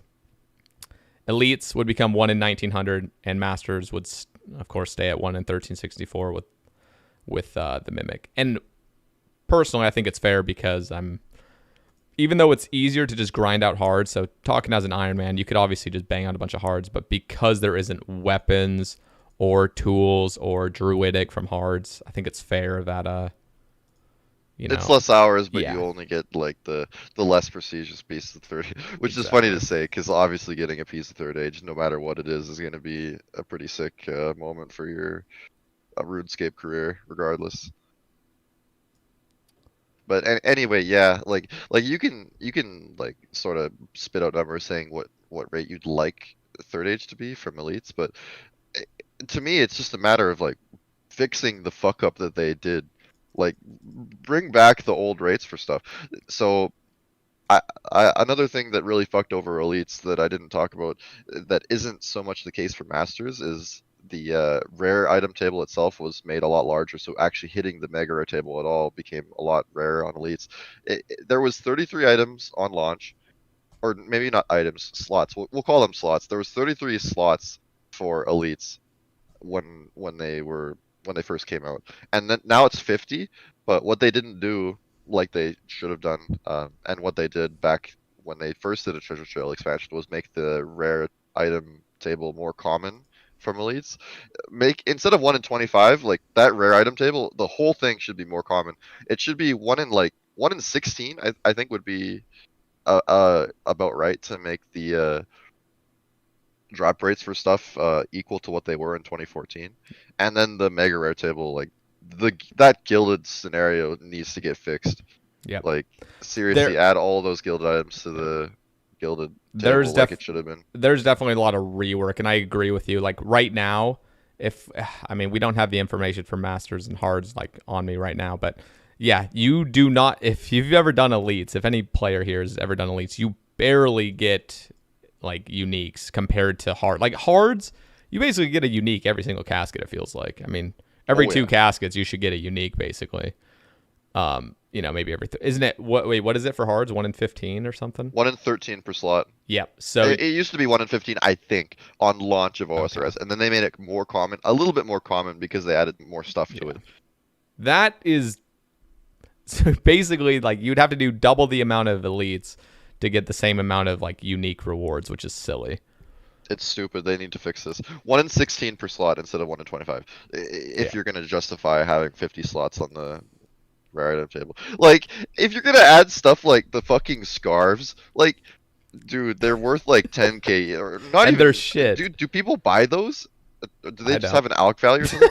They're basically worth nothing. Yeah, they're actually worth nothing. And it just eats up the chance to actually get stuff like stuff like the Ranger's tunic, like the Fury ornament kit, like what used to be really good from elites back then. It's almost twice as rare now because they've added just garbage. Yep. And please, just, I'm not even asking for a whole lot. Just restore the rates how they used to be. Like, give us the old rates back, please, because it's so depressing now that they've just completely butchered rates because they add shit all willy-nilly without realizing the consequences of their actions. Just restore the old drop rates and stuff, please, Jags. Yep. Please. That is literally why. Why is Third Age more rare from Masters, including mimics, than it was on launch? Like, why even have mimics at all? Like, there's literally like it just gave us something to do. Yeah. Okay. It's like a negative reward. So, like, oh, you want to get your rate back? Oh, here. We'll give you got to kill this arbitrary mimic. Boss to kill. Listen, so you were saying it was what, 1 in 2640? It says right here 1 in 3300. That was assuming 4 rolls, but because it's 5 rolls, 1 in 2640. That's correct. The current, so this was on release to get a Third Age was 1 in 2640. Now today, with the mimic chance, including the mimic chance, it is 1 in 3470. There it is. 1 in 3470. That's literally the equivalent of nerfing the blowpipe, and then they release raids 3 rewards pitches, and they're like, oh hey, by the way, you can get this cool, like desert blowpipe that fires darts and it has the same strength as the old blowpipe. It's like taking away something and then saying, oh hey, by the way, you have to do this to get this back. Yep. Like, come on, man. Very stupid. Come on, and it's not even like getting it back. You don't even get it back. It's still like 700. You get a nerfed version. Yep. It's even worse, and it's quite a bit rarer too. Okay, the wrong rate they gave us in 2014 is still more common than the current modern rate, including mimics. It's fucking dumb. It's so dumb.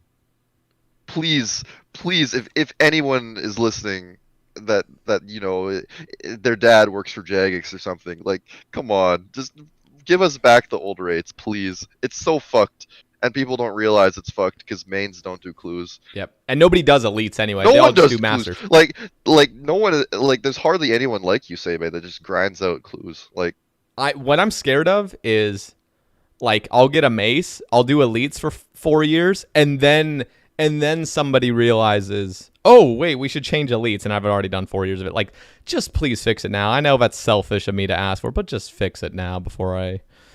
There, that's not. You know, it's stupid. They're gonna add another treasure trail expansion like down the line. And That's they're just gonna fuck fuck it up. rates even more. Yeah. No, I hope Like- I hope they fix this and then learn from their mistake and keep third age at a set rate. Yep. Like, just be smart about changing shit, please. God, please, just give me a reason to go do clues. Like, give me something This to this not will burn me out of the game. this will also encourage this whole thing that we're advocating for will encourage, when you get an elite clue, it's not like for mains especially. I mean, why would I do this elite right now when I can trade it in for a master? Masters are so much better loot, Oh, yeah. pet chance, better third age, more third age chances, higher mimic, everything. Like, you got it all. Just do this. The 1 in 25 change is beautiful. The one, doubling slightly over doubling the current third age rate to 2750, and then which in turn makes it into a 1 in 1900-ish. So you say 1 in 2750. That's what you'd like, right? Yeah. So let's say like I work for Jace and I fix elites, and everyone's praising. Oh my God, Mod Guppy is the best mod ever. Let's say I fixed elites and then I made it so it's 1 in 16 per roll to hit the elite rare table instead of 1 in 25, and then I fix gilded so that we restore the mega rare table to its former 16 slot position. So it'd be with my theorized fix, it would be 1 in 16 to hit the table per slot, and then it'd be 1 in there's 50 items now, so 1 in 50 to hit the mega rare table, and then third age would be 1 in 16 from there. So it'd be 12,800 per roll, and you get 5 rolls obviously. So this would work out. This number is actually beautiful, by the way. 1 in 2560. I That like is that such more. a beautiful number. There we go. And then you can like find out exactly how like rare third ages and stuff, including mimics.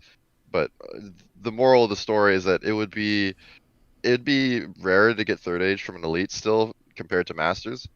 Masters, by the way, should also get looked at. That should get changed a little bit. Like the gilded item thing should be fixed, and then that's all. Yeah. Or actually, you know what? So, I didn't really talk about masters as much as elites because elites got really shafted. What I'm masters need to be adjusted a little bit. Sorry, you can go on. What I'm nervous of is with masters becoming even better, is it makes it so elites, like, I want elites to be worth doing, and like if masters became like too good of third age chance and it has all the third age on the table, it like makes me nervous to we got to keep in mind that not everyone has the requirements to complete master clues, right? That's true. That's true. Like, we can talk from a max main perspective, but like, that's true. We really got to take a look at what would you suggest for like the overall master third age chance with a mimic? Because currently it's 1 in 1364. What would you, in your perfect world, have that? The very first thing I would do is fix the gilded item fiasco. Yeah. Put all of that. So on master clues, there's on release it was nine slots in that mega rare table, 3 of which were gilded. And the master clue table was interesting that it when masters came out, they added every gilded piece to that 3 slot table. So instead of the sim and the boots being its own slot, they just added everything to one table on masters, and then it was like 1 in 3 if you hit the mega rare table to get gilded. So it's super easy. Just add all those 7 random gilded items that have their own slot on the master table. Completely retarded decision, by the way. I cannot stress this enough how dumb this is. Just add all 7 of those gilded items to that universal gilded item table to masters, so that the mega rare table is again 9 slots. Restore that, and then I would do a little bit more to masters, because they did add a couple more uniques to masters to make that rare table larger. For master clues, it's 1 in 23 to hit the rare table. I would just adjust that to 1 in 20, just a little bit more common, but nothing too outrageous. Just a little bit more common, so it's 1 in 20 followed by, hang on, how many slots are on that master table? Let's see, 37. Yeah, on launch it was like 33. Or actually, what did they even add? They didn't add a whole lot to that table. Maybe don't even do that. Just keep it at 1 in 23. I think they added the Defender Ornament Kit. Yeah, the Dragon Defender Ornament Kit, I think. And then that's like it basically. And then the Dragon Ornament Kit table, I guess. But that's like you're never gonna get Dragon Ornament Kits because they're so rare. Yeah, maybe not even change. Maybe 1 in 23 to 1 in 22. Like just a really small adjustment. Just I swear they just added the dragon. Like they were like done. This is how I see like that master update or like the new unique update or whatever, the mimic update and stuff. It was like there was a dragon kite shield ornament kit and they forgot to fit it in like at a normal rate. So we're just like, shit, we got to squeeze it in somehow. How can we do it? Make it fucking double over like the other kit. Just so random. 1 in 25. I don't get why the kite is twice as rare as the plate. I don't know why that is zero sense. Like all this shit. I know what's shit. dumb is that the kite shield, the ornament kit for the kite shield, despite being twice as rare, is like it's not even more valuable. Like, let me look at the casket. Yeah, it's not reward casket page for masters. Yeah, the plate body ornament kit's 15 mil. This one's only 2 mil. I wonder if no one gives a shit. Like, why do super rare items like that have to be that rare? Like, no one cares. Just make it like more common. I know that they probably just didn't want to have another Dragon Full Helm ornament kit situation where the kit itself is worth like nothing. I have like 6 of them. Actually, I want to look at my collection log just see that. Yeah, because it's the same rarity, like 4 or 5. Yeah. Yeah, that's probably what they tried to avoid. But like, still, like, why is the plate kit twice as common as the kite? Like, I don't get it. But I mean, whatever. You can just leave it like that. I don't really care too much. Yeah. The main thing is the elites. It's just because they're so insane, absurdly just inflated is the word I would use here. Like the 33 slots got turned to 50% larger, so it's 50% harder to hit the mega rare table. On top of the mega rare table just getting fucking crippled by 7 garbage guild items. Just like I'll rephrase it, say it again, just to really get the word out there. 1 in 16 is how rare it should be to hit the rare table on elites instead of 1 in 25. And fucking fix this gilded shit. Put it all on the old gilded tables that they made in 2016, and get rid of those slots and make the mega rare table, like restore the mega rare table for elites to 16 and for masters to 9. That's it. Okay. Yeah, if you fixed masters and made it so it's 1 in 23 per slot, I wouldn't even change that number, just keep that the way it is. And then it's 1 in 37 to hit the mega rare table. Currently, what is it? It's 1 in 22, or sorry, right now it's 1 in 2270 to get third age from just the master clue itself. If you fix the gilded item shit, it would be let's see, it'd be 1 in 1276, quite a bit more, quite substantially more common, but again, like, this is just restoring the rates to how they used to be. Like please, just, if you're not going to do anything, just and you're only going to do one thing, just fix this gilded item shit. It's so bad. It's absurd, and I'm with you. I'm scared that they're not going to do anything about this, and then another update comes out which fucks it even further, and then it's just like slippery slope gets worse from there. JMods, I know one of you is listening to this, so listen, please tell your team to fix this shit ASAP, please. Like, this is actually busted, and it's been busted for too long. Please fix this. It's been busted for 2 years now, like really busted since the Mimic update came out. So it's been exactly 2 years now. Can we just get this settled, please? That's staggering that it's been almost 2 years. Yep. And no one has said something like this. Like, that just goes to show how just underappreciated clues are. Like, holy fuck. It's so sad. And people do appreciate clues. People appreciate masters because they're totally worth it over the other. I mean, over they'd be elites, even more 100%. worth it if they fix the gilded item shit. Yep. And then masters would be so nice. Yep, masters would be amazing. Nice. elites would actually be worth doing because you get a mimic one every 25 instead of 35. You actually can get a good third age chance. Like, oh my god. Like, God, I could just imagine please the make look it on your worth. face seeing, like, reading out an update that would, like, imagine this update happens and then you're just on your stream just reading everything, like, Oh my mimics 135 god. 25. God, oh, the game would be so good. It's just balance, back It'd to be balance, so good. and the mains. Like I know Jace, like hey Jace does clues, and he wants to start doing elites, but he fucking hates it because they're so shit. And hopefully this video can give you guys some clue as to why they're so shit, which it's pretty apparent why they're so shit. But this will make it so people that do go for collection log elite are not just going to be suffering because there's why, like what is the need for that? Just please make it balanced. I would even go so far as to say, like, you know how tuxedo is its own slot? Split the light and dark tuxedo and make those its own slot. So instead of 1 in 10 to get a specific piece, it's you have 2 slots, and then on each slot it's 1 in 5 to get a specific piece from there. True. That's like my own take though. Like that, you don't even need to do that because I think a lot of people appreciate how rare that stuff is. Yeah, and it's like, not it's exciting getting a absurd. tuxedo Yeah, piece. and it's not absurd. And it again, it's like the way it is, and it's not like essential. But elites have their, I think it's like on average like 10,500 elites to finish. That's with like Lava Dragon Mask, Ring of Nature, and the tuxedos. Yeah. But yeah. Okay. The last thing I want to say, just to get that out there, one thing I do appreciate is how untouched the third age rate from Hard Clues is, because that's the one tier that did not get fucked over. The rate of Ranger Boots, I didn't really talk about. I don't really feel like talking about it too much on this ramble. This is more of an elite clue fix ramble, but Ranger Boots have become quite a bit more rare since they came out. But hard clues are just untouched.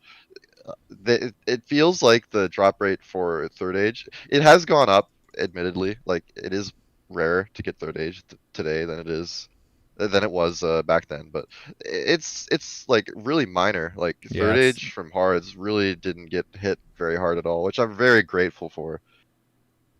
Yeah, no, they're good, and they have fewer third age items in general, like, you know, and they're still at a decent rate, which is impressive. Yep. Like, so shout out hards. Hard clues are the future, dude.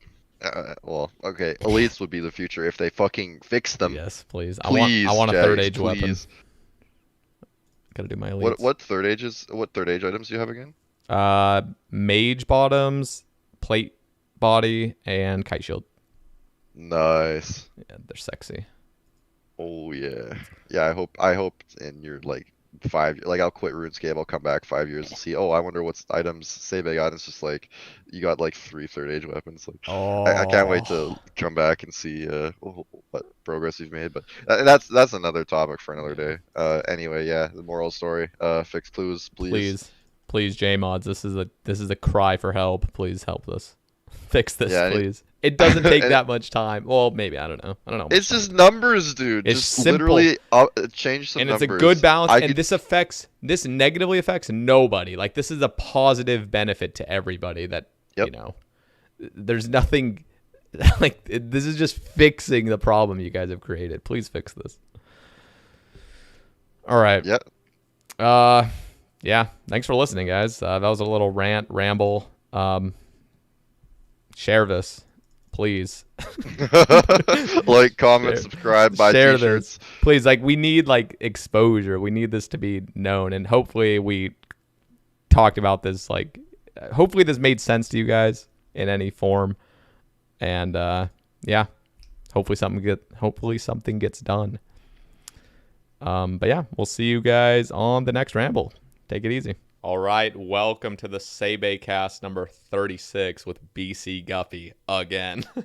What up, Bcguppy? Surprise, guys! I'm taking the guest spot for the 3rd time, baby. You thought you were sick of me after 1 cast? Well, now we're on the number 3, baby. And any of the patrons of the Sae Bae Cast know that there's like two like full compiled deleted scenes of the Bcguppy cast too.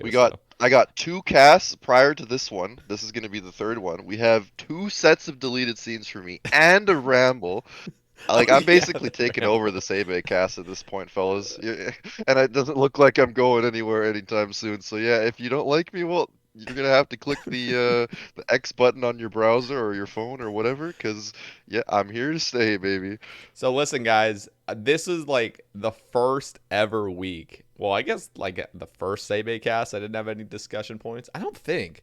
I'm starting to forget. No, I think. Well, we had Twitter topics, but this time we're going in with absolutely zero Yep, Twitter topics. nothing, and I feel like we'll be just fine.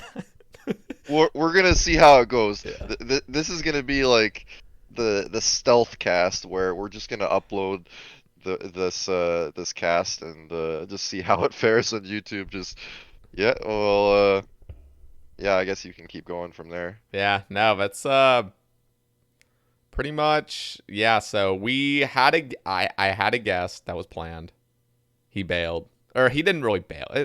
It's complicated, but Things yeah, happen. things Things happen. come up. So things came up, and then on Friday or like Thursday or Friday, I asked Guppy like, "Hey, would you be on it again?" Because definitely one of like the fan favorite episodes. So I reluctantly agreed, and yeah, I gotta shout out my own cast. Is that arrogant?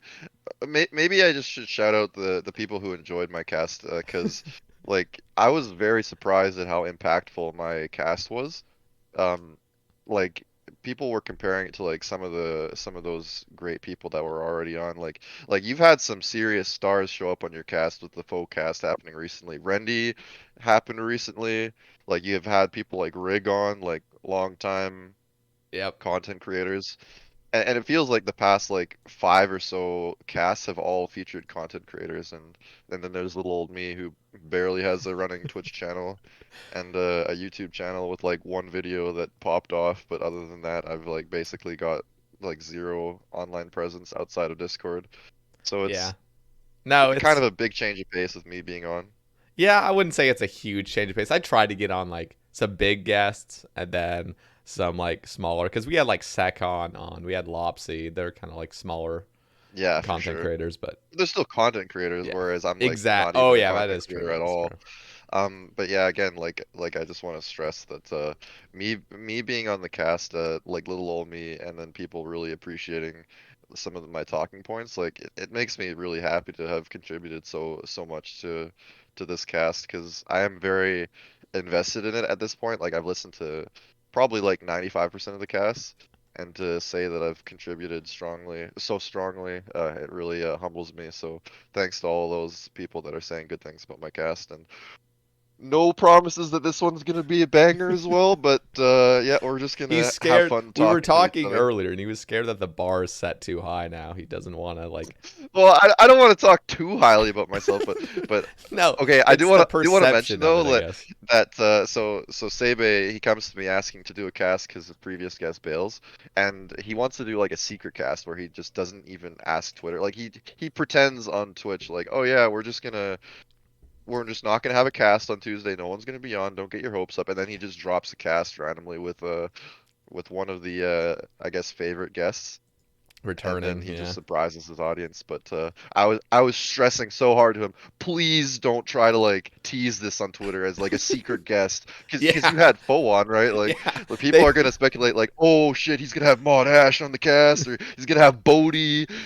And then my dumbass shows up like, hey guys, I'm here for like the fourth time, and then people are just like, oh, why did he even try to, you know, why did he even try to hint at a yeah, Poggers guest when it's just this asshole again for like the fourth time? But yeah, yeah. No, he didn't I didn't say shit. hint anything on Twitter. He didn't say shit. No leakers. Any leakers in the chat? Yeah. Um, No, nobody so yeah. knows. Nobody knows. I did. I was getting close my last stream, and I was like, I gotta fucking end this stream before I start Oh leaking stuff. god, yeah, in the stream. Yeah. But no. So, but here's the cool thing about having you on now is like, Raids 3 has been announced. Group Ironman's been announced. I mean, I don't really do leagues, but like leagues has been announced. Like all these new things have been announced. Deadman mode. I don't. There's enough coverage on Deadman mode already. I think we got a lot of meat and potatoes just with like Raids 3 and I have no things like idea that. what's going on with Deadman Mode these days. I just hear PvP content and I'm just like, Okay, well when that's not for me. yeah, when I got foe on the cast, I was like, I gotta study up a little bit on Dead Man mode before I look like a dumbass. So I Yeah, and I knew we were gonna read the talk about blog and stuff. a lot about Raids 3 this cast because like I didn't really look at the rewards too much. I just saw like at a glance what they were, but last night I was like preparing like doing some DPS calculations just to see exactly like how powerful these rewards were or how weak they were. So I got a little bit of homework to present to the class, a little bit of show and tell. So So we will be before, talking about that for sure. I guess before the the homework or whatnot about raids 3, let's just briefly go into who are you, Bcguppy, for those that have never listened to a Bcguppy cast and those that may be interested in listening to the prior ones. Who Yeah, are so you? I guess that's pretty important to do right away before we start getting Yeah. into the meat and the potatoes of the cast. So yeah, I'm BC Guppy. I'm a really long time Iron. I'm a super old Iron Man, all things considered. I started playing like 3 or so months after Iron Man came out, and I've been playing the same account basically the entire time. So you've got 6 years of Iron Man experience, or I've got 6 years of Iron Man experience behind my belt, which is a lot more than most. I predate Sae Bae by like 2 years. Yeah, Um, at least. so yeah, I've been playing for a long time. Uh, I've come up with lots of innovative methods over the years. I've got some pretty cool videos on my YouTube channel that you can see of stuff that I came up with, and even stuff that isn't on my YouTube channel I've come up with. There's all kinds of things. Like I was the first person to take Blood Barrage to Zami, like to really show it off, and I was doing that before you could even get to God Wars on Ancients as an Iron, because this was before redirection scrolls, right? So you Oh had to shit. like you had to like hike up there if you wanted to bring Ancients as an Iron to God Wars. But yeah, I was one of the first people to really show off how powerful it was there. Like Venenatis step back method with ACB. I came up with a zero damage method with ACB. I could go on stuff that I've come up with over the years, but I'll have it yeah, link. I'll have your basically, at least your YouTube linked. I know there's only a couple videos on there, but yeah, it'll be linked if you want to check out like some of the stuff I've done. It's got very little on there. Like I've only come out with a few videos, but yeah, to summarize myself, like of course, if you haven't watched the BC Guppy casts or even one of them, like I strongly recommend if you're interested in the other Sae Bae cast, mine is definitely a good listen, I think. it's a long But listen too. to summarize like some of my strong suits on that cast, like I'm pretty passionate about the game, so you really get to hear me spilling out my passion for RS on that cast. You can really feel the energy flowing there. Like I've got lots of ideas of the direction that the game can go into. I And uh I just I'm have obviously I'm gonna pretty chime in. invested. Oh sure, I'm sure, gonna go chime ahead. in and just say like, so BC Guppy is like so passionate about the game. He literally came out with an entire like spreadsheet of how to like rework every basically weapon and monster in the game to like bring back balance to the game. When there was talking about like the blowpipe nerf and all that other stuff, like BC Guppy and I know GE Challenge was a little involved with like getting the balance just right, but like they were going deep into what could really bring this balance back to weapons and stuff like that in the game. So Yeah, that's a topic in a and of itself because Jagex likes to nerf things only when they've become like a massive problem, and they don't really do like maintenance to yeah, their balance. Like they don't do little things that would improve balance long term. They basically just band-aid fix stuff if it becomes a problem for too long. Like you can take a look at how and see how long Void Range was like oh god, bugged for. Like it was a 21% range bonus for a very long time, or I should say 21% damage, 10% accuracy. It was like that for so long, and it took them so long to fix. The blowpipe, we all know, was very overpowered for many years. 6 years of blowpipe devastation, and only now because it's been like many years since they even introduced anything to do with ranged, right? yep. And it's because of this elephant in the room of the blowpipe being so strong. And it took them 6 years to finally figure out, oh shit, we should probably nerf this so we can add new content again. And yeah, they did that. But going back to myself, like yeah, I'm just a really passionate player. I do like math quite a bit, and I have done lots of like calculations, seeing what would work for an equipment rebalance. Like I was doing my own speculation on that, and I did come out with a notepad file that has a whole bunch of changes that I'd love to see added to the game. Things that I think are almost necessary for the game, but Jagex just Jagex be Jagex, and they don't really change much unless it's a huge problem. But yeah, that's pretty much me. Again, I'd love to recommend myself as a listen on the previous Sae Bae Cast.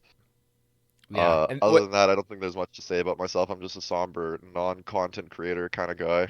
we Just definitely just playing the game, having a good time. we definitely had a lot of speculation on Raids 3. Like that, I feel like the majority of just the the first 20 episodes of a Sae Bae Cast, even probably more than that, were just so focused on like these future updates that just hadn't come out yet. People are getting sick of it too in the comment section. People are like, "Okay, can you guys stop talking about Raids 3 and stuff?" It's like nothing's happened yet. So we finally get to talk about it. And I'm pretty pleased to just have few slivers of my ideas like in Raids 3. I think the light bearer ring is a an example of one of those things where I Shout out was Sae Bae Agenda. the save agenda coming in strong, but also the 2-tick wand and watching the Summer Summit live.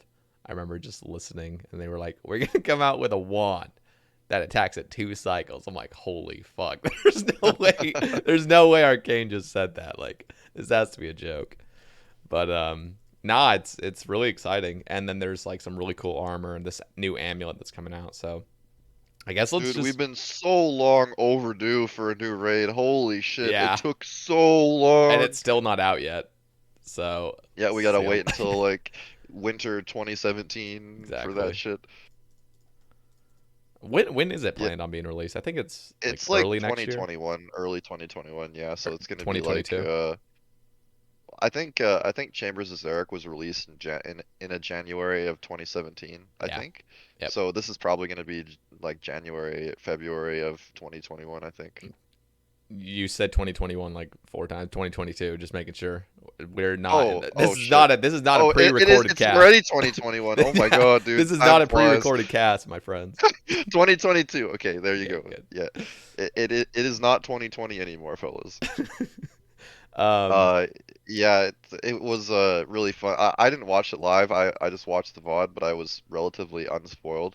I think my good friend QHP, shout out him. He was like, shout out "Turn QHB. on the TV. There's Raids 3. Turn on CNN. They announced Raids 3." I'm just like, "Oh shit, they actually did it." So I watched the entire VOD and like their whole announcement stuff. Oh my God, listening to Mod Ed go off was so great. He's got like the perfect voice for doing an announcement. He was being all like epic Yeah. when he was doing his announcement, like Tombs of a Basket, Raids 3, 2022. I was watching the deleted scenes. They had like a little YouTube upload of like the deleted scenes of those announcements, just showing them like fuck up and stuff. And Ed has a dirty mouth, man. Like he had so many bleeps. Like they would just bleep it out because it's the old Was school he channel. swearing? Yeah, but it was, but it I was thought like he would be going off script, so that's something he wouldn't even do. I don't even know, but it was just funny as fuck. Like watching those deleted scenes, I was actually laughing. Sometimes like you could just imagine it would be really cringe to watch, but no, it was good. Um, That's funny. yeah, Mod Ed's awesome. Mod Arcane, just fucking legend. And then Mod Arcane, Mod Husky, Mod Kieran, when he, does stuff. Lately, he hasn't done in like anything. I think he's doing like a managerial role. But yeah, we have some very, very good J mods. Mod yeah, Ed, I love Mod Ed. Mod Ed is great, and I he's think awesome. he's really underrated. Yeah, he is. But yeah, the backbone of the team right now is basically like we got Ash on the coding side. He doesn't really like make too much like new content. Like he just kind of does like the stuff behind the scenes that makes the game work. He just Yeah, that's how makes it all the feels. Yeah, spaghetti come together pretty much. But yeah, Arcane, Kieran, Husky, Ed, they're like the ones that are actually pushing the game forward. Yeah. And I'm really grateful to have new J mods. I remember when Kieran was like brand new, I'm just like, who is this guy? Because this was when he was on the Q&A and he was like being all shy. Yeah, And then yeah. he came to the next Q&A a week later and he was popping off out of his mind. And it was like there was a brand new person on the couch. And since then he's basically like made the game last as long as it has with like new raids. He did Inferno like by himself pretty much. Like Mod Kieran is a god, but Mod Kieran's so awesome. If I ever see him on a Q&A, like if I see his name mentioned, I'm there because he's just a legend and he's like just really positive.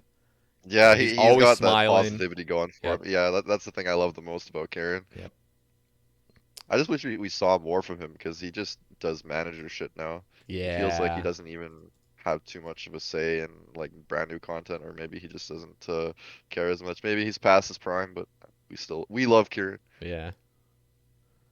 Yeah, Yeah, we like going back to what we were saying, like yeah, I did watch the VOD for the Raids 3 announcement. Really exciting stuff. There were some things that I wasn't like too pleased with, like this Beneath Cursed Sands quest. It's like another master level quest, and I feel like the game does not need more master level quests. They end up being just so mild. Like I was really hoping for a dual reveal of not only Raids 3 in the desert, but also Desert Treasure 2 as like a new Grandmaster quest that could tie into that somehow. Um, because all these master level quests, like Fremennik Exiles was a master level quest for yeah, those that of you was wanting like a reference on what a master level quest is like, and that was a complete disappointment to many people.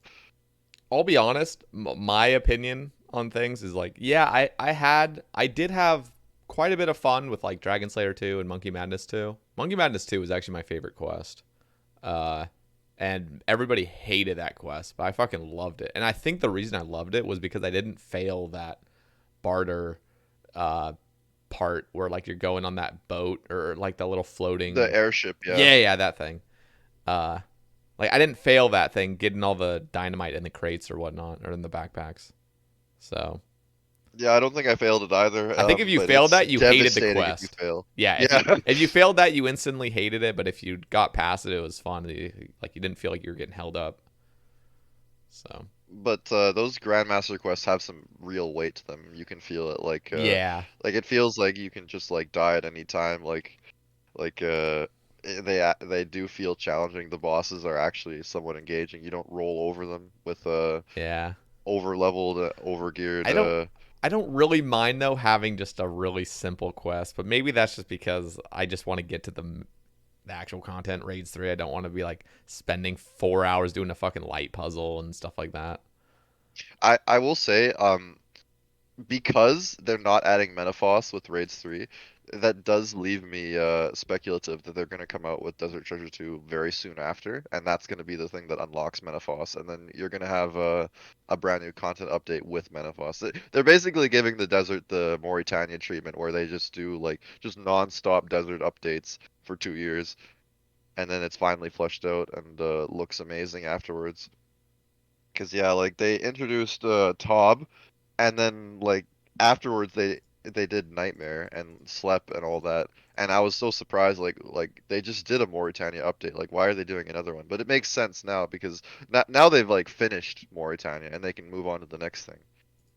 Yeah, So that is the next thing is the desert. So yeah. I do think there will be a Desert Treasure 2 coming soon. Maybe it'll be teased in the new quest, the Beneath Cursed Sands. Oh, definitely.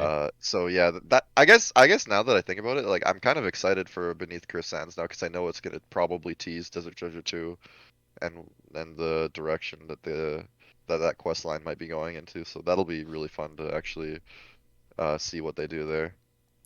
So okay, I don't know what we should talk about first. I kind of want to talk about Dude, not just go straight into the rewards. no Twitter topics, and we're just not even sure what to get into yet. I I love just this. don't know if we get into the rewards first of Raid 3 or kind of how the raid goes because what they said is like you go into like a main hall and there's 5 bosses or something like that or 6 bosses and you get to choose which ones you kill first.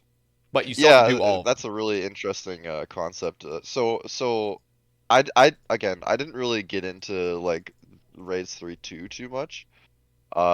So I don't actually like I read through the poll, but I just skimmed through it, and I'm just like, okay, I kind of trust that the team's gonna do something really cool for the raid. So I trust that their ideas are going to be good.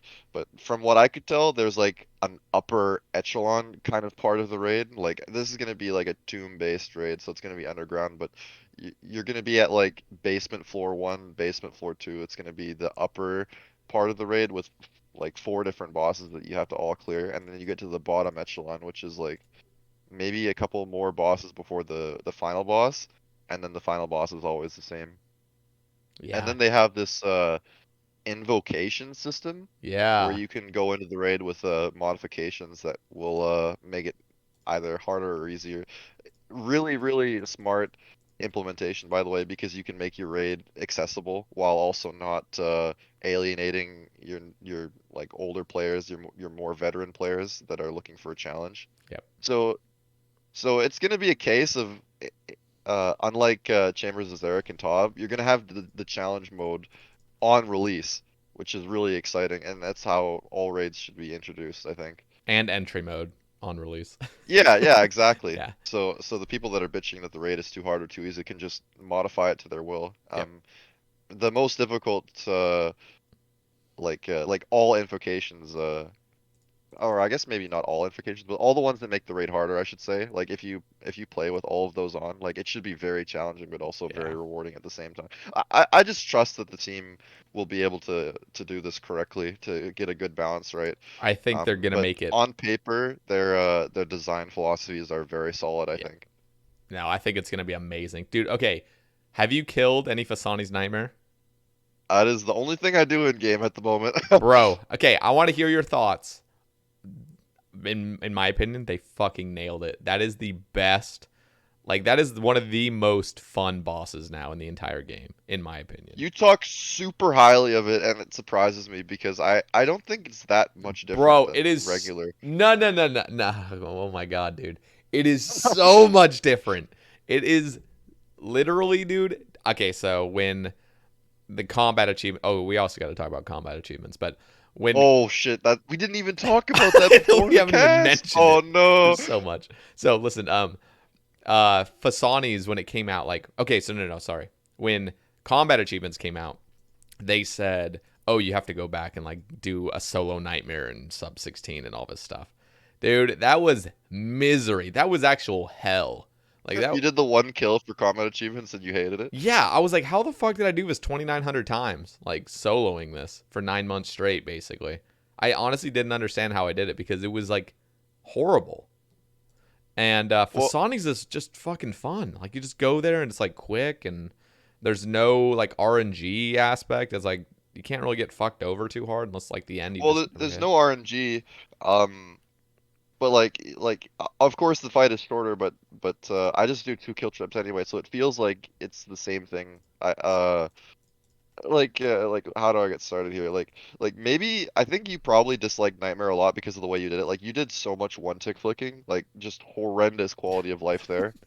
Yeah. And you also went in with tons of like Phoenix necklaces and you weren't using Blood Fury and stuff. Like I Yeah. kind of trivialized the boss by like doing a whole bunch of Ire thieving and having a whole bunch of charges on my Blood Fury to make the fight as like quality of life as possible. And at the point I was at, like it was like really nice grinding it almost in a sense. Okay, so you've been playing Iron for a long time, so you probably understand where I'm coming from when I say that when you do content for a while, or if you go dry on like a drop that you need for a long time, you get into this rhythm of doing the boss where you know you've mastered the content and you just pull it off all the time and you're kind of in the zone, Yeah. uh, doing something, and you know it's efficient and you're just like busting out tons of KC per day. Like like can you give any examples of your Ironman career where you've gotten to that like sort of in the zone state I on mean, specific bosses where you just like grind it all the time? Like you probably at that point already with Seracnus where oh you've yeah, got this no. groove, right? Yeah. Like you know what you're doing and it's just a matter of just mindlessly like sort of Yeah. grinding out the KC, but you're also being efficient at it at the same time. Like maybe you've had an episode where you've been doing lots of solo raids Yeah, trying to no, get like a I was gonna Chivo. say solo raids way back. Just Yeah, fly so through them. you've been there. Like I've been there many times. Yep. Like I've been there doing solo raids, hunting for Tebow. I've been there doing solo CM for Omelet. Never got the Omelet, by the way, sad. I've been there for like bandos, like when I got really good at like flicking bandos, where I was sort of like I just get super comfortable with my method, and I'm just really happy to be executing it all the time because I know I've mastered the content. Like I felt like that with Nightmare at some point. I Mm, also felt like that at Corp, doing solo Corp back when the food method was the only thing you could do. Like I had this just rhythm. Like my mind was just organized in a way that was yeah. super efficient for doing the content. And I felt like that with Nightmare too, where I knew what I was doing and I was really comfortable with the method I was doing, and it took like little brain power for me to do the boss because of how like efficient I got the Yeah. method down and how little like brain energy it would take to do it. So I got to that point, and when once I got to that point the boss was great, I think. But before that it was horrible because I was still like learning all the little things like to make things more efficient for it. Yeah. And before I got to that point, I absolutely hated it because I knew like I wasn't doing the boss efficiently, or I felt like I wasn't doing it efficiently because I hadn't gotten into that rhythm yet. So But after I got into the rhythm, I just grinded it all the time. you don't think Vasani's was a huge upgrade? You're just saying it's whatever. Well, I see the thing about Fasani, it's not that much hard. In fact, it's easier. It It's is just easier. easier. It is easier, and that's why I fucking like it. It's actually easier than a normal solo nightmare, which is It's definitely substantially better. I should probably preface this by saying it is much better, but I still don't really see much of a difference. Like the actual fight itself is more or less the same. It's just like sort of faster paced in a way. Like again, when I talk about this rhythm of getting like into like when you become comfortable with the boss, like it's great for me. yeah. When I was starting Vasani, I was like dying a couple times to stuff that I didn't learn yet, and I wasn't in that rhythm. But I'm in the rhythm now for doing Fasani, and that's all I do on my iron pretty much. Um, I haven't been playing the game a whole lot lately, but yeah, like I got into that rhythm with Fasani where now I can just like listen to music or just be in voice chat and just grind this hopefully until I get a mace soon. Yeah, it is funny that you say like Vasani's is easier because it legitimately is easier than a normal. Okay, so comparing a solo nightmare to like a solo normal nightmare to a Fasani's nightmare. The I think it would solo be better to normal nightmare compare. is actually worse. It's harder, and there's like you can't one shot husks, you can't one shot parasites. The parasite instantly starts healing, whereas in Fasani's you could literally wait there for like 4 ticks, and the parasite's just sitting Yeah, there like a dumbass. the Like thing with regular Nightmare Solos was that the parasite like there were some really difficult to execute strategies yep. with spotting the parasite like on the correct tile. Like you'd lure Nightmare to the very north part of the room, get it like wedged in with the door, Yeah, that's what and Lake then would you'd do. summon the parasite like on the very north I like didn't the even very middle of the north thing that lets you yeah, the exit. little portal thing. And I then you would like scythe the parasite yeah. while it's under to do damage to Nightmare. Like And you now it's had just to have claws. Like if you didn't have claws, you were basically like just taking chances all the time. Like oh claws were yeah, Death Charge huge. helped a lot with that. I Yeah. noticed I like you never get I never claws on really almost every parasite. yeah.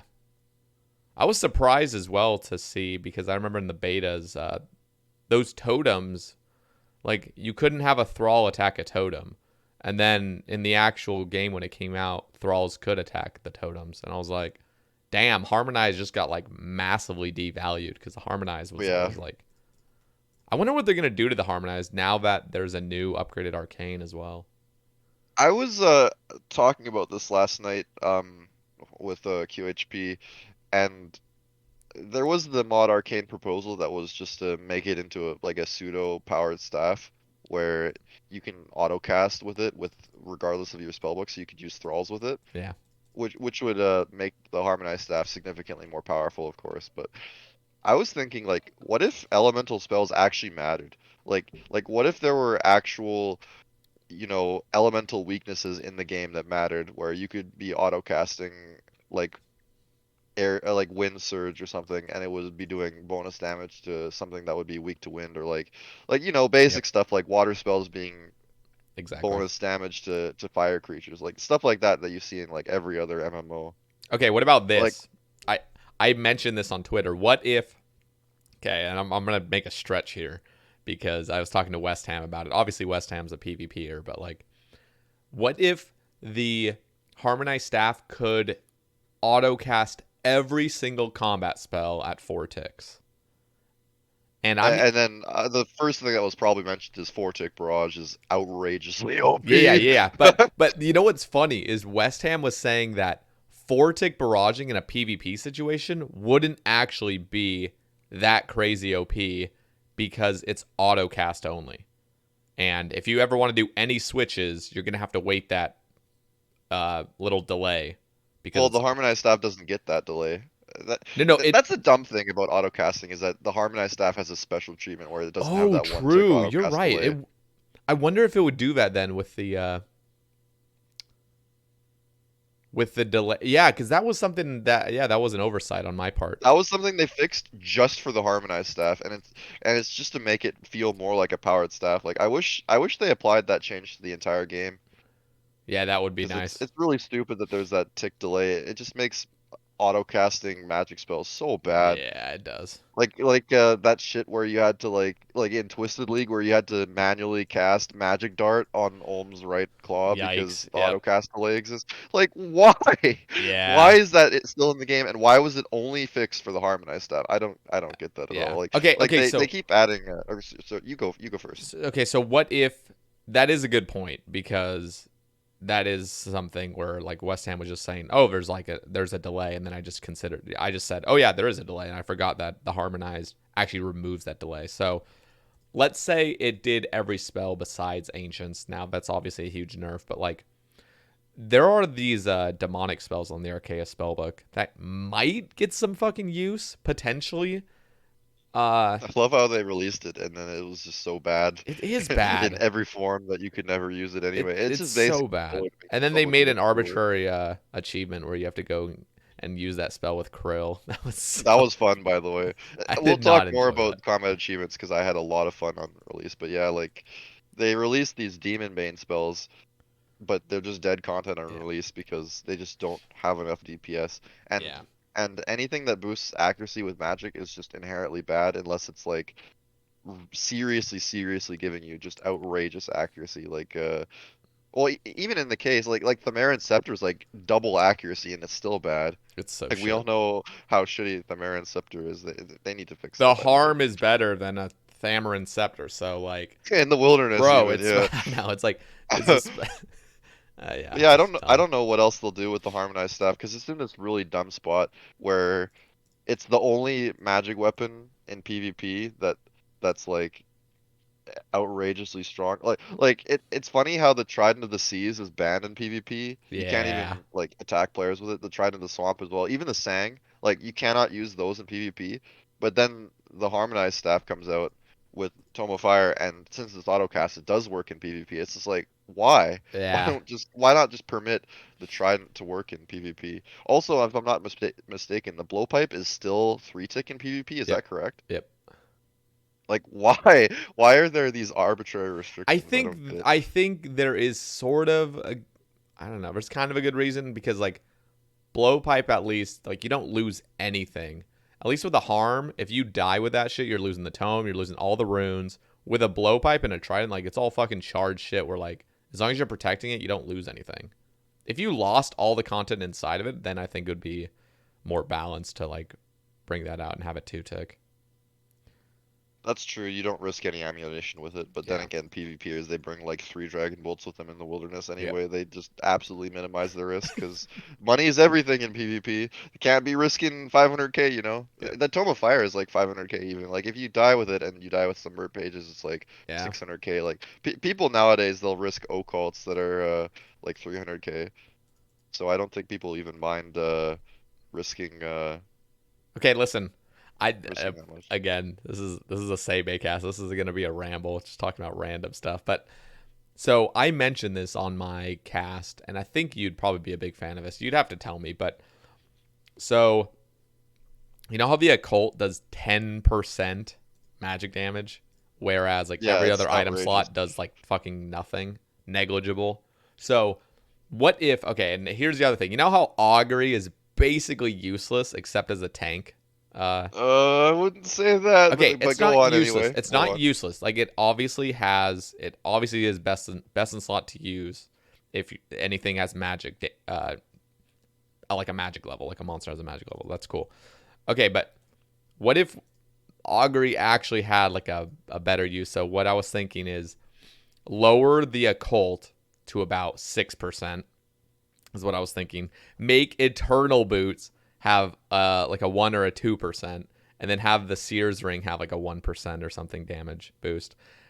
But then have okay, Uh, so wait, listen. And then Augury, again, I want to hear your things because I chat this stuff in my stream and everyone's like, either they agree or they don't agree, but there's no real discussion about it. But what if Augury gave like a 5%, it doesn't have to be 5, I'm just saying 5 just because it's simple, but like 5% damage buff, but when you're praying it, you get 5% negated damage to you.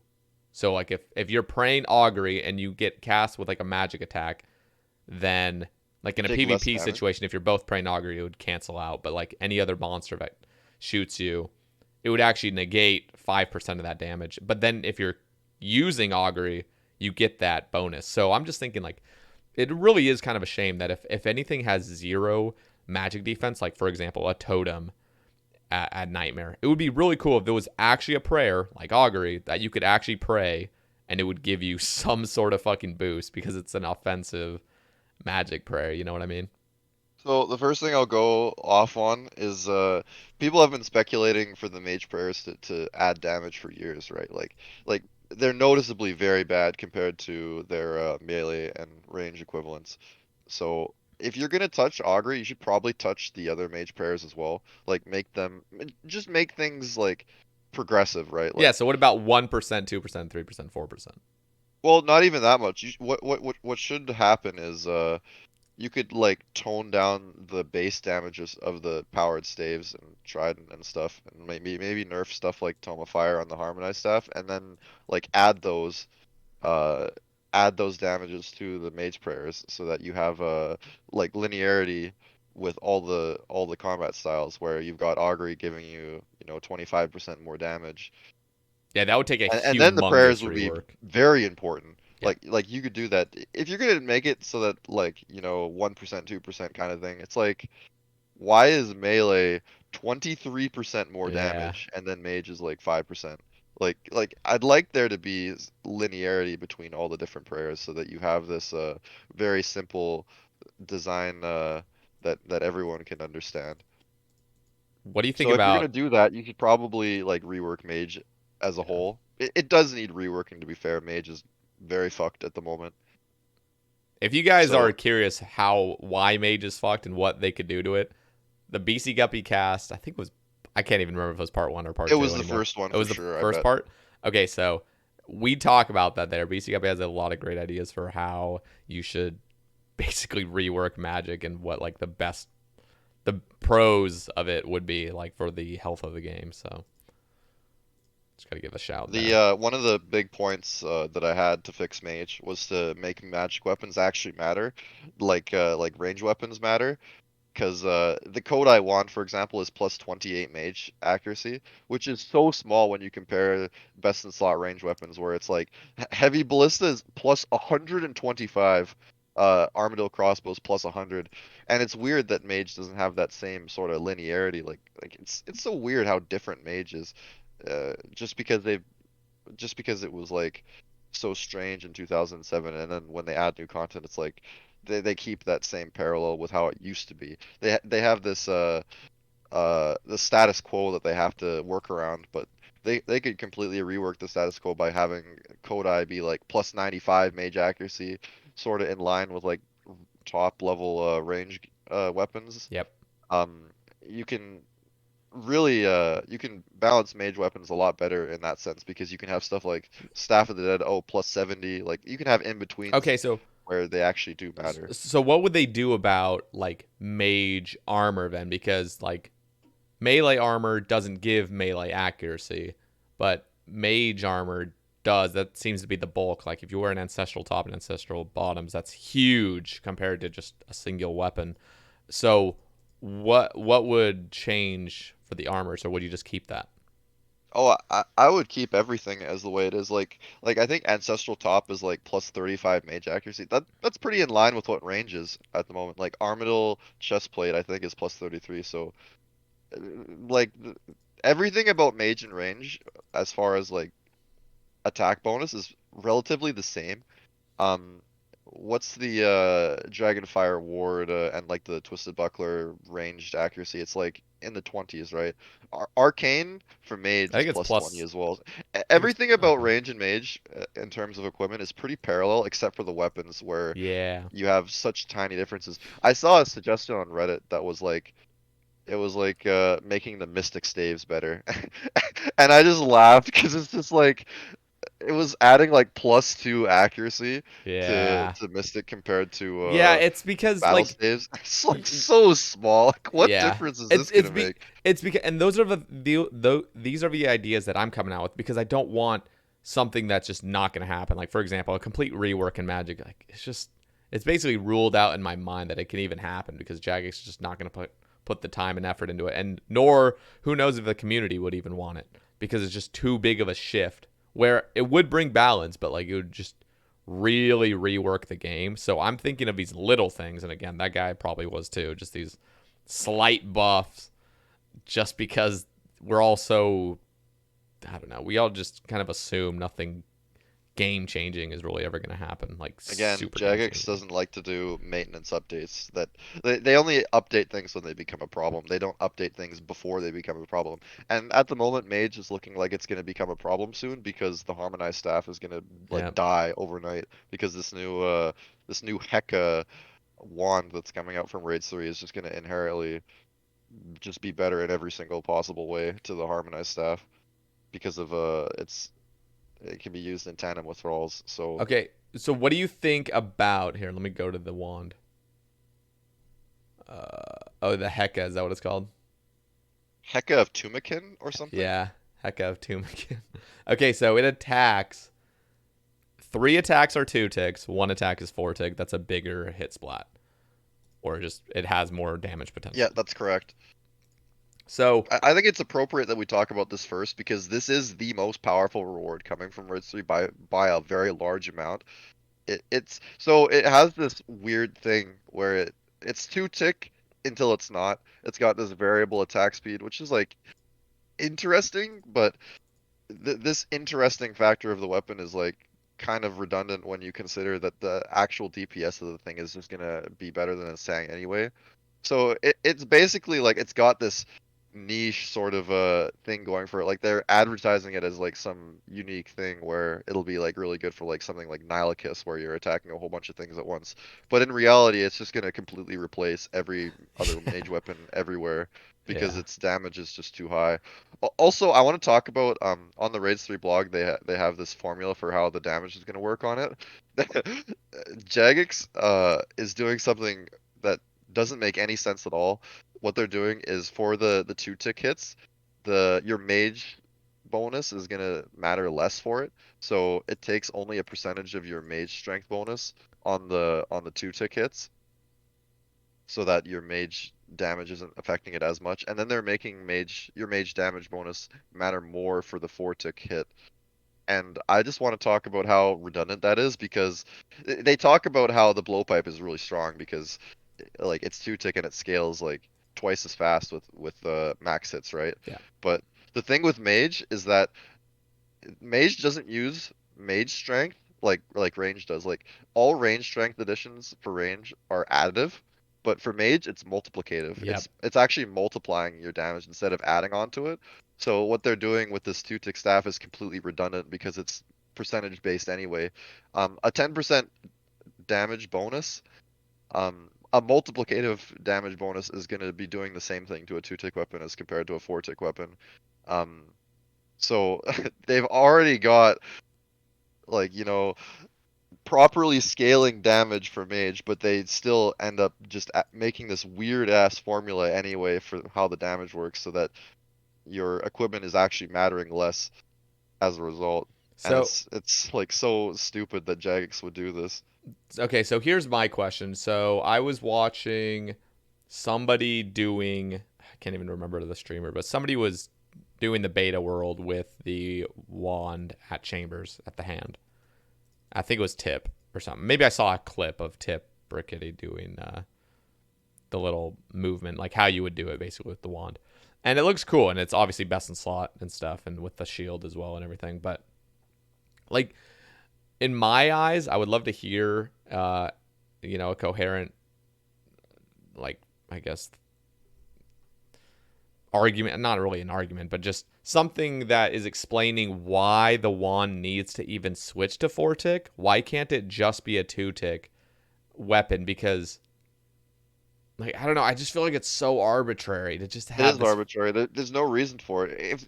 If they just want to come out with powered staff number 4 and have it best in slot, they can just do that. But They're the cool adding this thing is like weird mechanic. this wand. Okay, first of all, I was a little disappointed that it's a 6 tick attacking range, and I'm pretty sure you could just extend it to.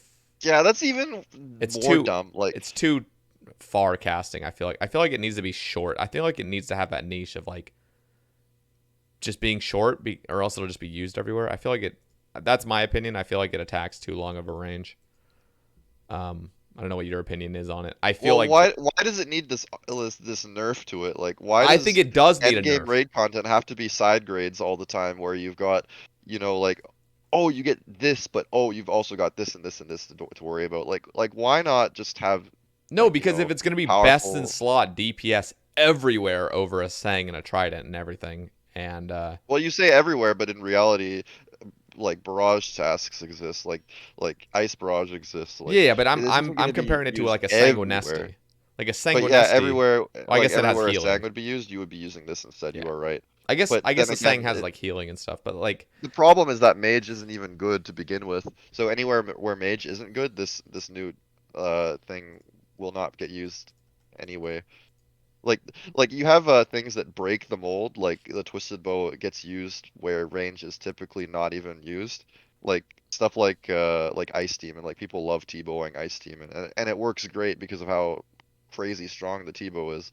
I think even the Scythe is capable of competing with range in places where melee is not typically used as well. But this new wand, it is strictly an upgrade to Sang in every way, except for stuff where the niche is really powerful, like Nihilakis, like where you're one-hitting Nihl's 2 tick instead of 4 tick. Um, so it's just basically gonna replace Sang everywhere that Sang is used, which is sad that it's got all these like weird things added onto it that don't make any sense. so what would you say? What would be like the most optimal? Me, in my opinion, I think it should just be 2 tick, and I think it should be shorter range because it does outclass everything, and that shorter range will make the Sanguinesti have use. In fact, what would have been really cool is if, in my opinion, is using that wand in conjunction with the Sanguinesti for like solo raid running, like the mage hand, where like every time you go to the very far part of the melee hand, you'd have to switch to a Sang right there, and then you'd like switch back to your wand or whatever for like the closer hits. But now Is it's that just not so I haven't seen Tipper Kitty doing this like old mage running method with the Tuka it's pretty or cool whatever it's looking. called. So you can actually do the entire Yep. claw. Do you take damage from Olm? Nope. It's completely Oh, for the. so there's actually a method where you can Yep. run Olm And without I doing. don't think you Okay. lose any ticks either. So yeah, it would be cool to have this mechanic where you can like switch to Sang, but like I'm just really thirsty for really powerful stuff to come from Raids 3, But right? Like, then isn't this exactly what you want then? Because this is really really powerful. well, it's not like that much. Like compare like going from a T-bow or sorry, compare going from a blowpipe to a T-bow or even like a crossbow at Zilliana to a T-bow. It's like crazy power Yeah. difference, and that's what endgame raids gear should be. I know they're trying to prevent power creep. Like they're really trying to prevent power creep, but they're going too far about it. They're releasing power creep too slow and they're adding too many side grades, too much like this and that. We'll talk more about the rewards as we go. The Tuka obviously is very very powerful, and it's the most powerful thing to come from Raids 3. But again, like Mage is in this really weird spot where like it's just like the only things that are specifically designed to be maged is getting maged at the moment. You you can't really take mage to bandos anymore these days because you've got this new fancy bow that's just outrageously out DPSing everything else in the game, and this problem with bosses as they have currently is that like there's not much variety in the meta. Like oh you've got to do this and this and this against this and this, and there's not much variation. Like you can't get away with using the wrong style of bosses these days just because of how they're designed. Like new bosses, I'll give some examples like stuff like Seracnus, stuff like Nightmare, like they're so scared of range being good that they give them like plus Yeah. 3,000 range defense. Yeah. And it's like, why can't you range these things? Like, why does it have Yeah. to be like practically indestructible to range? Why can't they like balance the defensive bonuses so that you can like use a variety of styles, like what happened at Bandos for one time, or even like something like Mithril Dragons before Lance. Like Mithril Dragons before Lance was in a really interesting spot where all three combat styles were like equally good and you could use all three depending on like what your account build is, what you wanted to do to them, like what XP you wanted to get. You could choose like what you like how you wanted to approach this. But Yeah, the that's a way Jagex good designs point. stuff nowadays is they don't give you that Freedom. liberty Yeah. to choose what you want to do to them. Like you have to use this style, you have to use crush, you have to use stab, etc., etc. Yeah. And they don't have a variety in the Like meta at even all. Olm Hand was really awesome because you just use any weapon style. Like you could, I mean, for the melee hand, it used to just be like you could host it. You could, I would bludgeon my when I first did raids, I'd bring my bludgeon to flex, and I'll just use my bludgeon on the melee hand. Like I did that as well because it's just fun. there was a time where there was no lance, there was no Exactly. like bludgeon just came out or I don't remember the exact timeline, but there was a point where bludgeon was like the best crush weapon, right? Yep. So you would bring a crush weapon to the raid for something like Tecton, and then you could actually use your bludgeon on the left claw because the next best thing was like a abyssal tentacle. Yeah. And did you really want to use like those tentacle charges? Was it really worth the switch? And bludgeon just worked fine on it, but now Yep. you've got like, oh yeah, you have to use lance. Like there's no variation at Yeah. all. And that's what sucks is they add this niche. Yeah. They've been adding all this niche equipment, but all it's been doing is just making it so that you have to use this item to be best Yeah. inside. Like Cerberus had an interesting meta for a time where you could use a crush weapon, you could use a T-bow, you could just use like a blowpipe. But now they now it's just oh yeah, just Arclight, dude. Yep. Like oh yeah, this free Dude, thing you get okay. for quest Have you just use done Arclight. Cerberus with an Arclight, Bandos, and a Blood Fury? I haven't because I still use Scythe on Dude, Crush, right? Which is dude. still the best, but No, no. Dude, go to the next time you get a Cerberus task, use max strength with Bandos, so something tanky. You can't use Inquisitors, and then use an Arclight. You can literally go there with like 2 or 3 super combat, like divine super combats, and an entire inventory of prayer pots. I'm not kidding. No food. You do not need any food. You don't even need an SGS. Just bring claws. You you will get like a 25 to 30 kill trip, and you and you won't can ever bring eat. like 20 mil gear. You won't It's ever so eat. It sad. is, dude. Blood Fury is just like, what the fuck is this? Like, I it's was using Blood Fury with Scythe on Crush as a switch, and yeah, you can stay as long as you want now. no yeah. Remember Arclight when and this Bandos when was the just because.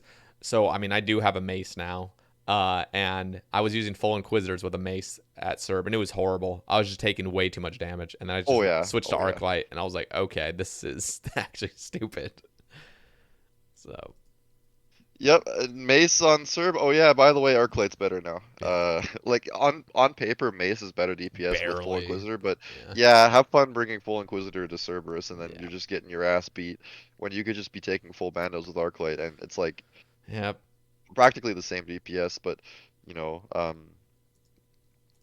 it's just you got all that defense going for you, and At you can bring a least Blood Fury and just stay forever. yeah. Lol.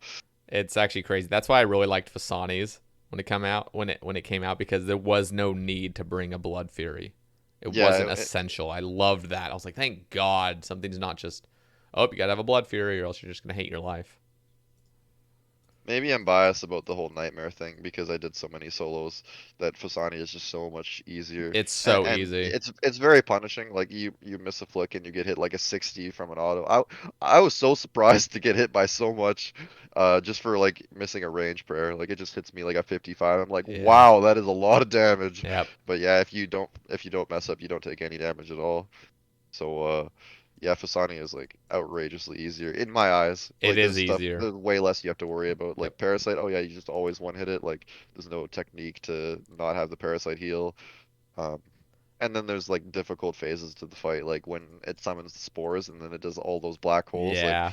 if you're maging, it can be hard to like be tick perfect The still and the dodge all the harm is black holes in really the between all harm the makes it a spores. lot easier because you have so much like range. You have that extra Oh tile of yeah. range, so it's just like, oh, you're just chilling. Yeah, it's really nice. I'm gonna be sad when I run out of Wrath runes eventually. Yeah. And burnt pages. That's gonna be a sad state of affairs. Okay, so Um, what do you going back to raids 3? What do you think of the Ward of Elidinus? It is a literal complete upgrade to Arcane. There's no downsides, which is fine. But I'm just saying it is an Arcane on steroids, or not steroids, but I don't performance get why enhancing. they want to make the mage shield so much better. Like it's like they have this they tried to push the Siren's Tome on Nightmare's like pre-release, right? Like Yep. they're trying to push the Siren Tome as a new upgrade that comes from Nightmare, and then they benched it because they had so many other rewards. But then they're re-adding it in the form of, an Arcane Spirit Shield upgrade. And it's odd to me why the shield in particular needs to be the thing that's getting the upgrade, because Because it like would you devalue currently the have a state Arcane. of affairs where like the harmonized staff is currently very close to being like redundant, and this new arcane is just sort of adding on to the problem where it's just like, oh yeah, you get a max hit with all your magic weapons except for harm, and Yeah. it just further accentuates the problem that the harm has with its reliance on the Tome of Fire, which should really really get changed, by the way. The harm should It not will. nearly be as reliant on it. It will get changed. That's my opinion. Is I know Mod Arcane's been talking about it. Just there needs to be something done with it, and especially now with this new wand and this new shield, it's just gonna make the harms completely useless. Oh yeah. Like it still will have a few advantages, like the super long distance casting is really nice, but oh my god, like when you need to eat up and you have brews only, like you're wasting so much fucking DPS just like Yeah, brewing up. It's definitely. like there's so many downsides to it. It has way too much baggage to it, Yeah. and part of the problem is it's just you cannot use it without a tome. It's just completely dead content if you don't have a Tome of Fire, Yep. which should really be changed. The Tome of Fire, I think, would be better off if instead of a 50% damage bonus, it was more like 10. And then you made all the standard spells like scale better with the level. So you had stuff like you could have something like Fire Surge have a base max hit of like 32 instead of 24, and then the Tome of Fire would have the 10% damage bonus on top of that to make it more fair. Cause Ice Barrage is a level 94 spell, right? It, Yeah. it has a base max hit of 30. Fire Surge is 95, one higher than Ice Barrage, and it has a base max hit of 24. Six less maxes, but it's a higher level spell. Like Is it it, only 24 for real? The surge spell? it's only 24. Yep. It Jesus needs to Christ. scale way higher, especially with the surge spells, because like No, like it's not 24. It can't be it because is. It is. no, wait. Strike is 8. Bolt Yep. is 12. Yep. Okay, wait. 8, Shit. 12, 16, 20, 24. Fuck. Damn, that's so bad. Now that I In think, I my mean, obviously notepad, it goes up to like 40. It goes up to like what, 48 or my something. proposal was to not touch the strike spells. I would kind of like it if it was more like 5, 6, 7, 8. So you started with a max hit of 5 with airstrike, but I mean that like who cares? Like it's airstrike. Like you get fire strike at like level 13. Like who cares about that? I really don't care how the beginning part scales, but I think going from each tier of spell should be given more of a bonus.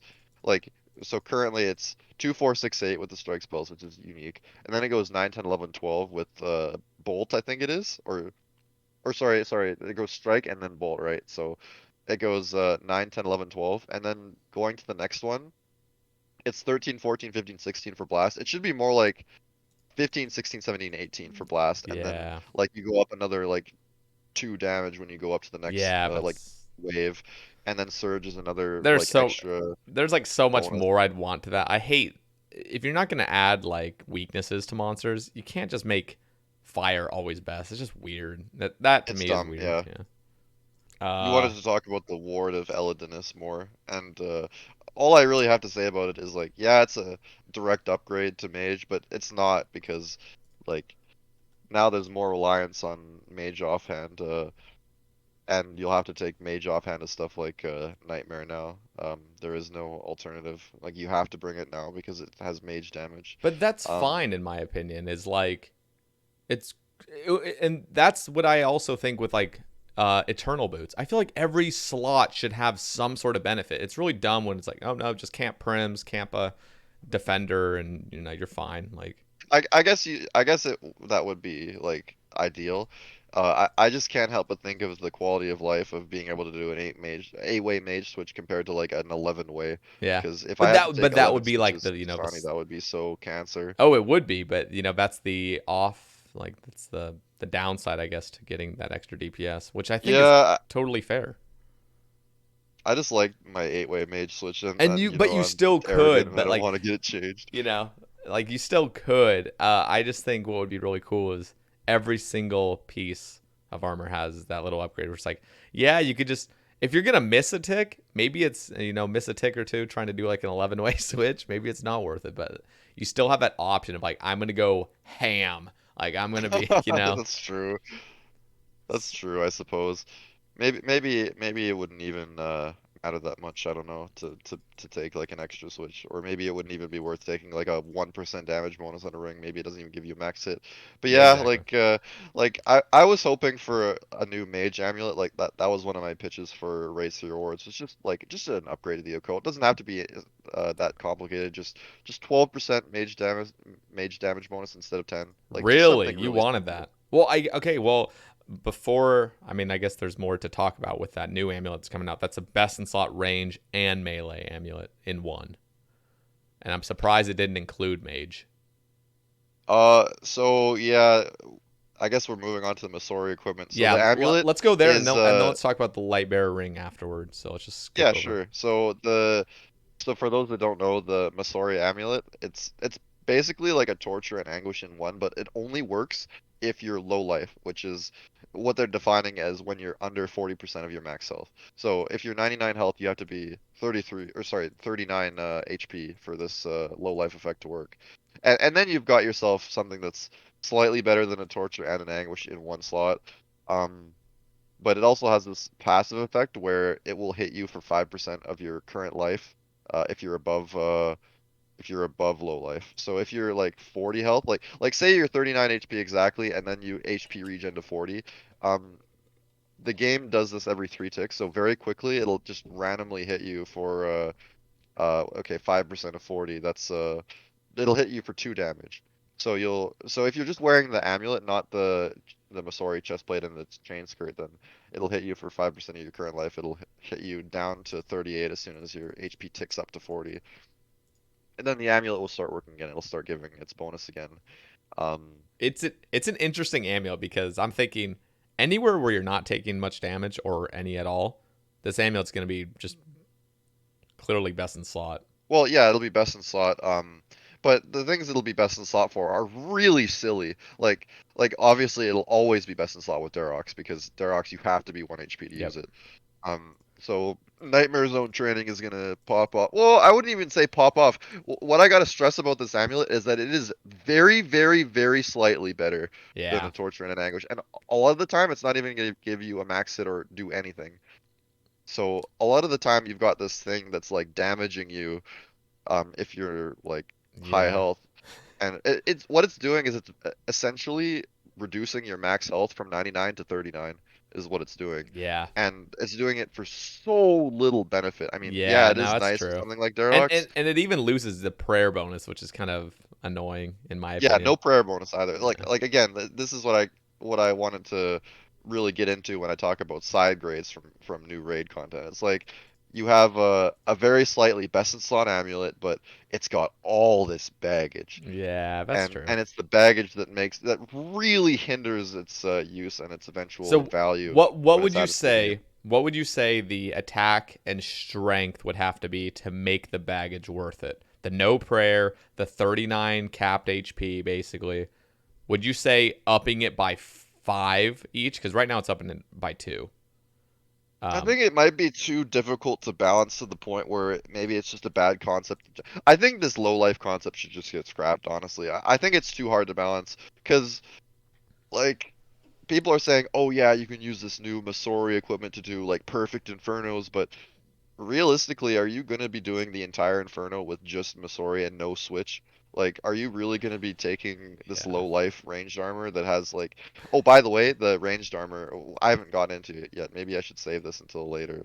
In fact, yeah. Let's just talk about just the amulet for now. Okay. So, just this amulet, like, if you're trying to take it as your like ranged amulet, like it just has so much baggage, and if it's to the point where it's giving you like a massive DPS increase, like maybe it just shouldn't even be added to the game at that point, because it's just gonna sort of it's gonna it's gonna become too over centralizing, you know? That's probably what I want to say is that like the entire content that it would be good for would be revolved around being low life at that point, like something like raids, it would just become a case of like, oh, you better be like extremely low health all the time, Yeah. or you can't do it efficiently. Yeah, it's Like a little. that's what it could But end they're up being. trying to, with this armor set. I know where old school's coming from. Like they're trying to get things more challenging. Like they're trying. It's like that high risk, high reward thing, which is a little obnoxious here. And I totally agree with you. It's like it's just it's not good Well, enough for the baggage, but they're also just trying something new. And like I don't know. I get that they're trying something new, but I think they're being maybe a bit too ambitious about this because like there's being more challenging, right? And then there's just it just not being viable at all. Like I But I don't this, know if people yeah. have tried this in Inferno yet, but to me it seems like too much. Oh yeah, no. Like For doing Inferno, Inferno at 39 health all the time, it feels like not yeah, viable no. at all because you can get one shot by a ranger at any time. For Inferno, 100% I agree with you. It's just like stupid. Um, but like there are a lot of places where this will be pretty damn good. Something where like yeah, you can just get chanced here and there. Probably not optimal, but I'm just thinking of think of like somewhere like Bandos or something, and you're going to be using the I don't know. Well, maybe Well, you not can't Bandos. use it at Bandos because Use currently crystal, I guess. the current crystal bow kiting Yeah, method is oh actually that's the thing is you have to use crystal armor, so the Masori equipment you yeah, just can't use. that's true. But Um, you would still use the amulet, I guess. And it's like there's like places like if that where you it's use like if you use the amulet, it's in its current state you are getting 2 strength bonus and like 2 accuracy. Yeah, yeah, 2 strength, 2 accuracy, and you're going from 99 max HP to 39. Like yeah. that is Uh, totally not worth it at all. Any Slayer task though, where you just don't take any damage, as things that's what's funny Oh is yeah, like well it's the best in slot for that, yeah. but like who's gonna be I doing like know, blowpipe slayer when they can afford shit like that? I know, but Like yeah, nah, you bring up a good point. I was thinking about it. I was like, where? I was even thinking, am I even going to use this amulet at Sarachnis? Because no, I usually no, will no, take, I no, usually no. will take about 30 damage ish per kill just from the mage spiders. So that's like really dangerous just to be constantly using, unless I'll like do perfect Phoenix necklace switches where I don't, you know, Yeah, are I you could. really gonna make your Sarachnis quality of life go down the shitter The just for cool like thing is like maybe one I max have hit? I have a nice little way to get like an extra max hit, just a pretty big DPS increase if I use this amulet. And I'm like, yeah, like I could probably use it. I would just need to use like Phoenix necklaces kind of just here and there. Like whenever I kind of drop below 19 HP, I just quickly put on a Phoenix necklace. It's really easy. But I think you'd probably give it a try at first. Like say you do raids 3 and you're like, oh my god, I got a Masori amulet drop. You're gonna want to use it yeah. obviously everywhere because it's new and exciting, right? But then you're gonna see all of its drawbacks and you're gonna Yeah. notice how No, like bad the Sarachnis prayer is alone compared to is a how it drawback was. because I really like my prayer bonus at Sarachnis because I don't one tick flick.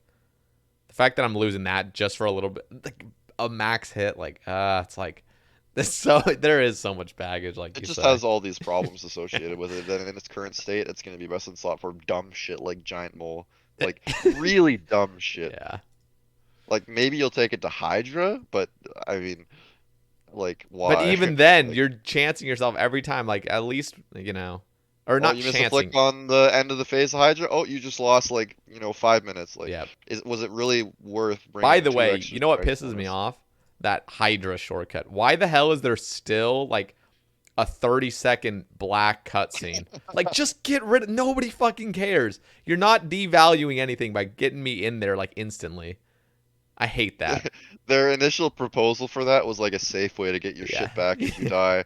But in reality, even with that long delay, it's still faster than running around. It's So so. everyone uses it. So at that point, why is there a delay there in the Just get first rid place? of it. It's like, okay, oh yeah, let's just randomly sit here for 20 seconds. This is making the game more fair. Nobody fucking gives a shit.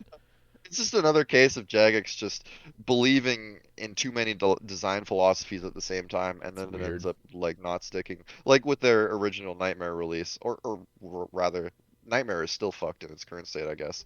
But yeah, they just have too many design philosophies that they try to cram into one Yep. content, and then it just ends up being a flop. Like people hate it. So are People you got burnt out of scared? Nightmare so Are you quickly scared after that release. invocations from raids may be doing that, or do you think that's a Oh no, good that's completely different. That's like a design feature, not a that flaw? will work really well. Like you'll use a set of invocations that are that you'll be the most comfortable with. Maybe if they don't do it right, it'll be really bad because then there'll be like a meta Well, there will be invocation a set. meta. They said that like 100%. There's going to be the best invocations to always do.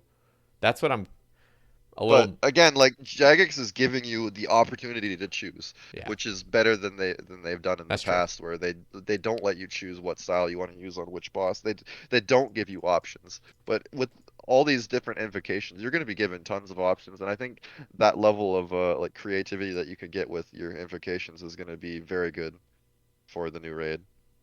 Yeah. I think invocations are a genius idea, and it's like like I said, it's like adding challenge mode to the raid before like having to wait like a year for the challenge mode to actually come out. Like I think it's genius. I think it's nothing but positive. And and if there are design problems with it or balance problems with it, then I mean they can just change it like with community feedback, right? Like Yeah. OSRS is still a community driven game. So if people don't like the state that invocations are in, they'll change it. And I trust that they'll do a good job by the end of the day. So okay, going back to the Masori chestplate and chain skirt now, their defenses are unreasonably low. But I understand. By the Like way, snakeskin is better defense I do than the understand that Masori because I don't equipment. know if you've seen the Snakeskin. concept. I don't know if you've seen the concept art. It's like literal cloth you're going to be wearing. So I Is understand. it like I haven't looked at the concept art, but I'm assuming it's just gonna look something like Morrigan's equipment from It's pre-EOC it's gonna be like it's gonna be 150. like a BCP with cloth. It's gonna be like Varak, a Varak brassard. Is that what it's called? With like but cloth instead of actual metal. Yeah, It's just gonna be that looks pretty cool. One thing I want to say about the aesthetic, no matter what happens, is because there's no helm, people are gonna be using an armadillo helm with this, and it's gonna look yeah. horrendous. People already bitch about how bad the armadillo helm looks, especially on female models. And now you're gonna like your best in slot for something like Ziliana is gonna be an armadillo helmet, like this shitty, like shiny white helmet with like Yeah. just some leathery shit for a I body guess and they're just adding it just legs. because they assume you're gonna be doing Slayer and stuff with it, so they just didn't even want to That's their bother. design intention, but keep in mind this is like, end game raids content. Yeah. Like like why does it only have to get used with the Slayer helm? And that's another thing is that they're pretty much designing it around the fact that the Slayer helm exists, but in encounters that you're off task, like stuff like Vorkath, like you can't even use the Masori equipment even if it worked at 99 HP and it didn't damage you, you couldn't use it at Vorkath because Elite Void is still better. Yep. And Like that's fine, that's so have Void dumb. have its little place, whatever. I have my own issues with the fucking bonuses of a Dragon Hunter crossbow and stuff. We'll just ignore that.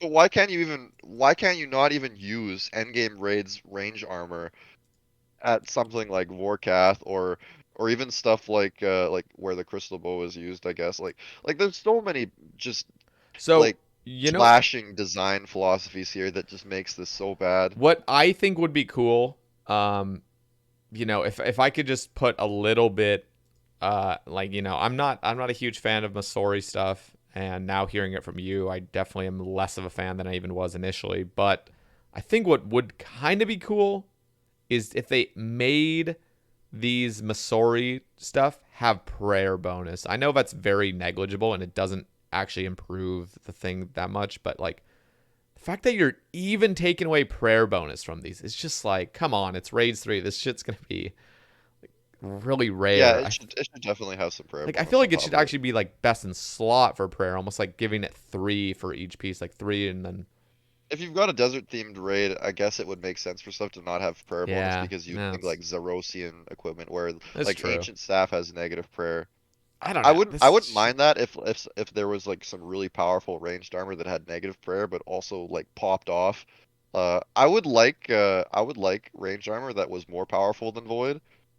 Personally, maybe instead of making this low life stuff and maybe comparing it to Armadillo, maybe you would compare it more to Void and you'd give it like really bad accuracy and then really good range damage, you know?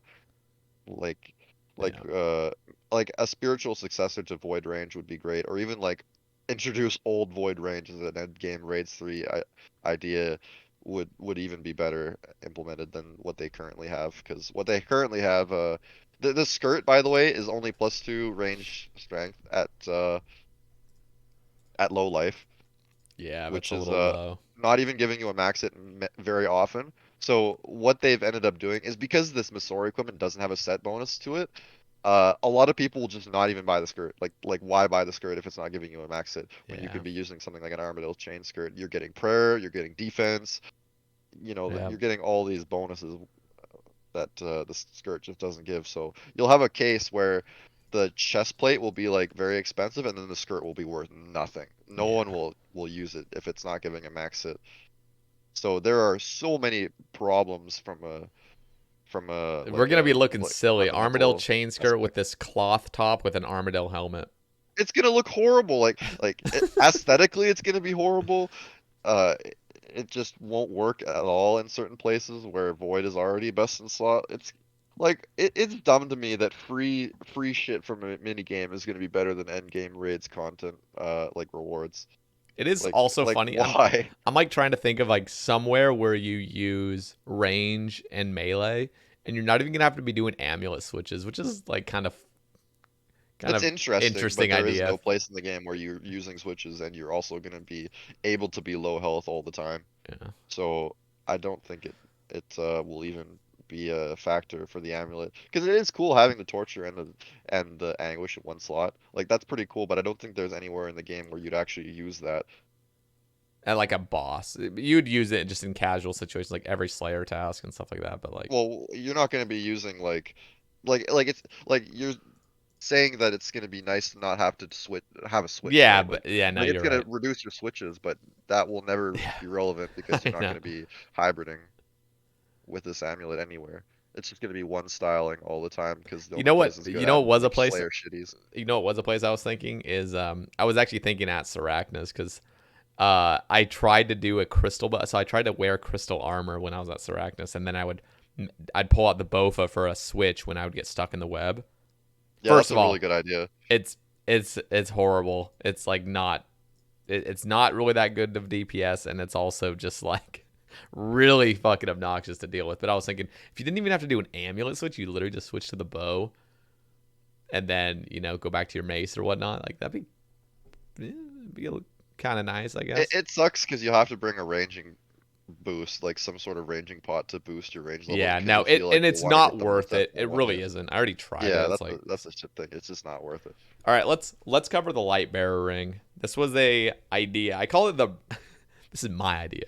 The No, Sae Bae ring, ladies uh, and gentlemen. yeah. So I was gonna call it the ring of specials or the ring of specs or whatever the hell. For those that are like avid listeners to the Sae Bae Cast, I have brought this up multiple times. But the thing that they didn't add, they basically added everything. So it's a ring that rejuvenates your special attack twice the speed. But when you take it off before it's you know rejuvenated, then it'll just reset when you take it off and put it back on. So you can't be doing like B ring switches and shit. So the thing that they didn't add though was the cap. So I was hoping that they would have like a 120 spec cap when you're wearing the ring. That would give it like just a slightly better effect, I guess, because you could just go into boss whenever you use like the Ornate pool in your home or something, and you had the ring on, you would boost up to 120 spec, just something kind of nice. But as soon as you take That it would off, be it would go interesting. back down to 100. So you have to have it equipped, which is like the downside. So what do you think of this ring though? So you proposed this ring, and I sort of like thought about it because I did take your suggestion very seriously.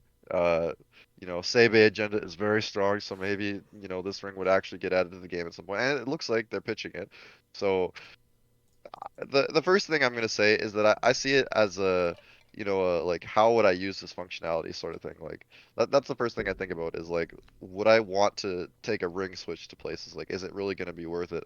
Um, so the very first thing I can think of with this new ring is it's gonna pop off at DKs because it's like three styles. Like, having double the SGS specs is pretty crazy because you don't really need DPS on Supreme anyway. Yep. So it's gonna make DKs even comfier if it comes out in the game. But as like an actual ring switch, I don't think you'd really want to like switch rings all the time unless you want to min max and like really like push for min maxing where you'd be wearing it while you're killing like God Wars minions and stuff. So Um, here's an interesting thing. I'm thinking of bosses, any boss where there's a 30-second wait timer. I feel like every time you kill the boss, you equip the ring, and then as soon as you start killing it again, you unequip it, and then it'll be 30 seconds, perfect increment to gain an additional 10 it's like spec. a death charge basically. Yeah, it's pretty It's much. You pretty just have to cool. remember it. Um, So again, I think of all the baggage associated with it, where like, oh, if you take the ring off, like it resets your thing, Yep. like your spec recharge. Like I think of all the baggage, and I think if they want like really exciting end game like raids 3 rewards, like I want them to introduce like things that are gonna spark lots of discussion. Like imagine if they added like some sort of like Infinity Gauntlet kind of thing, like a new glove slot where you could add every single ring in the game to like get the benefits of every single ring in the game. Like something like that like sounds crazy exciting. Holy Like, fuck. oh my God, you can wear every single ring like, in the game. Like, yeah. holy shit, dude. New Twisted Bow from Raids is gonna be a thing where you can wear every single ring in the game. Like, that sounds really exciting to use. Like, like holy fuck, collecting all the Infinity Stones and like getting your character super decked out on rings. Like something like that sounds like So thrilling. okay, Like, so I want to hear this then. What if the light bearer ring was actually a light bearer essence? So you get this drop and you can use it on any ring you want, and then it just has like the little in parentheses parentheses sign. So it just shows like this is like an enhanced ring that has the light bearer effect.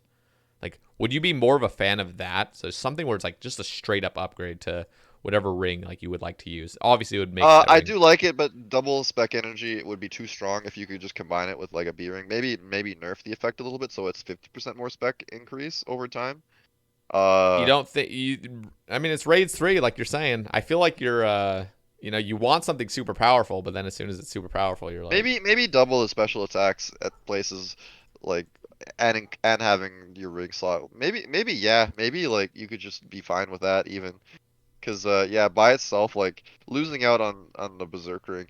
yeah, And that's by the way, huge. Berserkering came from like 2004 content, and why is it still best in Nobody, slot everywhere? nobody knew that strength, but nobody knew back then that strength was so much better than like accuracy. I used to think, ooh, accuracy, like I want to hit less zeros, Well, like this is gonna be huge, but you to be don't. fair, like back then it was only +4, and since they've come out with an imbue to That's make it true. double the bonuses, right? But yeah, like I thought it would be really exciting to have all the rings in one, just a super crazy strong ring that does everything.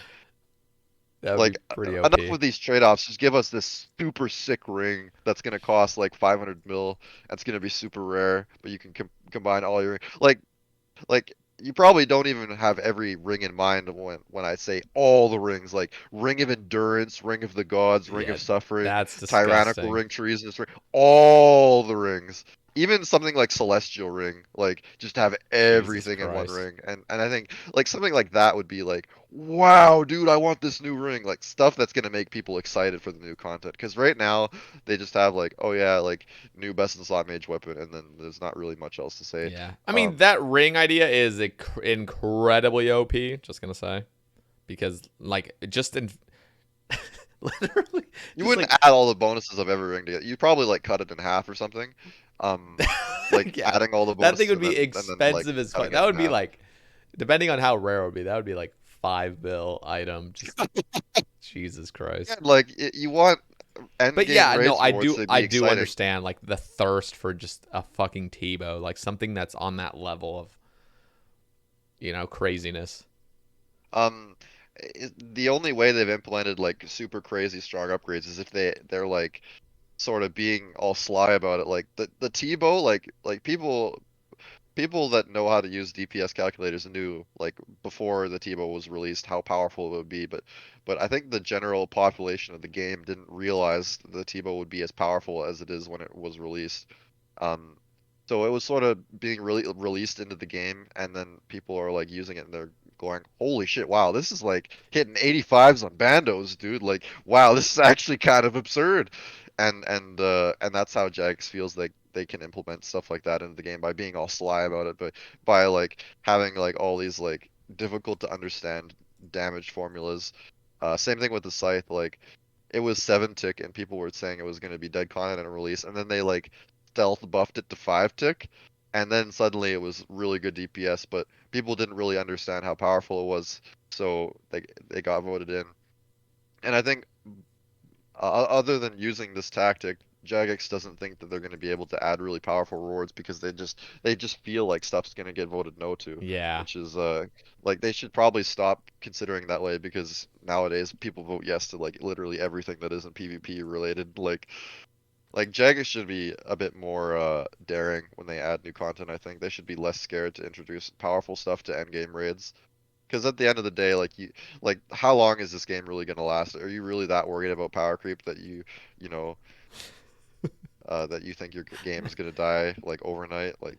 Okay. Like the game is gonna die if they don't add power creep. I That's the thing. I want to hear. So have this in mind. But before we do it, so I want to hear what you would want from Raids 3 if you could have like the Tebow equivalent. But before we cover that, of like what something that you would really want, I'm assuming you have something in mind.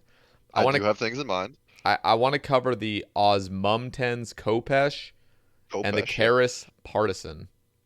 So I've been talking a lot of shit about Raids 3 rewards for the past like 30 minutes, and I feel like it's kind of sad because like on my first cast when I was talking about like things that I would like be speculating on could be out of the game, like I was talking with tons of enthusiasm, and I think people love listening to me when I'm talking with like great passion and enthusiasm. So I feel like kind of guilty in a sense that I've been talking so much shit and negativity about Raids 3 rewards for the past 30 minutes, but the Kopesh is actually really cool. It's actually a really good addition. Like so it's not outrageously strong anywhere, but it's not weak either. It's got like some really cool things attached to it. Like it has this minimum hit effect where if you roll successfully, it'll have a minimum hit where it can't hit less than like an 8, right? Or Yeah. like a 9 if you max at 60. And it's a 5 tick really powerful melee weapon with really good accuracy, by the way. Not too much accuracy, but just enough accuracy to make it really good on things with high defense.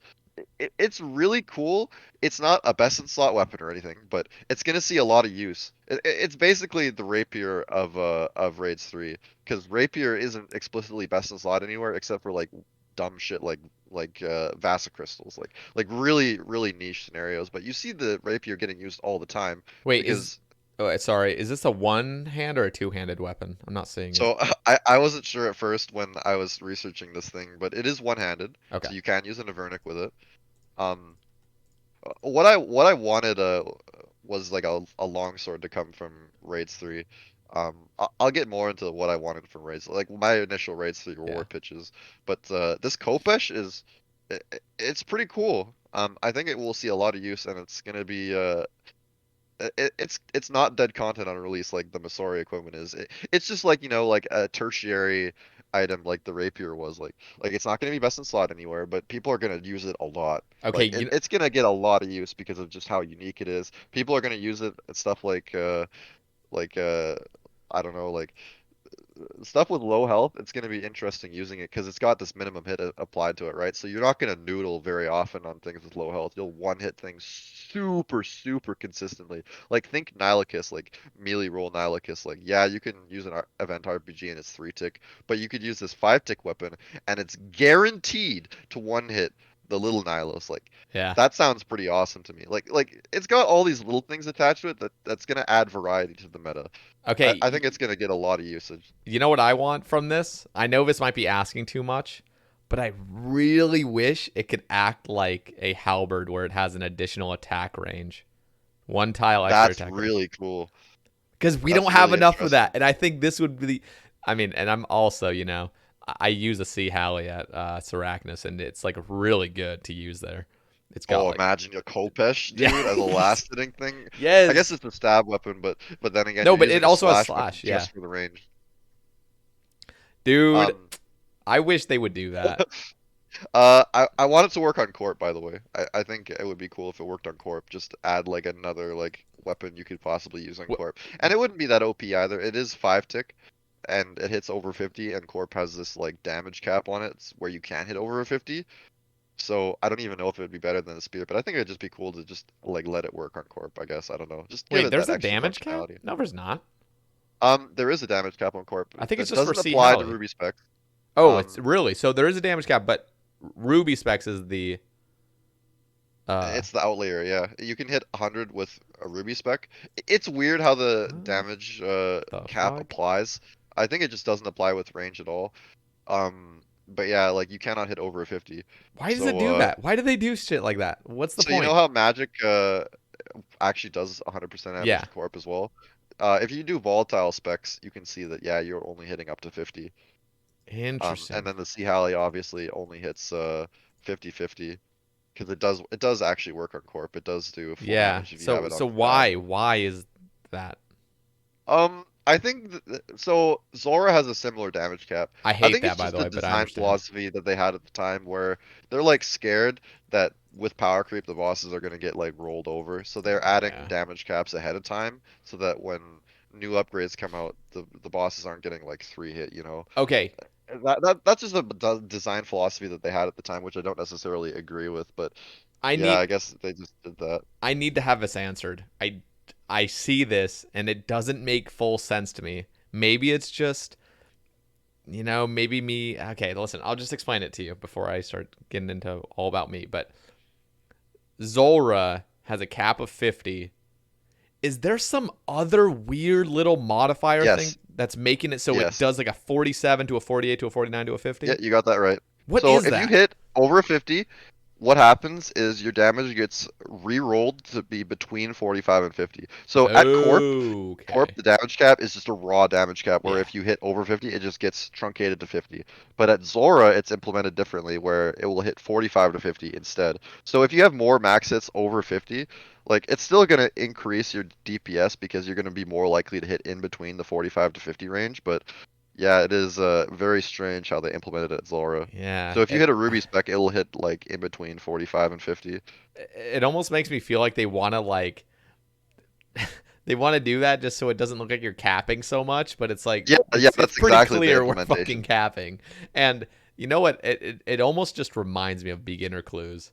Fuck beginner clues, by the way. I got 600 a few months ago. I'm done with those forever. But like that I'm like two stupid beginners done, and the I'm like, stupid yeah, one no. through three step beginner clue, but they make the one step only 10% of the time. It's so stupid. Like, Why? dude, stop Why? doing like just stop. Like just make things how they're supposed to be. They stop pretending like it almost like it came in hidden. Like, ooh, it's only 1 to 3. We're not gonna tell you like it's 45% chance to be a 3 step, but It's so stupid. Like so annoying. there's I no hate shit like linearity. that. Like they have to add like dumb shit on top. I Like hate that. why? That's how I They're feel about beginner Zora. clues, dude. They're meant to be quick and I easy. know. Oh my god. I'm just glad I'm done with them forever.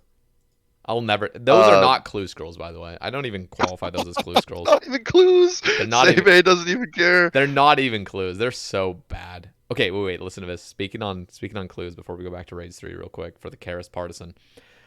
I was thinking, what if they came? Okay, so you know how medium clues are known for their boots, like they're just the Yep. boot tier. I was thinking, okay, first of all, I have a picture. I'll show you later. I don't have it on me right now, but there's a picture of like a Reddit post of some guy that came out with third age boots and a third age crossbow and a third age D hide shield. It looks sick. But I was thinking, what if they came out with third age boots and they're just as rare as any other third age piece, like any other like specific third age piece, um, but they leaked into the medium casket. So mediums, no. Like before you have an aneurysm.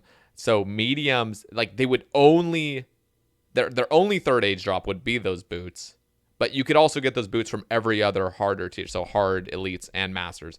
But you would at least get that 1 in like 50K shot of getting these third age boots. I think it would be dope. And Okay. Okay. and like That's reasonable. yeah, and again, it's a specific third age. It's fucking rare. It's not like a 1 in 200 or anything. It's like third age. It's actual third age, but you can get those boots from mediums as well as every other higher tier. Just as long as they don't fuck up the drop rates like they did with Gilded, where they have like the fucking Gilded sim that's like way more common than any other Gilded piece because Dude, it takes up its own individual slot on a mega rare table. I Like gotta as long as they don't fuck it up, yeah. then sure.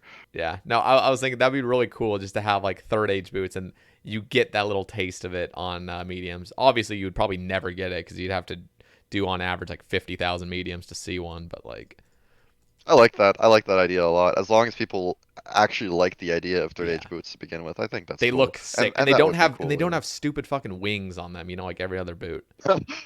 I like the wings personally, I mean, they're but cool and all, but like sometimes just like damn. But no, these boots look cool without wings. So I bet you were a fighting boots kid instead of the stronghold of security. I nah, bet you I got was those I was a friggin' I was fighting boots. a rainbow. Wait, what are they called? Fancy Fancy boots. boots, I Yeah, think. You were fancy. a fancy boots I was a Chad. All fancy right, boots, cool. Chad. Yeah.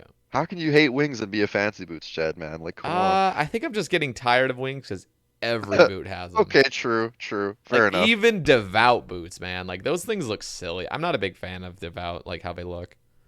They're a little. They're like disco boots. I don't know. They're. They give off that Saradomin effect. I think they're pretty cool looking. I'm looking at them I, right I now. think it's fine, but yeah, that's just like personal like conjecture, I guess, Yeah. or whatever word I'm supposed to use. I don't even know if that word was appropriate there, but Yeah. uh, yeah, it's just like I don't know, whatever. Anyway, that's Personal taste, like that different would be strokes for different folks, I guess. that would be like a mini clue scroll expansion without fucking up every rate. By the way, Pole 76 is coming out soon. Hopefully, gonna Oh please, dude, please. I don't Modelena want to go. I don't Modelena want to has get more elite caskets back, dude. Modelena has assured me that it very very very like she didn't want to like say an absolute certainty it's going to be on it, but she said like yes, it'll be on it, you know. But she doesn't want to be blamed for if somehow it doesn't get on it, but it'll be on it. So Pole Sae Bae 76. Agenda's finally gonna pay off, fellas. The elite clues are gonna get fixed. All right, And let's if talk. you've been holding on to caskets, then because your good friend Sae Bae told you to, then you're gonna get rewarded for it soon. Did you know Hopefully. I opened some guy Yeah, donated? you can't. I saw on your stream. I was like, dude, what the fuck? Diamond hands, dude. What happened to diamond hands? I didn't want to open them, but you know, like when you get rent paid in like a second, you kind of just you know how it. Anyway, let's talk about the Karis Partisan. This is a here. You know what? I want you to go into it. I like it when you explain this shit. So what is Sure. this? Karis Partisan is meant to be a one-handed spear version of Karis. So you're gonna have like stab, slash, and crush bonuses on it, so you can use like whatever style you want to use. Unlike Karis, it can use crush, which Calphites are weak to. So already it's like, oh, you can finally use Karis on crush on like Calphites. Like that makes a lot of sense. Like, it's meant to be super effective to like beetle, scarab type creatures, and now you're finally going to be able to use the combat style that they're weak to as well. So it's got that going for it. Um, the first thing I want to mention is how Karos works. It's very funny. So it has a 33% damage bonus, Calphites and Scarabs and all those beetle-like creatures. But it has a 1 in 51 chance to crit, which is unlike anything else in the game. I think the only other thing that has this crit effect is like some weird shit like Gatterhammer on Shades. Like so Karis has this 1 in 51 chance to crit, and it does triple damage. And that's almost unheard of. And now that you've got this Karis Partisan that's adding even more strength. Well, it's like 4 max hits before this triple damage is applied. So if you use it at something like Calphite Queen, it's gonna be very funny because you're gonna be hitting over 130 with strength, with like max strength gear, if you crit and you hit like a high roll. So it's really funny how it scales with strength bonus. Because you thought stuff like Arclight was insane with its 70% multiplier. Imagine triple damage with all that strength bonus gear that you're able to apply onto it. It's so funny. I love You how could it's you could randomly pop off and 2-hit the first phase of KQ, or even both phases. You can just like 4-hit them if you're really fortunate. Like imagine that. Imagine how funny of a clip that would be, just 4-hitting KQ. I really love that it's all in one hit spot too. It's not like it does 3 Yeah, hit it's slots. It's one just bad boom. hit spot. Just Like sit and the fuck imagine the down. XP drops. Like you thought Crystal Halberd was popping off, Yeah. dude. Imagine just getting like a 600 XP drop out of So nowhere. Like I whoa, wonder I dude. wonder if there's gonna be things in 100% there's going to be like in Raids 3 there's gonna be these beetles and shit. Oh yeah, and I like that a lot. That's where the Karis Partisan's gonna really shine.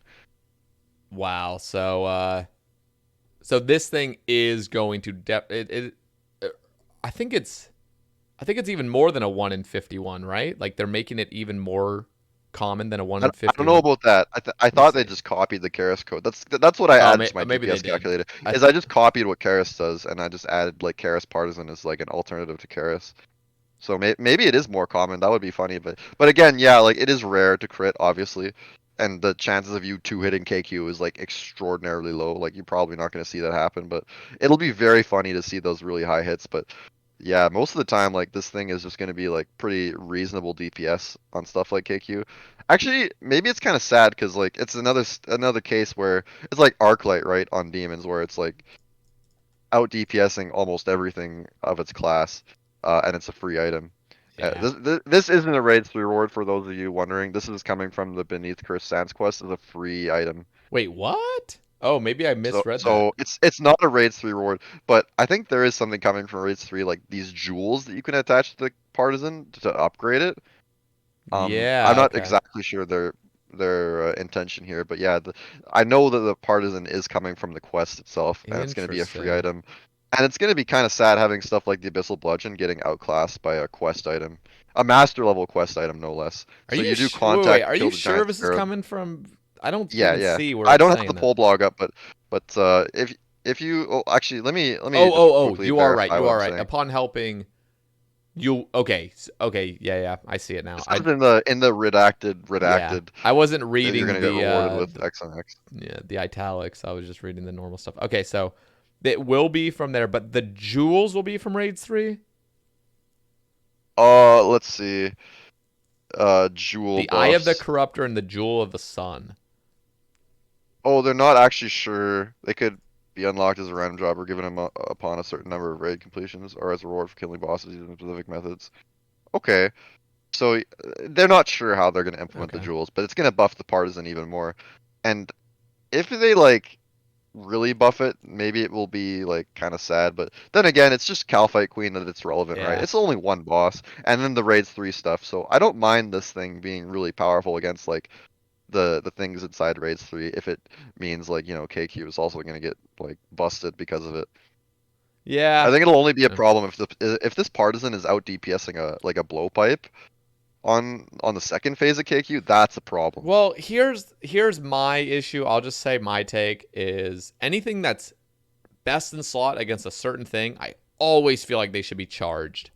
Arclight's fine, or Arclight's a little Oh, bit I like OP. that a lot. But That's a I good idea. really wish things would be charged. The Dragon Hunter Lance should have been charged. It should not just be a free, permanent, non-degradable weapon. And this thing should be charged with like fucking pyramid plunder pieces, those little, or just something, like Yeah, something. It That's a cool idea. anything that's like going to be best in slot against something and it's going to outclass Scythe, outclass all this other fucking shit. Like it really should be a charge thing, especially when it's the free weapon. Arclight's fine because it has ancient shards and they're untradeable.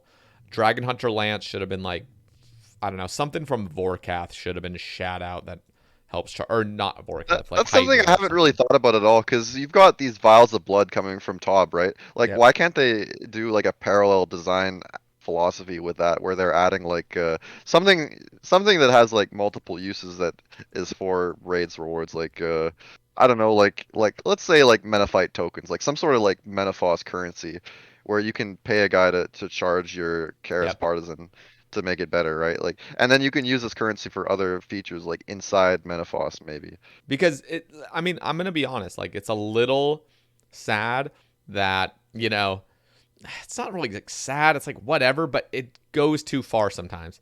So what I'm trying to say is, I got a mace.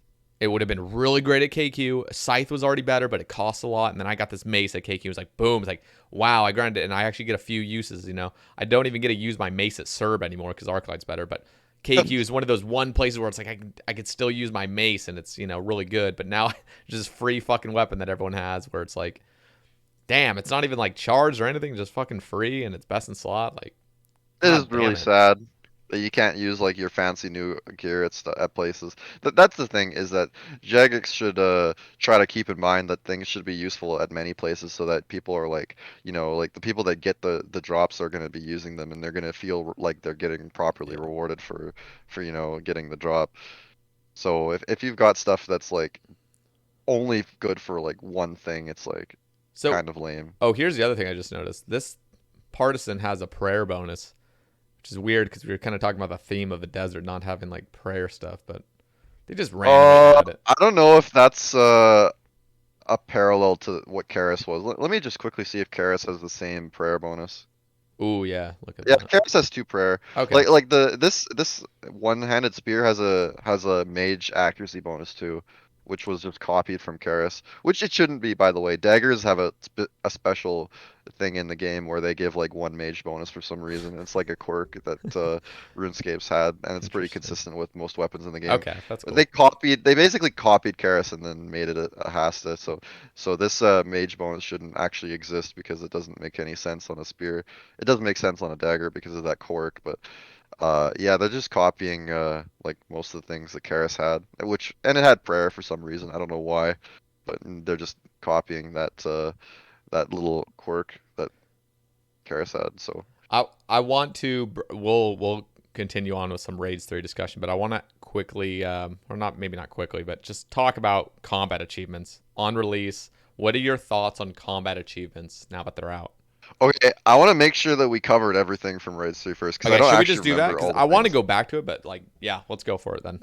Let's So stick to I raids think 3. we actually went through all the rewards, didn't we? I didn't really talk about the armor too much. It's just bad. It's just really bad and not worth it for most things. Oh, I just realized off task giant mole is not even best in slot because you just use void. Oh no, it would be best in slot because the accuracy. Yeah, so I guess we did cover all the raids 3 rewards.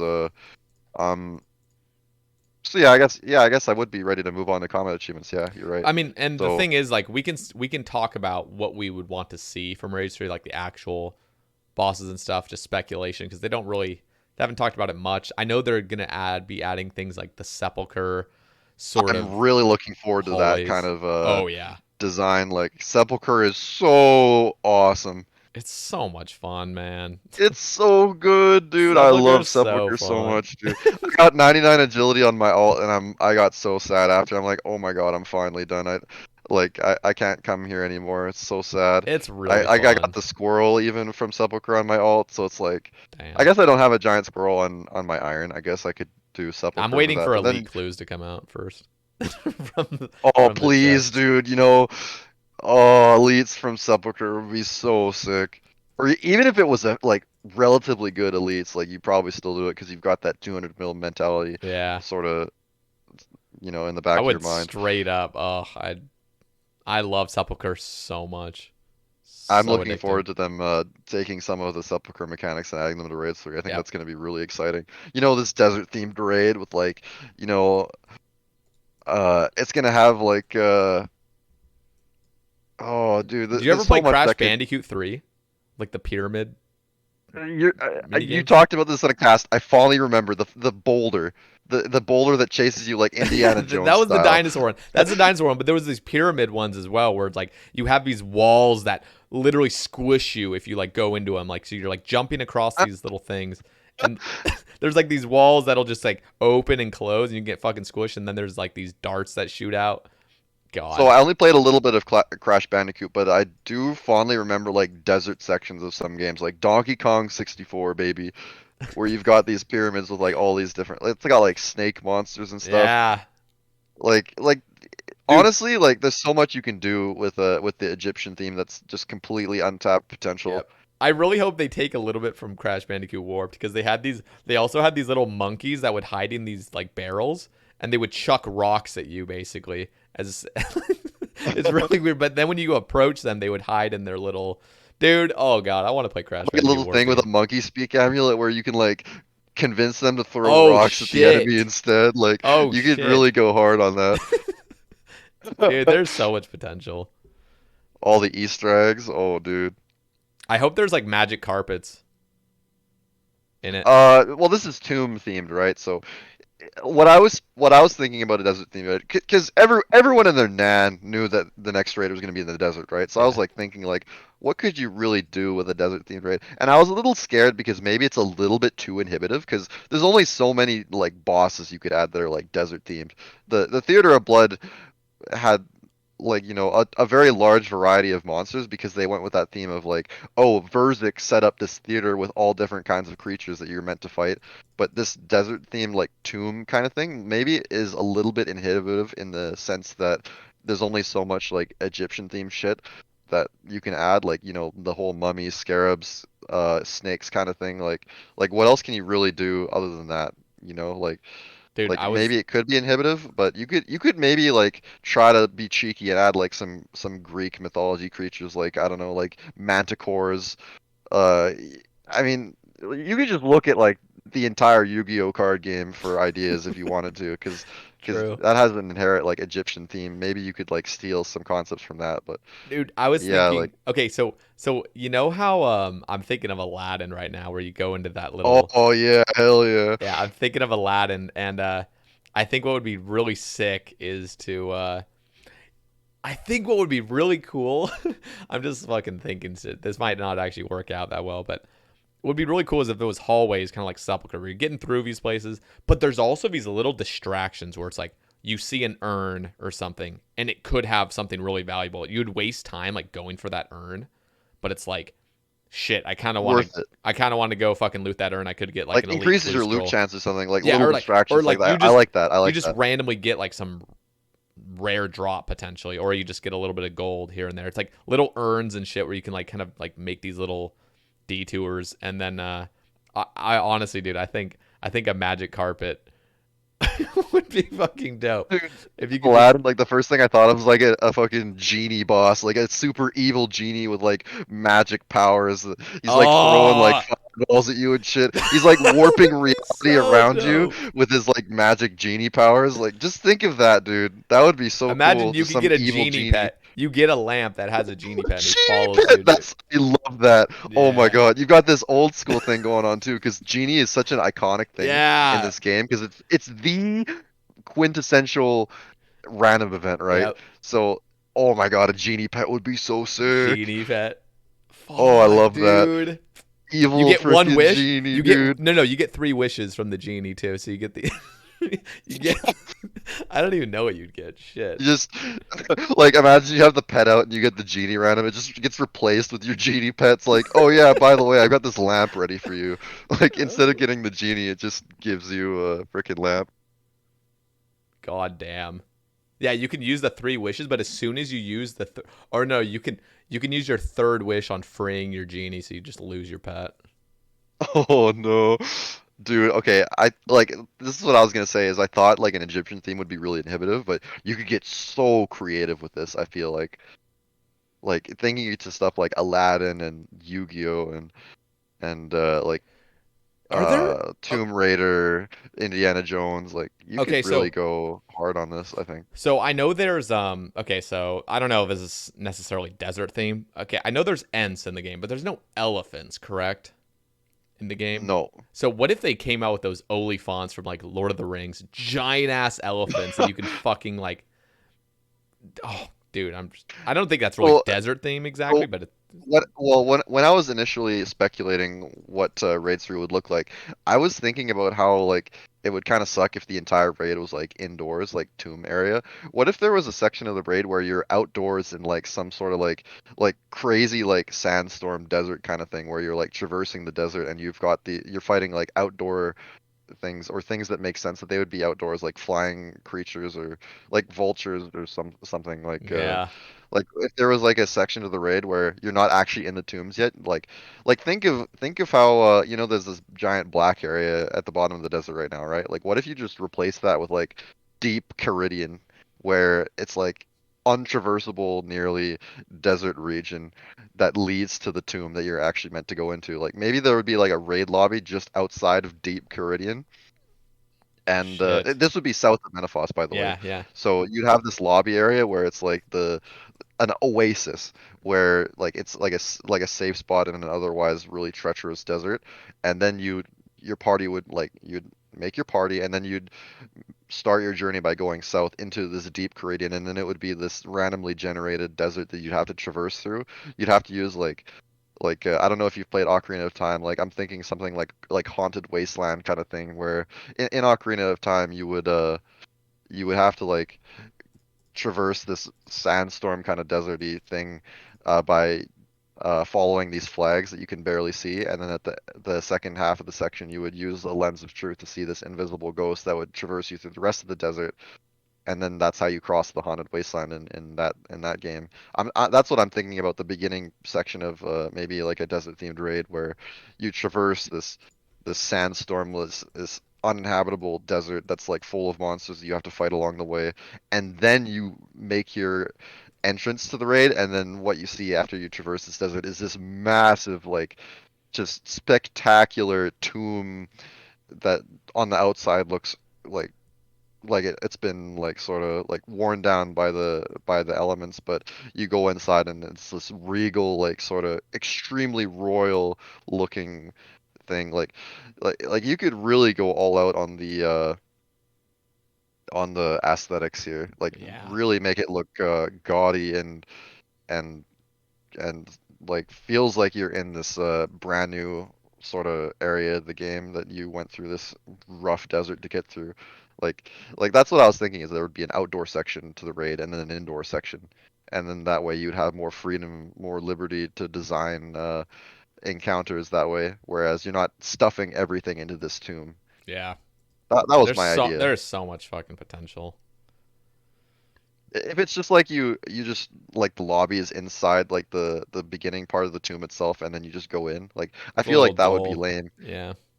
But having a lobby outside of deep Caridian and then you have to traverse the desert to get to the actual raid part, I thought that would be really cool. Like imagine like release day, Tombs of a Massacre, you go into the desert. Just imagine how you're feeling like you are like in a brand new like sort of you're in brand new content. You're traversing this desert that's like rough. You don't know what you're doing. You're just getting like wrecked by like I don't know worms that are coming out of the ground, Yeah, like like Tremors.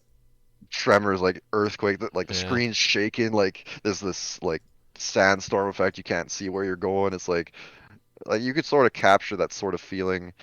With this outdoor section, and then imagine like release day, you get to the tomb. It's just like this massive building, and it really is like looks so foreboding to enter, and like you're gonna get into this super hard end game content. It's like you really feel it on release day. I know like once you start like grinding the raid you don't really feel that anymore, but I think first impressions are very very important when designing new content, and if people get that impression of like wow, I'm entering this fucking like basically the inferno, like I Yeah. think that'll be really exciting on launch, and that'll make the content really hype.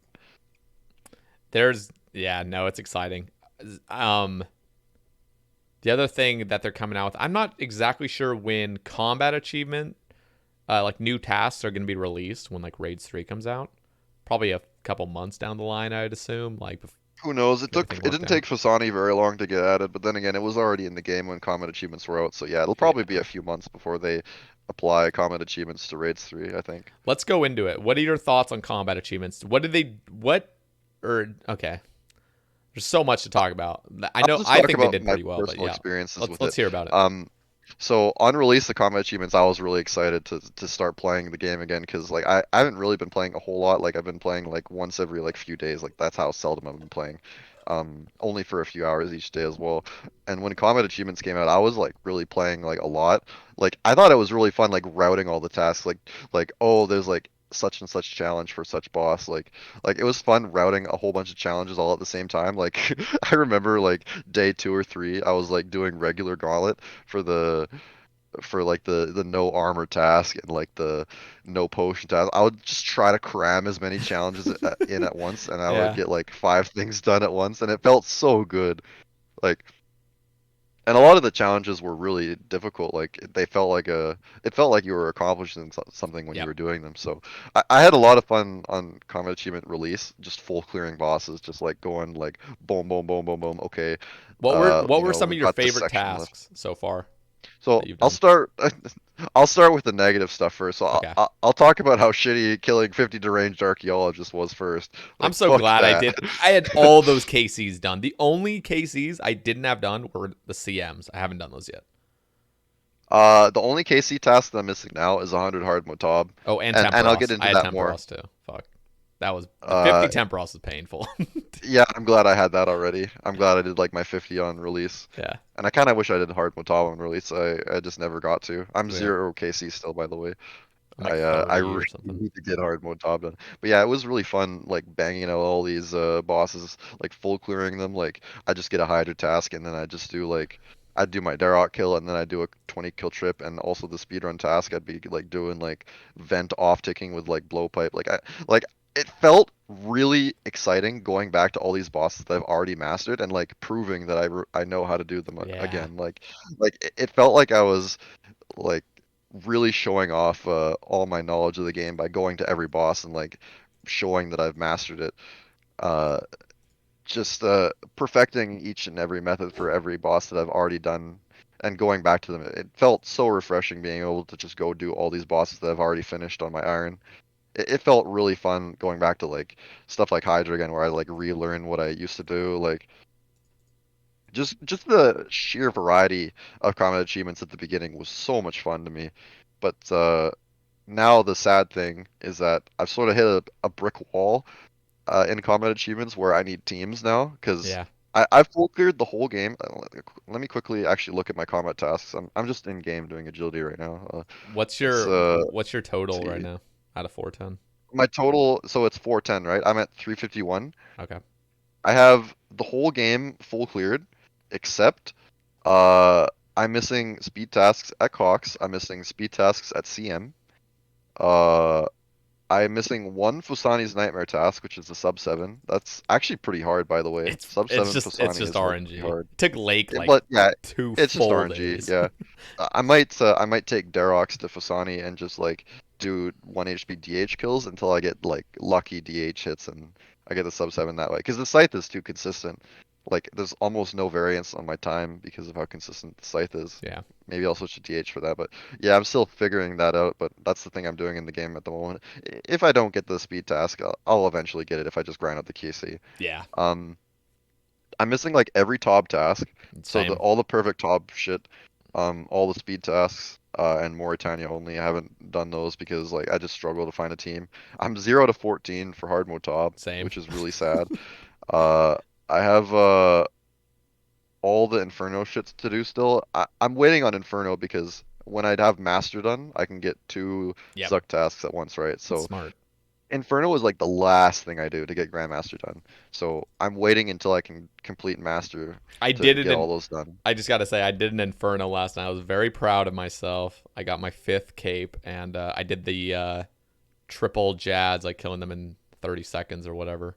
And then I Oh, dude, what? dude, the Jads. Oh my God, the Jad challenges were so fun. They were I so knocked fun. out. Those are the most fun I've had. Wait, have you Yeah, done all of them? yes, I did them all in an hour. Yeah, no, I they're knocked them out fun. so fast, and they were so satisfying to They were do. so fun. Dude, speedrunning 5 Jads was like actually like it felt like I had to actually do it without being safe, like without playing safe. Yep. Like I went hard, and it felt great. All those Jad challenges were so much They fun. were So yeah, I really knocked out fun. all those, and that was like my peak of They, combat achievements. see, Like okay, I was popping off. I sort of want to tell. Okay, the other thing I really enjoyed that I hated at first, but I kind of started getting addicted to it toward the end were the Gauntlet speedruns. They took me a while because I've never really tried to rush Gauntlet, so it was like kind of new to me. But those were really annoying at first, but they ended up being really enjoyable toward the end. I was like, damn, I feel like I'm actually improving and like learning and stuff.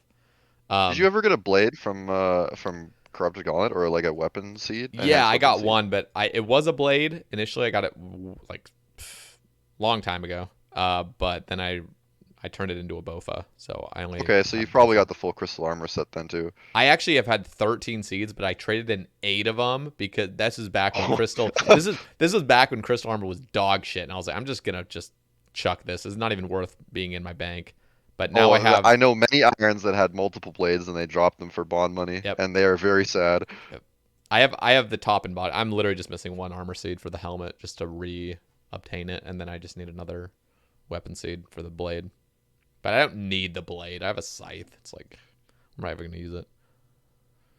Yeah, blades like why go for it? Like I have one seed as well. Okay. I got one blade and then I just made it into a bow because obviously like the bow is Yeah. very Exactly. way stronger than the blade. I Um, I wanted to ask about fuck. Now I'm missing it.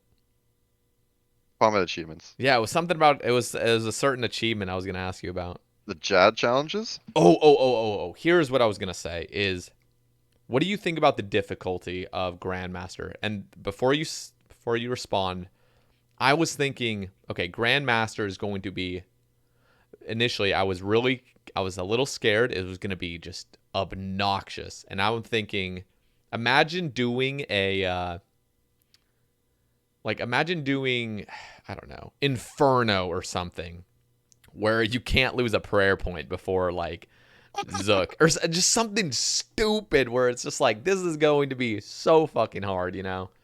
Like what do you think of the difficulty of Grandmaster? A lot of the Grandmasters it felt like you could just kind of do as long as you've done the content for a little bit prior. Yeah, some of the Grandmaster tasks do not deserve to be Grandmaster. Like killing Kriara with a salamander should not be Grandmaster. It sounds Grandmaster because it's like, wow, salamanders suck ass, but Yeah. it's like you just bring like a full inventory of food and like that's the task. Yeah. Like that shouldn't be a Grandmaster task in my opinion. Um, 15 bandos for Grandmaster. I was like, I don't know. That used to be really tough, but like, it dude, should be listen, 15 bandos with melee. Same thing with the Zami task. It dude, should be 20 Zami with melee. you know That's what's what it should have been. you know what's fucking crazy? So now I can get 43 boss tasks because I've completed the elite tier. So I Yeah. got a 43 bandos task. I did it all melee in one go. 43 fucking Oh, that kills. is so sick. And I'm like, it was easy because I don't even know why it was so easy, but like, Well, Slayer helmet is yeah, gonna Slayer help Helmet a was just fucking disgusting. shit ton. But I just remember being like, man, I feel like I could only ever get like 7 to 8 kill trips flicking. But now it's like, how the fuck did I pull off 43? And then I guess I was thinking some of these tasks are just like, I don't know, they're too easy or something. I don't know. Sometimes I'm like, I think they're honestly at a pretty good difficulty. And I Have you gotta, done your 2 hours of Sarah yet? yes, that was so obnoxious. Yeah, it's like, So dude, boring. what? Like, it should have been like a 20 kill trip with like an RCP. Like, just make it shorter, but make it so you have to use like a shittier weapon. Like, Yeah. if you just No, use a like, T-bow, it's like, wow, this is boring. also, I feel like what it should have been is 50 kills without purple sweets. I just ate purple sweets. I was like, Oh, you know what I did is I brought the Arceuus spellbook and I brought Vile Vigor, and what happened to me was I just brought it as like just in case, like okay, every time I pray at the altar, I'll just use the spell to get my run energy back, right? oh, And then nice, yeah.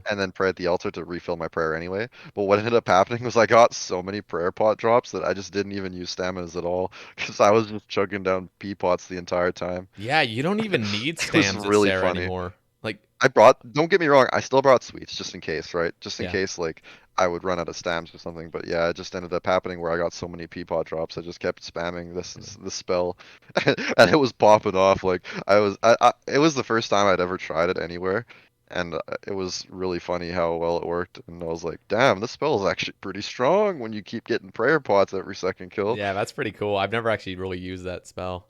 No, the Sarah one would have been cool if it was do 50 kills. You cannot have purple sweets because I was just fucking cheesing the whole thing. I was just AFKing for 2 hours, and then I was just because I have like 12,000 sweets. Well, I did. And Oh yeah, I've got a large stack yeah, of sweets as I was well. just I was literally just eating them like candy. I'm like, all right, like just it was Yeah, it really just boring. invalidated all the challenge completely. Exactly. I agree. Yeah, I Yeah, think. I mean, I guess that's just inherently what's gonna happen when you've Oh, got a stackable food item. you've done the no prayer Jad. Yeah, that was funny.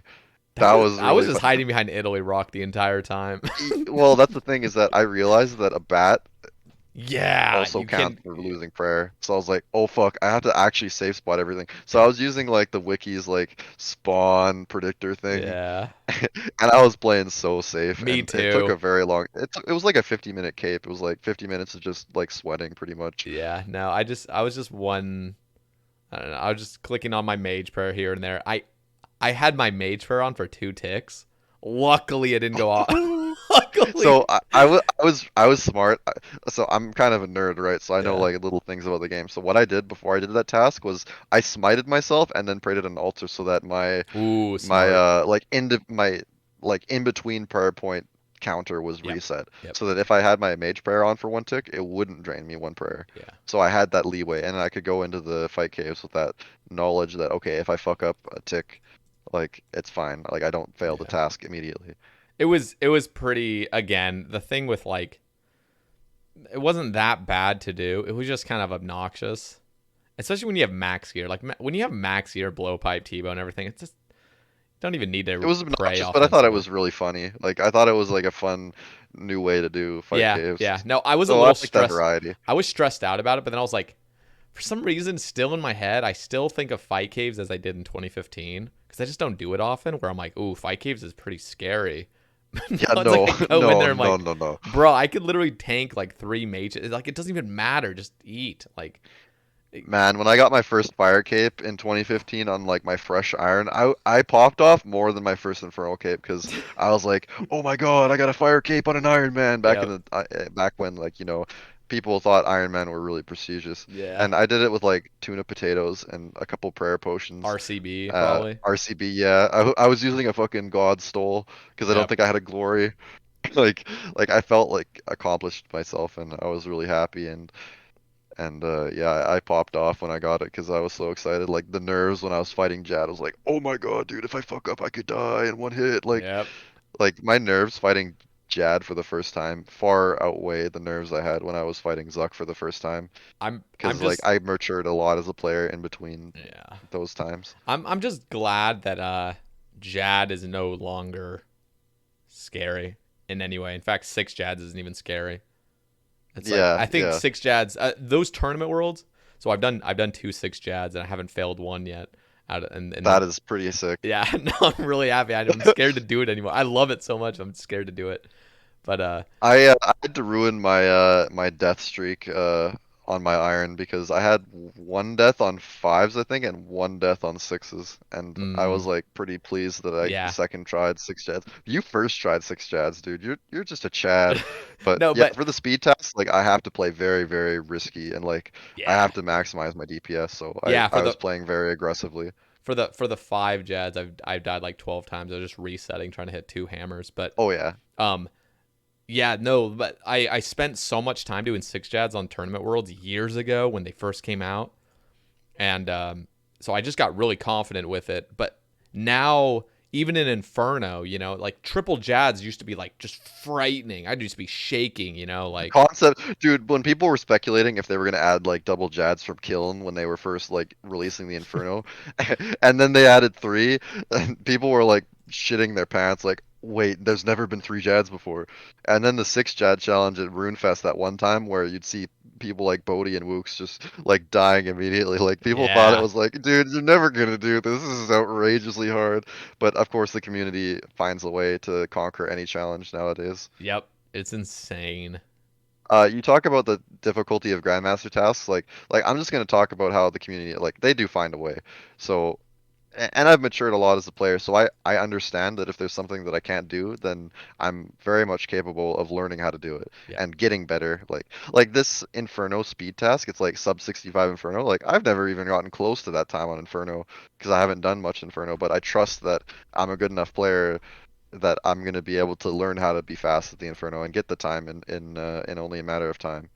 So the difficulty of Grandmaster, it's like if you're at that point where like you can do all the content that Grandmaster covers, like you should be able to do Grandmaster tasks no problem. People say like, oh yeah, I'll never be able to do Grandmaster, but just trust in yourself Yeah, that just you'll be put able to learn practice. things. Like human beings are very intelligent creatures, and they are very capable of learning and overcoming new obstacles, as the community has shown time and time again, even when the bar is raised every time. Yep. So I'm pretty confident that eventually I'll get them all done, but yeah, at the moment, like I'm super gated on team tasks. I am really struggling to find teams.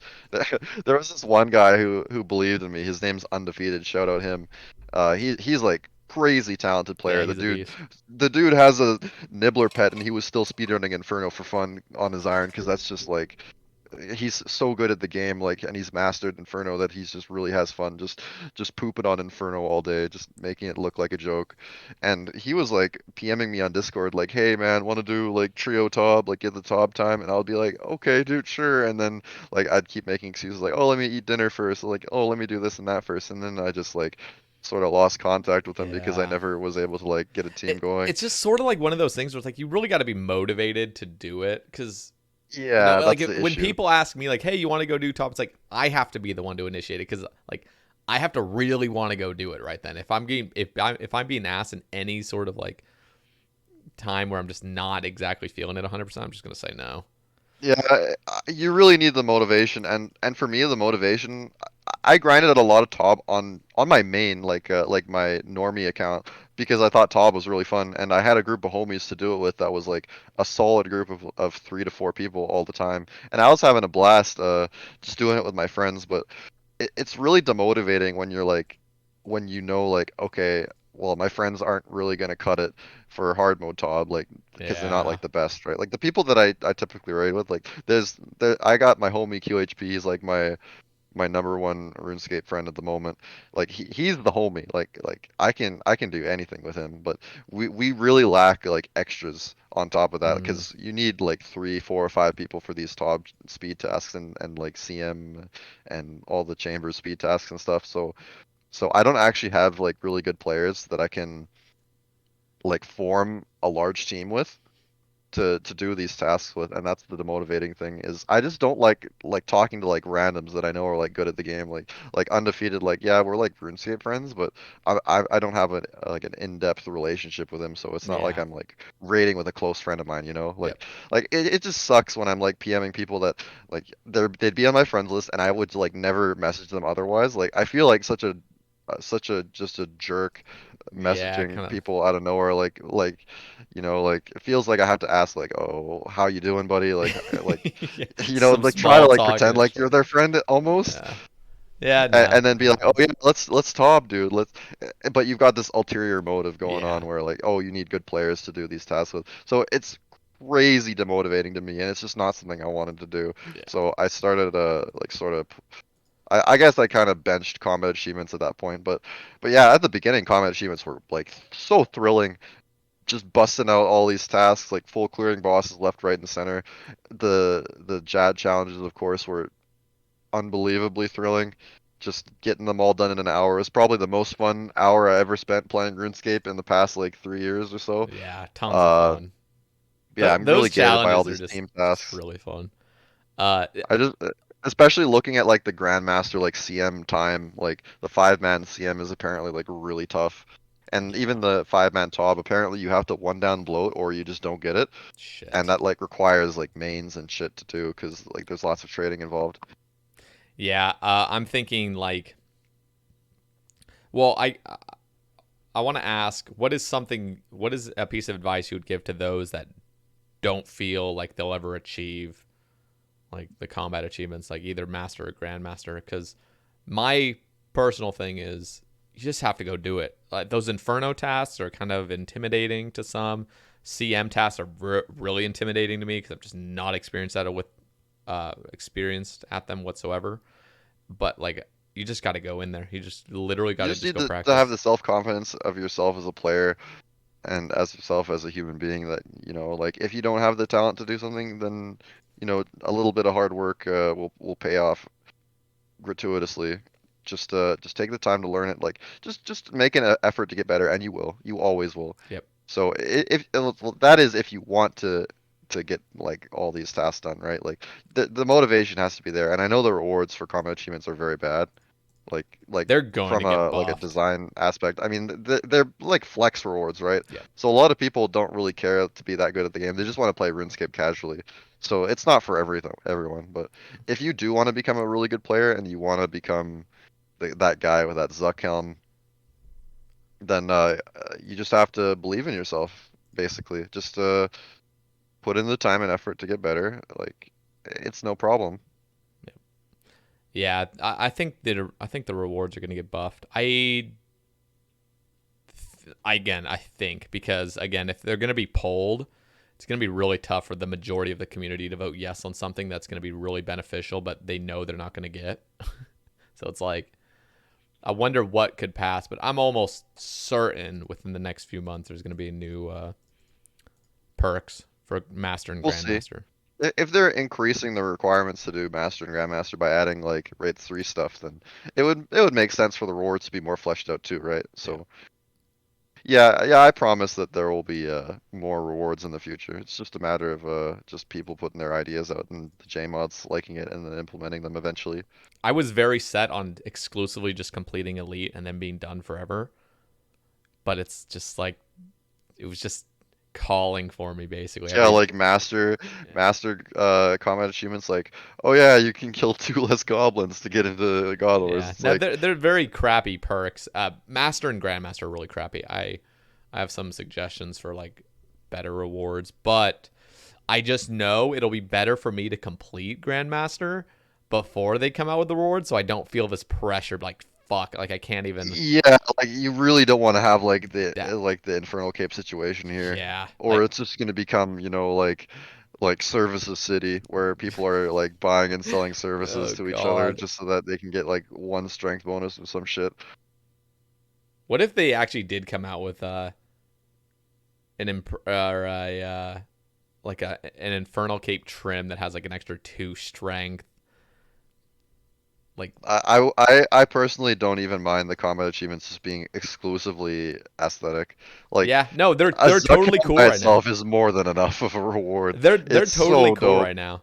I think they're really good. There could be perks though. There could be additional perks that aren't game breaking, but just like, ooh, that's nice. That's quality of life. Better chance of master clues from master That's tier, what I was saying. like I was saying increase by 5% all the masters that come from lesser tier caskets. So like hards, you would get a master at 1 in 14 instead of 1 in 15. Elites, you'd get at 1 in 4 instead of 1 in 5, which is huge because that's not that even. sounds like a too big I don't almost. Like know. I think the numbers don't work I very good think for it that. does work because elites are so shit right now that it would actually maybe encourage doing elite caskets so you get masters. That's my That's opinion. that's how it works at Scotizo though. If you've got the elite tier I done, you l- get 1 in 4 instead of 1 in I'm 5 from so Scotizo. I'm so butthurt that I've opened any totems because that 1 in 4 is Oh such a no. huge Did 20%, you have twenty any percent. totems banked when you had to do the Scotizo challenges? No, I had to go grind out jellies and won like That five is times the rate. unlucky. Yeah, Oh, that is so unlucky. I I had so completed many them except for totems the from Chin that. Champa one. Just gonna do it. Oh, that was AIDS. What do you do? I try to do too many tasks at once. I try to do the Chinchompa one with like the no damage one, and yeah, don't Uh, do that. Don't do that. yeah, I've already done every single one except Chin Champa. That seems really simple. Yeah, it's just you just chin it like off the demons. It's fine. Or Yeah. maybe you just bring it low health first and then you chin it. Can't you just chuck a chin at Scotizo itself, or is that not? I don't remember what Oh, it I don't says. even remember. Probably I thought actually. it just Now that said you think about kill, it. just finish it off with a chin chompa. Sounds like Oh, it. that's just free then. I Yeah. guess Oh, just it's like TiVo it and then master. It's like a here come master the task. chins. Um, yeah, but then the other thing I was thinking is for Grandmaster, so they could have that for Master. Again, these are just ideas; they don't need to come out. But then for Master, it would be you get an increased chance of a mimic. So Oh, I like that. I yeah, forgot that you made that suggestion. I like that a lot. Just a slight increased yep, chance of a mimic just is these perfect. slight little increases, and just That because that they makes a already lot of have their own sense. clue updates. But the thing is, like, I'm advocating for this kind of change, kind of. I don't really care either way. But if it does pass, I'm going to be really butthurt if I don't have Grandmaster already completed, because then I'm just like hard Oh, stuck. that's true. So That's that's why I'm true. doing it right now. I'm like, you know what? I should stop calling out for like Well, these you things. also have this completionist mentality, right? Like, Yeah. so you're gonna want to get everything done eventually anyway. Like you're the kind of guy that just wants to go for the endless progression of just like, oh, finish collection log, oh, do everything. Like Yeah. you probably have your eyes set on like random shit down the line, like champion cape, like all those kind of things. Like even maybe something as weird as like Castle Wars armor, maybe you'll eventually do because you've got that completionist mentality, right? Yeah. No. Yeah. So these are all things you'll eventually get to, Yeah. no matter what the rewards for the combat achievements are. But yeah, it is very wise to get them done now before they buff it, and then you won't have that like pressure to do it. Now's the time while elite caskets are getting held on for dear life, diamond hands. Like you can't even open elite caskets anymore. You might as well like even just do some stuff on the side before you really go on your massive journey of 600,000 Arachnus or whatever it is. That's why I'm getting more. Dude, I hate stacking caskets. I really do. I just don't Me enjoy it. too. I haven't opened an elite casket in so long, and it's so sad I that I have to just wait I don't so like long. stacking, but on top, even when Pole 76 comes out, and like let's say it gets passed and implemented, I'm still gonna have regret. I'm still gonna be thinking in the back of my mind like I shouldn't open these yet because maybe the next perk update for the combat achievements are gonna make elites so they shit out masters more frequently or something. Just there's always something, and it's like I have to keep holding these stackable things almost like You've always got that thing you've got to think about, though. You, yeah. you just can't help it I sometimes. know. I'm gonna It's just something open you them just after got to pull live with. 76, but it's gonna be one of those things. Like, god damn it! Like thinking of the 100 Scotizos I've done, like that's an additional, however many elite clues, like 5. Uh, It's not that many, but the game's gonna get devalued over time. That's just something you got to live with. yeah, Yeah, to summarize combat achievements, very fun on release, tons of fun, and I'll probably have a lot of fun doing Inferno down the line if I eventually get these team tasks done. But yeah, like at the moment, like I just need teams, and it's very hard because I basically have to like ask for a charity service from like 4 other mains that know what they're doing in CM to get the 5-man teams done, and like that applies to top as well. Like it just sucks that I don't have the homies to do it. Like yeah. I almost felt like being on this cast would be a good way to like beg for some of the I mean, I talented I would viewers love or to listeners of the cast. I would love to do some tops with you. We could even Oh, just I would love to do it with you too. It'd be more motivating for me to do it with like, you, yeah. because No, like I we have a background together, yep. which is not the case with a lot of my friends, like people on my friends list that are really good at the game. I think So all the it'd be a top lot of ones you fun. just trio anyway. Well, Uh, there are like the speed tests which you are required to do at every scale. oh, there's like But yeah, the perfect okay. top test, like that's trio for sure. And yeah, just hit me up and I will definitely make an excuse to get onto the game Yeah, and no, do it that'd with be you. I think fun. that'd be a We just lot got of to get a fun. third. Stream content, baby. Yeah. No, is wait, you were saying you do it I think you do it with QHP. Is he really good? Oh well, I wouldn't say he's really good, but he can be a bit of a dunce sometimes. Because But we got to get those perfect ones done. So it's like, I mean, I'm also shit at the game, but like, he, I'll sweat. dude, I know for sure he's gonna be listening to this cast, and maybe he'll feel a little bad when I say he has boomer moments. But No, yeah, we we have would a long all make history of doing mistakes. top together. We all make mistakes, Yeah. yeah, of course. naturally. Yeah, we can get the homie in on that too as Yeah, well. Just the three of us, dude. that'd be fun. Could be an idea for sure. I got to do those team ones, but I also have so many other things. Like I have to do 100 CMs. I have to do 100 hard modes. Well, Is I it need 100 100? hard mode top too. It's 100, right? Yeah, it's 100. Yeah. So And like, that's all stuff I need as well. So we'll just match our own yeah. individual needs. See, what would be The thing, cool is just like to just do trio hard modes until we feel comfortable, and then we just start sending like the other challenges. We like passively work until we yeah, that's a good get idea. comfy. Because that's what I'm planning on with Inferno. Is like I have to do 10k seed regardless. I'm at 5. And it's like I just want to get comfy with it. So doing up to 10, and then even then doing like the Ten sub Inferno is the 65. Grandmaster task, right? The what? The 10 Inferno is Grandmaster, Yeah. isn't it? Yep. I'm not thinking about that at all because I know like I'm gonna have to get better at the Inferno Yeah. by sending lots of Exactly. runs anyway. The 10 So it's is gonna be a whatever. while before I get the speed test done. So that's just Yeah. gonna become passive over time for sure. Yeah. Inferno's been fun though. Like last night I ran one and I completed it. I was like, okay, like that was really fun. And so I'm excited for the future tasks When I you have do. to get good at it. Yeah, I got a 77-minute last time, which is like I wasn't even trying to go fast. I was just trying to complete it. And I did the triple That's pretty jab good. one, which is like kill all of them within 30 seconds. So you have to just keep them all Oh, alive make till the them very low end. health. Yeah, that's cool. That yeah. And so Did you tag all the healers or did you just kill them all? I literally just killed all the healers. I was like, this is you didn't It's even need to pretty kill dumb them, getting but I hit by didn't. like a million healers. Yeah, like I just didn't want to chance myself by trying to pull out some stupid maneuver like, oh, let me try to block them, and then I accidentally get meleeed, and then they're like off tick and shit. I was like, I'm just gonna kill these. Yeah, that's fair enough. Yeah, I Inferno still stresses me the fuck out. I It still have does. that like It does. But thing listen, where man, like you said, just you put in a little bit of practice, all of a sudden it's just like getting a little bit yeah, easier, and it's then it's just like something I'm gonna get used to. That's all. exactly. Once I get used to it, Inferno's gonna be so fun. Like once I like don't mind like dying Yeah, to something in the Inferno, I'll be so good at it, I yeah, think.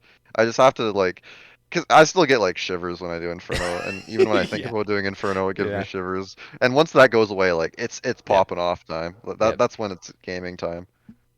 Absolutely. No, Inferno, like I see people just absolutely loving it. I'm like, man, I want that. I want to love it. And I know I will if I just put in a little bit more time. So all right, let me Yeah, that's gonna be me soon. I just have to do master first, the master tasks first, so that I can get that double Zuck task going on before I can touch Inferno. But I plan on doing that at the very end. Like once I've done all the team tasks, that's when it's like the home stretch, right? Like that's yep. when I fight my biggest fear, which is the Inferno, and then finally get it done. And then I end combat achievements on a great note rather Yep. than just like getting like carried in a 5-man CM pretty Yeah. much. Like All that right. would be a shit way to end the experience. I gotta say, it is really fun, like proving to yourself that you're good at the game and that you can tackle all these challenges. But for me personally, I'm not actually a challenge-driven player. I'm more of a like just a grinder in general. Like what I like to do the most in the game is just turn on some music to just vibe to, and just grind what I'm good at, like for drops. Like that's what I'm. That's basically the only thing I'm doing right now is I'm just doing Fasani exclusively. I'm still hunting this mace. I don't really need the mace either, is the thing. Like, I don't have this overarching goal of, oh, I'm gonna get this mace and then I'm gonna do 600,000 Sarachnis with it. Like, I don't even have that mentality. I just have the mentality of, okay, this is like a really cool weapon that I could use to like do Soul CM again, hunt Olmlet, and I can use it as like a gear upgrade for when I do CMs and stuff. Yep. Um, but It's it's also not like just I fun plan to on using the maze excessively. Like yeah. it's just like a nice thing to have in the bank, like another addition to the Ironman armory. It looks so sexy. Oh, I bet Dude, it does, especially on the ground before you pick it up. bruh. Yeah, I'm gonna show everybody. Look at that. Like holy fuck. So powerful. It's pink, dude. It's like the little lights pink. Oh my god. I hate Oh, dropping like it. the loot It's beam? yeah, the loop. Or the ground items plugin giving it the text over top of it. Yeah, the text and the beam are both pink. They look so good. It's like, oh, I didn't even You get know what? the beam when I got it though. I didn't get the You beam. know It what's was just, crazy is that I haven't actually been doing like a whole lot of Fasani. Like you busted out like what is it like 90 KC in one stream? yeah, 83 or 84, I 80, guess. 80. 84 in one stream. Like that was the day of release, and it's been a while since Fasani's came out, right? And I've been playing so seldom. I'm only 150 KC since release. Like, and that's the only thing I've been doing. Yeah. Like that is how little I've been playing RS at the moment, and it's very sad. But even with that in mind, like what's wild is that only 2 days ago I got my second harmonized orb. And Damn. I just see like the red text just harmonized orb 800 mil. I'm like, whoa, what the fuck is this? What are you doing here, dude? It's That's not my mace. it's crazy that I mean, because I mean, I've had two harms as well. I just remember how crazy it was to see a harm on the ground at a normal nightmare. It's like it's just like everything just feels so incredibly rare, but it's like you seeing that's like holy fuck, I just hit the jackpot, like, and then getting it twice, like damn. But yeah, It's so weird getting a really expensive dupe item. Like I felt that way yeah, with Scythe as well, especially when Scythe was so expensive. It's like it's like it always seems like the first time you get an item takes a while, and then the dupes just come flowing in. It's yep, like so weird how always, the dupes feel so easy every time. It's like I know this is Rice Cup had a good story on this, how he grinded like a shit ton of solo raids for his first Tebow, and then he got a second Tebow like a week later, and he talked about how dumb it feels. Like it just makes the Tebow grind feel like nothing yep, almost. Like it just yep. happens. Like it's kind of a abstract sort of feel in No, that if regard, no, getting a seriously, dupe if I were extremely to get, expensive item. I'm like what 130 KC at Fasani's right now. If I were to get another mace, I'd be like, I would just be pissed off at that You did point. more Fasani after Mace? Yeah, I've done a little bit more just because I'm missing a parasitic egg and the eldritch still. So The egg doesn't seem to be that rare. It's only like one in like 200 or something yeah, I apparently. think that says it on the wiki, like 1 in 200 ish. So I need to get the egg, which would be cool because I have 4 pets. I have zero still. I'm dry on the pet.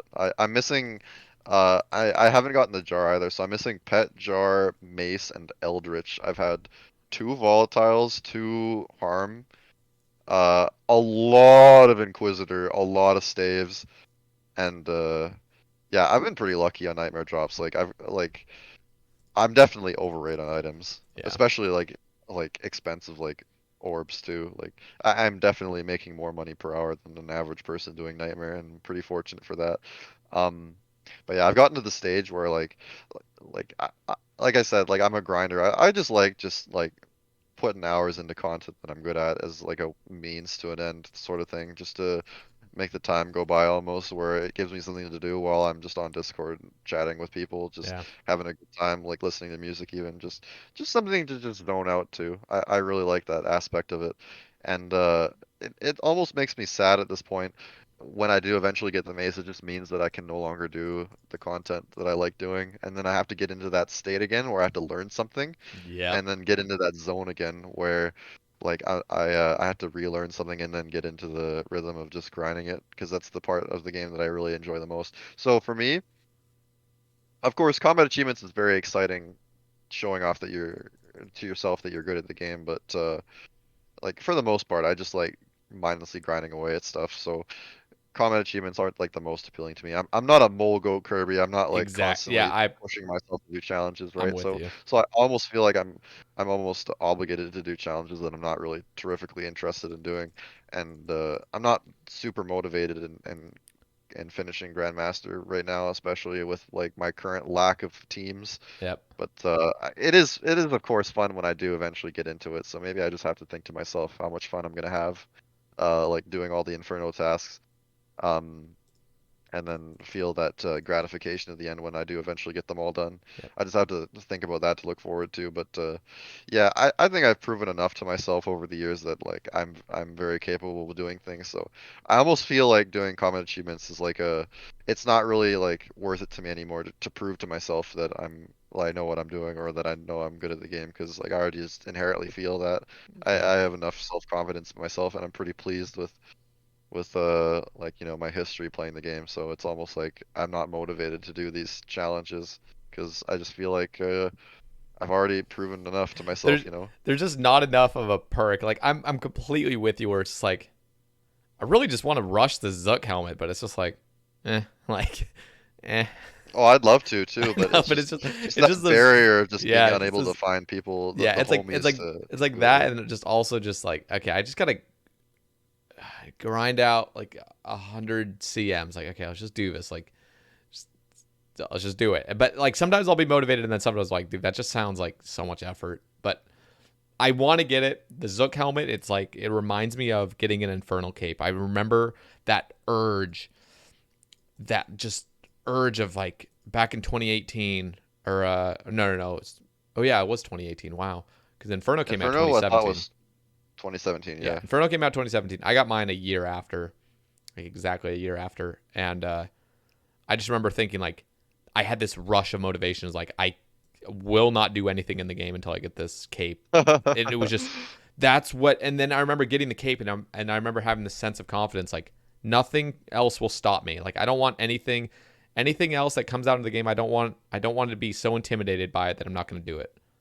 Like I just want to do it, and so this is like that new Inferno. It's like a set of tasks. I gotta do them, and I've been maxed for so. I was saying this in my ramble. I have all the quests completed, achievement diaries, max total level, all music tracks and everything. But now I got this new set of tasks where it's like, ooh, I get that like, I'm not completed You can anymore. prove yourself, I got to complete the game. worthy of the status. Yeah, and I'm really excited because that helmet is just badass, dude. It's honestly so dope. It's so dope. Like you go slay with that thing. Ugh.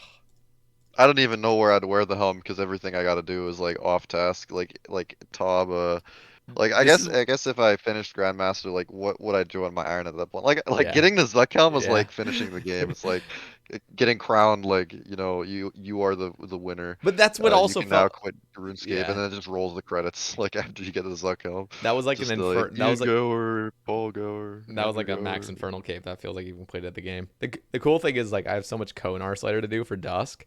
There's so many melee tasks you do, and so I get to flex that helmet during that. So it's like Oh hell before I yeah! go back on the Slayer grind for all that shit, I gotta get that helmet. You gotta do something like just do your like Bloodville tasks in like Neve's cave or some shit Do where just like you're any gonna be excuse to do a super melee visible to task people. Yeah. And then someone just go on walks World by with like 302. their like shitty range Yeah. gear when they're about to safe spot some hellhounds to just look at you like, whoa, dude, that guy's a fucking gamer. Yeah. Shout out Man, yeah. Ginny, by the way. Ginny was the first person to complete it. Oh, dude, I saw Ginny got the first, and I was so envious of just the homies that Ginny has. He's part of Neat Cord, Yeah. and they really worked hard to make Ginny like the first Iron to get it. So I was like super envious and almost like malevolent towards like just the thought of Jenny getting it first, cause I was really envious, cause like ideally like I'd love to be the first person to get this Zuck helm, but I Yeah. knew like I had to do 100 hard one Yeah. top. Like I was just like it was impossible for me to get it on release basically. Yeah. So I was super envious of Jenny, but yeah, I know him, and he's obviously very talented and Yeah. has very talented friends as well. Um, so yeah, it made sense, and congrats to him for sure. Um, does that make him the best person in the game? Probably not, but still, I mean, you got to be pretty fucking beast to get You gotta the sweat your ass Grandmaster done. off for Oh like yeah. the beginning. Like I just can't even imagine how many hours he was playing a day. Well, it Just took a week too. That was so fast. no, Like it was a little bit that more that, than a that in week. itself is a crazy achievement It was beyond a to say week, that you wasn't did. it? It was 1 week out, and then Ginny got the first. It was just Uh, 1 week. yep. Holy fuck! So I got my Well, wow. naturally, an Iron will get it first because they've already like full cleared the game Yeah. already. Yeah. So they don't have to do KC Yeah. challenges. Like people were speculating someone like Adicon or Molgo Kirby would get it first, but they don't do shit like fucking deranged Yep. archaeologist, like And wildy like bosses most of the the time. Irons inherently have that advantage of having the KC done already. So all it took was an Iron that had all the KCs done for most of the content in the game Yeah. that like took a long time to do, and then also having like the friends, the homies to get the team task done with. And Yep. Ginny was the perfect combination of all those things. Yeah. So Very shout outs to him. impressive, regardless, even with the teams like gone, just you got to be a gamer to do all that shit in a week. Oh yeah. Anyway, but yeah, that's pretty huge. That was really cool because I was genuinely, because I remember talking to Mod Arcane and Mod Husky. I was like, I think Mod Arcane was the one I was talking to. I was like, so how long do you think it'll be until the first person completes all Grandmaster and lower? And he was like, probably 2 to 3 months, he said. Yeah, nah. 1 week. But he was probably assuming, like, if you were to start from, like, 0 KCs with all these bosses and stuff. But when you have all the KC stuff done, it's like... Yeah, starting with the KC is the most important thing for sure. Shoutouts to Joker as well. He got his Zuck Helm 2 days ago. He's a beast. I talked to him. No, he's probably like one of the more... I probably PM him on RuneScape more than anyone else. So shoutouts to him for getting his Zuck Helm. He's a very talented gamer. Yep. A lot of the solitary people are gamers. They've been going ham on combat achievements. There's a lot of gamers in solitary, but not everyone in solitary is good. It's actually a minority of people who are like good enough to do Grandmaster. So I feel bad for not being in solitary anymore, but then again I don't, because everyone that's like good enough to do Grandmaster in solitary I'm already friends with anyway. So it's like nothing's lost in that regard. Like it felt like maybe I should have been in solitary still just to be able to find teams, but it ultimately didn't matter in the end. I knew everyone in solitary anyway. You should just join a clan. Like, I'm in Olympus. I don't even know if there's anybody in Olympus that has this. Well, see, I would join Olympus if they did stuff like, speed 5-man CMs, but they don't. You're not gonna find like that. They advertise themselves as like a skilling / PVM clan, but ultimately it's still the same skilling clan it's been for years. Yeah, it's still like erudite. With its origin, it's I don't think a clan like Olympus would even cut it for getting those done. I pretty much just have to find mains. That's what it comes down to. Is I just need other mains. And mains are really good at TOB. It's all I fucking do. Oh yeah. Like far better than irons. Yeah. 100%. So it's just a matter of getting the mains, and being an iron, it sucks because like I'm normally in an iron community, right? Like naturally as an Iron Man, I would be like gravitated towards being friends with other irons that share the same experiences with me.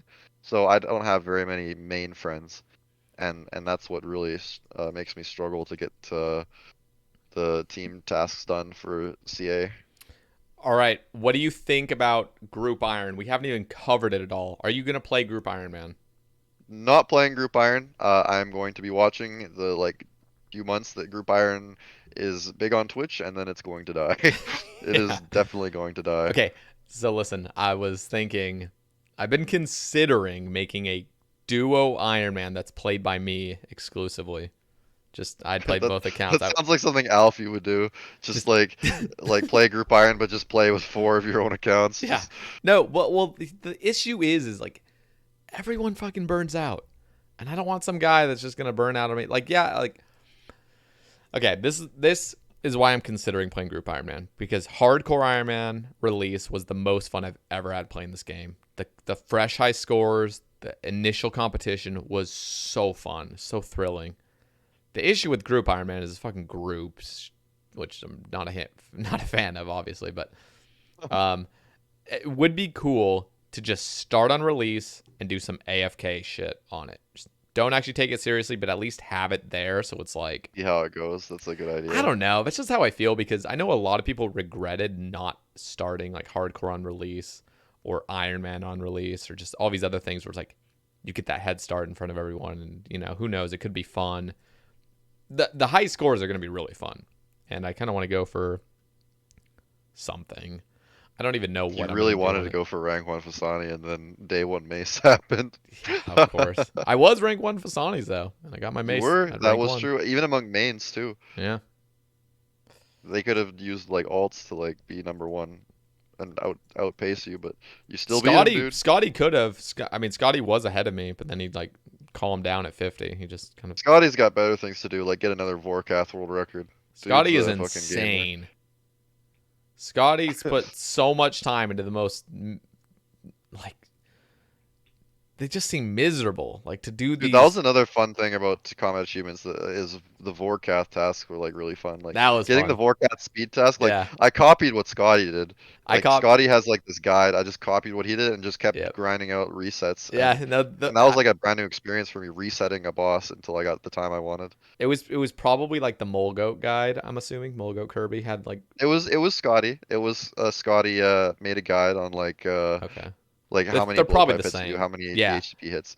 Maybe they're probably identical, but yeah, Scotty was the one that posted method. Maybe he wasn't the one that made it, but he yeah, might he he might have been the one that made it. I just watched the Mole Goat Kirby YouTube, and there's like a frame oh, in the this was video. before the Mogul Kirby video. Oh, okay. So it's probably So the this was exact a this same. was just a text file on what to do, Okay. and I just understood it, followed it, and it took like it actually took a while. It was like 3 hours to get that speed test done because Yeah. it takes quite a lot of RNG. Yeah. It was fun though. That one was fun. The Zora one, I didn't follow any guide. I just went in there and just eventually Oh, got it. I popped off with just Fire Surge with Harm Staff, and it Mhm. was very easy.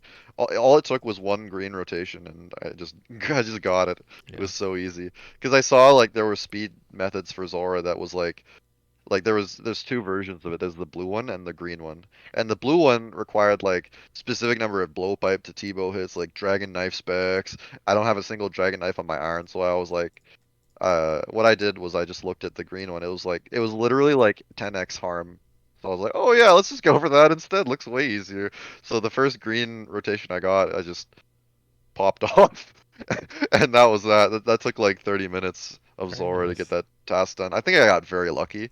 But yeah, just all I did was I just did Zora normally, and just popped off when I needed it, and that was that done. Nice. The That was fun. I really like the gauntlet ones too. Those were addicting. I wasn't even enjoying it, but it was just like I couldn't go to sleep. I was just like reset, reset. It was just like like the addiction of it. Like I got to get the perfect layout. It was so addicting. I stayed up for like 6 hours straight until like 4 Wow. a.m. I did all the corrupted gauntlet tasks in advance. Oh, and by the way, I was very sad that there was no Ramadan corrupted gauntlet challenge because that's something I like. The number one thing I wanted to add. There was a corrupted gauntlet with no food. Uh, Oh shit! that's But what I wanted, but so that would have because I just already been did it, I already play tested it to see if it was possible, and it felt great getting tier 3 and then just killing yeah. Hunlef with redemption because you cannot get hit more than 8 if you That would pray have correct. that would have been a really cool task. Damn. Yeah, I was sad, and like Ramadan run, dude, like like it would have been a great thing, but Yeah. you know what? You can't have everything, I guess. Yep. Maybe I didn't use my Sae Bae agenda to push it to the J mods to add that as a challenge, but anyway, yeah, I think we've wrapped up C8 already. We Yeah. want to try to move on here. Uh, pretty astonishing that we've gone for this long, despite having no Twitter topics, no I structure. know it's been 3 hours almost. I I yeah, in any case, like group iron, like for me the number one reason to start group iron is to have an additional 816 bank spaces for free.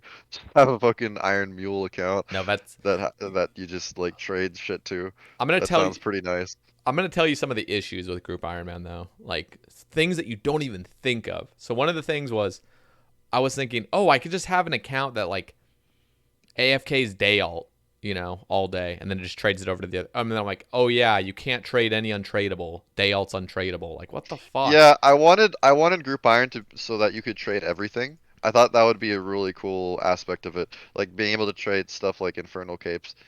That would be Even just skill capes, but you wouldn't be able to wear them. that would Even just be quest too items, but busted maybe that though. would be too much QA It would be to too make busted it so that because it doesn't you'd have break. you'd have a level 3 skiller with an Infernal Cape, and the game would just start looking private servery. That's pretty true, I suppose. Just the level 3 with Infernal, and then other people can see it. I guess that's pretty bad. Yeah, there's Uh, issues with it, and Group Ironman, it's just I just am kind of sad that we were all so addicted to this idea of Group Ironman back in like 2016, 2017. Now it's like they like just promised you it. say everyone, but I knew it was a bad idea from the start, and I never understood the popularity. But I guess it's just like, Everyone wanted it like because people that play the game casually are yeah, like really interested in like playing with their friends, I guess. the idea of it's cool, and then you start thinking of all the limitations and all the other bullshit. It's like people don't think about it too much. Just wait until it actually comes out. People are gonna be like, all right, this kind of sucks. There's It'll be fun to watch. It's gonna be Twitch content for sure on yeah, release. Like, it's gonna be fun. I'd feel kind of sad if you like invested too much time in Group Iron though, because I do want to see you go on your 600,000 Arachnus journey. that's the thing. I I don't want have to I see you have get no I, distracted. I have absolutely no plan to have any group Ironman content take over this account. I just think I'd be almost, again, this is me right now. I could in a month just be like, fuck it, I'm not even gonna do group Iron. But right now I'm thinking I really just should make a group Ironman on release and just do something on the side. Just something so AFK that I don't even have to think about it. But I don't know. I hate playing two accounts at once. There is some incentive for me to play a new Iron, I will say. Like to go through the game again with all the knowledge that I have Yep. from my previous adventure. Like that sounds like a lot of fun, and that's what I had a lot of fun on my alt account. Doesn't tip. Is like I had so much fun like routing out how I would efficiently like get my account to a status where I could like top with it. Like what I basically routed was an alt with an achievement diary cape, because at that point it's like skills don't matter anymore. Um, and then I'd have an alt that could just do whatever it wanted, right? So I routed out with all the knowledge that I've accumulated over all the years of playing the game, and I came out with this super sick route, and I just went with it, and I had so much fun, like maximizing like AFK time with it, maximizing like when I wanted to actually play on the account and put effort into it, and focus on one account only uh, like at once. So what I ended up doing was I had this super sick agility route where I never touched a single course until I had Candor and Hard done. And my first course was level 70 Sears with Diary done. And it felt so awesome skipping all that early agility. Yeah. I quested to like 40 agility, and then I barb fished to 70 agility. Like I barb fished to 91 fishing because that's what you need for Mauritania Elite. Yep. And then I skipped all that agility, and it felt so efficient how fast I was going. Not only did I barb fish at all, but I barb fished while my iron was topping. So I'd be like doing like Verzik P2 while I'm like shift dropping fish on my alt. Like it was fucking amazing. I had so much fun playing through the game just on a main, and it would be fun doing it again on an iron where you can like route out efficiently like what you want to do. Yep. Like, and that's the really cool thing about starting another iron is that you can do a route that only like gamers can do. Like you can do like a strategy where you skip Slayer early and you just rush like Corrupted Gauntlet and Yep. stuff where because there's some really cool concepts where instead of being forced to do 87 Slayer Mm-hmm. to get a trident, you could skip that by doing Tob and getting a Sang as your first mage weapon. Yep. No, there are so many. And the other cool thing about Group Iron Man, like there are cool things about it. One of them is like you can alt things now, basically, or you can actually do things together and do things.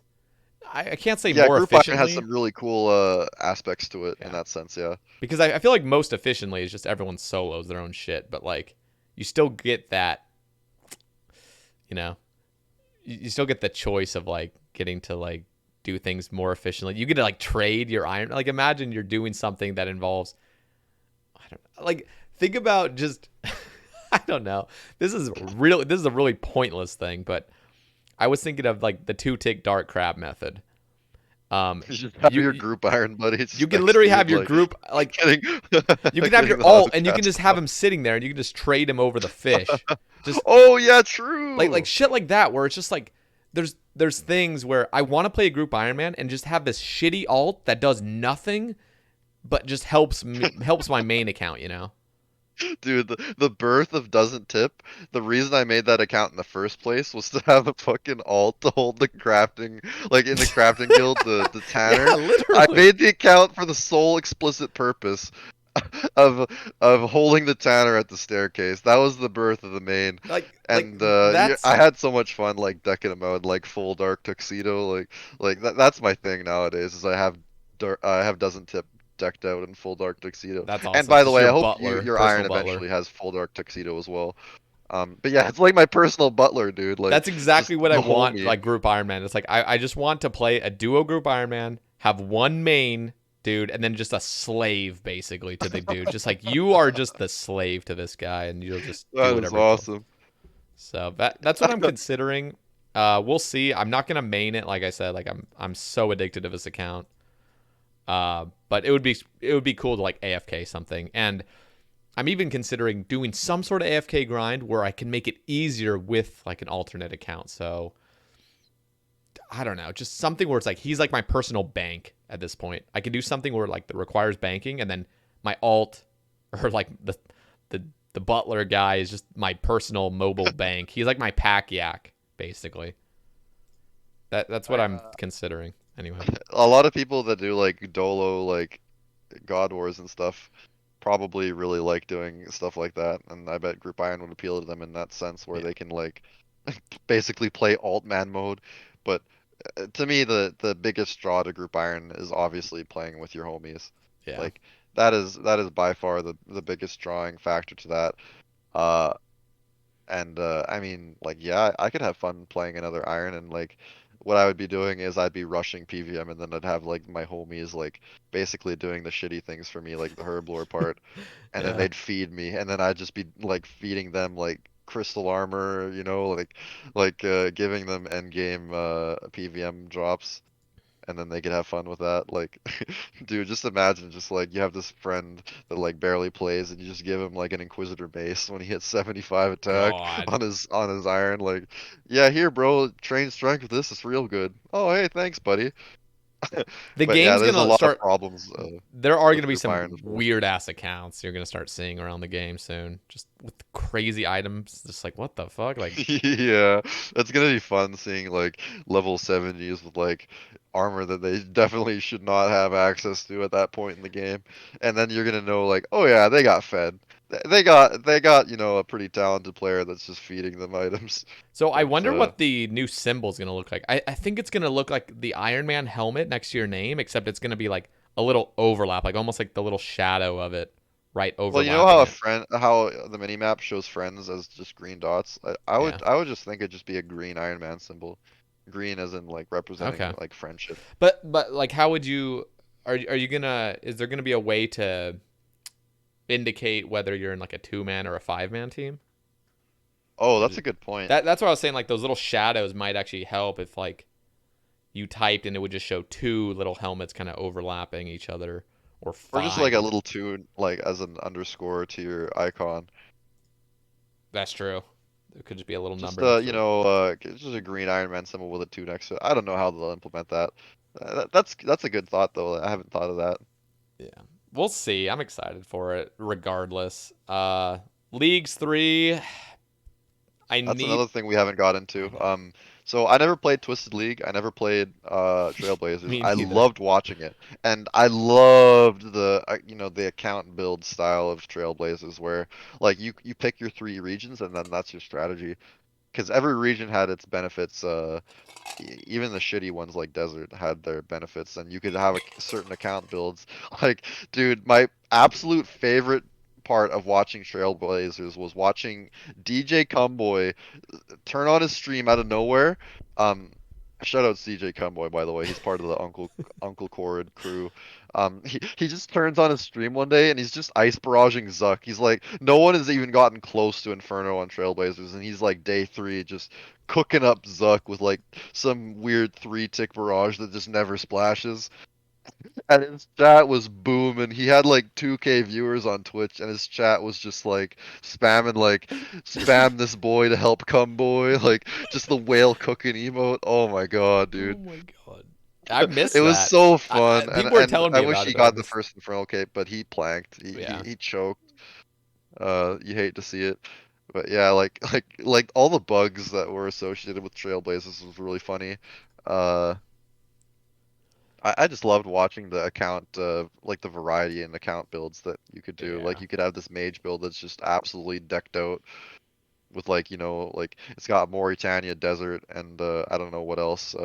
You get like a nightmare staff or like a like some crazy like special attack build with like a volatile orb as like an end game item that you want to get. So you'd get like outrageous amounts of volatile specs, like 25% or even 20% volatile staff specs, and you'd just be popping off with mage the entire time.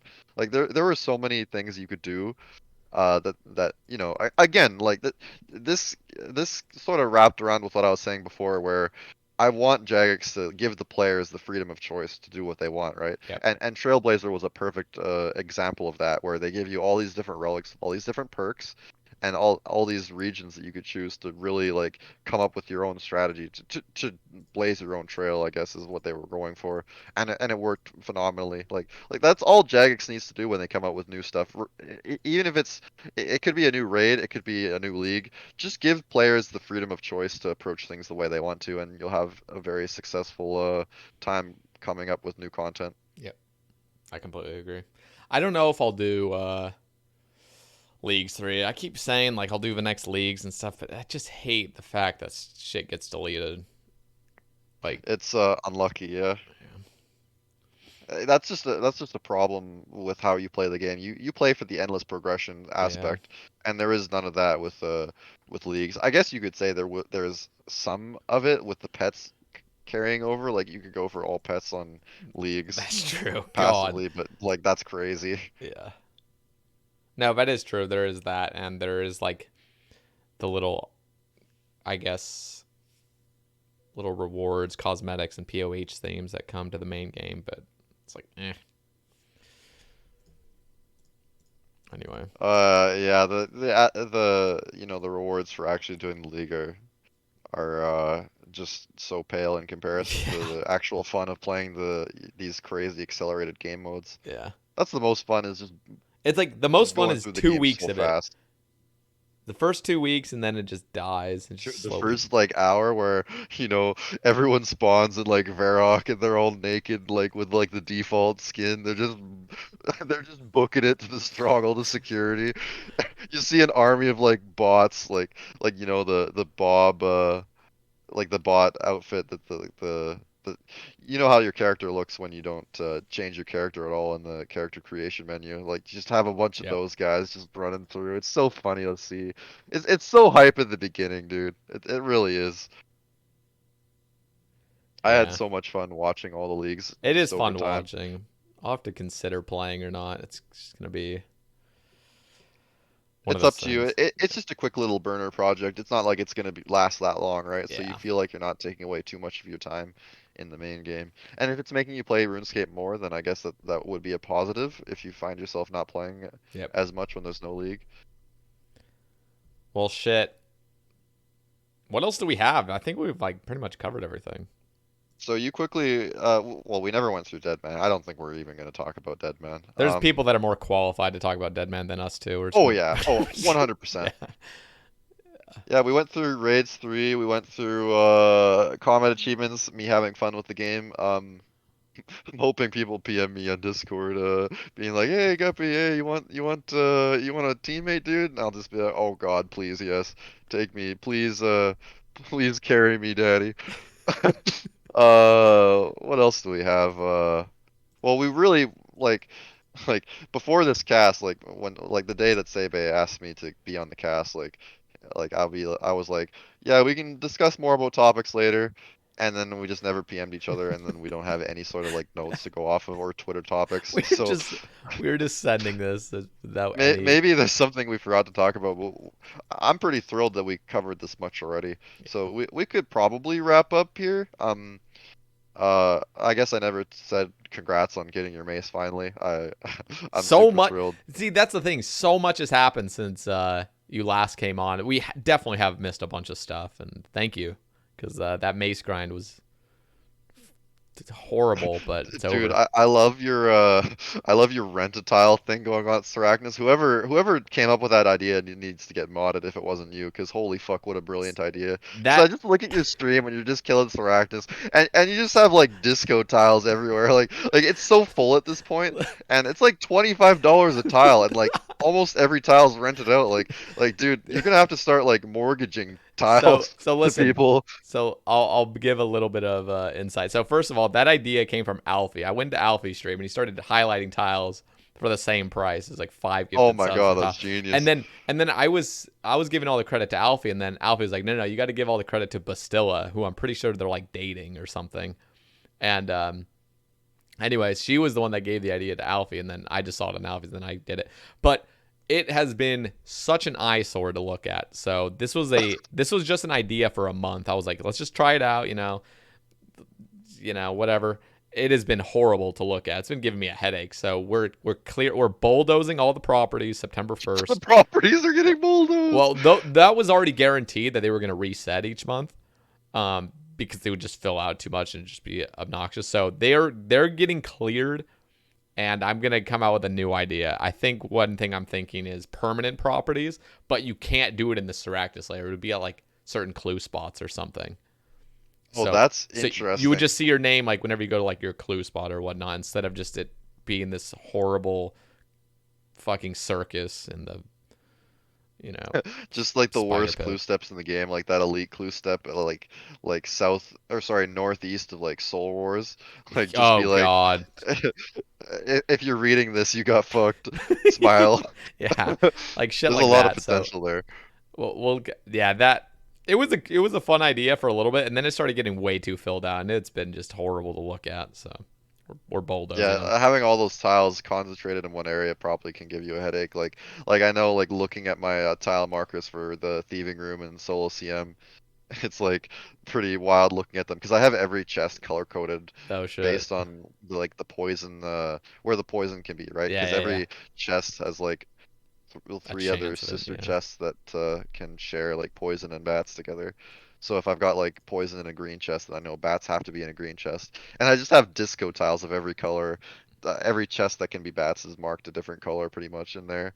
And yeah, it can be an eyesore to look at. I know when I used to stream Soul CM, people would see my thieving room for the first time and they'd be like, "What the fuck is going on?" And in my chat every so often, I'd see like this guy asking me, "What the fuck's going on in your thieving room?" And I'd explain it.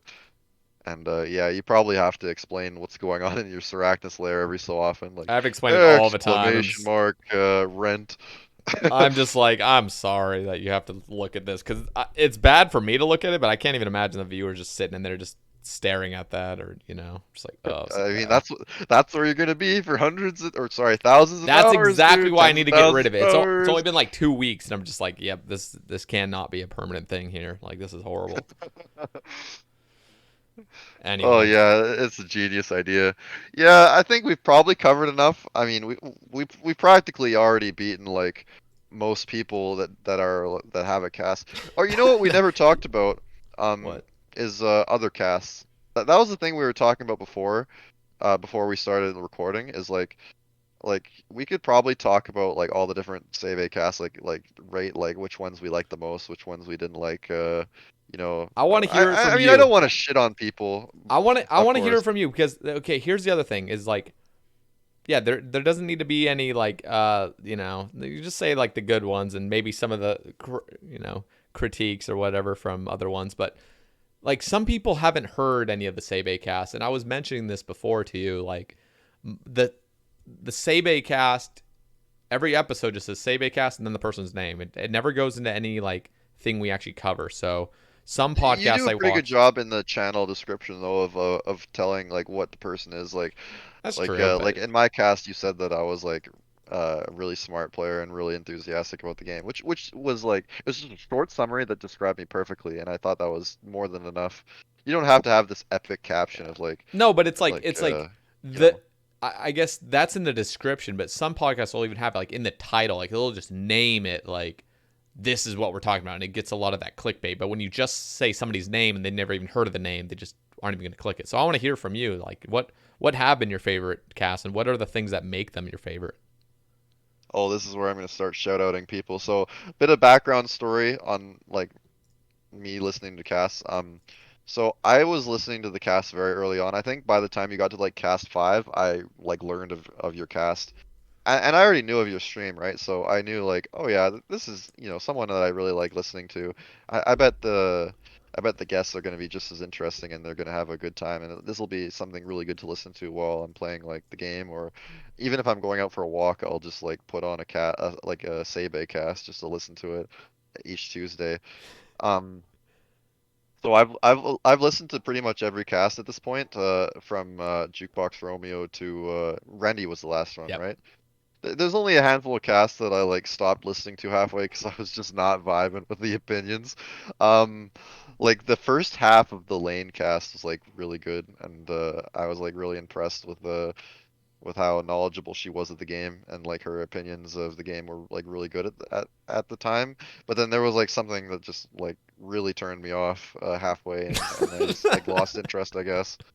Just some of the opinions were just way too hot of takes for me to take, so.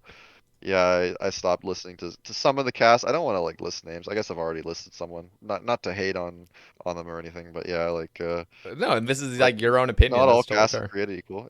Yeah, yeah, like I don't know, I like really liked the Lane cast. There was definitely some like heat going back and forth too between like our different yeah, perspectives. like one of the casts like almost before or after that like Defy J, like I loved how Defy J had like some crazy hot takes Yep. that I never thought of. Defy J was a really good task, really good um cast, I should Yep. say, not task, cast. Um, I loved some of the hot takes he had, and he's got that Australian banter going on, right? Like he was a great person to Yep. listen to. I love I, Defy. I like the Defy J cast. Of course, Adicon was lovely to listen to. Um, he's obviously incredibly knowledgeable and extremely talented at the game, and I just like his like overall vibe of just like he's really calm and collected. He was good to listen to. You know what cast really surprised me with how much I liked it? Rigondeaux. I Yeah. was so surprised. The vibe he gave us off was unlike anything I've ever listened to in any of the casts. He had this extremely mellow, mature vibe. I think he was probably the oldest person on the cast. Maybe that was the result. Um, Yeah. No, him and Foe I think are the oldest. They're both in their 30s. Yeah, Foes was good as well. He's got that star power, of course. You can't help but love the guy. Rigondeaux might have been my favorite cast, I think, maybe. Wow. Yeah, no, that one. Just listening to just a man that's learned from his mistakes over the years, and a man that's set a path of redemption for himself. It sounded really great. He's a really Uh, good. It's soothing to listen to. his cast was short too, and Yep. and every time I see a Sae Bae cast on my YouTube feed, and it's like an hour and a half, I'm like almost like unhappy at the guest already for having a short cast, but after listening to Rigondeaux, I totally don't mind that at all. Yeah. I'm definitely gonna make a tier list of the cast, I think at some point, at Oh maybe like the shit. 50 mark or like some milestone number, maybe 40 even. And I feel almost bad putting myself near the top or Top like, one, two, and three. Part one, part two, and well, maybe casters. not part two. Part one, like my first cast was good, I think. Uh, because yeah, like I haven't even listened to my own cast, right? Because I listen to the cast for more insight, and I don't really want to listen to like myself talk about things that I've already talked about. Um, so I almost feel like me being on the cast is like a waste of a week because it means that I can't listen to Yeah. a cast for a week. It's like almost negative in that regard. Um, but yeah, like you have a good variety of guests on your cast, and I think it's cool that I'm recapping it too because I'm like the first repeat guest, right?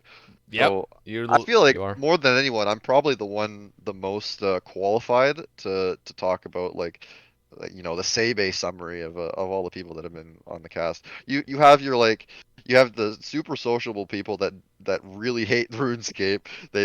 They're just basically there for the social aspect, right? Like Uncle Lopsy, Secon, um Whale as well. Like the people that just like they just don't give a shit about the game at all, and they're basically there for the social aspect. Yeah. Um, like I mean, yeah, like you can tell they're not nearly as enthusiastic of the game. Uncle is just like, oh yeah, dude, I fucking hate the game, man. Like, like the dude like basically played RuneScape to farm partner, and then he stopped playing. He's just the day he gets partner, like, oh yeah, hey guys, I got partner. Time to play fucking Ratchet and Clank, dude. Like Wario fucking world. Like, oh man. Yeah. And those casts are the long ones too. Like those are the ones of people that are just being like just sociable guys, and I really appreciate those casts a lot. I'm glad you I like think both because there's like I see in the comments section of certain casts like people be like, you got to talk about RuneScape, man. Like shut the fuck up about other things. Like, but then I get people that are like, I really want to go into like these guests and like other stuff besides RuneScape. So I have to get like that balance right where it's like some guests we barely talk about RuneScape and then some that's all we talk about. So I think you have a good balance of guests. Like you have guys that are they just go in deep on the game, like myself. Port Kazard as well. I love the guy. So yep. like he's almost like one of my friends almost so it was like having a friend on the cast and listening to him talk. It was like listening to a familiar voice, you know. Yeah. He's So I awesome. liked Port Kazard a lot. But yeah, I like the social people, the people that just hate the game with all their guts. They have their own like special place on this tier list that I'll probably make. I'll probably just have a tier of just like the sociable guys that just hate the game. Just put them all in the same tier, just slap them all in, and that's that. Um, yeah, like Rendy was like the perfect balance for me, I think, of like IRL and the game, because he'd talk about all these things he'd do in the game, and I never heard the perspective of a bug abuser playing the game, like him finding like weird shit like this priest in peril thing, Yep. or like him talking about the space race to the first level 3 fire cape. Yep.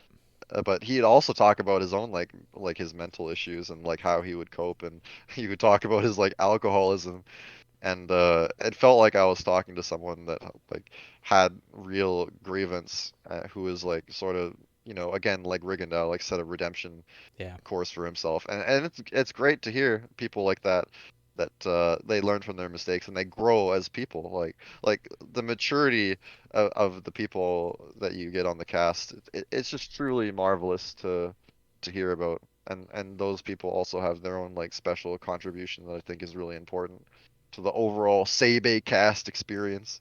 Yep. Now I'm extremely satisfied with like this past just what's crazy is I do a cast every week almost and we're already at 35 casts, which is like over half a We're year. getting to the year point. I know. And you know what's crazy is that you're gonna start having more repeat guests soon, because once you get to that year mark, like people that have been on the cast are going to be up for grabs again. Yep. Like when you asked me to be on the cast again, I like reluctantly was like, it's pretty soon. Like you really want to do it this soon? Like there's still people that haven't watched or listened to my first and even the second part of my cast, or even the ramble I did with you. Like there's people that haven't listened to that yet. So I felt like, you know, maybe give it a little bit more time. Like let those people that haven't listened to me the first time I was on, like have give them that opportunity, and then they can listen to like the Return of the King, baby. Um, Yeah, no. not to put myself on too high of a So pedestal, so but yeah. so next, I mean, that's what I'm really excited about. I've loved this cast because it's just like repeat. You already know what's going to happen. It's a Sae Bae cast. There's no like kind of like awkwardness at first. It's just like we go right into it. Um, and I do have some other previous guests planned for these next few weeks potentially. You Oh, guys that's will find. awesome. I don't even want to leak anymore because I'm not leaking guests anymore. Unfortunately, people are getting butthurt at it, but I This can't be. this cast was rock solid on confidentiality. Like no Yeah, one's gonna see this no coming, dude. leaking, and No leaking. no, but it's really exciting because there's so many more guests. I have like new guests that I want. I have a list. Look, I have a list. It's actually on my rune light. I have a list of 25 names right now of people that I want to get on the cast. That's awesome. Like 25 names, and that's just like a list I thought up in like 5 minutes basically, and like the people I really want to get on and like plan for the rest of the year as well, like a lot of them. And so it's exciting. But yeah, the repeat guests are going to be like the really cool ones. And one guest I want to get on, I'll say this one. I want to get Dan Gleesack on again. He's one of the skiller guys. Yeah, he got 200 mil all and he dipped from the game. Dude, Like, he's got a crazy attitude on him. I love it. Like I love how just like his sense of humor is like it's a subset of people that you have like no one else has been on the cast with that kind of like sort of like fuck you attitude. And yeah, yeah. I love that part of him. He reminds me of Randalicious as well. I love how good Randalicious was at telling stories. Like I knew when he was going to be on the cast like beforehand like oh dude, this guy is going to have just the best stories Yeah. to listen Now to. Randy's And he really did. He was top tier for sure. Shout outs to Randalicious, dude. Randy's really fun to listen to. But Dan, nobody's even like I want to get a person on that's like done with the game. Like, what have you been up to since you stopped? You know, like what have Oh, like that's a good point. that's Like the stuff I want to hear. Like, what's been happening in your life since you like graduated from the graduated from the game? But like you know, well, I mean, I've sort of graduated from the game at this point. Like, I'm still playing like here and there, but RuneScape's not my main focus at the moment. I'm actually streaming like very often, but it's not RuneScape related. I've been playing a lot of Zelda Randomizer, and oh shit, I've actually gotten to the point where I'm pretty good. So I'm like racing people and like winning races and shit. Like I'm playing Majora's Mask Randomizer at the moment, and I'm having so much fun with that. It's like it's so addicting that I hardly have any time to play RS. But yeah, if you want to check me out playing Zelda we're gonna Randomizer, have then you can we're gonna watch have that. your Twitch link now. I don't think we had your Twitch link in the You know in the what's last cool one. is that I got affiliate or I got a like the email to get affiliate Yeah. the application for affiliate this morning. So yeah, we're gonna get that soon. We're gonna have channel points, baby. Oh hell yeah. Okay, yeah, Uh, we're but shit. Everyone go I mean, follow. Everyone go follow well, I Guppy. mean, you don't have to panic follow me. Like what I'm playing is so incredibly niche. Like I'm playing Majora's Mask at the moment, but I'll Yeah. probably be playing Ocarina of Time as well soon. Because I've just been having so much fun Will playing you? these randomizers long term. Here's my question now. Will you stream your Inferno Grandmaster tasks? All right, so there's one person in my that watches like all my Twitch streams. Like this dude's in like 75% of my Twitch streams. Like you probably had that too. Like when Yeah. you were streaming, like you have this one guy that's like your first like Your true your like regular. viewer. Yeah. Like I have one of the regulars in my stream. His name's Sulfur Dreams. And he comes from a RuneScape background, right? So he's always bothering me to like, dude, you gotta stream RuneScape, you gotta stream RuneScape, runs the RuneScape stream. So I guess it's gonna be inevitable at this point that I'm gonna end up streaming RS more. I just have to get a stream layout for it going, and then yeah, like I can start doing Inferno and stuff that actually people would be interested in seeing. Yep. So I think probably RuneScape streams will happen very soon. I just have to like get back on the grind, like I'd have to take away time from playing like racing Zelda randomizers. Yeah. No. What? That's exciting, man. I didn't even know Yeah, you were dude, streaming until you literally told me like right before the cast today. oh hell So I'll yeah. be following you. Like I don't even I think I watched follow a you. cold one. Shout out to Cold One. He was also in the cast. I loved listening to him too. Like he was playing Majora's Mask randomizer, and I think he's the person that got me into playing it. Cause like I was watching it, I was like it's something I played before, but it's not something I've like really tried to like grind out and like play and be good at. And I've had a lot of fun playing it long term. Just like randomizer aspect, like sometimes you have these really niche scenarios that you got to solve, right? Like I've seen like so much new shit happen. Even just like I've been playing so much, but I still see new things happen all the time. So it's exciting, like the all the scenarios that can happen in a randomizer setting. So playing it like in that sense has been really fun. Like I'll just pop off when something really dumb happens that can only ever happen in a randomizer. So yeah, shoutouts to Cold One for getting me hooked on Zelda Rando. I watched like all of his Zelda Rando streams as well. So That's they're very awesome. addicting. I love a cold one. He's a king. Oh yeah.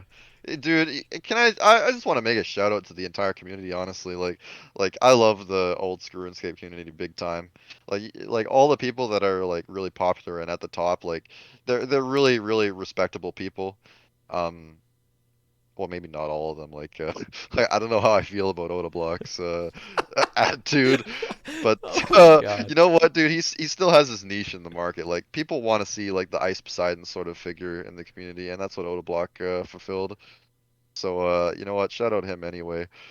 I'm just grateful to be in such a good community, and that's what keeps me playing the game and what keeps me motivated playing the game. Even if I don't play like very much nowadays, It's still a like big it's part. It's still a just really beautiful community yeah. of just people that so many people that I share connections with because we're all the same age. We sort of have the same sort of background. Like it's just a game that fits me so perfectly, Yeah. and I do not regret a single day playing this game in the 6 years I've been playing Iron Force. So yeah, I'm just grateful that we have so many, interesting characters that we can see really shine on each individual Sae Bae Cast, and I'm really proud to be a part of it as well.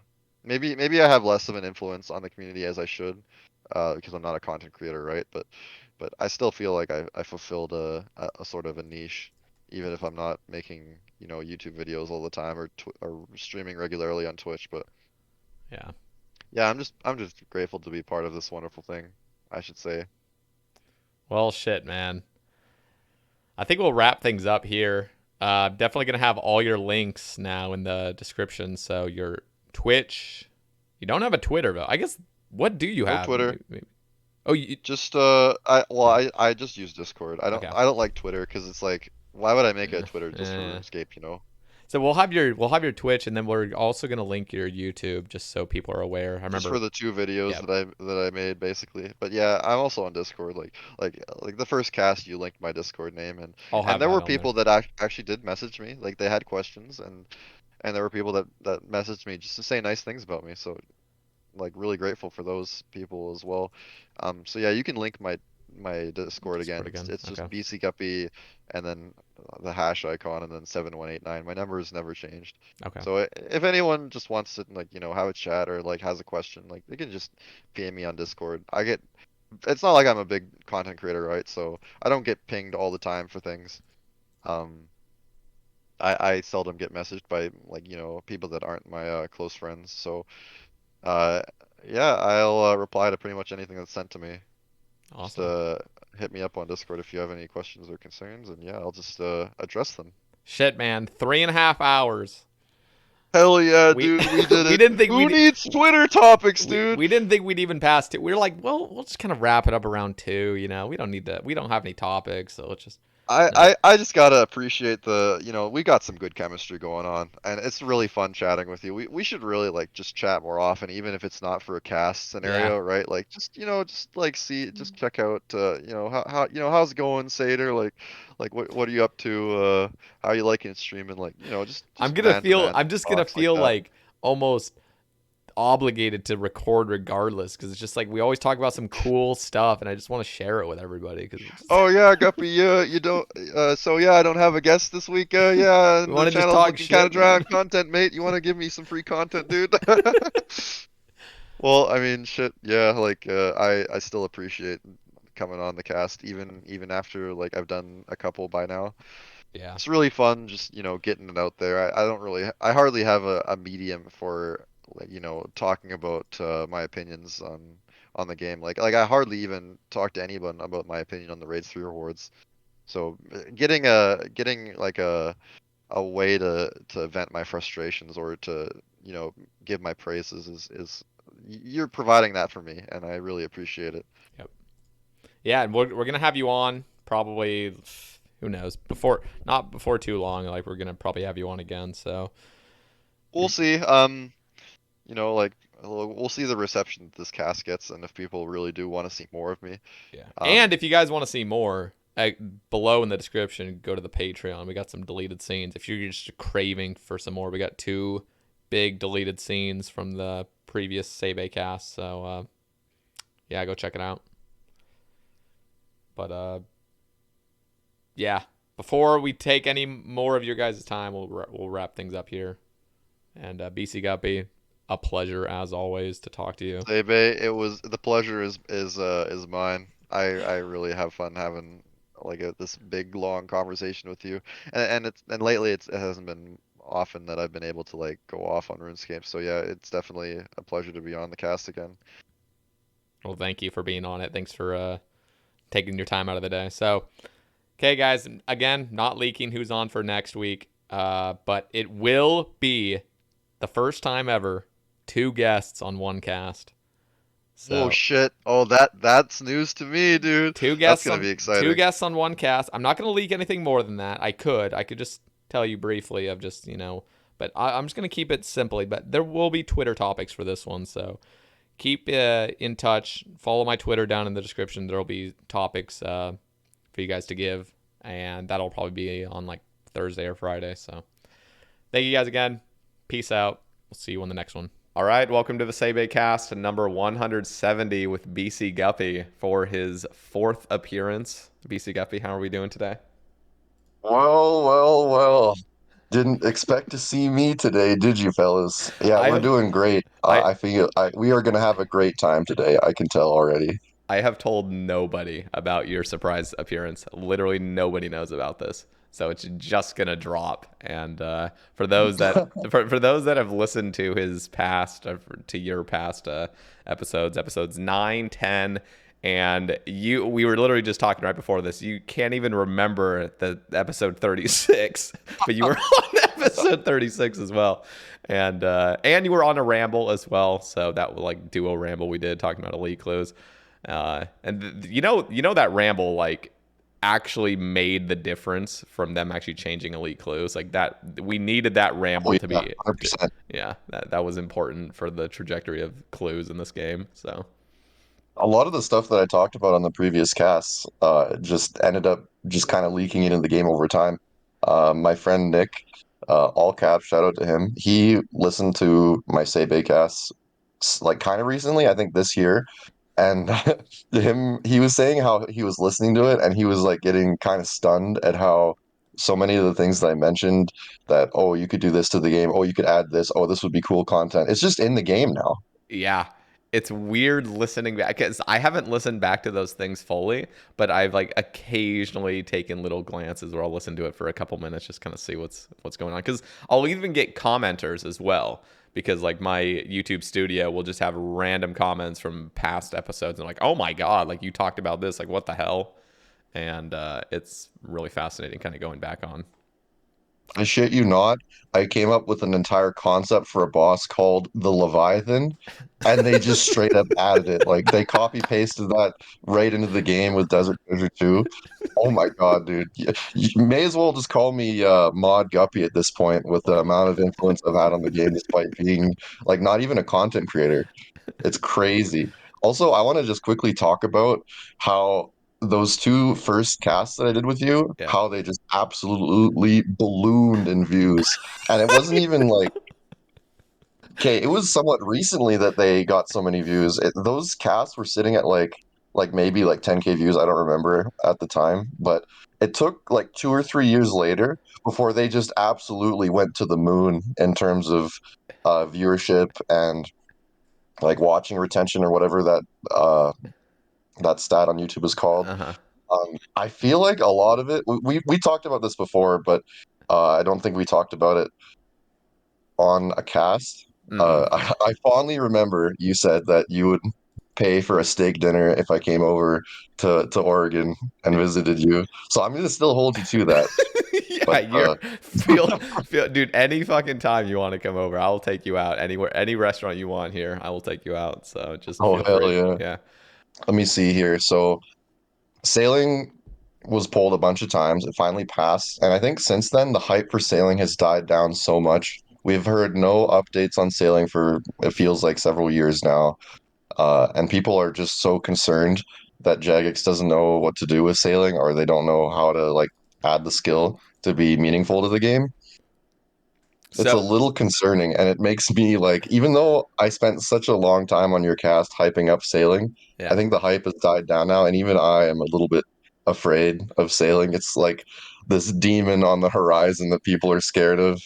Okay, so let me just say real quick, they are big time working on sailing. And I know that because I'm in a private group where, and I can't leak anything from this at all because Streamer privilege. I'm under an NDA, but there is work being done and it does look very, very exciting. And they're working super hard on it. So there's a bunch of devs working on it. There's a bunch of collaboration with other creators and other people that are like really just looking out for the game and its best interests. And there's so many different voices that are heard, and they have calls and stuff where there's just a lot of collaboration. So there is amazing things happening. And I will totally grant you, though, that the idea, like, because I always have these amazing sort of ideas that come into my head, like, oh my God, imagine if RuneScape had this, imagine if RuneScape had this. And it's just like, you always think of the most beautiful fantasy of it, where it's like, oh my God, if Yeah, everything just exactly. worked out perfectly, it would be amazing. And then you actually realize that this game isn't just focused on like how you want it, but it's like, it has to affect every single player, and it's just becomes so convoluted, and there's like the bureaucracy behind it. Like there has to be voting, and there has to be people having their say, and it's just a huge mess at the end of the day. But I actually have I'm feeling very like optimistic about this whole endeavor, and I think sailing's actually gonna like hit a sweet spot, I personally believe. Hearing you talk about it, One last thing, sorry, is it's actually, in my opinion, a good thing that the hype has died down a little bit, because it makes it so we're not just absolutely wetting our pants over like, oh my God, can you imagine like how great this is going to be? And then we get like a lesser version of that. I think it's almost good that the expectations are very low. So I find the OSRS team lately has been doing a really good job of updates. Varlamore, Slap, the Coliseum owned, even Perilous Moons is pretty cool. And they added a huge part of the world that is actually full of detail. I was surprised at how thorough they were with this. And we're going to get more updates to Varlamore 2, Part 3. I recently did Desert Treasure 2 for the first time. That was really fun to do. That was an awesome quest. I have a lot of faith in the direction that the game is going in right now. And hearing you talk about sailing, they're working really hard on it. It's giving me more faith that they will do the right thing and they will release the good content. yeah, I have a lot of faith, and they've come out with some great updates. Have you touched the Coliseum? I sure have. I got that quiver super easy. I watched streamers plank over and over and over. I pretty much downloaded the Coliseum watching streams. And I think the moment that someone released the B5 tile, or the Kelvino tile, as some Uh-huh. prefer to call it, as soon as that strategy was revealed, I went straight into the Coliseum. And dude, all right, guess how many deaths it took for me? Ooh, I mean, you're sounding like you're kind of like a beast, so I'm gonna say like, I don't know, 10 deaths? I got the quiver with 4. Holy shit, dude. I Just fully downloaded the Coliseum watching all these people struggling, and I'm just like, okay, I know what to do now. And then after a few tries getting like the hang of it, I got it on my 5th try on my 3rd soul. It would have been my 2nd soul, but I died on like 50 HP in rage phase of soul. I was brewed down big time. I couldn't finish it off, and it was lasering the whole arena. The whole floor was getting covered with the bad shit. I'm just But yeah, I own the Coliseum. It was so fun. I really enjoyed it. it feels so refreshing. I mean, I definitely died a lot, but I was kind of like you, where I kind of downloaded a little bit just in my mind watching streamers. I didn't do enough research, I feel like. I was just watching it, and then I kind of just heard from some people saying, here's the good invocations or the good modifiers. But the boss, I mean, as soon as I got to the boss, it was just like instant plank, like the first 4 times, and I finally got to the 5th. But like, I feel like no matter what, that first fight, even if you've done the simulators, even if you've watched the guides, I feel like no matter what, you're gonna die your first soul fight. Like it's overwhelming. It's awesome that it's designed that way too. It makes you feel like the boss is quite formidable. It's pretty simple in all honesty Yeah, in its mechanic, it is but like once you get your first completion, it's like, oh, that wasn't actually bad at all. Like that was kind of easier than I thought. But the soul fight initially, is it's so sick, dude. so overwhelming.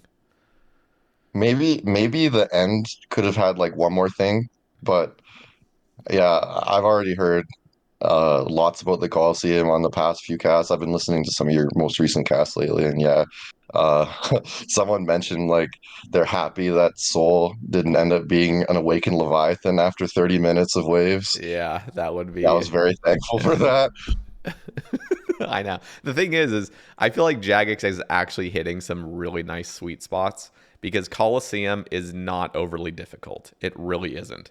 It's just, Yeah, for sure. and we have to remember as well. We've played this game a lot. You were one of the first Ironmen to get an Infernal Cape, if I remember correctly, and Yeah, like so you are up on that top like echelon of just player knowledge, understanding the tick system, understanding mechanics and stuff. But I feel like when I look at more of a kind of average or like above average player that's jumping into this content, it feels so fair. It feels fun. Like it just feels fun. It doesn't feel like there's too many just stupid mechanics that are just overly difficult for the sake of it. And the boss fight is so much fun. It's just fun. Like it's not even that hard. It's just fun. I'm so feels like so impressed good with it. hitting Yeah. Soul with the scythe. It feels It so good. feels so good. You're right, dude. And my favorite mechanic is literally the triple like stab thing. We have to turn off your prayers, and then like right below 50%, it does the 4 tick instead of a 3 tick final blow. I love that because it feels like Dark Souls, and it just I don't know. There's something so special about that fight. It's amazing. They nailed it. It really is the Dark Souls boss of OSRS. It's so It just good. it just feels very Souls-like to me. How you have to like read the boss's animations to see what it's about to do to you. They need more of that in the game for sure. Yeah, I'm very impressed. I really hope that because we talked about it, you probably heard it on the cast. I think it was with Mulgo Natty, like a surface, like overworld boss that's just in, something almost like not in the wilderness, but something like a classic wilderness boss that's just on the surface of the game. You can just run in and start killing it. And it could be multi, so you could just have unlimited people killing it. And it's literally just a soul fight that just has a shit ton of HP. And so you can go in Yeah, there, just yeah, I keep like on that attacking it. Like concept a that. lot. That sounds so much fun. Just You watching people okay? play. Yeah. Okay, listen. You have to understand that I haven't been playing the game for like 2 years. I took a 2 year break. I started touching grass, expanding my horizons in life. Just basically hanging out with all kinds of people, being a social butterfly, right?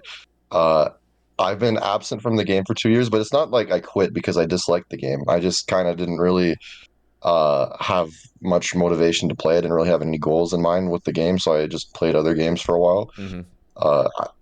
I did de-iron my old Iron Man that is now in the bin, but that's just because I was not looking forward to killing 2,000 necks and then continuing my nightmare grind to More than get an Inch 2,000 Mace. next. Yeah, yeah, yeah.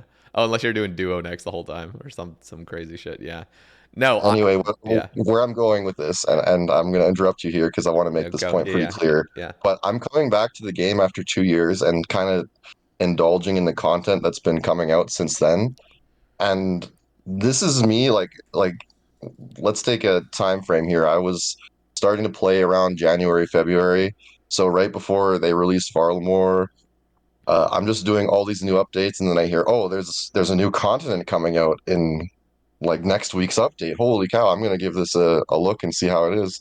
And me just being thoroughly impressed with everything that they've been releasing. Dude, I'm big time hooked on the game right now. I've been doing combat achievements on my alt. I've been doing all these things that I've never done before, awaken bosses. Dude, it's so much fun. It actually does sound nice. Like I haven't even had I've had little moments, not 2 year breaks though, but it's actually kind of a luxury to take an extended break and then come back and feel very refreshed and just feel like there's so much Oh, new stuff you can do. oh, dude. Especially without the Iron Man mindset of feeling like you're Oh behind. yeah, Like yeah. fuck Feeling that. like you don't have a 100-hour grind because they added this one boss that now you Yeah. got to kill 100,000 times. Like if I was still an Iron, I would see that wilderness like pirate thing update and be like, all right, there goes 100 hours, just gone. I need that now. That's Yeah. my new goal for the next week. See, I have slowly especially this past year and a half, I have taken like that stance of just I need to stop worrying about things because when I was peak addicted to this game, it was seriously like whenever a new update came out, I felt like I needed to abuse it. I felt like I needed to take advantage of things. I felt like I have to get this done because almost like, and one of it was just I want to feel the sense of completion toward the game, but on the other side, it was like as a content creator, I'm projecting onto my audience that they expect me to have completed everything and to understand everything and to have guides on it or to have, some sort of in-depth whole ramble on every single piece of content. And nowadays I'm like, dude, I have to let that go, and I have let it go, and I'm giving myself an actual like break from just knowing everything and just trying to have a take on everything. Like that whole wilderness spot, like the pirate stuff, I haven't even touched it. I haven't touched hunter contracts. I haven't touched a lot of things. Even forestry. Like forestry is still very unfamiliar to me because I don't know what the hell is going yeah. on with forestry at all. I just see 100 people at maple trees on Sears on a specific world, and I'm just like, wow, this must be the new winter toad, I suppose. Yeah. Yeah. So yeah, it's important because Iron Man really can suck you into this all or nothing kind of vibe toward the game where it's like you Yep. go as hard as you possibly can, and especially now with collection log and all these other things, like you just feel like you can always be doing something, and I had to let go of that, and it's been really good because I've finally been able to have, not to say my life is perfect or anything, not even close, but at least I have somewhat of a more life balance, and I live a lot healthier, and so that's been good for sure. So wait, so you You're uh, yeah.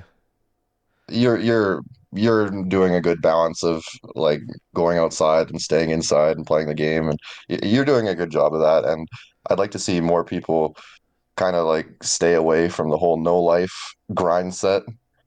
It's really good for your health to just go outside, get some sunshine, go for a walk. That's something that I would recommend to everyone, by the way. Just Yes. go outside, dude. Go outside, walk your block, and keep turning left until you're home. That's all you got to do. 20 minutes, walk around the block. You have no idea how profitable that is to your physical and mental health. It's crazy. It really is, especially when like because there's a lot of our audience that has a very good life balance. Like there's a lot of my audience that have their own families and everything else. But there are that portion of my audience that just is just the game is still everything. And ultimately, and we kind of talked about this right before we started recording, but it's like everyone has their own life trajectory and everything. And now I even said, like, 5 years ago, if some guy was to say like, hey man, like stop playing video games as much, I'd be like, fuck off, like let me let me live my life. Like I like my video games right now. So ultimately I never want to like be preaching, but I will say 100% that having some sort of balance where you're getting outside and getting exercise, that's the real thing, honestly. It's just moving your body. Like that is it. It's just moving, because when you are just literally sedentary on your chair all day, and again, this is like a minority of my audience, like this is not the vast majority have healthy lives and stuff, but when you're living a life like that, like it's just depressing. Like it really is. And as soon as you kind of like break free from that, you'll realize like it's a lot nicer getting just having this nice balance. And that's what I came to discover, which is really nice. And walking was the first step I took, was like, dude, just go for walks. Yeah, me too. That was actually my first step too. And listen, Sater, I'm gonna give you some numbers, okay? Yeah. So 2015, this is when I started my Ironman. I started grinding, and I was grinding big time, dude. I was a little wee iron, a little after Ironman mode came out. It was a couple months after Ironman mode came out in 2014, and I was no lifing huge. And you want to know how much I weighed at the time, or around like when I was at the peak of my no lifing fiasco, dude. Okay, so for reference, I'm 6'3". I'm a pretty tall guy. When I was no lifing RS in 2015, I weighed 130 130 pounds. I was a skeleton, like literally, Holy. dude. I was skinnier than Betty on at the time. It was not good. I was eating instant noodles as my only source of nourishment, and somehow like getting away with it because my mind at the time, Yeah. it's just like I need to play, I need to play, I need to play. I wasn't thinking about Yeah. hygiene or getting my freaking macros or micros. None of that, dude. Not at all. I wasn't going outside. I was actually just collecting dust on my head Yeah. from the amount of not moving I was doing in my room. And listen, so the year is 2024. Okay. I've been dipping my toes into the game again, but I I'm coming back from a 2 year break. So I weigh 205 now, Wow. and I feel great. I look great too, or at least I would say that I'm in pretty good physical shape. And dude, this is pre-gym. Like I'm not even working out yet. I'm doing like calisthenics like maybe every other day, and I'm going out for big hikes pretty often too. I'd say like twice a week. And yeah, I feel so much better than I did uh 9 years ago when I was at the peak of my Ironman no life and career. Back when I was doing freaking 4 kill an hour corp solos, dude. Holy moly. Dude, that is literally amazing to hear. Like, that is actually amazing. So, like, because you were saying 2015, so 2015 was like your absolute lowest weight, peak degeneracy, peak just Oh yeah. improper hygiene. I feel like a lot of guys can kind of go through that in their early 20s, just like, okay, it's just like just whatever I want to do, just ignore every other life pursuit and just focus on, my addiction or my passion. But like, at what point did the shift happen? Do you think it was just 2 years ago when the major shift happened, or was it a slow sort of progression into understanding? Because I'm also wondering as well, in 2015, did you even understand what macros were? Because I feel like a lot of people are No, actually just genuinely ignorant to what needs to go into their body. no, I was completely uneducated. Dude, you think I'm going on fitness forums and learning about that stuff when I'm like killing corp, bro? No shot. It's Uh, interesting though, because, well, and yeah, like, I'll let you respond, but because for me, like, I understood nutrition because I took a nutrition class, like, in high school. I took two nutrition classes in high school, and that's when I really started becoming really fascinated with the topic. And I actually was pretty fit toward the end of high school and then into early college as well. But as soon as I just went full on, like, I'm going to start content creation, I'm going to start like really streaming and playing a bunch of RuneScape, I knew what I needed to be doing, but I just wasn't. So I didn't struggle with being like super skinny, but I definitely was like at the most unhealthy I'd ever been in my life. But I understood the tools of how to get back. It was just literally just pure laziness. So for me, the life changes, it all had to do with money. So in 2015, like by the end of 2015, I had run out of money to have no job and to no life. And yeah, I got kind of, it was bad at the time, like right around the change between 2015 and 2016, I ran out of money and I needed to find work really bad. And I was a skeleton that only played RuneScape at the time with no actual life skills or anything. Yeah, that was when I was kind of thrown into the river full of crocodiles where I had to start working. I had to start like talking to people at my job and be more social in general. So yeah, I had to start working and making money. And my whole mindset at the time was like, okay, I'm gonna get a job and then I'm gonna make a bunch of money just so that I can quit my job and then keep no lifing again. yeah, the And in dream. a way that kind of still happened because I worked for a while. It was like what, like 3 years, and then there was the pandemic, 2020. I stopped working and then started playing again. And then after that, I ran out of money again a second time after the pandemic. So I started working again. And then just this second transition to working again where I know, like, well, I have life skills at this point. I can actually talk to people socially again.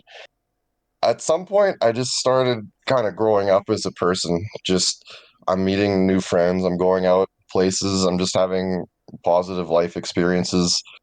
And somehow I made a crazy transition from being a 130-pound Skeletor living in his mom's basement to now I moved out of my mom's basement. I'm living in this house that I share roommates with, and I weigh a proper weight now. It's been amazing That's how or sorry. no, you're good. How did the calisthenics start? Because you said like you've been pretty consistent with that. Well, uh let's see. I started walking at some point, and then as it became a habit, I'm like, wow, I'm kind of really looking forward to my walks now. They feel really good. They're refreshing. It's a good way to clear my mind. So I started moving on to stuff like calisthenics, where I just do like push-ups and a lot of planks as it happens, a lot of squats. Those are kind of like the best ones you can Mm-hmm. do. And then just feeling good about just putting in a ton of work into like how many slow push-ups can I do before I die? How long can my planks be? Stuff like that, right? Like I'm Yep. kind of pushing myself and feeling like I'm putting effort into something where I'm getting rewarded in the form of just feeling better, good physical health. It's my mindset now that I should be physically exhausted at some point in my day every day. I should just Yes. be completely cooked, uh, Yes, dude. and kind of build that endurance. It's so important. That was my first sort of goal. Like and it's not like I succeeded in this goal all the time, but when I started walking, eventually months down the line, I was totally with you. Like I started walking and then walks felt good. Like I actually craved walking. Like I wanted to Yeah, go me for my too. walk. And I wanted to either build a playlist while I'm out there, listen to an audiobook, listen to a podcast, something like that. And that was like, yeah, how I kind of freed my mind up a little bit, and it was really nice. And then I came to the mindset like I want to break a sweat every day. Like I feel like that was just an amazing goal. Like just break a sweat every single day. If you miss a day, like that's a fail basically. So, and then I feel like the calisthenics just sort of came in. I feel like I had lost like cuz for me I was overweight. I was just a little bit overweight, and so I shedded like 30 pounds almost. To Wow, where good for you. I was at a healthy weight, but I was definitely a lot leaner than I needed to be, and I didn't have the muscle mass to like look what I thought would be a good physique for me. So then that's when like the calisthenics just slowly started building on, and I've been doing calisthenics pretty consistently for like over a year and a half now. But and the coolest part about calisthenics is just understanding it's just a lifestyle. Like there's no short term solution to this. It's literally just implement it into your life, and just it pays dividends over the years. And that's what I've already It noticed. really is.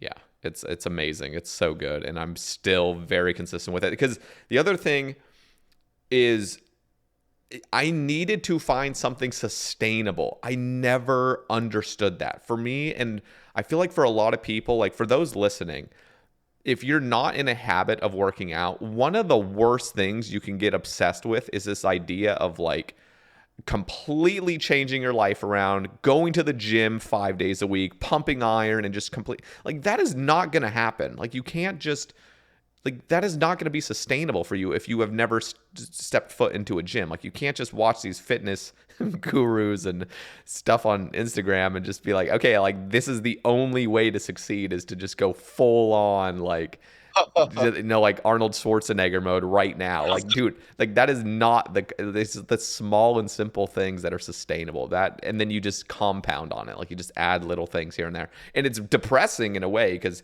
if you want a quick change, it's just not going to happen. You have to understand that this takes time, and you just find little things that are going to be sustainable, and that's what's worked just wonders for me.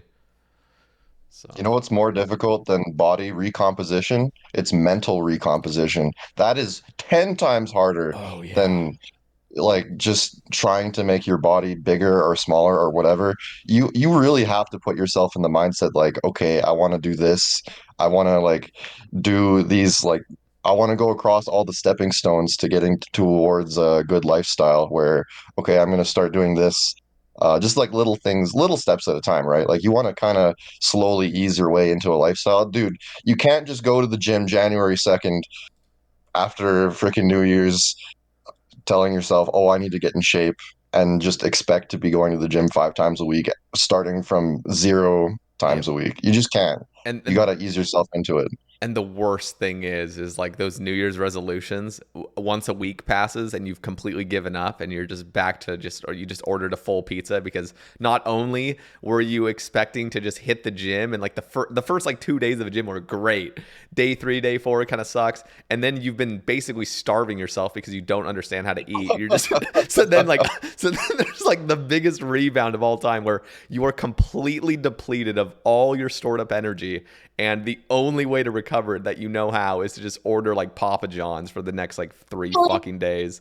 And then you're just like, okay, well now I've ballooned up even worse. I feel like shit and I can never do this. And then you just quit and you're like, I fucking give up.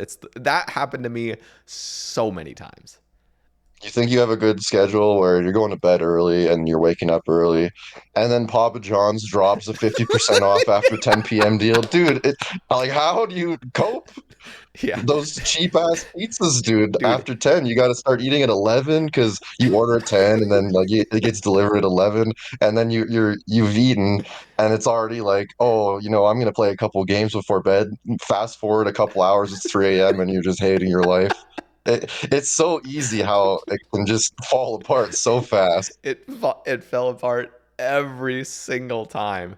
Like, dude, it was just it's so funny because it just felt like this is the other problem. I think this is a problem I've had like my whole life is I always think the grass is greener on the other side, and I have this sort of fantasy creating machine in my brain where like it's almost like I have these fantasies about, what's going to happen in the next several months or next years, but I never work on it. It's just like, oh yeah, like eventually, like future Satyr is eventually going to just do this, right? Like surely like everything's just going to fall into place. And that was my mindset for like 3 years when it came to fitness. Cause I remember being fit and I was like, okay, like, I'm at like my fattest point right now. I just feel absolutely just disgusting.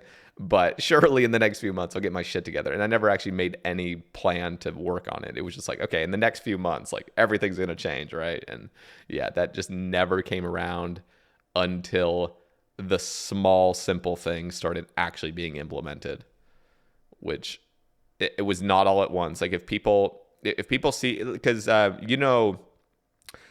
like one of the best examples in the category is Autumn Elegy. Did you saw his transformation? Oh, dude. He had a sick transformation, although I think he still plays some garbage free-to-play Ultimate Iron Man. That's cringe. Don't do that. But looking at him like, holy moly, this guy, Yeah. dude, he's shripped. He's actually just well and truly shredded. Yeah. No, but what we saw was him at his very skinniest, and then we saw a photo 2 years later of what he looked like, and he looked phenomenal. And, he just kind of kept that up. You can't stay. And the other thing is there's some people that imagine you can just stay shredded all year round. That's not a reality either. Like you can take a great photo when you have a pump and you're at your leanest point, and then you rehydrate and you eat some more food and stuff. But when you're looking at those two photos, like that did not happen overnight. Like that took 2 goddamn years. Like that's a lot of time and a lot of failures. Like, like you're going into the gym, you feel like shit, you're like a skeleton, and it's like you don't understand how to lift properly, the mind muscle connection's not there. Like there's so many things that need to slowly be implemented. So I feel like that's something that's forgotten with a lot of like the progress stuff that people see. Like you see a transformation, like, wow, that was amazing. That was like, I want to do that. But there's so much work that goes into it. And there's so much just like time and just, You know what though? You say like you have to do all these things, and it's true. Like you do have to work hard to get to it. But when I see photos of Autumn Elegy now, I see it as not being too hard to obtain for me. I feel like it's a very reasonable goal to get to the point that he's at now, and I think anyone could do it. Dude, if my 130-pound skeleton Vedion looking ass can, look healthy years later after some lifestyle changes and can has the capability to go to the gym and get stripped, I think anyone can do it. It's just a matter of that mental recomposition, getting yourself into the mindset that these things are obtainable. One of the most important things that I've learned in my life is to not compartmentalize yourself into thinking that you're someone that won't change or that's rigid, that, oh, I can't do this, it's not possible. I'm not that kind of person. No, like you can really just do anything with the right mindset, I feel like.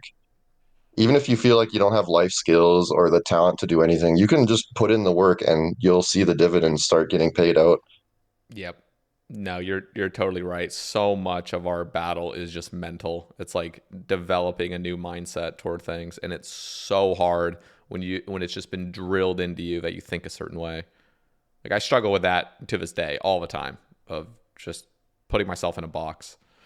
And I've even knowing that like I feel like a completely different person than I was like 3 years ago when it comes to just like looking at myself in the mirror. Like I look at myself now and I'm like, I'm actually like proud of what I've been able to like do with just my health and fitness. And it's just like, that's amazing. And that's like a visible thing that I can see. And for some reason, because that was a box that was really hard for me to get out of, like to mentally just to get to that point. And I have to remember like just that is a pure example of like mindset change that doesn't happen overnight, but you can definitely see like if you change your mindset on certain things. Because nowadays, like I for years I never saw myself as being a workout type of guy. Like I never wanted to go for a run. I never wanted to go work out. Like I almost, because of online culture as well, I was like, oh, working out's for, douchebags, just kind of like the easy, like just lazy sort of, I don't know, toxic sort of thing where like, oh yeah, working out's for, like vanity's sake. And it's really not. And I It's eventually such got a out of bad that. thing. The whole concept where the people that go to the gym are like the jocks. They're like really Yeah, dumb, yeah. dumb types. That might have been one of the worst bits of culture that has ever been injected in our society. The fact that it can only be the muscle heads that go to the gym. That's Yeah. so bad, dude. It's so dumb.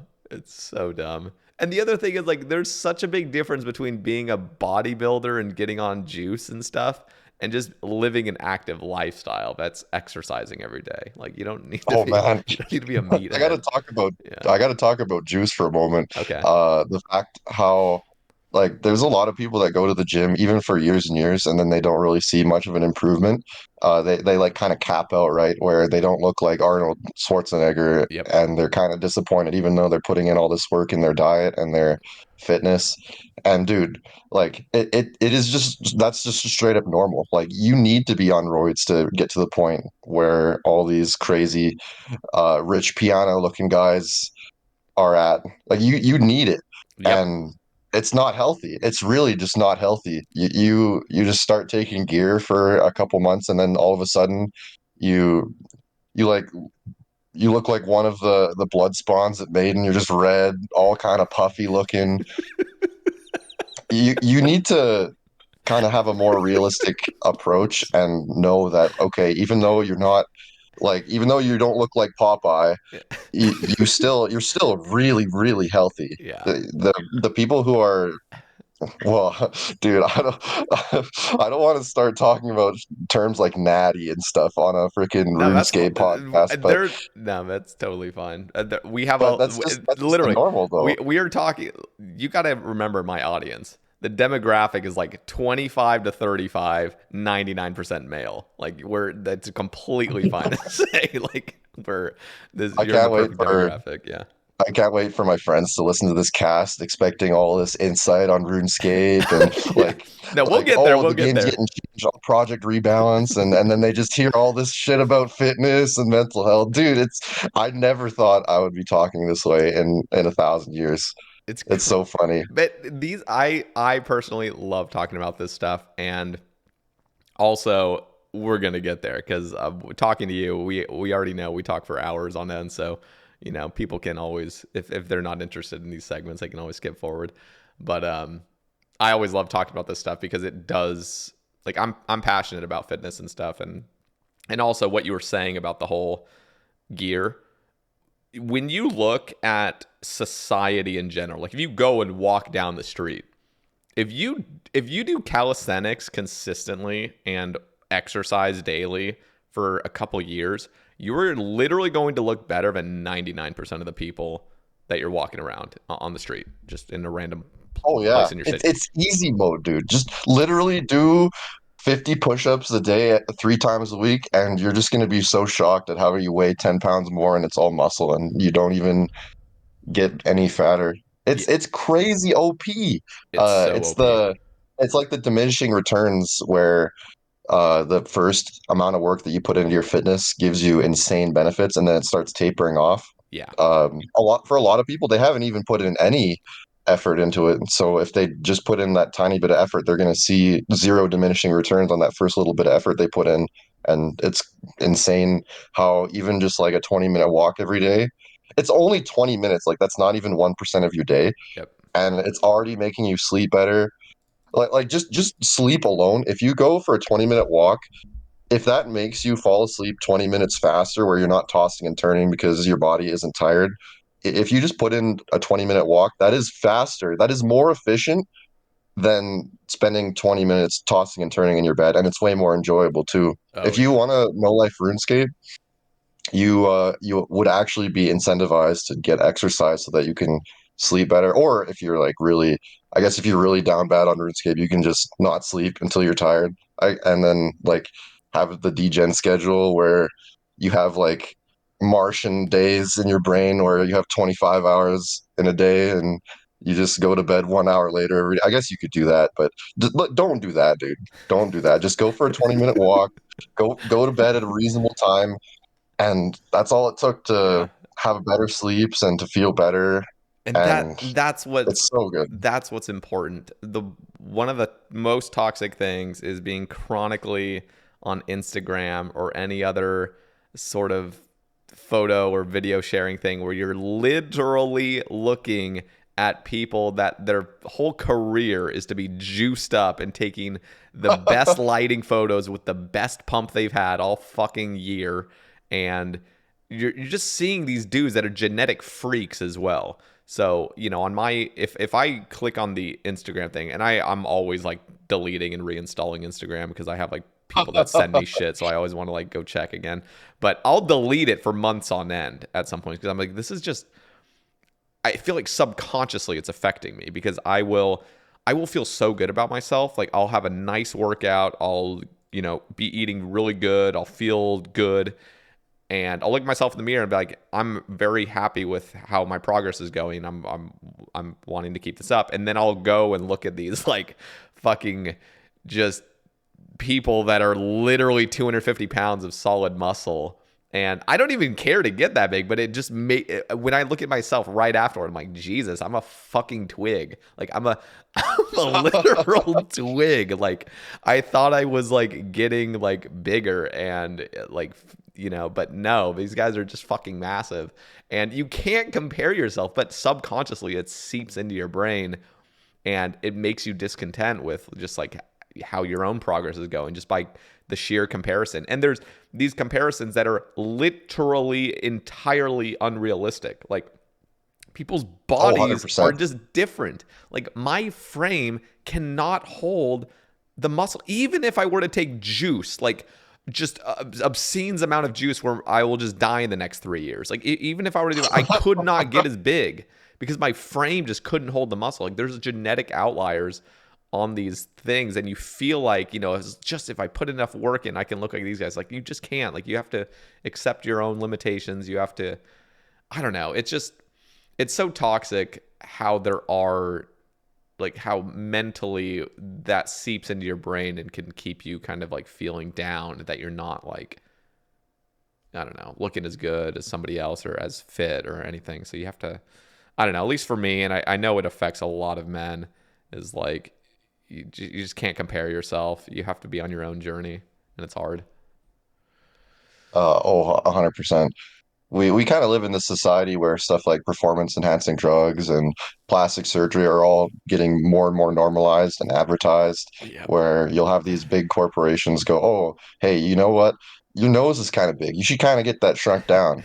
Or, Yeah. oh, like you're kind of looking like a twig there, Satyr. Maybe you should take some of this performance enhancing steroid, and then you'll look like $100. Actually, sorry, not $100. That's cheap. Yeah. I'm like lowballing here. You'll look Yeah. like $1 million There we go. if you take this for a while. And you know what? Like it's just not natural. you can take a lot of enjoyment out of just being a regular dude, just a regular balanced dude with some quirks here and there. Like, oh, I played RuneScape for 1,500 billion million trillion hours. You can take a lot of enjoyment out of just being a normal dude, Yeah. and I think it Well, should be celebrated more. you're totally right. It's yeah. No, it's just good to have a good life balance. So now that we've covered the whole fitness arc, and I just got to say to finish off, like I am just like I feel like your whole journey with that is inspiring. So keep it up. I And think you and me had a very similar journey, to be honest. I think both we of us did, are yeah. very enthusiastic individuals who have the same kind of understandings. And it's wild to me how I can have so much in common with a dude who grew up in the deep south of the States, and I'm in the opposite No, no, corner no, of no, the no, no, no, NA. no, no, no. I didn't grow up in the deep south. I know I like started streaming in Oh, Alabama, but no, I'm not actually from there. I'm from Oregon. oh, so you moved back. Okay, Yeah, yeah, well, yeah. So I'm forgive me from for not Oregon. knowing Yeah, no, no, my no, no. Sae Bae lore. That is actually a common mistake that people think because I obviously everybody knew I was like, oh, you live in Alabama. No, I wasn't from there. I still do not understand Southern culture like at all, to be honest, because I just isolated myself in my room for 4 years there. So I am How'd I you am even end up in Oregonian at Alabama? heart. What? Sorry.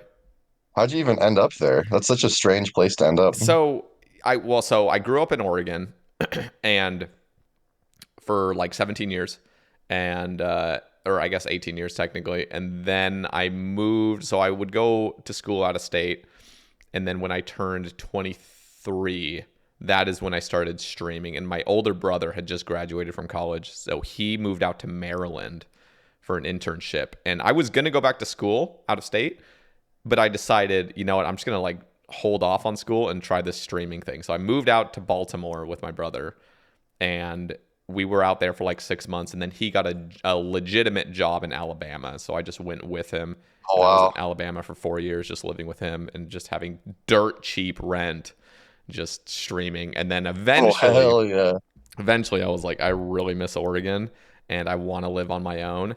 Now, Oregon was definitely like probably the worst place financially to go live because it's fucking expensive here. But Oh yeah. Oh, I've 100%.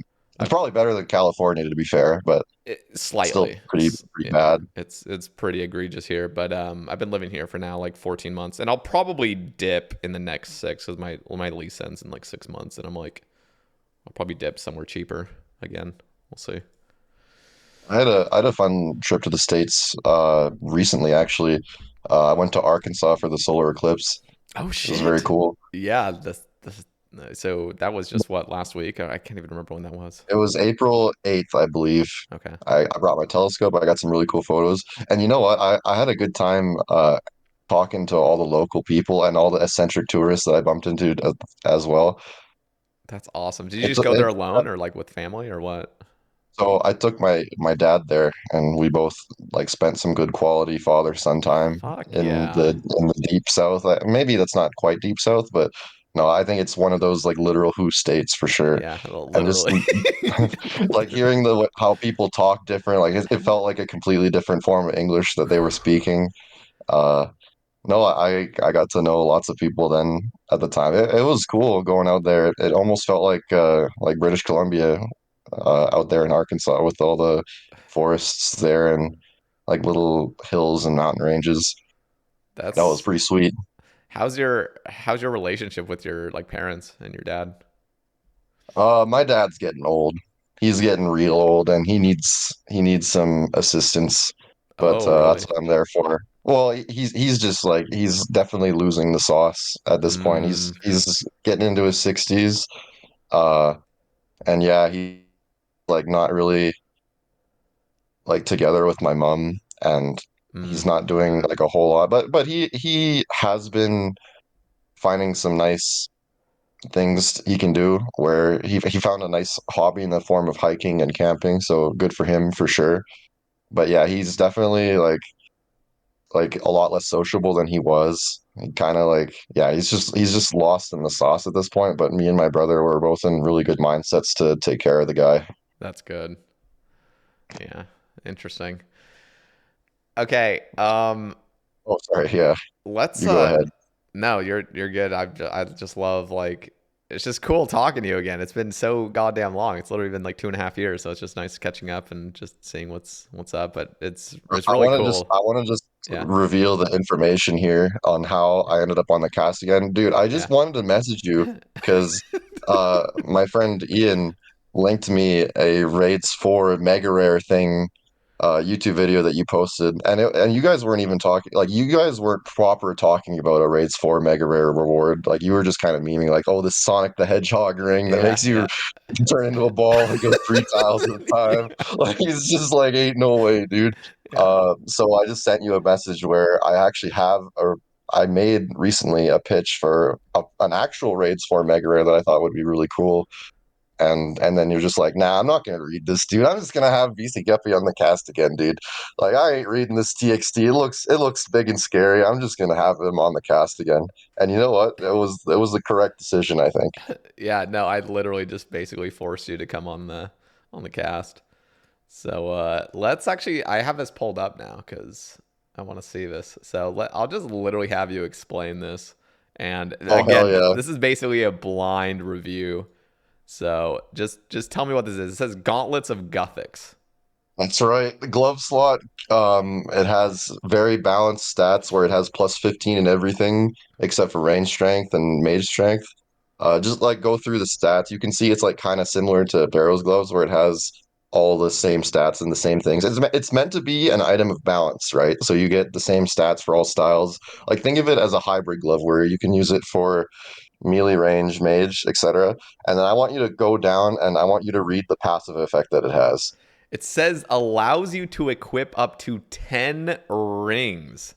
This is fucking That's right. it's fucking what's his face from the Marvel what am I Dude, the Thanos gauntlet, Thanos. yeah, Yeah, dude. Thanos. Like, There we like go. just, dude, if I made a yellow text, black background post on Reddit about this, I would just make the image for this just two Infinity Gauntlets, dude. Literally.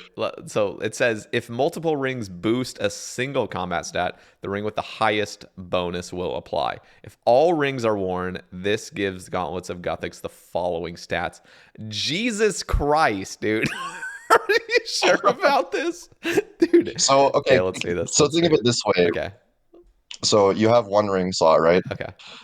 If you wear the gauntlets, your ring slot is gone, and instead you get like a little drop down in your equipment screen where you can go to all your rings and then you can equip 10 rings in there. Like you can just straight up throw in your Bellator ring, your Altar ring, Ring of the Gods, Ring of Endurance, Light Bearer. You can put all of those on, but you'll only get the highest stat of each ring. So say you're wearing a Bellator and an Altar ring together, you'll get the strength bonus of the Altar ring because it's plus 12, it's higher than the Bellator, but you'll get the slash bonus of the Bellator at plus 20. So you'll get both.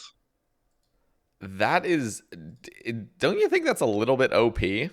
I mean, I guess this is So Raids 4 reward, but this is a I'm looking at raid this for mega rare. This is supposed to be the mega as rare. Yeah. esteemed and highly valued as the twisted bow. Tumikin's shadow. That item is crazy. By the way, I It just is started using it for the disgusting. first time this year. And the scythe of Vitur. So where we have a melee mega rare, a ranged mega rare, and a mage mega rare, my concept here is a mega rare for all styles that has all these like bells and whistles that make it exciting. So think of it as a Giga glove, but it's also got some cool concepts where you can wear 10 rings, and there's more too. Like scroll down and read more of the stuff that's there because there is more. So the thing, okay, so let me read this, especially for those listening on Spotify, because there are some people listening. Yeah. So let me read this. Additional effect. Okay, well, let me just take a brief, just a briefing on what the stats would really be. So this is assuming you're equipping all rings. I already have some objections to this, which I'll cover later, but I want to get the full concept before I start objecting to things. But yeah, the stab. So basically, like the highest stats you're going to be seeing with these gloves are plus 35 slash. You're going to have 25 ranged, 30 magic. The defenses are all 35 across the board. The melee strength is 27. Magic strength is plus 7%, which isn't egregious at all because it's only plus 3 from Tormented. Well, it's Or just it has the plus 5% from Torm, like that's built in the glove, and then the plus 2 is from the Megas ring. So it's the same mage strength as before. It's just like in one package basically. So your strength bonus, I think the strength bonus did go up by 1 compared to ferocious, because that's what the base stats of the gloves are.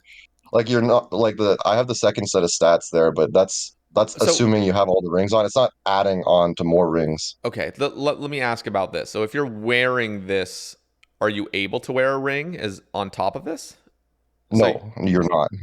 okay, so do so what so is it just gonna like cancel? So if you try to equip a ring, is it just not gonna add the stats? You could still have the ring. So if you wanted like a ring of wealth or a ring of dueling, you could still wear that technically, but it's Yeah, you could. You so could put that in the gauntlet, right? Like you can your one ring slot just becomes 10 basically. So see the stats of the gauntlets aren't actually going up. I'm just adding the stats of all the rings together. okay. Let's read this. So additional effect, while worn, the gauntlets function as a weapon if the player's hands are empty. But you're never gonna be doing that. Well, here, let me read this. The attack styles are as follows. So melee attack, again, this is assuming your hands are empty. A 5-tick melee punch that has double accuracy and damage, grants controlled XP.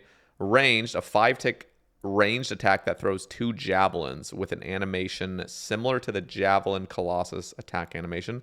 Deals 2 hits, each with 50% reduced damage. Javelins may be collected by Ava devices, has a range of 6. And Magic, a 5-tick auto cast spell of the player's choice with an animation similar to the Shockwave Colossus attack animation, can only auto cast elemental spells and Claws of Gothics. Grants 75% bonus damage to spells cast this way, has a range of 6. Special attack, and then this is the special attack. Enforce Edicts, 60% special attack. All damage dealt and all damage taken becomes half of the attack's max hit for 1 minute while the gauntlets are worn. This special attack will also replace the special attack of weapons without a special attack if the gauntlets are worn. So, okay, let me. I want to hear from you first about the whole thing and just how you came up with this and what you think is good about this. Maybe some cons you think, and then I'm gonna deconstruct this. So So I'll let you say first. Yeah. the concept here is you have these really, really powerful gloves on, right? Mm-hmm. And if you're attacking with just the gloves, like punching things, it should be doing like it should be dealing quite some damage. So it has its own like unique attacking style if you don't wear any weapons or shields.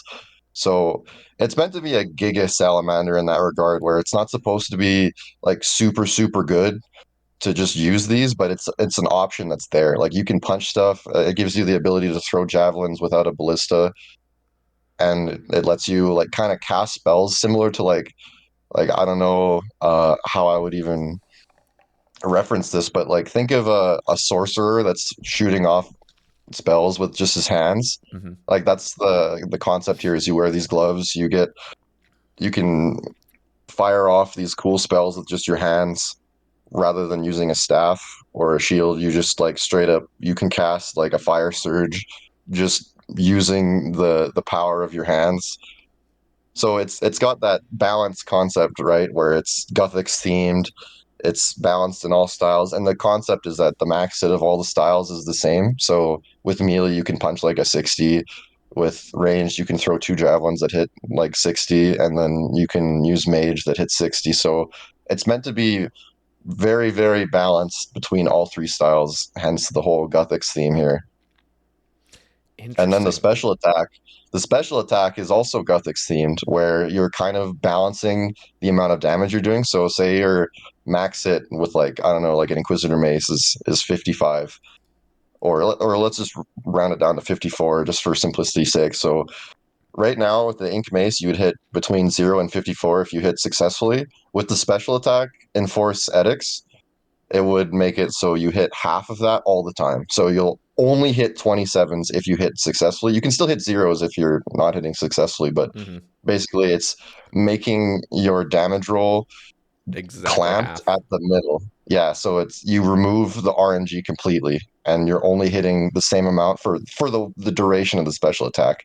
So you do lose special attack energy in exchange for this concept where you're only hitting the same thing. And it works for the damage that you're getting received too. So say you miss a Jad flick in the Inferno where the Jad max is 110.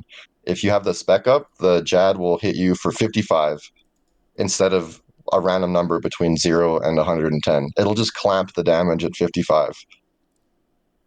Interesting. Okay, so I'm going to just some guy just said hi, Sae Bae in game. Okay, Oh, nice. I'm gonna deconstruct this a little bit. First off, I just want to share overall thoughts.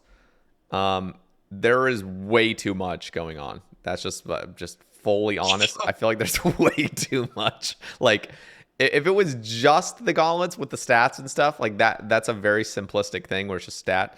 But then I feel like there's way too many additional effects, and I feel like the effects are not even going to be used because you're always going to have a weapon on. Like, it's just you're trolling if you're just going to be using the gloves just for funsies. You may as well put a Scythe on, or just anything else. So It is true in that regard. It is kind of true. But I'm sure there will be uses for these three attack styles.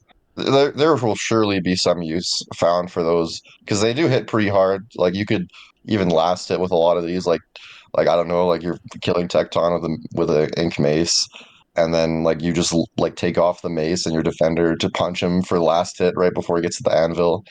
Like little things like that. Uh, it's just meant to be kind of like an off-brand way of attacking with your cool new mega rare gloves.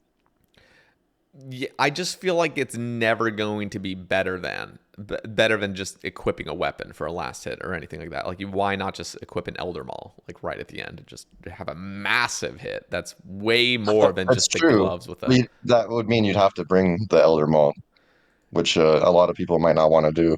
Eh, there is utility in having a single weapon for all three styles just by itself, especially if it's something that you're going to be wearing most of the time.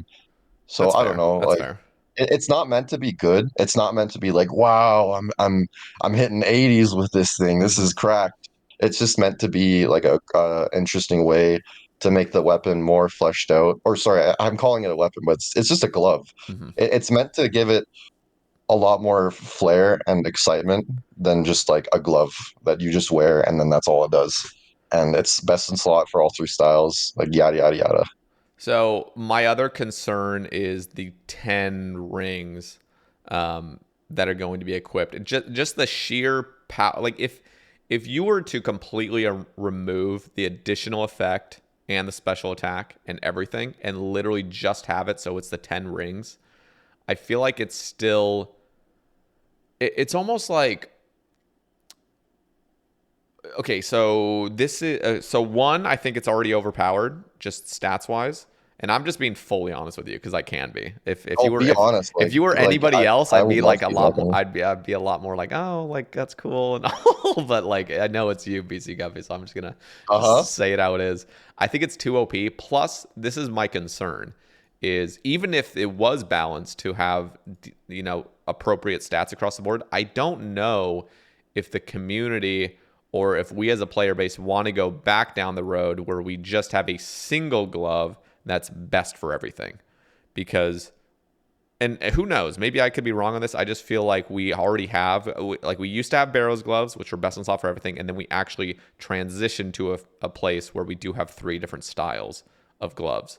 We have a Tormented Bracelets and the Zarite Van Braces and Ferocious Gloves. So are we just reverting back to just a kind of extreme mega rare Barrows glove type thing where it's just better for everything, and now we're removing the whole concept of having glove switches again?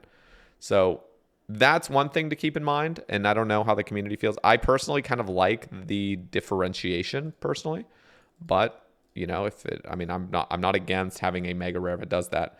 The other concern is just simply the 10 rings attached. Like, perfectly makes sense. We have 10 fingers. So it makes Uh-huh. sense, but I'm like, I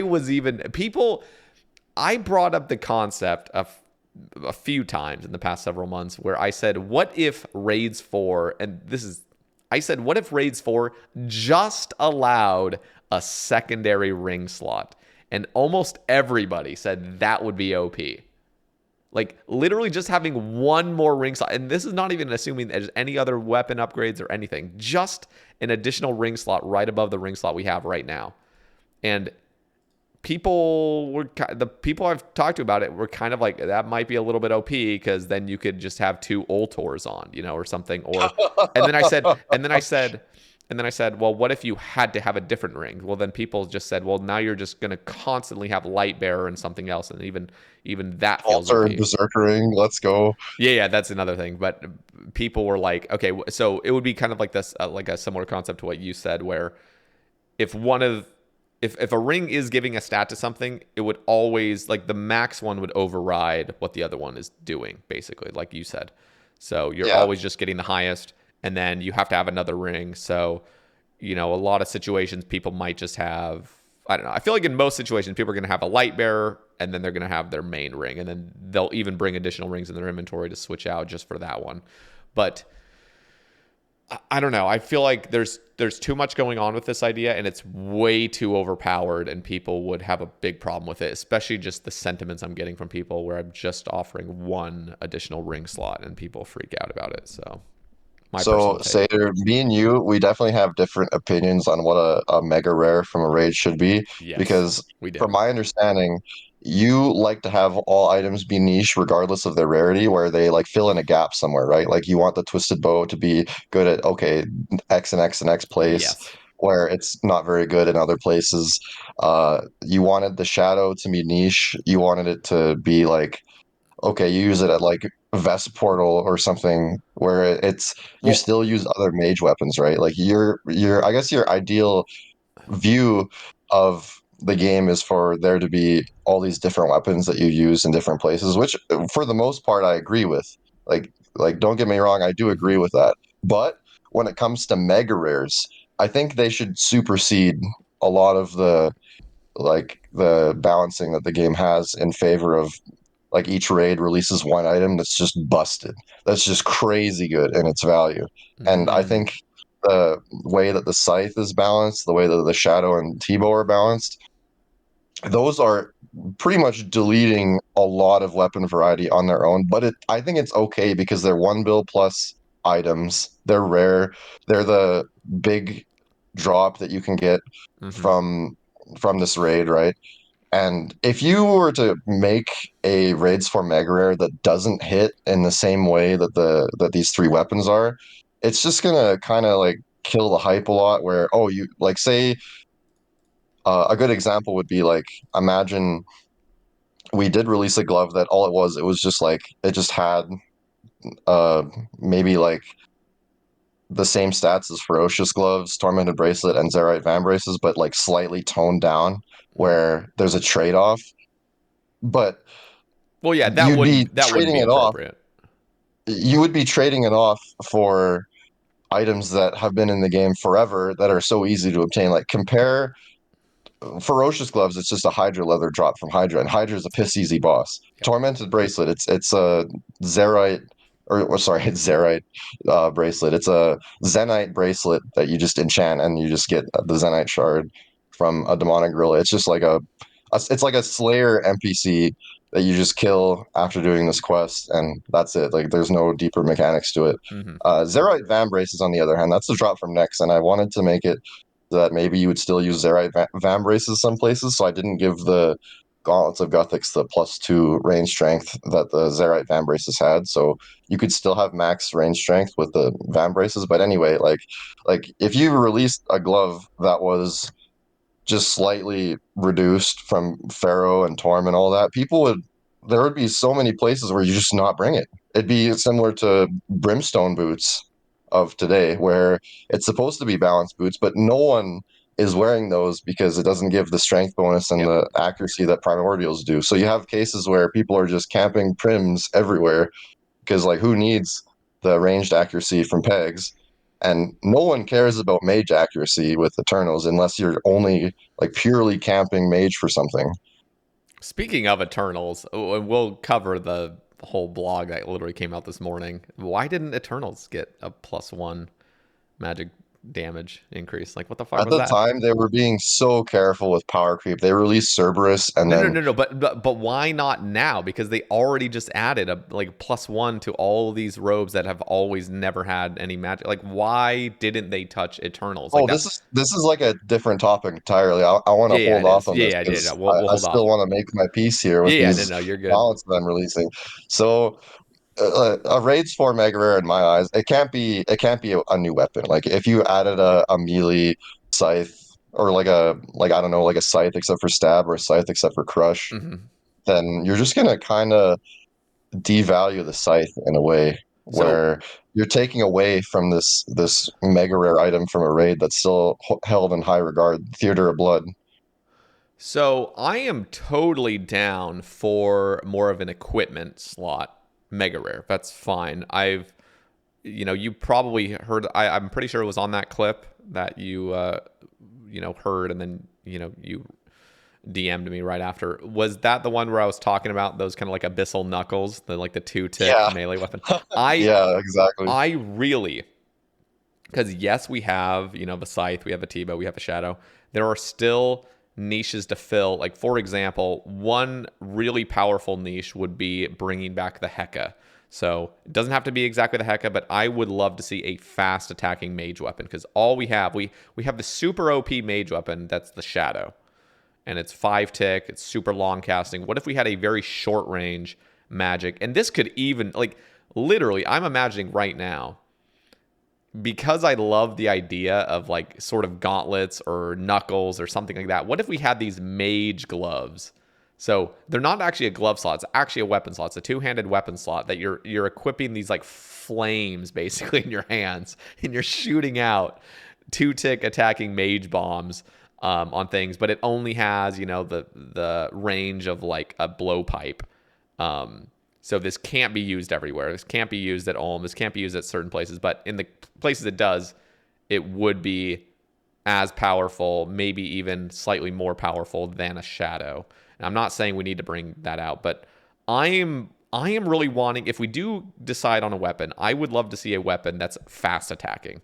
I think that's the way to go. I think it's a 2-tick melee weapon or a 2-tick mage weapon would be just phenomenal. I think would just like shake things up so heavily, and I don't think it would be the worst thing because I even brought up the Abyssal Knuckles being better than a Scythe because there are so many downsides to it. Like, you have to not be losing ticks. As soon as you lose ticks, boom, you've already, like, the Scythe is now better.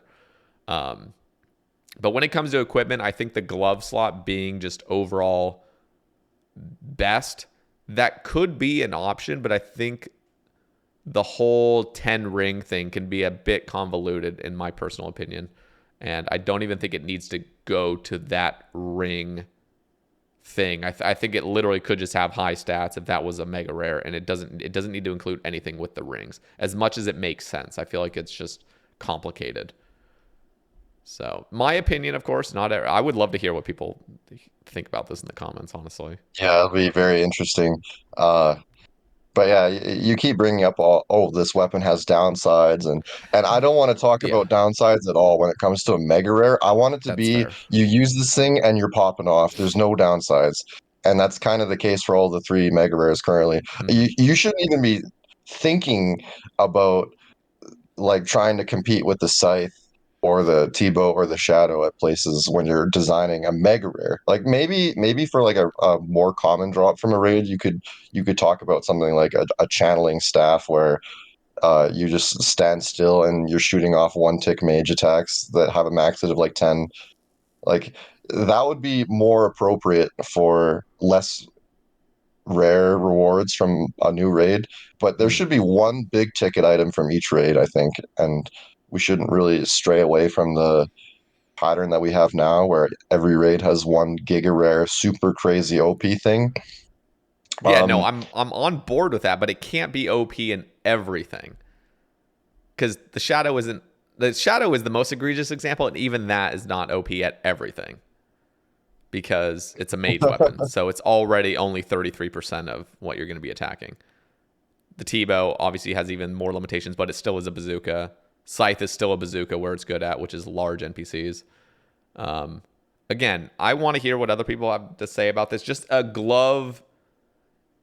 Again, even if it had none of the 10 ring, none of the passive effects, even if it was just a glove that was as powerful as it is with the 10 rings, minus actually needing the 10 rings, would that even be like warranted? Like, is it too powerful? And I think it is personally. But I would be very happy to get rid of the glove switches and the ring switches that are happening right now because we're trending towards this uh trend where you have to do a 10-way switch to get all ooh, your like okay. max gear. So is that partly where this is coming from? Where it's Yeah, literally yeah, okay? So absolutely. that is something to be said because that wasn't even on my mind about this whole thing. So in your head, on top of this being good, it also is eliminating the frustration of having to do like 3 rows of switches to get your Yeah, maximum. yeah, I absolutely. see. These gloves are like it is kind of intimidating having a light bearer on at the same time as an altar and like Venator and all that. But like ultimately the concept here is that you're getting things that you could have already had with a 12-way switch or whatever you want to call it. I think 10-way is the max. I don't know the Mm, exact number, but you can already do these things, but you just have to bring all these switches, and then like you have this inventory space problem where you can only have 28 things in your bag, and all of a sudden you're going to do stuff like TOB with like 3 empty inventory spaces. It just sucks. I And see. So these that gloves are is meant to alleviate that. at, to me, that's how you should have sold this initially from the get go. Is the whole abstract basically it's just like we are subject to like most people want to do a nice little clean 2x4 switch like 8 Yeah. max like that feels very good. That's still a lot, but it's better than doing all of a sudden like a 10 or 11 way switch just to maximize every little thing. So that would have been the way to sell it to me initially from the get-go, is just understanding like this is the objective of a mega rare, is to eliminate the frustration of having to go down to a third row to get maximum switches. That makes a lot more sense. And You voting yes or yeah, no? It's in the poll. It's in the poll booth. You got to make a decision, yes or no, Sater. I mean, with what it currently is, I would vote no, but I'm not against a concept like that. But it has to be less OP, in my personal opinion. Like literally, if there were to be a thing called,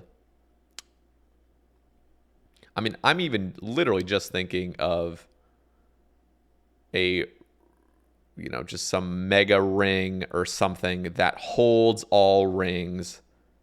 And so now there are no ring switches. Like if you get this mega rare, this ring is now basically a key ring or whatever that steel key ring thing is, where it holds and it maintains all the stats and it has everything into one ring. So now there are no more ring switches. You just put this ring on and you're good to go forever for all pieces of content. That would be an amazing ring switch. That people would argue it's extremely OP because it just literally has all the effects. But the positives, if we see it this way, is that there will not be any more ring switches, so you don't have to worry about that anymore, and it is a mega rare.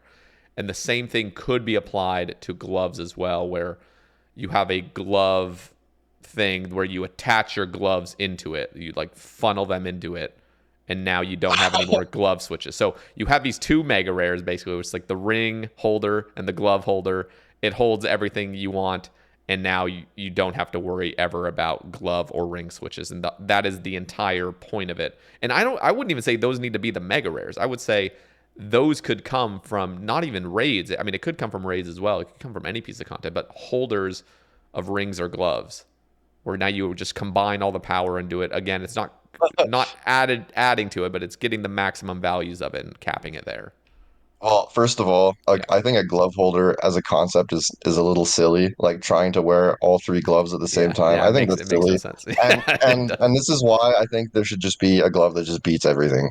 That's just the glove to wear when you're doing I mean, that's what it would content be that needs all 3 ultimately, styles. and it doesn't need to Well, be yeah, called a glove but holder. But you don't yeah, need to put your Zerite Van Braces in there. Like just add a glove that's just the same as Zerite and Torm and Ferocious. Like I don't care about devaluing those items. They're yeah, like that's who fair. cares? Nex is Okay, already fucking super loaded on stuff that it drops, and like who cares about Zenite prices? Yeah. But Like wouldn't it? just add a glove that's just all three. You don't have to hold for gloves specifically. You shouldn't need to hold all three of your gloves in one slot. For Yeah, rings, it makes more sense to put all the rings in like you have to actually still wear the rings. Like I still think you should be able to like get value out of all these rings. It would actually bring more value to the rings, by the way. Like no one is using a treasonous ring right now, but if you could wear all the rings at the same time, and suddenly like, oh hey, you know, it's actually worth wearing this treasonous ring now because it's just free stab bonus. well, okay. So you saw. Okay, so I'm trying to. How much of the Desert Treasure 2 bosses have you done so far? Like, have you done enough? Like, have you killed all four? I mean, you've killed all Well, I four of did them the because you did quest, the right? quest, but have you been killing Um, post quest? so I finished all the Verdorvis CAs. So I did Awaken Verdorvis. That was really fun, and I like kind of dipped my toes into Duke a little bit, but I haven't really gone back. Okay, you know what? You know what's crazy What? is I did TOA for the first time yesterday. Wow. Yeah, like that is how long I've been What do you gone think for. about that? What do you think about that raid? Did you do it solo or did you have a team? Oh, I did both. I had fellas in for a while, and I did it myself for a while. It was really fun. Although, please delete the monkey room. Holy cow, that They're room is making bad. change. You saw the changes they're making, right? I did see that. You always max sit on the monkeys. That's amazing. As if it's the right style, that's gonna make that room feel so much better. It's not gonna be Oh perfect, yeah. but it's now we have explosions that are exploding monkeys, and you're max hitting every fucking time. Thank you. That feels But amazing. to answer the question Yeah. about the DT2 bosses, yeah, I've done Awakened Vard. I thought that was really fun. I tried. Okay, so when I took my break from RuneScape, I sold like all my gear and I just had only platinum tokens on my account, right? Yeah. I tried Awaken Leviathan before buying any gear. So I was shooting it with an ACB and like full Armadillo D-hide on Oh no. and I was giving it a try. I was giving Awaken Levy a try, but yeah, I was getting owned. But Yeah, I that haven't shit's gone back hard. since I actually bought Max Gear again. Okay.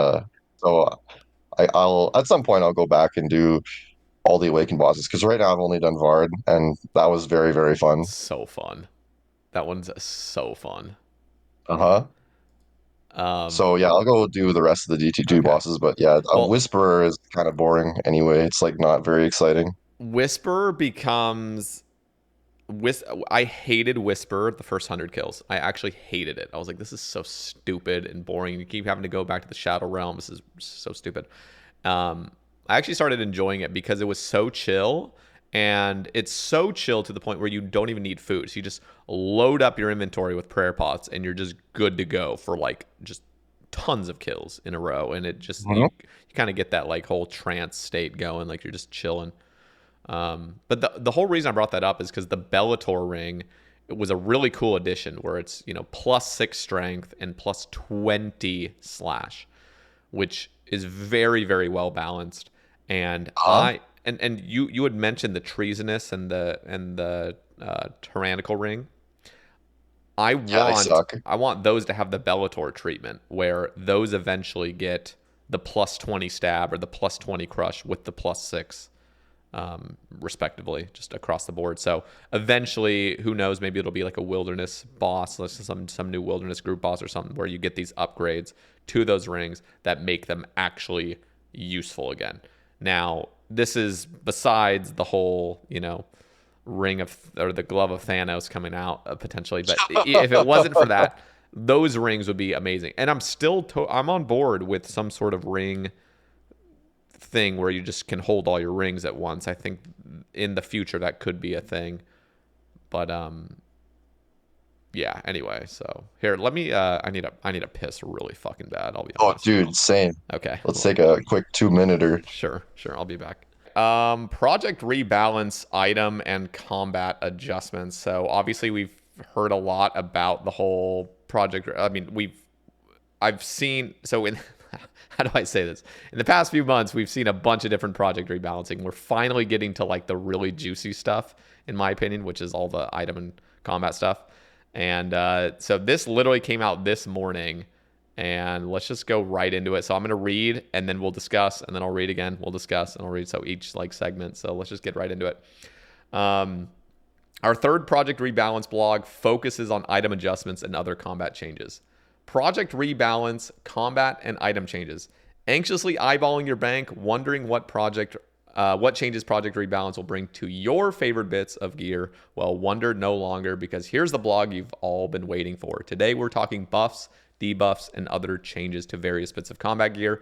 And just to round things out, we've also got some more combat changes for you. Before we move on, just like the last Project Rebalance blog, this one coincides with an open beta that you can take part in by jumping into any of the beta worlds once they're live today, which should be shortly after this post. These worlds feature all of the changes from the NPC defense changes blogs, and all of the changes from today's blog too. So jump in and take a look. So we're already seeing right here with the graphic, the buffs and the nerfs and the adjusted drop rates right here. So we're going to just get straight into them. Item adjustments. Before we get started, please note that the Tomes of Fire and Water will be adjusted as per our previous Project Rebalance blog. So we won't be rehashing those changes here. First, we'll look at perhaps the most anticipated or dreaded set of changes focused primarily on magic gear progression. Magic gear and the Occult Necklace. The Occult Necklace does an astronomical amount of lifting for magic's damage output. And to make a long story short, we think an item this powerful should set you back more than a mere 800k. For example, let's assume two players both have 99 magic and a fancy bit of barrows. Player A equips an Occult Necklace for 800k and calls it a day. Player B equips the Ancestral Set, a Magus Ring, Eternal Boots, Gotta Rock That Fashionscape, and turns on Augury, which sets him back a whopping 454 million GP. Now, who do you think kills the melee Barrows brother fastest? If you answered Player A, you're correct, and we hope you understand why this situation seems more than a little unfair. It's time to break the Occult Necklace's stranglehold on Magic's gear progression. There are already too many Occult Necklaces out there for us to reasonably make them less common. Making them harder to get will just punish Iron players who have to climb all the way to 93 Slayer for this all-important unlock. In addition, the Occult Necklace is so powerful that other gear upgrades become less exciting by comparison.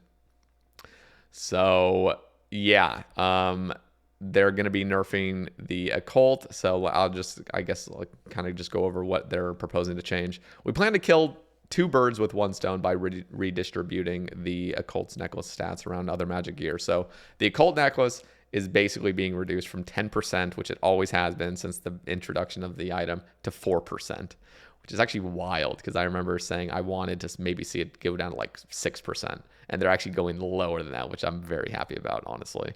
And the Ancestral Robes are going from 2% to 4% each, which is a literal double.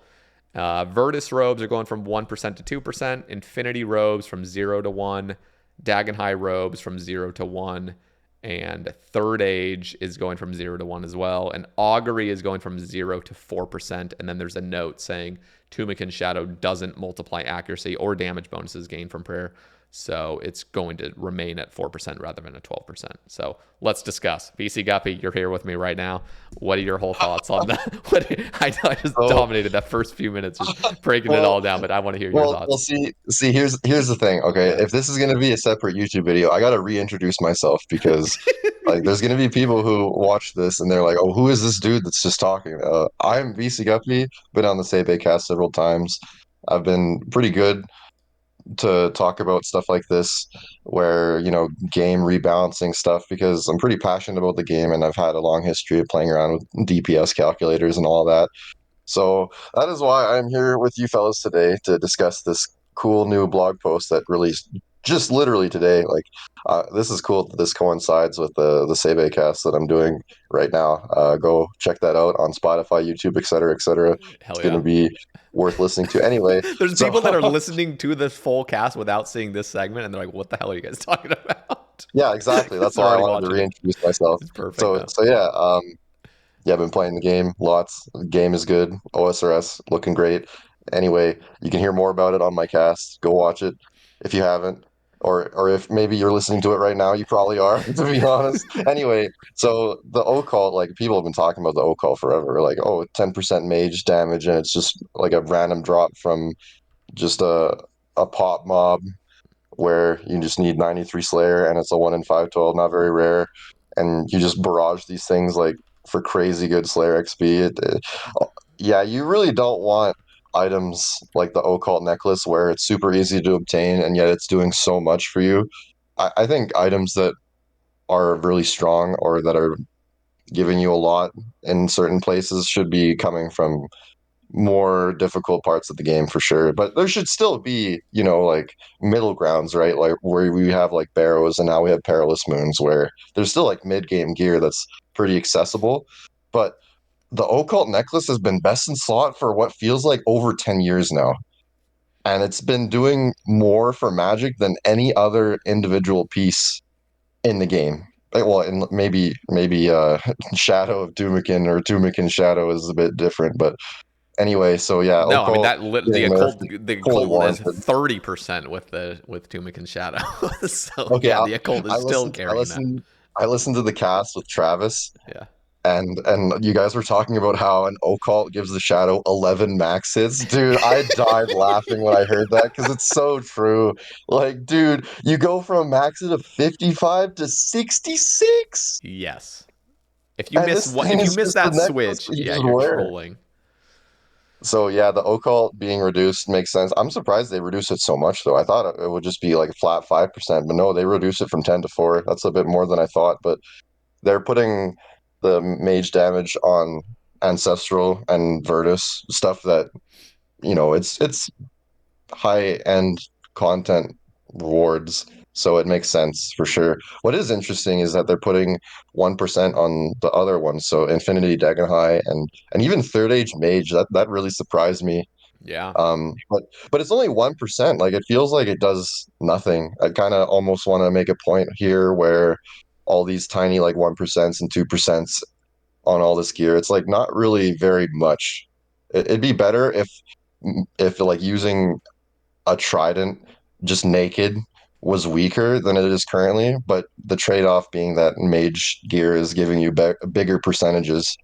So you'll see like you'll actually be able to tangibly think about how much like a 5% or a 10% bonus is giving you because 1% that's so small to me. But I guess I'm not really going to ask for the mage skill in general to be reworked from the ground up because it's probably out of the scope It is. of what could be done. Yeah. So what they're doing here is good. It's for sure a step in the right direction. Occult needed to be nerfed, and I feel like irons that don't have 93 Slayer yet are going to feel less like they're trolling when they're doing mage without an occult because occult is just so huge. It felt so bad to do Zulrah without an occult back on my old iron, and then I put on the occult, and I'm just doing so much more damage after getting 93 Slayer. So yeah, I like this progression change for sure.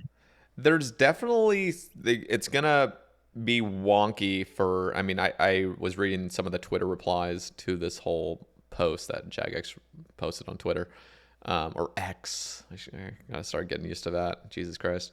I'm still calling it Twitter, dude. I'll I call it X know. from time to time though, because I think it's funny. Yeah, but so there was some people mainly in the PK scene. I know Pure Spam wasn't super happy about some of the changes. Occult is has always been a huge item for any sort of account that's wanting to mage out in the wilderness. And if you can't afford the whole ancestral, you're just getting a huge debuff basically from this change. But I still think it's completely healthy for the game. It's going to clearly upset some metas and other things, but ultimately I think it's for the better health of the game to have these things balanced. And what's really cool, I'm thinking from an Ironman's sort of gear progression standpoint, is like going in, getting your 93 Slayer, getting your occult, and then going to chambers or whatever. Every single piece of ancestral is just going to be such a massive upgrade. It's like getting an additional nerfed occult. It's just like another occult, another occult, another occult. But again, we're seeing occults as only 4% now instead of 10. But that's really cool that every piece of ancestral is very meaningful. One of the things that's really interesting is we see down here it's saying how does this shake up damage wise.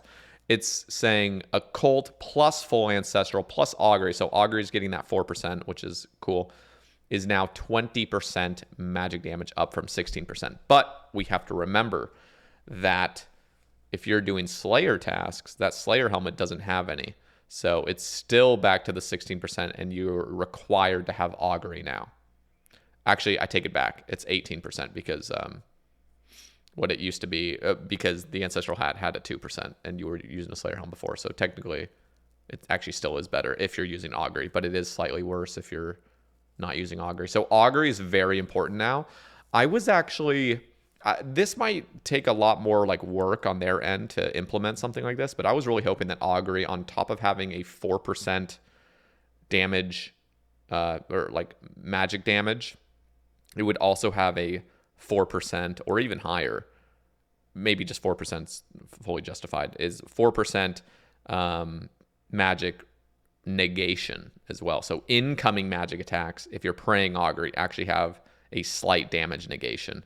Now, 4% isn't massive at all, but at least for something like PvP, when people are using Augury against you, it would be cool to be able to pray Augury back and just cancel out that extra damage incoming, just very slightly. And I think it would make it just even more slightly a more defensive prayer. But again, I don't really care that much. I don't think it would be that big of a deal regardless. But When it comes to Augury, I kind of wish it was just in line with Piety and Rigor, where it was just like all the numbers were just identical, and Mage worked in a very similar way to Range, where you have like Mage strength that isn't in percentages, and it's actually just strength bonus, yeah, and it would be it's more intuitive than all these like damage charts that you see with the Trident of the Seas and the Swamp and the Sang and Tumikin's Shadow, where it has like fixed max hits. Uh, I would like to see this as a whole, but again, I don't really want to ask for the whole mage skill to be reworked, even though ultimately, if it was up to me, I would just completely rework the mage skill in general, where it's more in line with melee and range, where these prayers are doing 20% more damage for all styles, for each style, and just have everything be kind of parallel. But it's yeah, so I think hard. I think Yeah. that's probably too difficult. It's not Yeah, even like it's too difficult. It's just that we have to remember, like, there are so many players that would just it's almost like a minor form of EOC, where it's like, Jesus Christ, everything's that's changed. true. But And isn't that people, the point of Project Rebalance though, to yeah, like they have to fix the go. game? Yeah, but they have to take little steps. Like, even the steps we think are big are technically very small. Even the elemental weaknesses and ranged styles that they were adding, like, that is something so big. But ultimately, when you look at it, it's actually still a pretty small change that's not shaking too many things up. Oh, I want to butt in and say one thing about the whole elemental Yeah, weakness thing. yeah, Um, because I'm not going to get an opportunity to say this again. I'm just going to really quickly say this, but they added these elemental weaknesses, but I think they should also add elemental strengths, where if you're hitting a fire giant with a fire spell, it's not doing like the full damage. It maybe it like heals the fire giant instead, or does like super minimal damage. I think if they're going to go the route of having things weak to stuff, they should also go the route of having things strong to stuff too. Uh, it would make a lot of sense yeah. rather And than that the current thing and where you're just hitting a fire giant with fire strike. the thing is, that does make sense, but I feel like even if Jagex were to see that as being like completely fitting of something like this, them putting that down on a blog post is just going to make things look more overly complicated. So it's something they have to just incrementally add. And they even said that from the get-go. Like, they're saying in the future they could still look at monsters and add adjustments here and there over time, but they have to just be so careful with things. They have to be so careful with not saying too much, not adding way too much that's overly complicated. And as soon as there's, fire giants that now, just have resistance to fire spells and stuff like that, which makes perfect sense. As soon as that's in a blog post and there's extra information on that, people are just going to be like, what the fuck is going on? So they have to be so careful. EOC, EOC, EOC. Anyway, let's continue here. Yeah. Okay. So basically, this is all shaking up. They said, this is what's going to be happening, but let's continue down. These changes bring the necklace's power a little more in line with its obtainability, so that players can feel themselves getting stronger as they unlock other gear. Additionally, Augury now has greater offensive power, increasing the value of the Arcane Prayer Scroll. We also see new utility for robe sets. Okay. Well, I'll just read this just in case. Which are currently best suited for accounts with defense limitations. We want to see Aram's robes sit in a unique, tankier battle mage niche with defense that outshines other options in exchange for slightly less offensive potential. That is another thing we didn't really talk about, was Aram's is not seeing any sort of... I would literally be okay if Aram's got a plus 1% from... Panic sell Arams.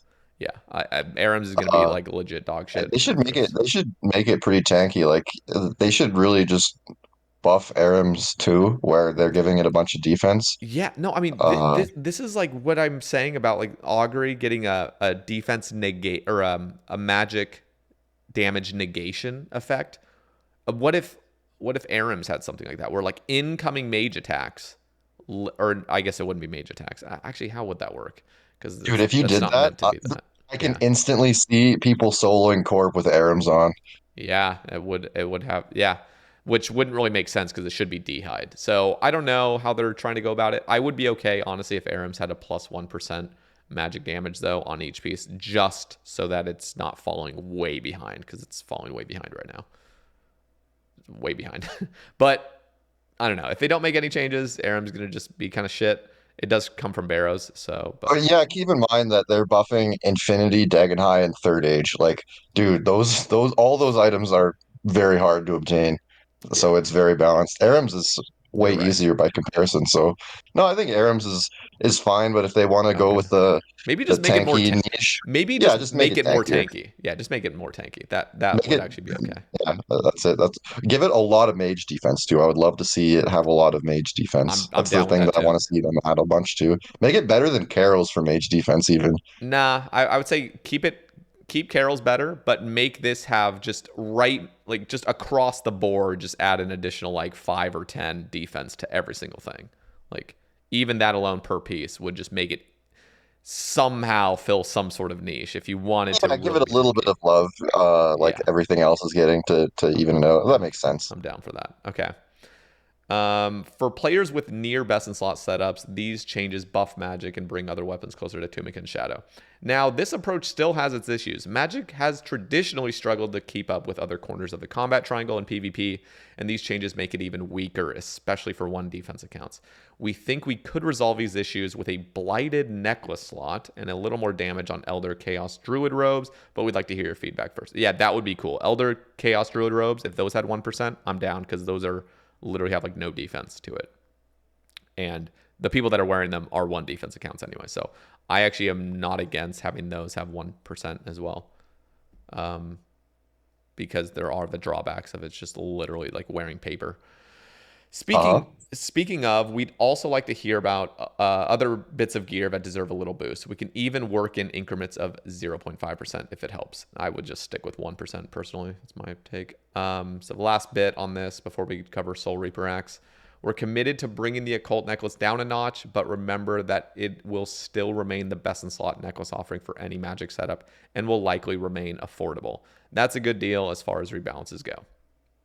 Any final thoughts you have on that before we cover Soul Reaper? I will laugh if they pitch raids for rewards and it's just going to be the pre-nerf occult. That will be so funny because you can see it coming. Like Yeah. we are due for a new mage Ami. Yeah, I mean we're due for amulets and um, glove switches across the board technically. Except I mean I Zarite maybe not, but yeah, necklaces especially. Yeah, I think we are. Okay, Soul Reaper Axe. This I'm pretty excited about this one. Moving swiftly on, this hard-hitting slash weapon capable of dishing out some serious damage if you're willing to go through the frustrating process of bringing out its true potential. We don't plan to increase the Soul Reaper's damage directly. Here's what we'll be doing instead. Stacks will no longer be lost instantly upon switching weapon. Stacks will also start decrementing. Is that okay?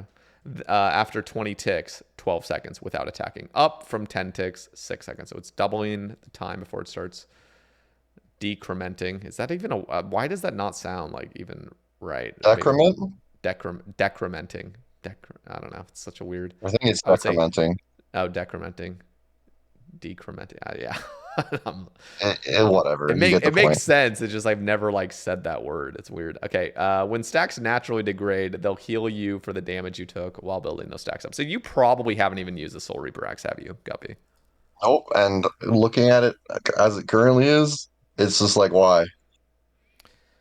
Where would I use this thing Yeah. other than I guess people are using it for Dorvis? It's best in slot there apparently, but Yeah. yeah, I've never, dude. I pulled up the wiki page for Soul Reaper Axe just looking at it because I don't know what the hell this thing actually does. I've never tried it. So I just know that it's kind of bad when you have a scythe. this gets me very excited because these are the exact changes it needed. Personally, I wasn't even against them just doing a full on redo of everything about it. Like not even making it do the stack thing, just completely going back to the drawing board and deciding something else. But I think this fits really nicely because this basically solves all the annoying issues. The fact that you can switch weapons and you're not going to lose your stack, that's amazing. You have 20 ticks to keep hitting, to keep your stacks. And if you don't hit in time, it will just heal you the 8 damage you took from hitting in the first place. So just as just kind of illustrating this because you haven't used it, and for those that haven't used it, like doing a Slayer task with a Soul Reaper axe, if you're just meleeing a task, I'm one of those weirdos, that goes around the game doing Konar Slayer meleeing tasks. But it's a really fun weapon to use for tasks because you're just whacking stuff with Slayer helmet and everything. And one of the most annoying things, though, is if you're trying to go AFK and trying to like auto-retaliate your tasks and like using a cannon or something, was hitting stuff and then slowly just losing your stacks passively and not regaining that HP.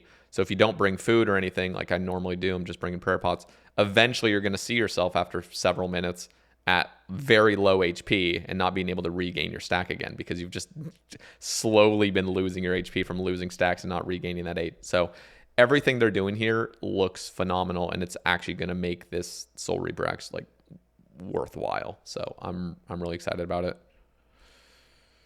So not much more to really say. I'll read this thing, and then if we have anything else to add beforehand. Effectively, we're making stacks easier to maintain and removing the overly punishing stack drain when switching weapons. This does indirectly buff the Soul Reaper's damage output, but it also means you'll no longer run out of stacks while waiting during intermission phases in some boss fights, such as Verzik's transition between phases 2 and 3. We've seen more suggestions regarding the Soul Reaper axe, but right now our focus is on improving its usability and ensuring it doesn't lose power every time you switch gear. Perfect. You have any? Looks good. Yeah. Hopefully it gets more use out of this. It's very difficult to obtain from scratch. This thing is a long grind to get, and it's a fulfilling grind too because you have to do 4 different bosses, each with their own little things you have to learn about it. And you can't even like you have to build this thing with untradeable components. Yep. That's rough. It should be very, very good for how difficult it is to obtain. And yeah, well, really, there's not much else to say other than that. This thing should be used in a lot of places. One of the really cool things, I talked about this, you may have heard it on a cast or one of the rambles I was talking about it on, is kind of this niche utility of it where if you have a full 5 stack, you literally have you have an instant 40 heal potion basically as a spec. So in a dire situation, I was thinking of like killing Duke because you're now killing Duke. When you do the Awakened Duke fight, if you were to use a Soul Reaper axe, you can basically maintain this panic 40 heal button. So you have like a shark and a Karambwan, you can panic eat 40 or 38 right there, but you can do a combination of like a shark, Karambwan, and a heal, and you're just back up to full fucking HP. Like if you really needed that, you bring a Phoenix necklace as well. Like boom, like it's really in those dire situations, having a Soul Reaper axe as a handy insta 40 heal is really, really useful. But it has very limited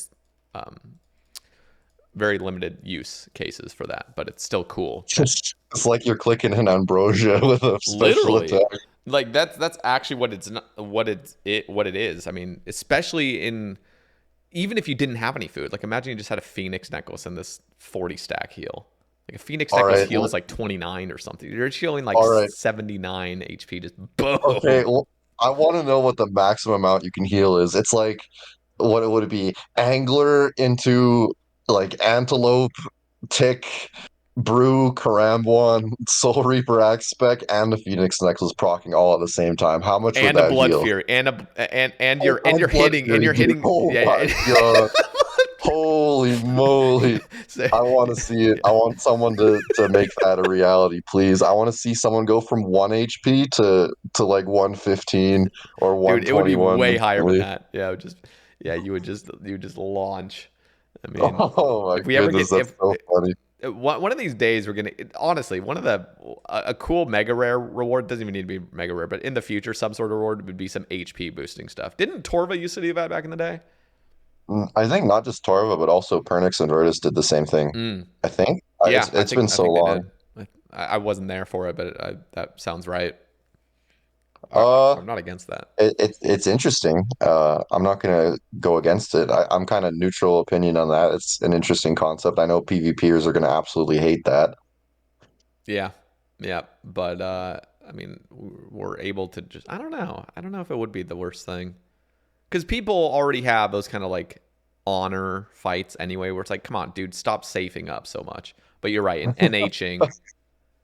NHing, people will just eat up. But the thing is, we have weapons that are so powerful nowadays, and they're only going to get more powerful over time. So in the future, we also need to have that HP increase, I feel like, inevitably. Anyway, let's continue on with Elder Maul. This is interesting. The biggest change, by the way. This is the absolute biggest change in the whole blog. Really? Let's see it. Yes, Okay. read it. This thunderous crush weapon is a mega rare drop from Chambers of Xeric, but its PVM use cases are few and far between, barring a brief moment in the sun when you all discovered the 1-0 method for taking down the Great Olm's melee hand. It's hard to bring a slow, hard-hitting weapon in line with other main hand weapons or options. Because our combat system rewards speed, 5-tick weapons like the Scythe of Viter and the Twisted Bow do a fantastic job, but an even slower 6-tick weapon requires a max hit that would level half of Varrock. What makes the Elder Maul great is that feeling of bringing this behemoth weapon down on an opponent and softening them up for future blows while they're still reeling from the impact. Initially, we thought about shaving off a little defense for each swing, but struggled to get it into a place where it wasn't either totally broken or outperformed by the Dragon Warhammer. Instead, we're giving it a special attack worth 50% of special attack energy, which reduces your target's defense by 35%. This makes it a better defense reduction option than the Dragon Warhammer, and also frees up an inventory slot for scenarios where you'd otherwise use two-handed weapons. For example, if you'd only be using the Scythe of Viter and the Dragon Warhammer in a raid, you'll be able to skip out on an Avernic Defender and bring something else in that extra slot. Given the prevalence of defense reduction in many endgame encounters, we feel like this should give you more reason to bring the Elder Maul out of the bank every once in a while. Do let us know what you think if it could use a little something more. What are your thoughts? It's better than the Dragon Warhammer in every way. It's Yep. 35% instead of 30. It's two-handed. Do you have any idea how sick it is to do Wait, TOB wait, and wait, wait, not wait, wait. have any I, defender? I need to say one thing though. Is it better? Because the Dragon Warhammer, doesn't the spec also have a 50% accuracy increase? Is that No, it does not. it doesn't? It has 50% damage. That's it. No accuracy. Oh, I So thought the it had Elder Maul is accuracy. more accurate and it's draining more. It is a strict Wow. upgrade. And Wow. you don't have to bring a Vernic. Do you have any idea how sick it is to not just the little quality of life to Yep. not have to drop an anglerfish right before It's maiden amazing. No, it's to amazing. say, dude, it's so good. That It's alone amazing. is worth 100 mil in my eyes. Just not having to. That's why I like to bring BGS into top because then I could just skip bringing a Vernic and just bring only two-handed stuff. Yeah, that's amazing. This That's is this is incredible. Although I do wish that just like hitting things with the Elder Maul was a bit better, but I actually have a this point. change by itself is going to make it crazy good. Actually have a point on that on the next section, which is Inquisitors, because I was thinking that there's a reason why. Well, we'll talk about it in a second, but I think it could be cool if Inquisitors could use the Elder Maul as the 7.5% damage as well. You're never going to use it anyway, so it's not like it's going to make that big of a difference. But it could be pretty cool to have that effect with full Inquisitors and an Elder Maul. But we'll talk about that. So I'm cool with this. I really like this. I think it's cool that the Dragon Warhammer is like the little brother of it now. And Which is good because you're comparing a raid reward from like a very, very, very historically shitty grind of just killing shamans over and over again on yep, an iron for a yep, necessary item. yeah. No, I think this is really nice. You can skip the Warhammer grind on an iron now. You get BGS from Bandos, use that for chambers, and then you get well, you hope for the Elder Maul. It is very rare, but anyway, yeah, it completely invalidates the Dragon Warhammer. Just use an Elder Maul. Yep. It's better in every way. Oh, There's no longer a reason to use the Warhammer dude. unless you think it's more accessible. Yeah, this is going to be huge, and it's going to be really amazing against just anything. Because I'm even thinking like, well, I don't know what you're supposed to be using at Duke. Like, if you're just grinding out Duke long term, not trying to get up a PB or anything, would you bring? I'm pretty sure you'd bring an Elder Maul at this point, unless BGS is You shouldn't slashes. even think. I don't even think you should be thinking about where you would use Elder Maul and just think that it just replaces the Warhammer everywhere. Because really, this 5% extra defense reduction compared to Hammer is not that substantial, and the accuracy difference from a Dragon Warhammer and an Invernic is also not that substantial. Just see it as just it's better than the Warhammer Okay. now. You don't even have to think about where it's good. We already know that the Dragon Warhammer is ubiquitous and where it's getting used already. Yep. It's a very, very healthy item. So yeah, don't even think about like Duke or like maybe the small is going to start Mm-hmm. beating BGS where BGS is already being used. It maybe there's like one spot where this mall will be just minusculely better than a BGS on average after someone does 1,000 calculations on and simulations. Just see this as a better Warhammer. That's all you really need to see. All right, let's read this section on Inquisitor's armor. The Inquisitor's armor set and mace are a crush focus set dropped by the Nightmare and Fasani's Nightmare. Each piece of the armor set boosts your damage and accuracy by 0.5% when equipped, with an additional 1% for the full set, totaling a plus 2.5% increase in both damage and accuracy. You generally see people using the set with a Scythe of Viter against enemies weak to crush, trading off low defense for hefty damage output. But where's the mace? While the mace is a strong weapon, it's staggeringly expensive at more than 275 million GP, and its damage output simply doesn't make up for the cost.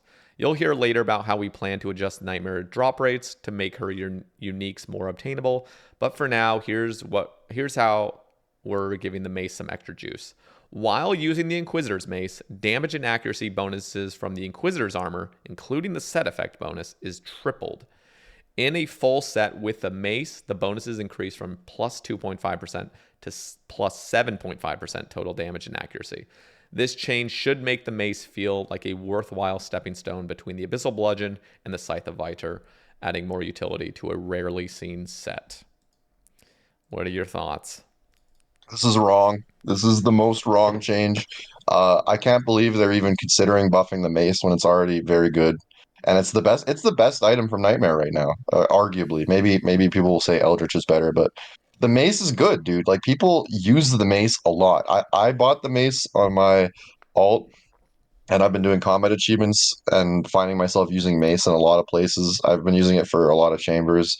Like, dude, you're trying to buff Inquisitor armor. You're not trying to buff the mace. Like, while this does indirectly buff the Inquisitor armor, just make the set bonus triple just by default. Why do you need a mace for this? Make it So so you can use full Inquisitor with the bludgeon and all the other crush weapons. Like, just make the set bonus better. So here's That's it. I agree with that, except for one caveat, which is the Scythe getting that treatment as well. Because as soon as the Scythe on Crush is now getting a 7.5% boost with full Inquisitors, the Scythe is going to be fucking wild, and it's not going to bridge that gap between the Mace and the Scythe, which is what a lot of people want. So What are you worried about the scythe being used on Crush for? like anything basically. I mean, So where would you use Crush right now? It's like Nightmare, obviously, Cerberus, Tecton. Is there any more? um, well, the thing is, like Tecton right now, you're using a Scythe, Yeah, already. you're already using a Scythe. Cerberus, you're using a Scythe. Fasani's Nightmare, you're using a Scythe. And when you buff this, it's like no matter what, like in my opinion, I think it would be a healthy thing to let Scythe dominate more as a slash weapon. And it already dominates as a crush weapon because of Inquisitor. So maybe there could be some sort of change where, because I would love it if, I'm totally with you, by the way, where the set bonus should just be 7.5% with all crush weapons minus the Scythe. And so somehow, I'm just thinking somehow the Scythe can't be in this. It almost has to be like excluding Scythe. And the reason I say that is because the Scythe is just going to go absolutely wild with a 7.5% increase because it's just, I don't know. Like, I just think it's too OP for the Scythe to get that treatment as well. But I don't think it's enough to just have the Mace have the treatment because it would be really cool to, be able to use an Elder Maul or a Bludgeon or a Zombie Axe or whatever with the full ink and get that same 7.5%. So I don't know. I don't have an idea on the top of my head right now of how to exclude the Scythe from that, but I think it is important to exclude the Scythe from that.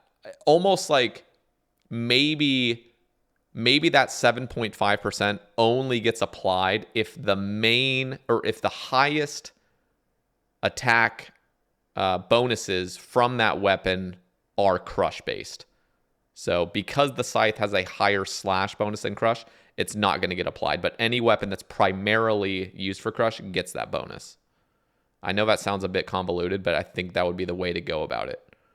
So I don't mind. I don't mind the ink armor being and the scythe being buffed. This is where we just have the same differing opinion. And I talked about this earlier, where mhm. you, yeah, you like to have things be kind of like competing all against each other, even when it comes to the scythe and the mace competing against each Well, it's other. only because the Scythe is literally supposed to be a slash weapon. Like, and I understand that's exactly proving your point, but I do think it's important for there to be some competing things, some competing weapons that are competing with the Scythe. Like, I just think that's important for health. So I know You, you see you see the scythe competing against the mace, and then I can't help but think about the scythe competing with the Tebow and the shadow, and there being this linearity between raids 1, raids 2, raids 3, where they each have a style weapon, and then the scythe is definitely the weaker of the three by comparison. So I don't mind the scythe being like giga strong even on the crush style. If it really bothered you that much, maybe the crush option on the scythe should just be deleted. that's what I I think think. that's Yeah, I probably think the best thing for the game, I, really. I it doesn't even make sense for it to have crush, but we're already so used to it. But yeah, that would Yeah, be that's the amazing to thing. just get rid of But that. I don't mind the crush style. I think the scythe actually needs more love, and I'm glad that they buffed it recently. I just think the scythe should maintain its value and be giga strong, mega rare from arguably what I would say is the best raid. I think TOB is the best. It's also the most difficult. Well, maybe not more difficult than like uh 600, 500s or 600, 600s yeah. TOA, but yeah, that's like a different topic entirely. But yeah, we just have different opinions on this, and I don't think either of us are going to really change where No, we I mean see mega and I'm mystery raids in willing. different ways. I mean I'm willing to concede certain points. The thing is like I just don't want. It's just the same thing with Scythe or with Tebow. Like if Tebow was the go-to ranged weapon for everything, it would just be so dumb. Like what the fuck? Like why are we? Like we need some sort. We need a blowpipe. We need some sort of other weapons that can fill other niches. And I just think the Scythe being overly dominant every single place just because it's a mega rare is just stupid. I also think the Shadow was way too overtuned, personally. And it could have been a bazooka like it currently is, but have some sort of potential downside where if something, I don't know. I'm not going to go into this whole thing, but the shadow was way too OP because you literally are trolling now if you're not using a shadow. Every time I put the shadow in a DPS calculator, it just says, yes, use this. Yes. It doesn't matter where. Like It's I was using it ridiculous. to see if it was better than Tebow on stuff like Mystics and Shamans. And every time I put it in, I just see 85, 90, 95% mage accuracy, Yeah. max attack roll of like 100K, just crazy high It's accuracy. wild.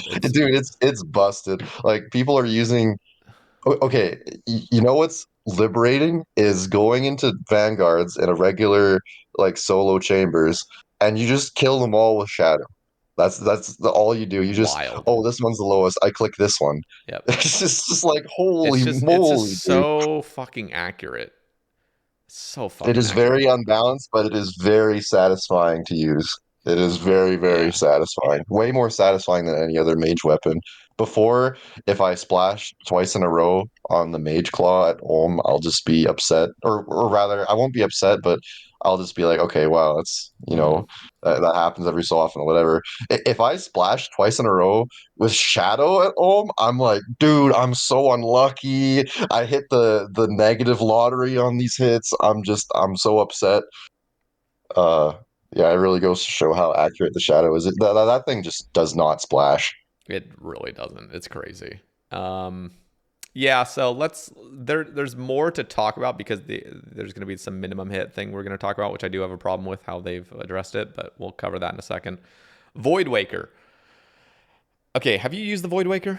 Because you haven't played I'm in using it all over the place, yeah, for sure. so much It's very fun. satisfying, just always hitting. Okay, when we first said this crazily consistent special attack weapon was on the table for Project Rebalance, we said we wanted to tweak it because completely bypassing accuracy checks in combat could become a limiter for future spec DPS weapons. So although we're still presenting our proposed changes today, we're aware that this is something many of you have spoken out against and will continue to bear your feedback in mind. Our proposal looks like this. Adjust the Void Waker special attack so that it no longer ignores accuracy, but instead rolls with plus 200% increased accuracy and rolls against your target's slash or magic defense, depending on which is lower. So I think this is a good... Well, here, let me just finish up and then we'll talk.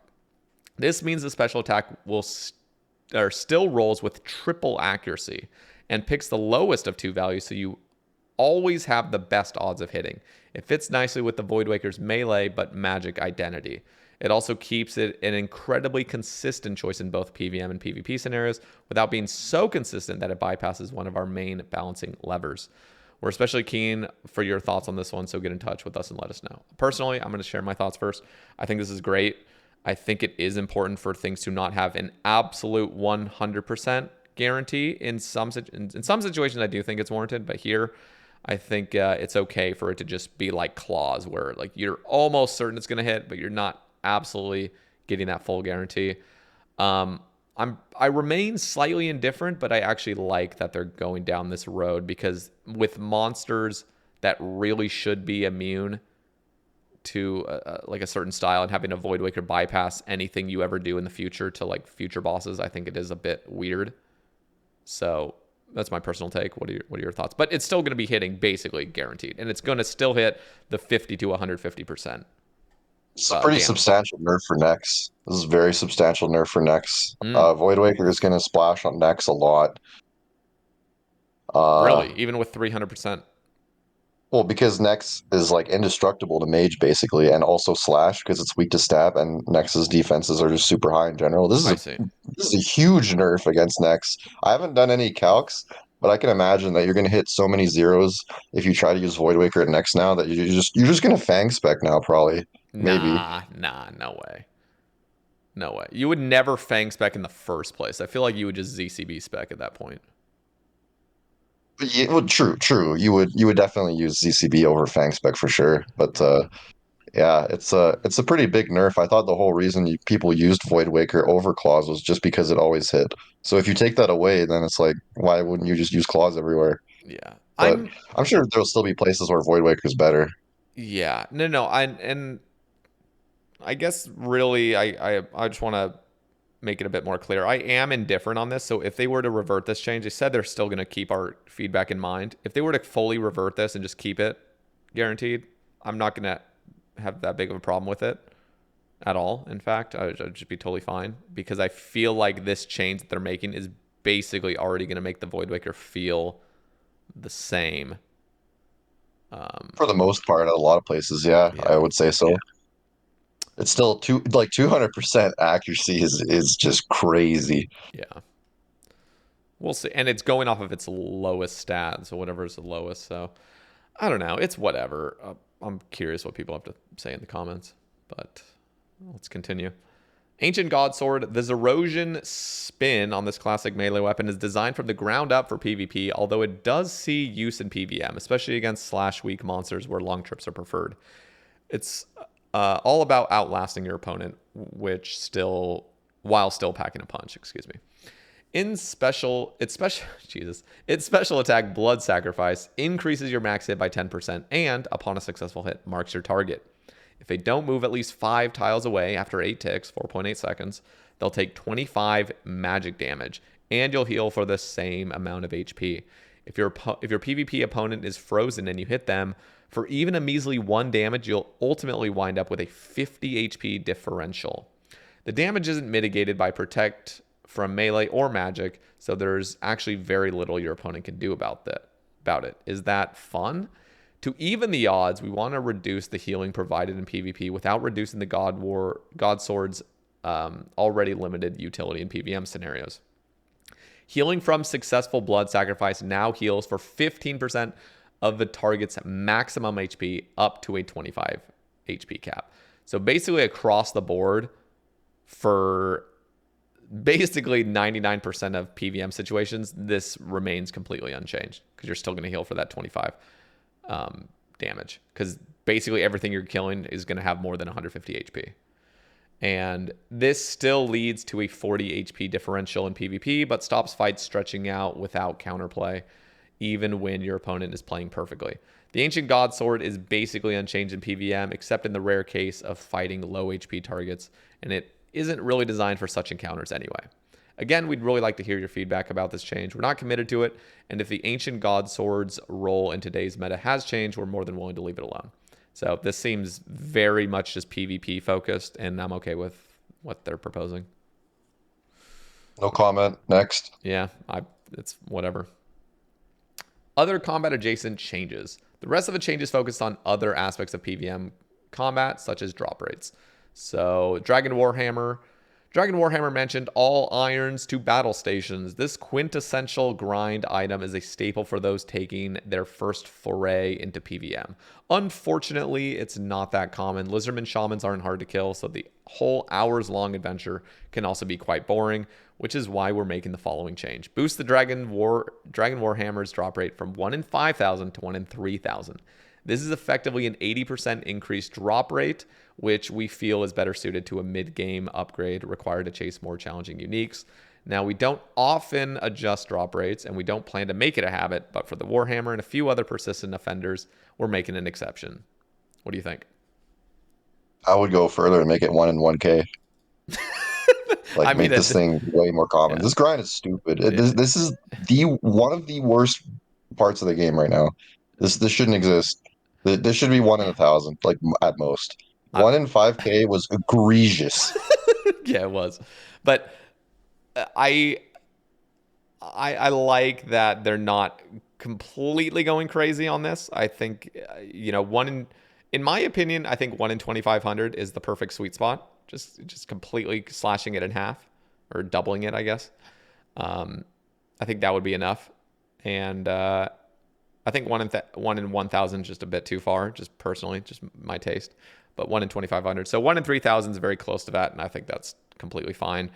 Yeah, I'm pretty much just like whatever. I thought about maybe it'd be a good idea to make it 1 in 1K on task, and then I realized, I don't really like those on task drop rate changes. Me too. I hate those. It always sounds like cool. Get rid of that. Yeah, it sounds kind of cool in theory, and then you're like, bro, you're already getting a buff by being on task. Like, Yeah, You're doing exactly. more damage. Like, why were you gonna just? It just feels like a severe punishment now to try to grind the item off task. That's what it feels like.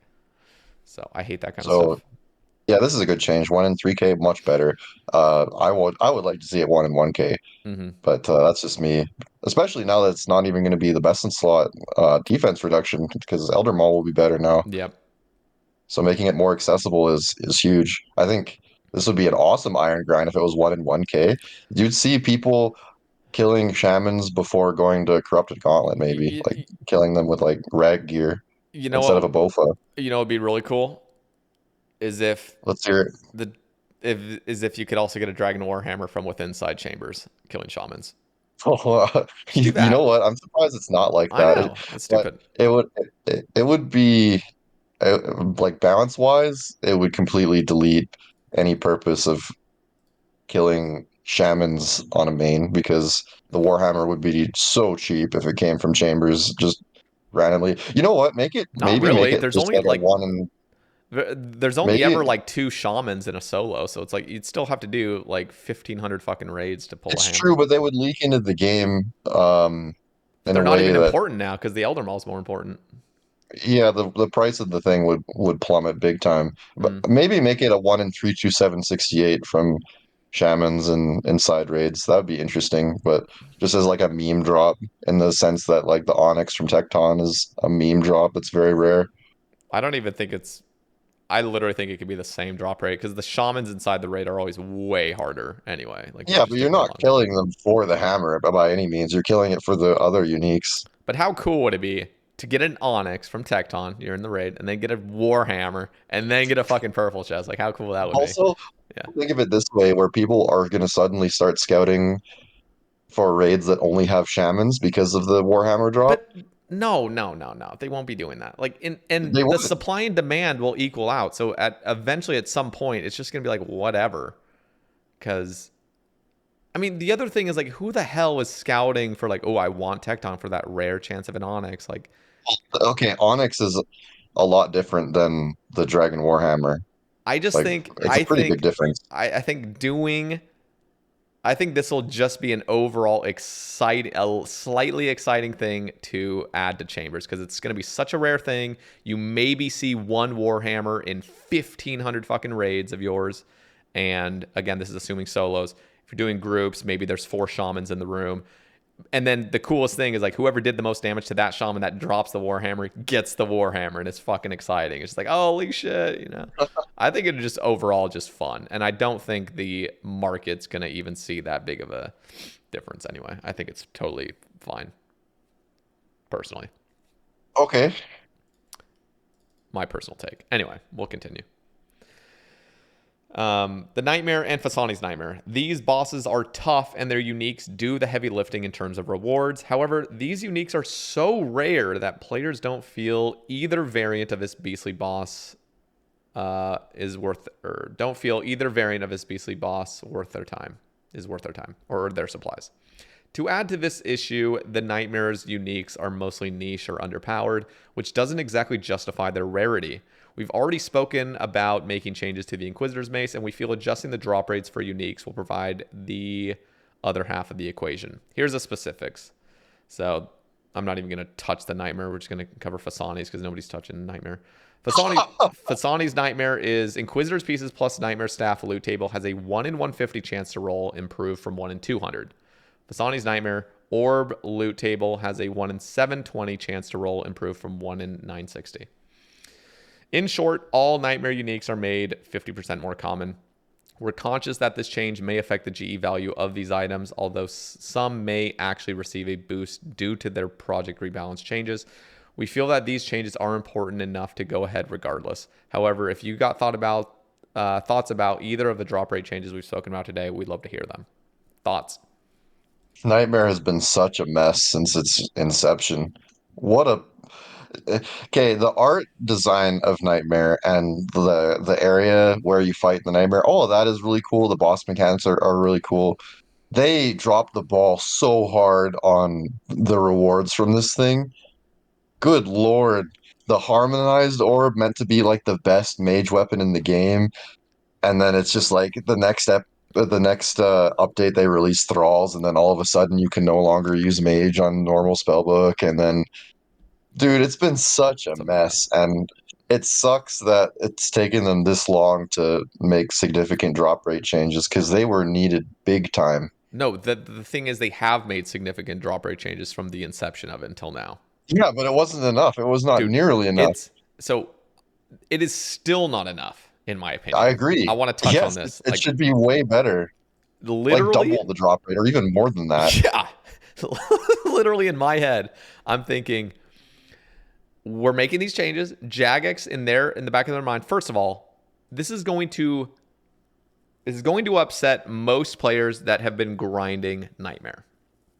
I don't give a Oh, fuck. 100%. I've basically 100%. I don't care either. yeah, I've basically I've done 1,200 hours of Nightmare, and I do not care if the place gets completely buffed so egregiously that I lose 900 hours. I don't even care. Like, just fucking make the place better. I don't care. So I am in that boat with anybody else that's going to get butthurt over this getting a change, and people that have been grinding. Literally, this is not a big enough change because we're going to see another year down the line, another 2 years down the line, even a fucking week down the line from this. I mean, I'm already, before this update's even implemented, I'm already butthurt. This isn't enough. Like, it literally is not enough. We need to make a serious pivot and just say legitimately double, or if not more.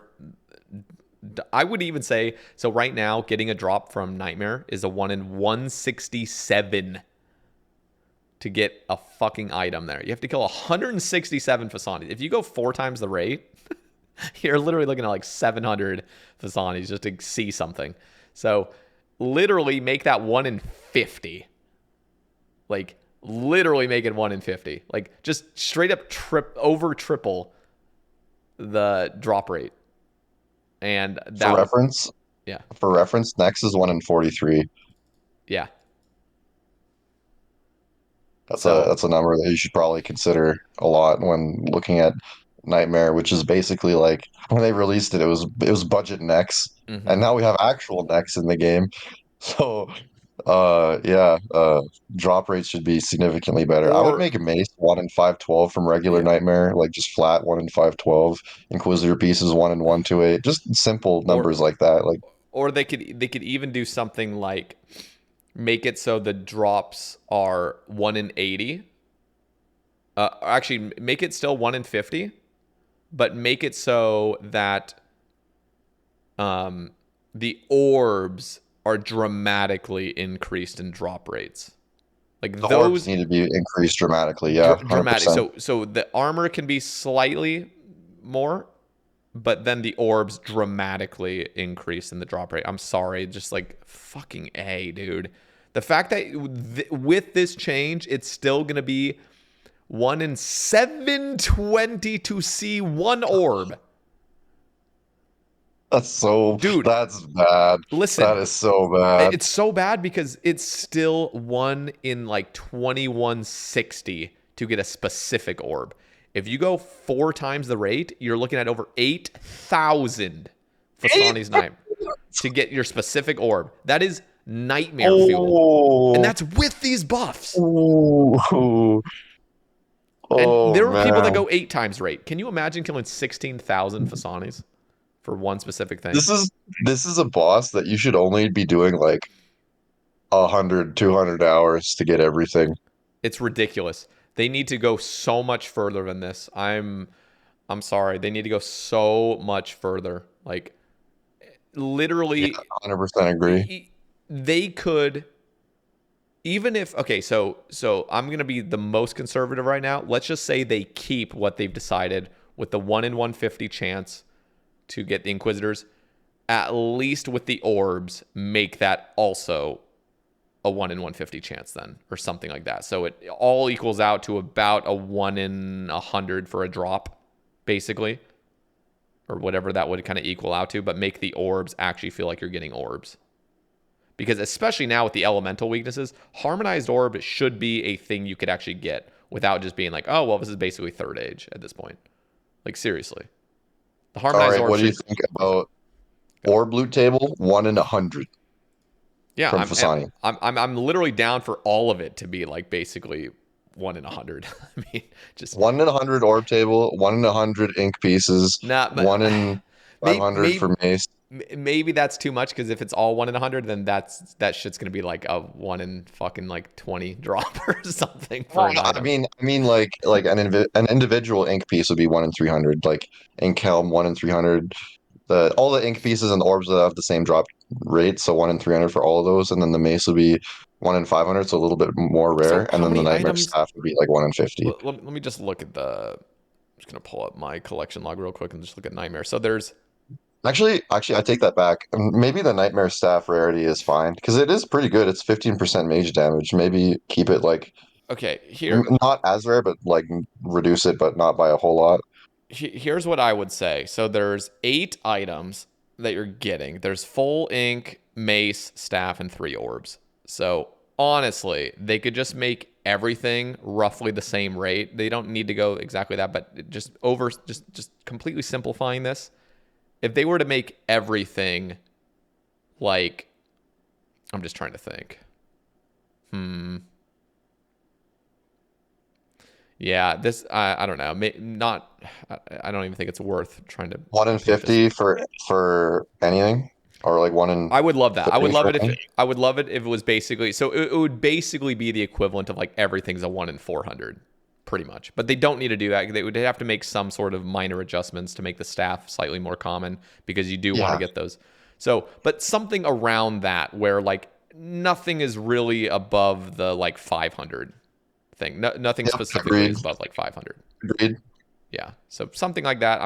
I could go into more detail in a future ramble where I actually write things down, but literally it does not need to be that crazy. Like we haven't made, oh, also I need to touch on the Jar of Dreams, dude. The Jar of Dreams is 1 in 4.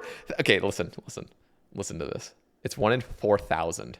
So imagine a guy that goes 10x rate of a Jar of Dreams, 40,000 Fasani's Nightmare to get Yeah, one you can collection log. tell. Okay, first of all, okay, Yeah, 10x is a lot. Like, it is, but dude, it happens. It happens. to like the one unfortunate dude who's just cursed. Yeah, But no, but that for the literally majority will of happen. people, they're not going to go 10x dry. Like, there's no Well, they're shot. just never going to But get it.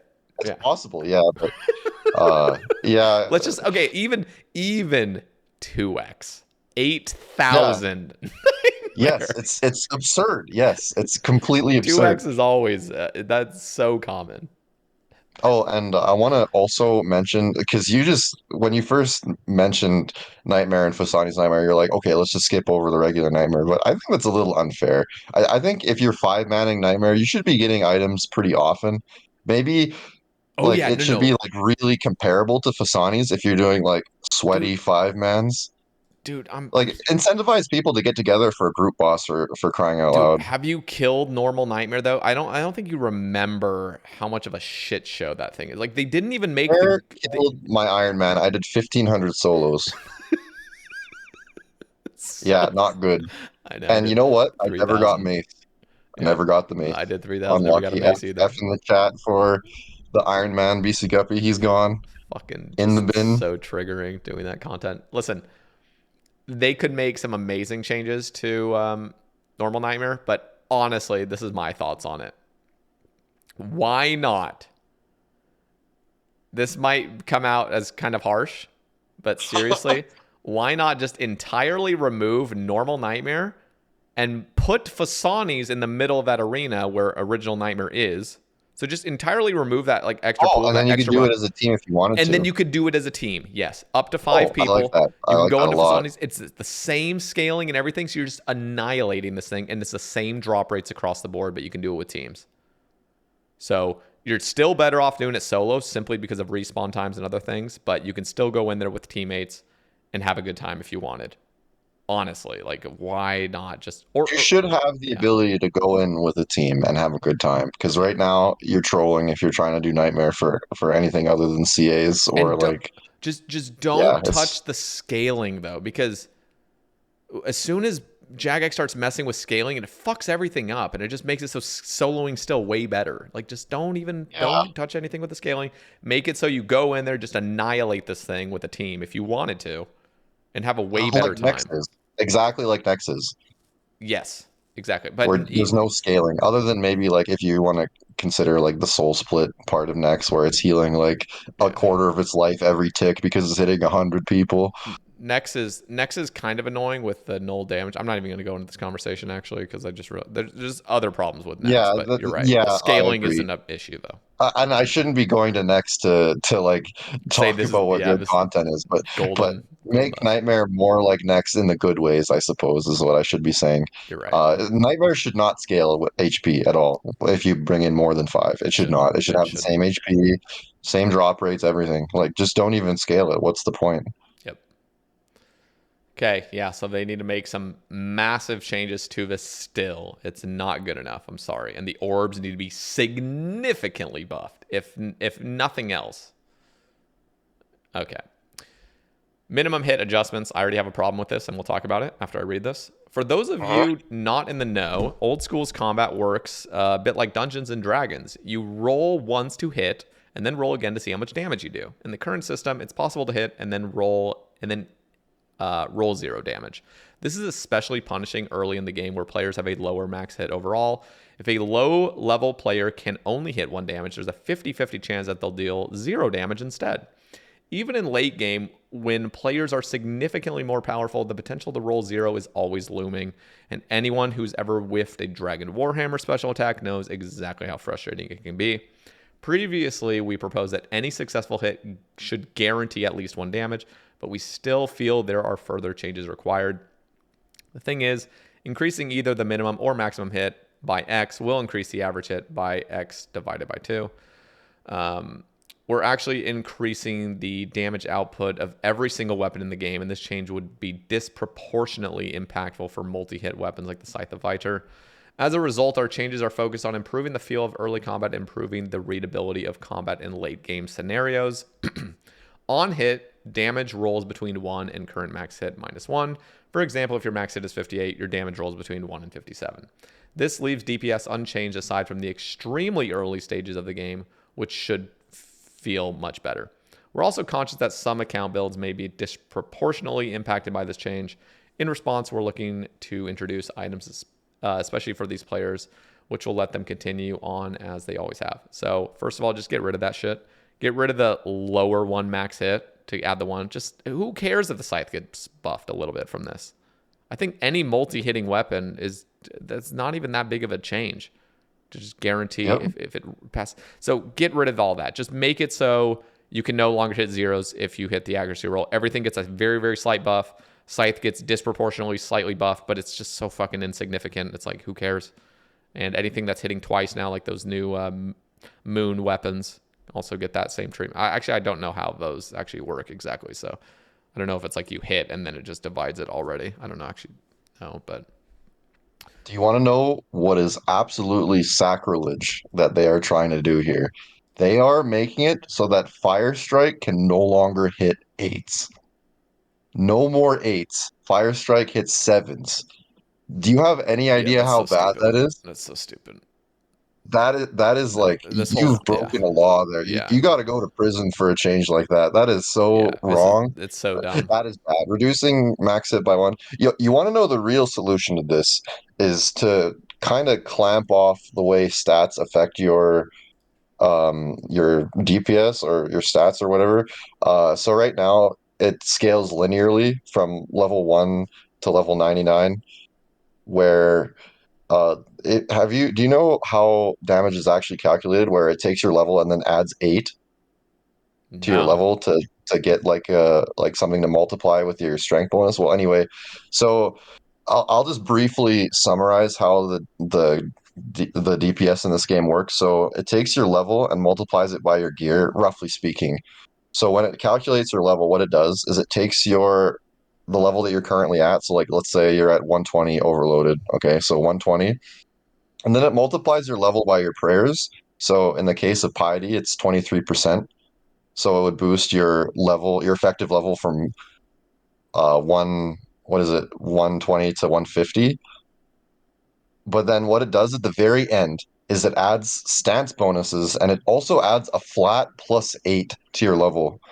So what this means is if you're on the aggressive style, you'll get 3 levels if you're using strength, for example. If you're on accurate, you don't get any strength levels, but you do get +3 in your attack level.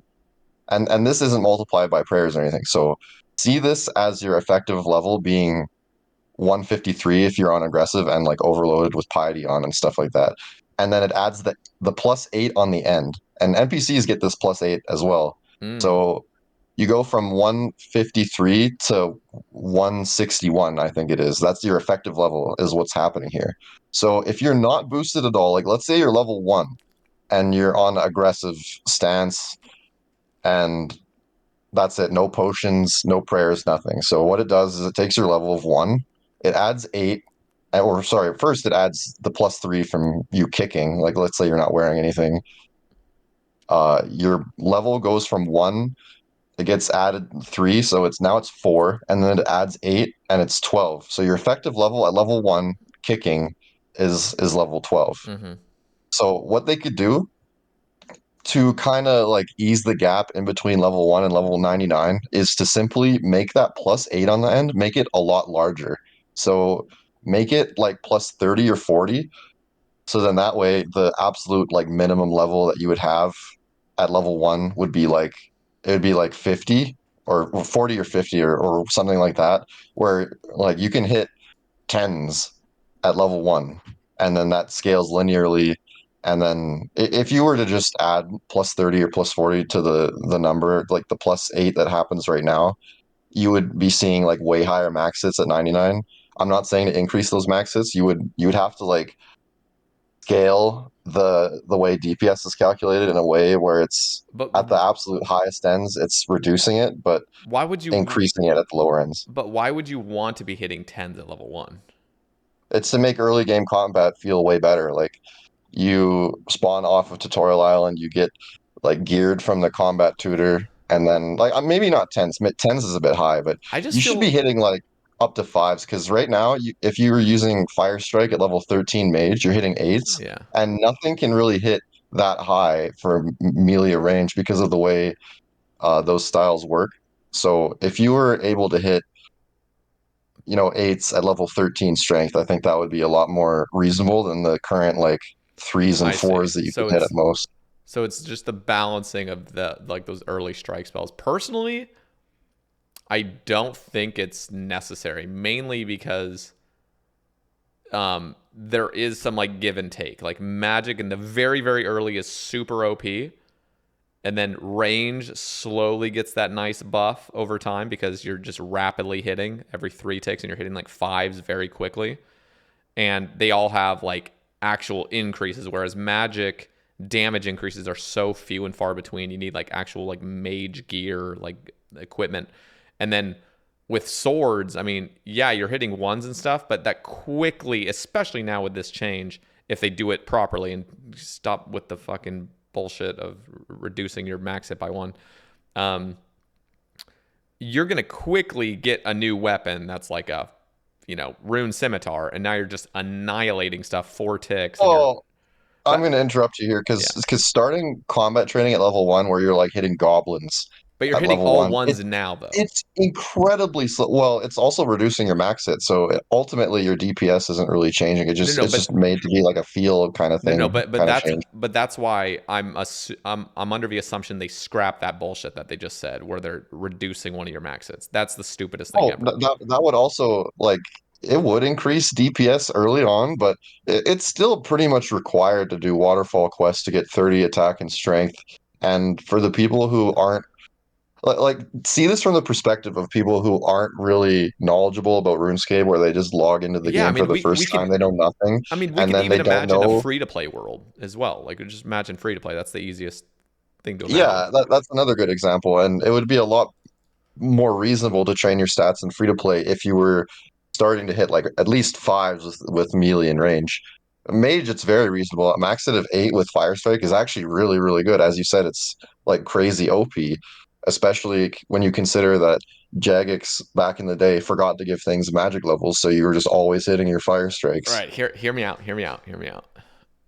First off, I think it should still be the same. We have to remember that when your max hit is 1, again, this is all under the assumption that they get rid of the -1 max hit, just to balance it. They simply just make it so if you pass the accuracy roll, it's a guaranteed 1. You are like at the beginning, this is a literal double DPS increase, like just straight up double, because you're killing things with 0 defense in the first place. So you're just gonna be punching, you're hitting ones nonstop. Imagine they did this. Just hear me out. What if they made it so all melee, all barehanded or kicking is 3 ticks?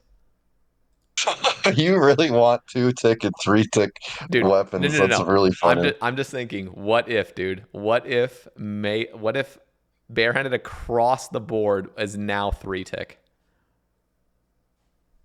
Like, what's the difference between just equipping an event RPG, though? I know. I mean, they could, but like, how cool? I don't know. Maybe that's. I just think that's totally fine, actually, just to be punching at 3 ticks. To be fair, those early weapons though are actually going to be just severe downgrades because as soon as You you know move what? to, You know what? Forget sailing. We all yeah. know Sae Bae wants martial arts as the new skill, I where do, they're adding I do. judo and I talked about that, dude. BJJ. Bro, That's what we really need. I legitimately was talking about that. I think with King Condor, fucking like just being able to have a martial arts skill where you just go in and start ninja kicking stuff, and like he was saying that apparently there's maybe an RS3 or some other thing, like there's some version of that, or maybe it was in Dude, WoW or something. Where you panda kicking surely stuff. watched some kung fu movies recently, dude. No, You are really no. interested in this concept. No, but think about how cool. Like, imagine like a CG, like a corrupted gauntlet, where it's corrupted gauntlet, but you're not advancing your weapons. It's simply a training ground where you're butt ass naked and you learn to punch better and you learn to do like these combos and shit.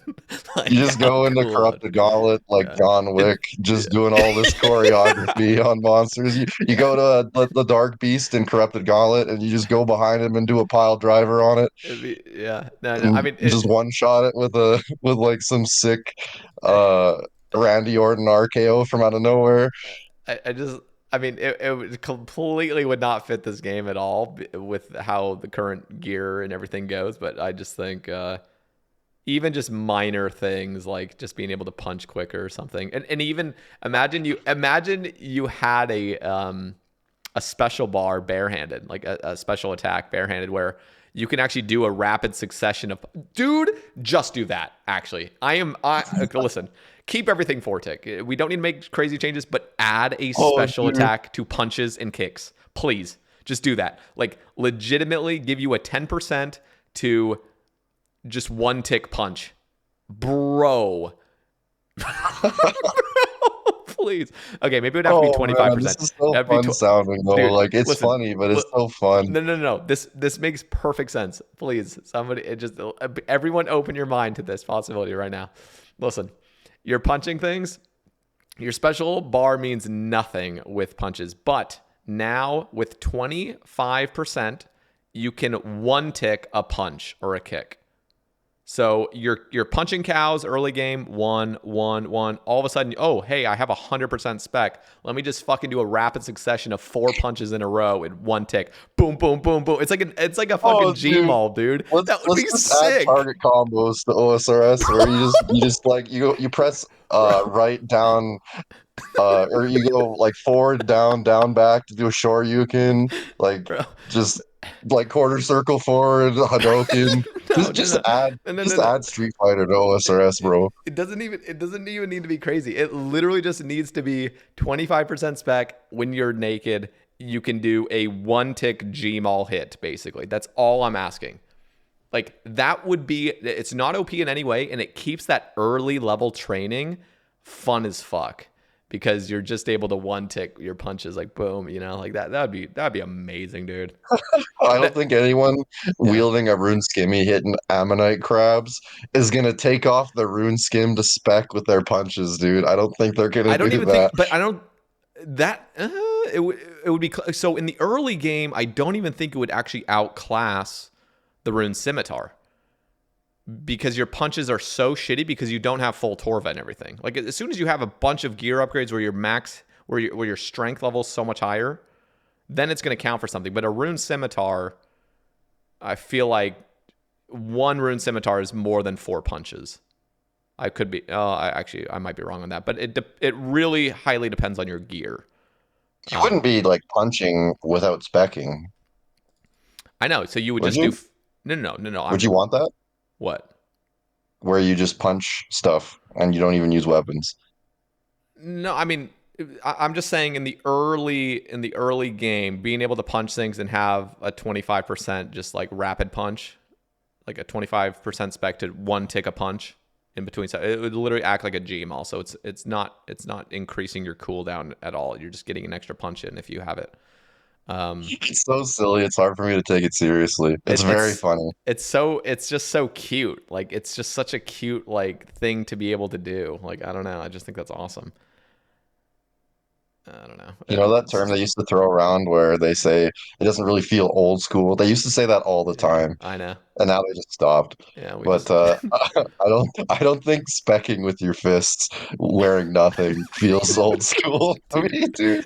It's just too lost in the sauce. Okay, how about for this? me How to about this? take How about this? How seriously. about this? How about this? How about you don't get it at the beginning, but through barbarian training, I'm you sold. We're in. okay, We're back. barbarian training needs I'm that. sold. That's it. We That's need all you that. need to Yeah. say. Barbarian training. There we go, dude. That's it. That's it. Just you go. Dude, I can't wait for them to add this, and then that combat achievement where you have to kill Vorkath with your fists, where it takes Yes. like 8 minutes. It's gonna take 2 minutes with your best in slot barbarian fisticuffs Yes. training involved. Your God, fisting imagine doing a power is gonna be 2 minute so much Vorkath higher. with your fisting power. Okay, I would maybe cut that out. Cut that out of the cast. That's too lewd for the Sae Bae Cast. All right, let's continue this. All right, early game combat prayers. In other early game news, we'll be making changes to Thick Skin, Burst of Strength, Clarity of Thought, Sharp Eye, and Mystic Will. They may look like the names you came up with for the band you always wanted to start in high school, but they're actually the first tier of prayers players unlock. We'll forgive you for being unfamiliar with them, because currently they're not strong enough to feel worth using. And much like your high school band, they don't stay active for very long. Here are our plans. Reduce the drain rate of Thick Skin, Burst of Strength, Clarity of Thought, Sharp Eye, and Mystic Will from 5 points per minute to 1 point per minute. Adjust Sharp Eye and Burst of Strength to boost your range and strength levels by +1 respectively if they're lower than 20. The drain rate change should be self-explanatory. At the levels players will realistically use these prayers, they don't have enough prayer points to get good use out of them, and this change will fix that. The second change ensures that these damage boosting prayers will actually boost some damage in some instances. For context, old school systems almost always round down. So for a 5% strength increase to actually work, you need a strength level of at least 20. By that point in the game, players have often gotten past the point where they turn to these basic prayers for a boost. Adding just one flat level for levels below 20 gives these prayers utility at their recommended level and serves to demonstrate how useful prayers will be later on, since it might be the difference that gives you an added max hit early on. Perfect. I think this is a great change. It's completely irrelevant to how I'll be playing, but it makes perfect sense, and it's just good quality of life. What do you think? I don't know. I don't really get it. Like, It's just making it so those if prayers actually have a you. Because literally, if you're below 20, you're just not hitting anything. Like you're just it literally is doing nothing. It's actually doing nothing. well, like if you start a new account and you get like a hookup of like 100K GP from someone, you can just buy 25 D bones in the GE and a burning amulet, teleport to Wildy, go to the Chaos altar, use your bones on the altar, and you're just instantly 40 prayer. So Yeah. But I don't know. I'm just saying I think it's cool that if you start off, like you start off and whatever burst of strength is, I don't even have my prayer levels. Is that like level 3 or something? Burst of strength. Dude, I don't like know at all. The fact that you could be running around and just get an extra max hit just by one tick flicking that without having done any prayer yet is kind of cool. Like it's just like guaranteed extra max hit just from flicking that on. So I guess reducing the drain rate makes sense, but it's just like why? It just does nothing to me. It I know doesn't it feel does like it's nothing, but doing it anything. makes perfect sense why they would do this because it's not hurting anything. It's just allowing those. It's not like it's a bad change. Yeah, It's just it's to me it's just like why? yeah. Why are they even That's why I'm looking at okay with these? it. There's just no way they can make it like usable. They're just so garbage prayers, and you get early prayer levels so fast. Just like Fire Strike a Lava Dragon as a new Iron, bury one bone, your 10 prayer levels. It's not that extreme, but you get the point. It's just so fast to, Yeah, to yeah, like go past those. Um, I don't know. Maybe make the 10% prayers cheaper as well, yeah. They should do that so that across the you board. don't, so that the burst of strength doesn't suddenly like look a lot more appealing than whatever the one is above it, which Yeah, is like 10 times more expensive for plus 5%. It's you're like not right. even worth it. You're right. They should So across. if they're gonna do this, they should probably just do it on all the prayers that are before uh piety, basically. Yep. I'm also one of those people. I'm not going to talk about it here. Well, I'm not going to go into detail about it, but I would really love it if they just combined all these melee prayers into one. Like the fact that there's thick skin, burst of strength, and clarity of thought as separate fucking prayers is like the stupidest thing. It's so archaic. I know it's old school, but nobody's used them in the first place. So why not just combine them and make them all kind of like a piety thing? It's like boom, here's your bullshit melee I would prayer. just I would just say release content where you can unlock a new prayer book, and it doesn't even have that many new prayers in it. It all it does is it just deletes all the garbage that you never use, and then just condenses the prayer book into something a lot more usable. Well, That's that's we that's what already I would have that do. because you can already. I don't know if you knew, but you can already rearrange your prayers and hide them. Well, that's a plugin thing. That's not in the actual game. Is it not? I thought it was in the actual game now. Wait, is it? Actually, let me see. Dude, it's so hard to tell what's RuneLight and what's not. But Okay, no, like so it would be cool to have a cool new prayer book, but not to the point that they were doing with Ruinous Powers, where it's just like, holy shit, there is so much going on. there actually, if you right click the prayer thing, I don't know if you're logged in. Are you logged in right now? Oh no, I'm not. Okay. Well, there's a filter thing now if you do it. I think Oh, is it that is. like spellbook filtering where it's really like not great? It's not great, but I think you're right. It's like half of it's plugged into the actual game and half of it's RuneLight where you can rearrange things and hide them. I'm pretty sure. Actually, I think hiding them is part of the game now, but I think rearranging might be RuneLight. Autocast delay. We already spoke about this change when you asked us about it following the NPC defense changes blog, so it shouldn't catch anyone off guard. Essentially, when selecting the autocast option on a staff and then clicking an NPC, there's a 1 tick delay before your first attack actually fires. This makes it feel a bit clunky and also reduces your damage in scenarios where you're reducing and restoring your magic level or switching into a magic setup. Now that we're introducing elemental weaknesses, we want spell-based magic to feel nice and smooth, so we're removing this delay. Thank God. God bless. That's amazing. Yeah, nothing more to say other than thank you. All right. Theater of Blood, Verzik Phase 2. Solo Theater of Blood enjoyers have expressed frustration at the disparity between how Verzik's mechanics are handled in normal and hard mode. We're fixing that. If only one player is left alive during Verzik's second phase, only one Nilokis Matomenos, it's like Masomenos, also known as red crabs, despite clearly being ticks, will spawn. This change isn't just for solo players. Should your team meet an untimely end during phase 1, you should now be able to clutch it out. Cool. That's fine by Doesn't me. this make solo top like actually doable now? Yeah, That seems really huge. yeah, it's amazing. It makes it I think so. Berzik's gonna heal so much though, while you're like killing the crab, and also yeah, it's like Verzik's gonna use blood spells on you and still heal a lot, so it's gonna be pretty slow getting through that last 35%, but at least it's gonna be doable without tick eating everything. Yep, and it just gets rid of that whole like 15-minute segment of doing nothing. So This is extremely reasonable, and for the people who are gonna say, oh, you can solo top now, it removes the team element of top, and then I just say to you, like, all right, enjoy doing solo Nilos. Have fun. Literally enjoy doing any part of Top. Like soloing Top is a fucking shit show. I mean, I know there's some Oh yeah. people that are just gamers and just want to do it all the time, but man, like I'd much rather be in a team. All right, Slow to Zeg, you still have to tick. Yeah, yeah. It's this is a great change. it This is a is. very great good change. Okay, Tombs of a Masket. I love this. Path of Atmakin and Baba. There's no escaping the dreaded monkey room. Thankfully, your prayers to the Menophyte Pantheon have been answered. Increase hit points for all style-based enemies inside the Path of Atmakin. These enemies will now always take maximum damage when attacked with the opposing combat style. Assuming you're in a solo raid, this is how the HP values and max hits will shake out. Brawler, 25 HP and 30 HP, always max hit by magic.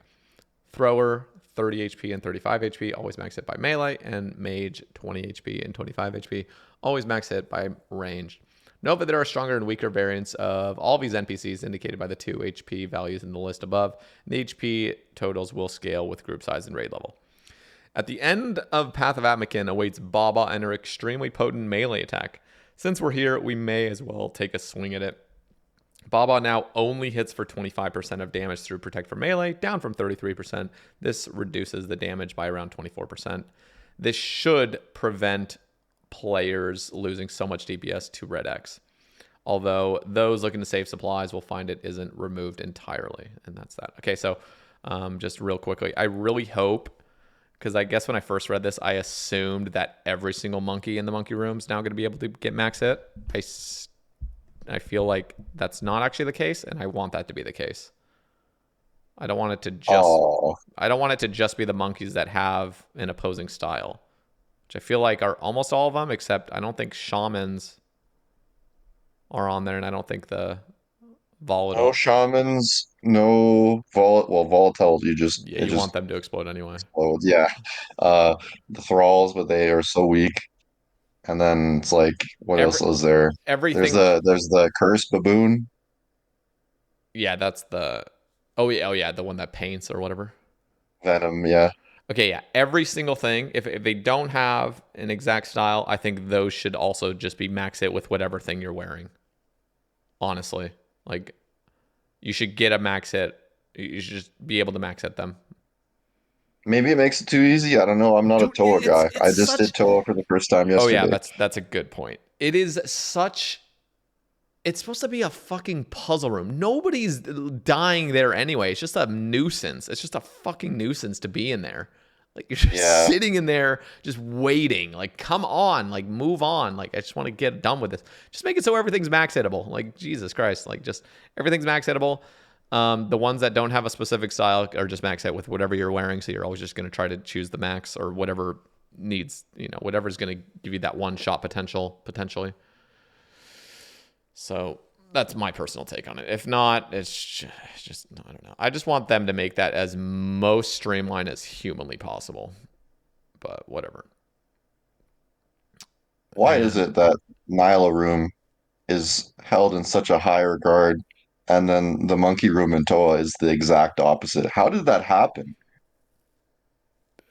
Just because I think it's because Nilo's static. Well, the spawns are static too for the Monkey Room. Not where they actually spawn from though. Oh, Just interesting. Okay. Yeah, they're not.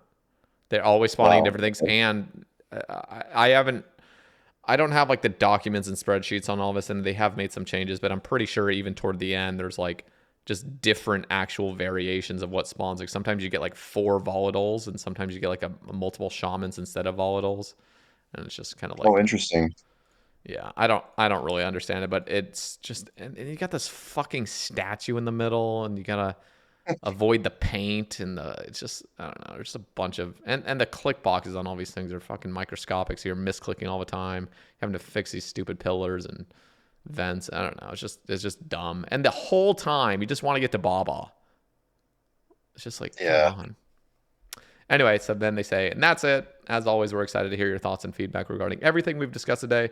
We're making these changes to relieve the most common frustrations you've told us about, and we believe they'll they'll massively improve progression and safeguard Old School's future. A huge thank you again to everyone who's provided feedback so far. No doubt we'll get back, or we'll be back to discuss it further. See you soon. Any final thoughts on this whole thing? Yeah, they're doing great. I trust Jagex very much more so than I used to make good changes. I think they're being a bit too conservative though. They could maybe make some bigger changes rather than all these like 1%, 2%. I think they could maybe muster up a bit more courage to shake up the game more rather than all these these effectively feel like bug fixes to me. Like a lot of these nightmare drop rates being changed, like that needed to be fixed ages ago. Drop rate for Dragon Hammer needed to be changed ages ago. Like these mostly feel like bug fixes to me rather than rebalancing. Rebalancing to me, it's like where different weapons are doing completely different things because of buffs and nerfs and all that. And these are pretty mid, Yeah. all things considered. They're good changes, mind you. Like they're going in the right direction, but they're not really being very polarizing here. They're just making all these little tiny changes here and there that are very hard to notice or to look forward to. Other than like, I'm really looking forward to the Elder Maul change. That one's the big one. My biggest piece. There's three things that really stuck out to me, and I'll just review those. TLDR is Inquisitor's armor needs to just be 7.5% across the board, I think. Agreed. Make it so the Scythe doesn't get affected by that somehow. That makes sense. That's my personal take. If it does affect the Scythe, it's just, I mean, I actually still think it would be a positive change just because Inquisitors Just delete the crush style on the site, Yeah. I guess. Um, Is better. and then, yeah, no, seriously, because then it brings so many weapons more in line, like just ups a lot of those crush weapons to a good stable point. And then my other problem was the nightmare drop rates. Those need to be way more improved. And then the last thing was the minimum hit adjustments. Get rid of the fucking -1 max hit and add 1 to the bottom. Just stop that. Yeah, Do not do yeah, that. 100%. Those are my main gripes. But yeah, other than that, great. I'm really appreciative for the community that we have. And it's kind of jarring because if I look at other video game communities, it's a much different story. Like I look at stuff like how sweaty RTS players are or shooters are. Like there's a lot of cheating going on in high level FPS. Uh, Fighting games seem pretty good other than Smash Bros. I see Smash Bros. Tournaments get canceled because of how smelly they are.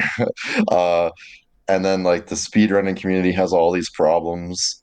And then I just look at all of that in comparison to the community we have here for this point and click adventure game from 20 years ago. And I don't know how we got to this point where we have a very good community on our hands compared to all these other places where there's all kinds of bad stuff lingering. That's I always think That's always nice hearing, mainly because I really am just very much centered in old school's community. And so I don't even have that much of a contrast with other things. So that's always maybe nice maybe hearing.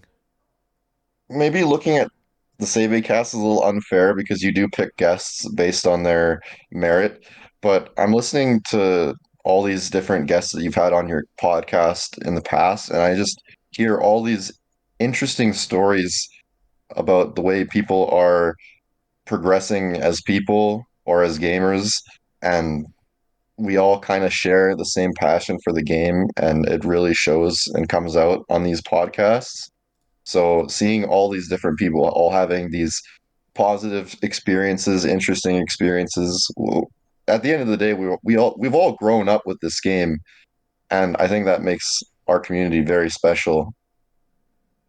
I agree. Yeah, no, it's actually it's such a great position. Like I'm so grateful to be in the position I am as well, to be able to like interview the people, because one, like this is not something I ever thought I would be able to do like comfortably, is like just talk to a stranger.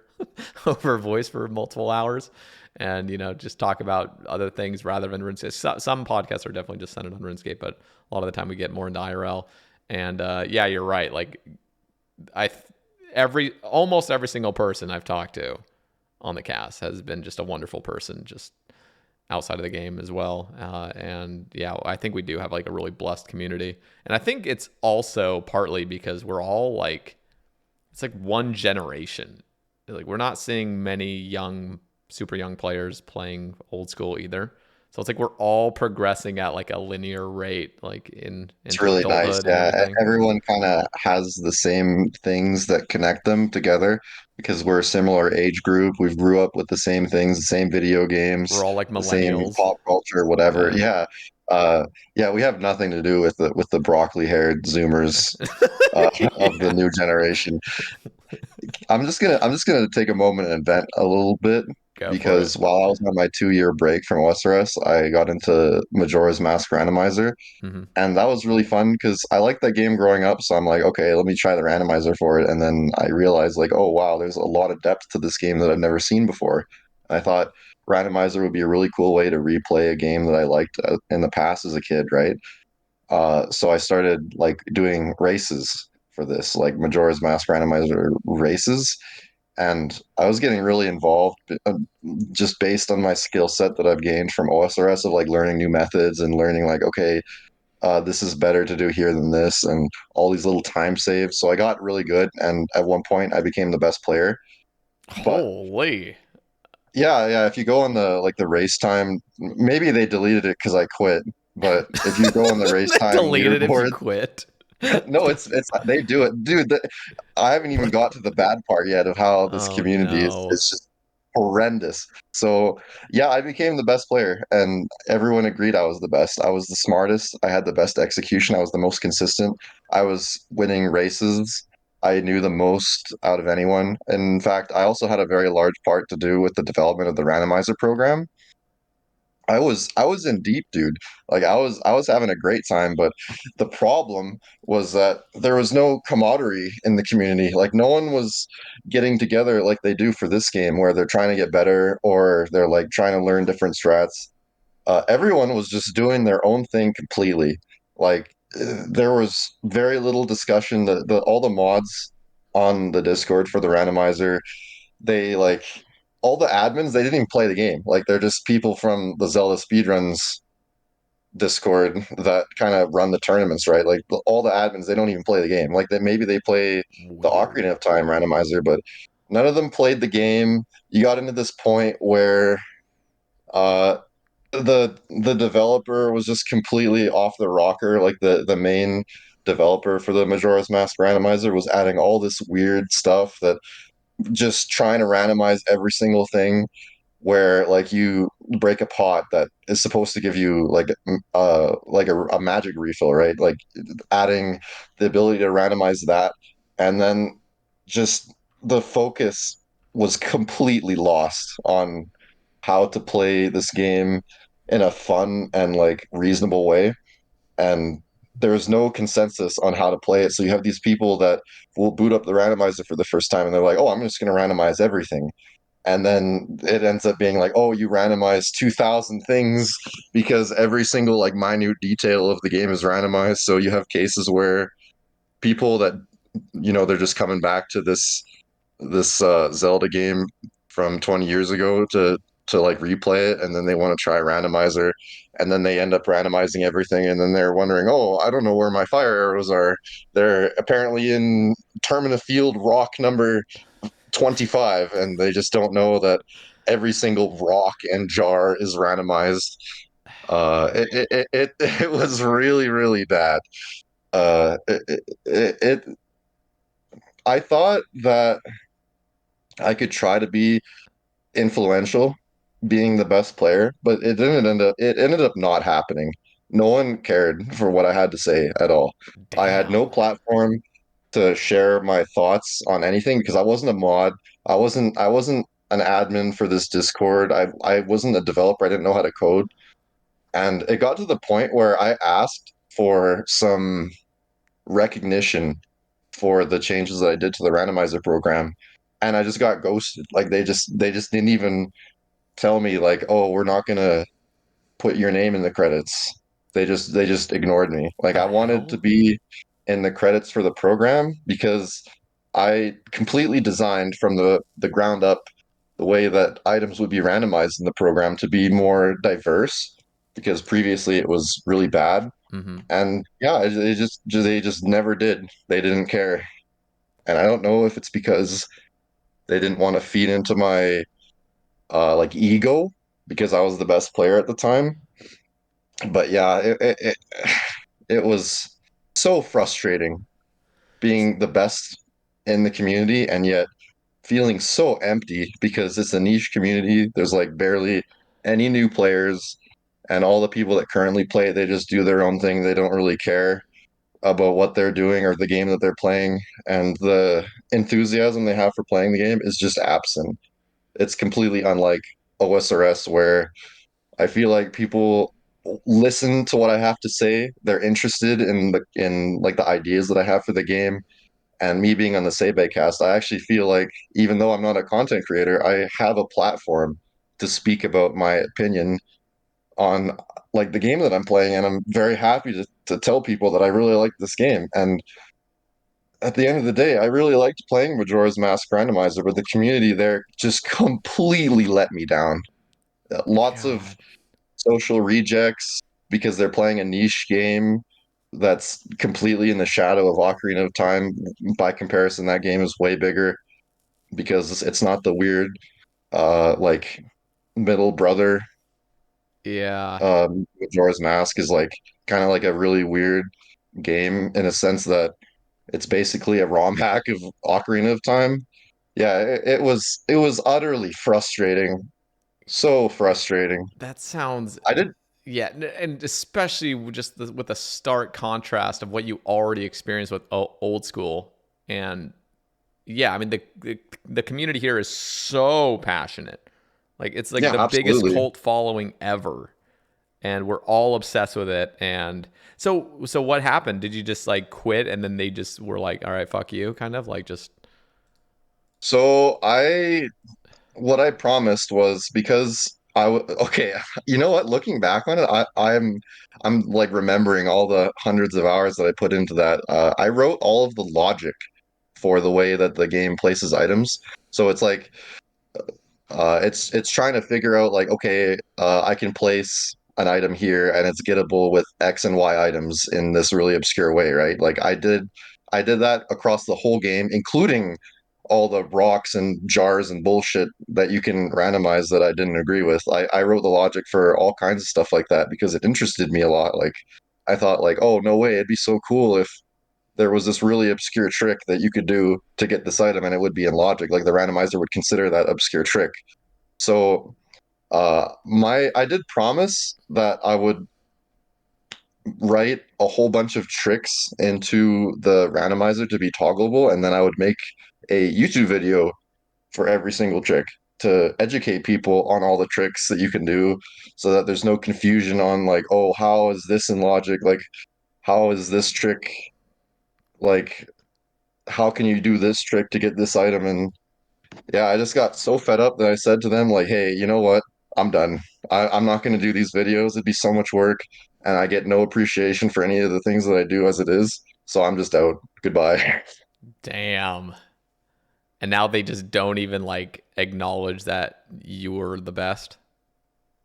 I never, well, okay, the actually good people that played, they all acknowledged me as the best, but they didn't really go much further than that. And I'm trying to think here. So yeah, I got no recognition, and when I said I was gonna leave, like I got one DM when I left. I got one DM from this community being like, "Hey, is everything okay?" And this guy's a homie. Like the guy that messaged me is a homie. And then other than that, like I do have friends from there. I have my a crazy Brazilian friend. His name's Spec3X. He's a legend, as well as Lolo. He's another guy that I met from this community, and those are good people. But yeah, other than that, like no one cared when I left. No one gave me any recognition for any of the stuff that I did. Nothing. Like no one asked like, "Hey, we'll do this for you so that you can come back and we can make it better. Like, no, there's just none of that. Like, and a lot of it is just to do with the fact that most of the people playing an obscure randomizer from super long ago, they're not really very mentally well to be able to speak reasonably like that. In the OSRS community, it's different because people do talk about stuff like mental health and they do have their things going for them other than RuneScape. Like, I think for the most part, the people that play this game do a pretty good job of balancing their life out. But yeah, it was not the case for the Majora's Mask randomizer community by any means. And That I'm very is disappointed in it. so rough. Oh man. Yeah, Yeah. it's very, very sad. But We you know what? It was a fun game. It is a very fun game, but yeah, it's just not handled in the way it could have been. If it was up to me and I had like less going on with my life right now, if it was up to me, I would just like completely rewrite the randomizer and then just start my own community and just kind of put it in a better direction than the current one is and just make my own randomizer. But I'm not that vindictive, I guess is the yeah. word, to want to do that. And just the Like I'm time just gonna to put it behind me completely. Like yeah. I'm just gonna focus on my life and my IRL and move on. And yeah, this is why I have a profound appreciation for this game and the community, and it is unlike anything else. Yeah, that's rough to hear, but you're totally right. Old school, we got it good here. And the team cares so much about the game. That's the other Yes. thing. Like not only the community, but the team working on the game. We're not they care so much about what we think about the game and they want it to be player ran basically, which is just amazing. So, yeah, we got it fucking good. Well, Guppy, I guess we'll just kind of like wrap things up then. And Yeah, I said everything I wanted to say, yeah. mentioned the game, IRL, and then I got this rant off my chest that I needed to big time. Dude, it feels so good just talking about it when I knew that I had absolutely no one that could even be remotely relatable to the position that I was in. It felt great, and I have a platform to vent my frustration. Basically, just don't play old Nintendo games. It's a mistake. Don't do it. Oh my god. Yeah, no, I'm glad I'm glad I could get you on again. Like seriously, anytime. Therapy. Literally It's anytime you want therapy to to me. come on. Like, you're welcome. So, Thank you very much, Sailor. I appreciate it.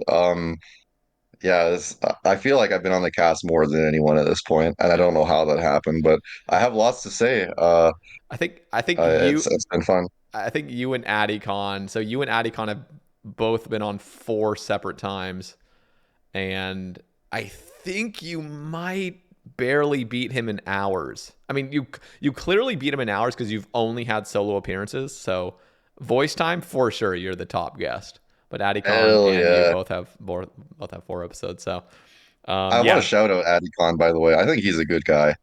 he And is. every time I see Adicon, I'm like a little bit confused that maybe I'm looking at Mulgo Kirby because they're like the same person in my eyes. It's hard for me to differentiate them, but I like them both. They're Yeah. cool guys. Dude, Shout out to them. both of them are legends. Mulgoat, by the way, he is the funniest motherfucker too. Like he is so Yeah, funny, and he has the funniest reactions to things ever. And just any of his reactions are just gold. Like every single one, like they're just amazing. So yeah, I really enjoyed listening to the Adicon and Mulgo Kirby cast for yeah, sure. they're They're good people to listen to. they're fun and interesting, and they're just super passionate about old school. Super Oh yeah, passionate. It just that's the most radiates important from thing them. right there. Yeah. It's cool, and they've been around for a while. Adicon especially has been around for years. Like he's been around. I'm pretty sure me and him both started around the same time. So in the content creation sphere. Well, Guppy, I won't keep you any longer. But down in the description, everybody. Oh yeah, what do you have? So I'll have your Twitter there, or no, your Twitch. I mean, Do I, you? I have a Twitter, but I'm pretty sure that I'm only going to use it to follow artists that draw anime girls. So don't worry about following me there. I'm not going to post. Okay. So you got Twitch. I'll have your YouTube. Is there anything else you want linked? Oh, I mean, it doesn't really matter. Like, I have a YouTube and I have some videos that popped off there, which is Mhm. interesting. But yeah, those are outdated big time. I have no plans to release any videos anytime soon. Well, Like I don't know if I'm gonna stream on Twitch at all. Like I'm gonna be more IRL focused going forward. OSRS is just a hobby for me. yeah. So yeah, it's I don't really need anything linked, I guess. The most important thing you could link is just the old cast that I had on with you. If people like They will listening to all me, be then linked down there. I do that with or every episode that yeah. people have duplicate episodes of. So yeah, all Yeah, those will be I'm down not there. looking for any. I'm not looking for any like recognition or anything like that. I'm not trying to make money off of what I'm saying. I'm just here to talk about RuneScape with my good friend Sae Bae. Yeah, Uh, it's and always. yeah, that's about it. At most, like if anyone wants to do combat achievements with me, I'm doing those right now. So you can message me Should I have your on Discord Discord. link down there, Just then? Bcguppy. You can just message me asking to do CAs, and I would much rather do CAs with someone who listened to me for multiple hours than to just find a team on the CA Discord. So yeah, it'd be a lot more enjoyable for me to just chat with people who like listening to me. So message me on Discord if you're interested in doing that. I may be doing a lot of CAs in the future. We'll see. I'm trying to get that Zuckham. I never got it, so I Yeah, gotta work on that. it's time. Okay, I was just looking at this the casts you've had previous plus the ramble plus this cast. I'm pretty sure you are pressing 15 hours of audio from me on my channel. Hell So yeah. if anybody ever has 15 hours to spend on some grind, there you go. You have 15 hours of VC I Guppy earned talking. that Yeah, steak dinner in Oregon big you, time. you did 15 hours. Uh, Thank you, Guppy, for coming on. Okay, so guys, if you want to listen to more BC Guppy, clearly we have an additional like 11 and a half hours. So just down in the description, go click on any of his other previous ones, especially the first two. Those are, I mean, you will hear some absolute gems of conversations where we're talking about like so many things. I mean, we're still pre-sailing, but this is like before sailing was even a possibility in the game. We talked so much about that and other things. So it would definitely be a nostalgia hit to a lot of people. Also, if you want to support the cast, down in the description, there's a Patreon link and a YouTube membership link. Support the cast directly there. And yeah, that's it for me. Guppy, thank you very much for your time. Thanks for having me once again. You fellas, everyone listening in, have yourselves a wonderful rest of your day. Take care. Peace.